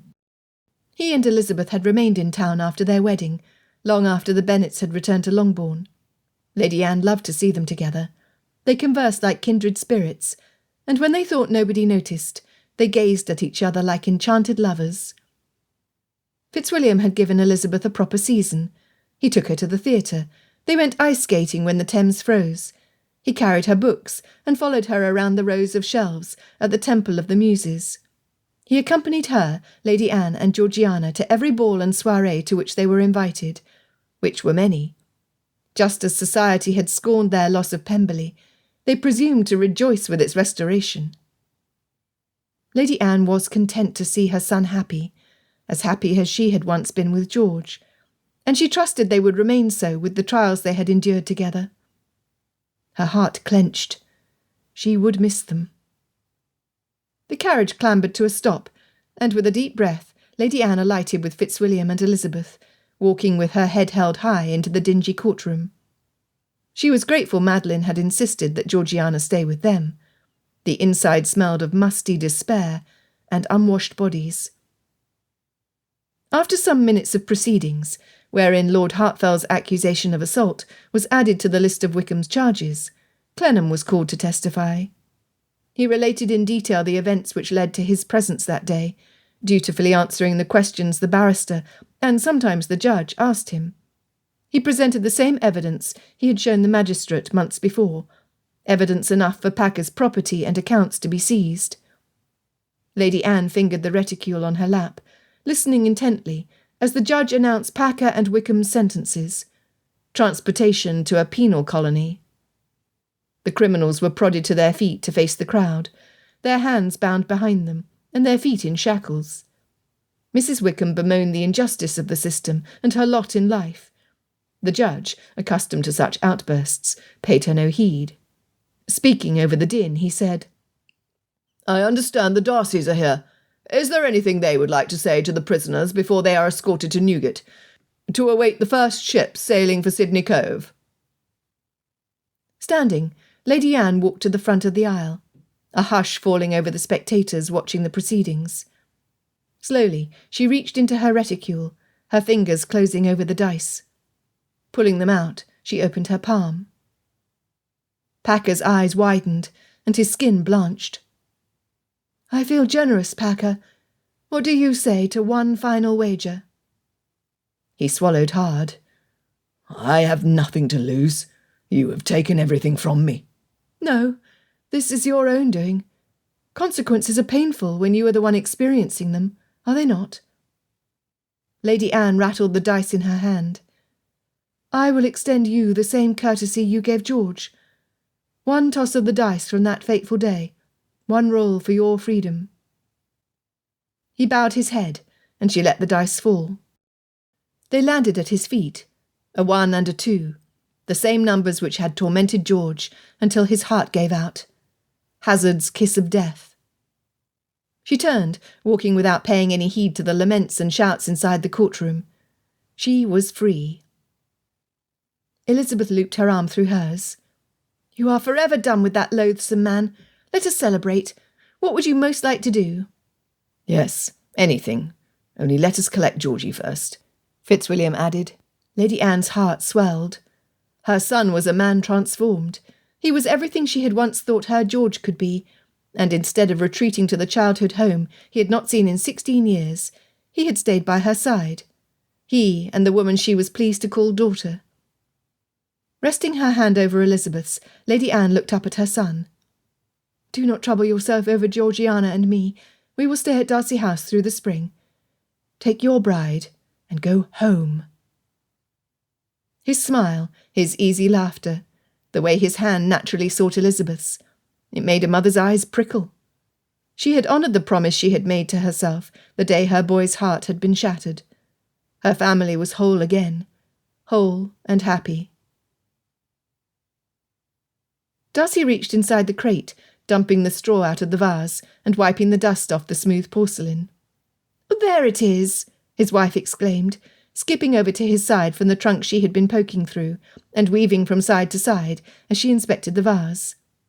She did not notice the bits of straw stuck in the dishevelled curls around her face. "Not one chip or crack." He plucked the straw free, loving how perfectly Elizabeth fitted into his life. "Lively, lovely Lizzie," he said, earning a peck on the cheek, before her attention returned to the vase. Dutifully, he rotated the porcelain in his hands for her to see. Nodding at the painting, he declared, "Today I am the red fish." "No, sir, I refuse to yield to you in a contest of happiness, when I am without a doubt the happiest, reddest fish." He cradled the vase in one arm, extending the other in front of him. His hand formed into a fist. "Shall we play on that?" Elizabeth's laughter echoed through the entrance hall. "I would rather you show me where this treasure belongs." Darcy acquiesced. She always won, anyway. Part way up the stairs, his breath caught in his throat. He had not set foot in the study since they had arrived at Pemberley hours before. Elizabeth had insisted on finding the vase. She had known, and rightly so, that he would not truly feel home until he had put it back. He reached for her hand. The smile she gave him still made his heart flutter. Together they walked into his father's old study. The portrait of Mother was still behind the desk. The sun still shone on her image. Its rays spread to the barren wall on the opposite side of the window. That was where he would hang Elizabeth's portrait, once the artist he had commissioned completed his painting. They walked to the bookcase, and though Darcy knew the precise spot the vase had been, he still counted 6 shelves high. He did not need to pull over a chair or stretch on his toes to place his uncle's gift on its perch this time. "How grand it looks! I know it is a useless decoration, but I hope you decide to keep it for future generations of Darcys to enjoy." Elizabeth wrapped her arms around his waist and snuggled against his chest. "The Darcys of Pemberley," she whispered. He was Fitzwilliam Darcy of Pemberley, but truth be told, he had felt his place since the day Elizabeth had danced back into his life. She was so generous, sharing her joy, her curiosity and excitement. Darcy could hardly wait to show her his other favourite room.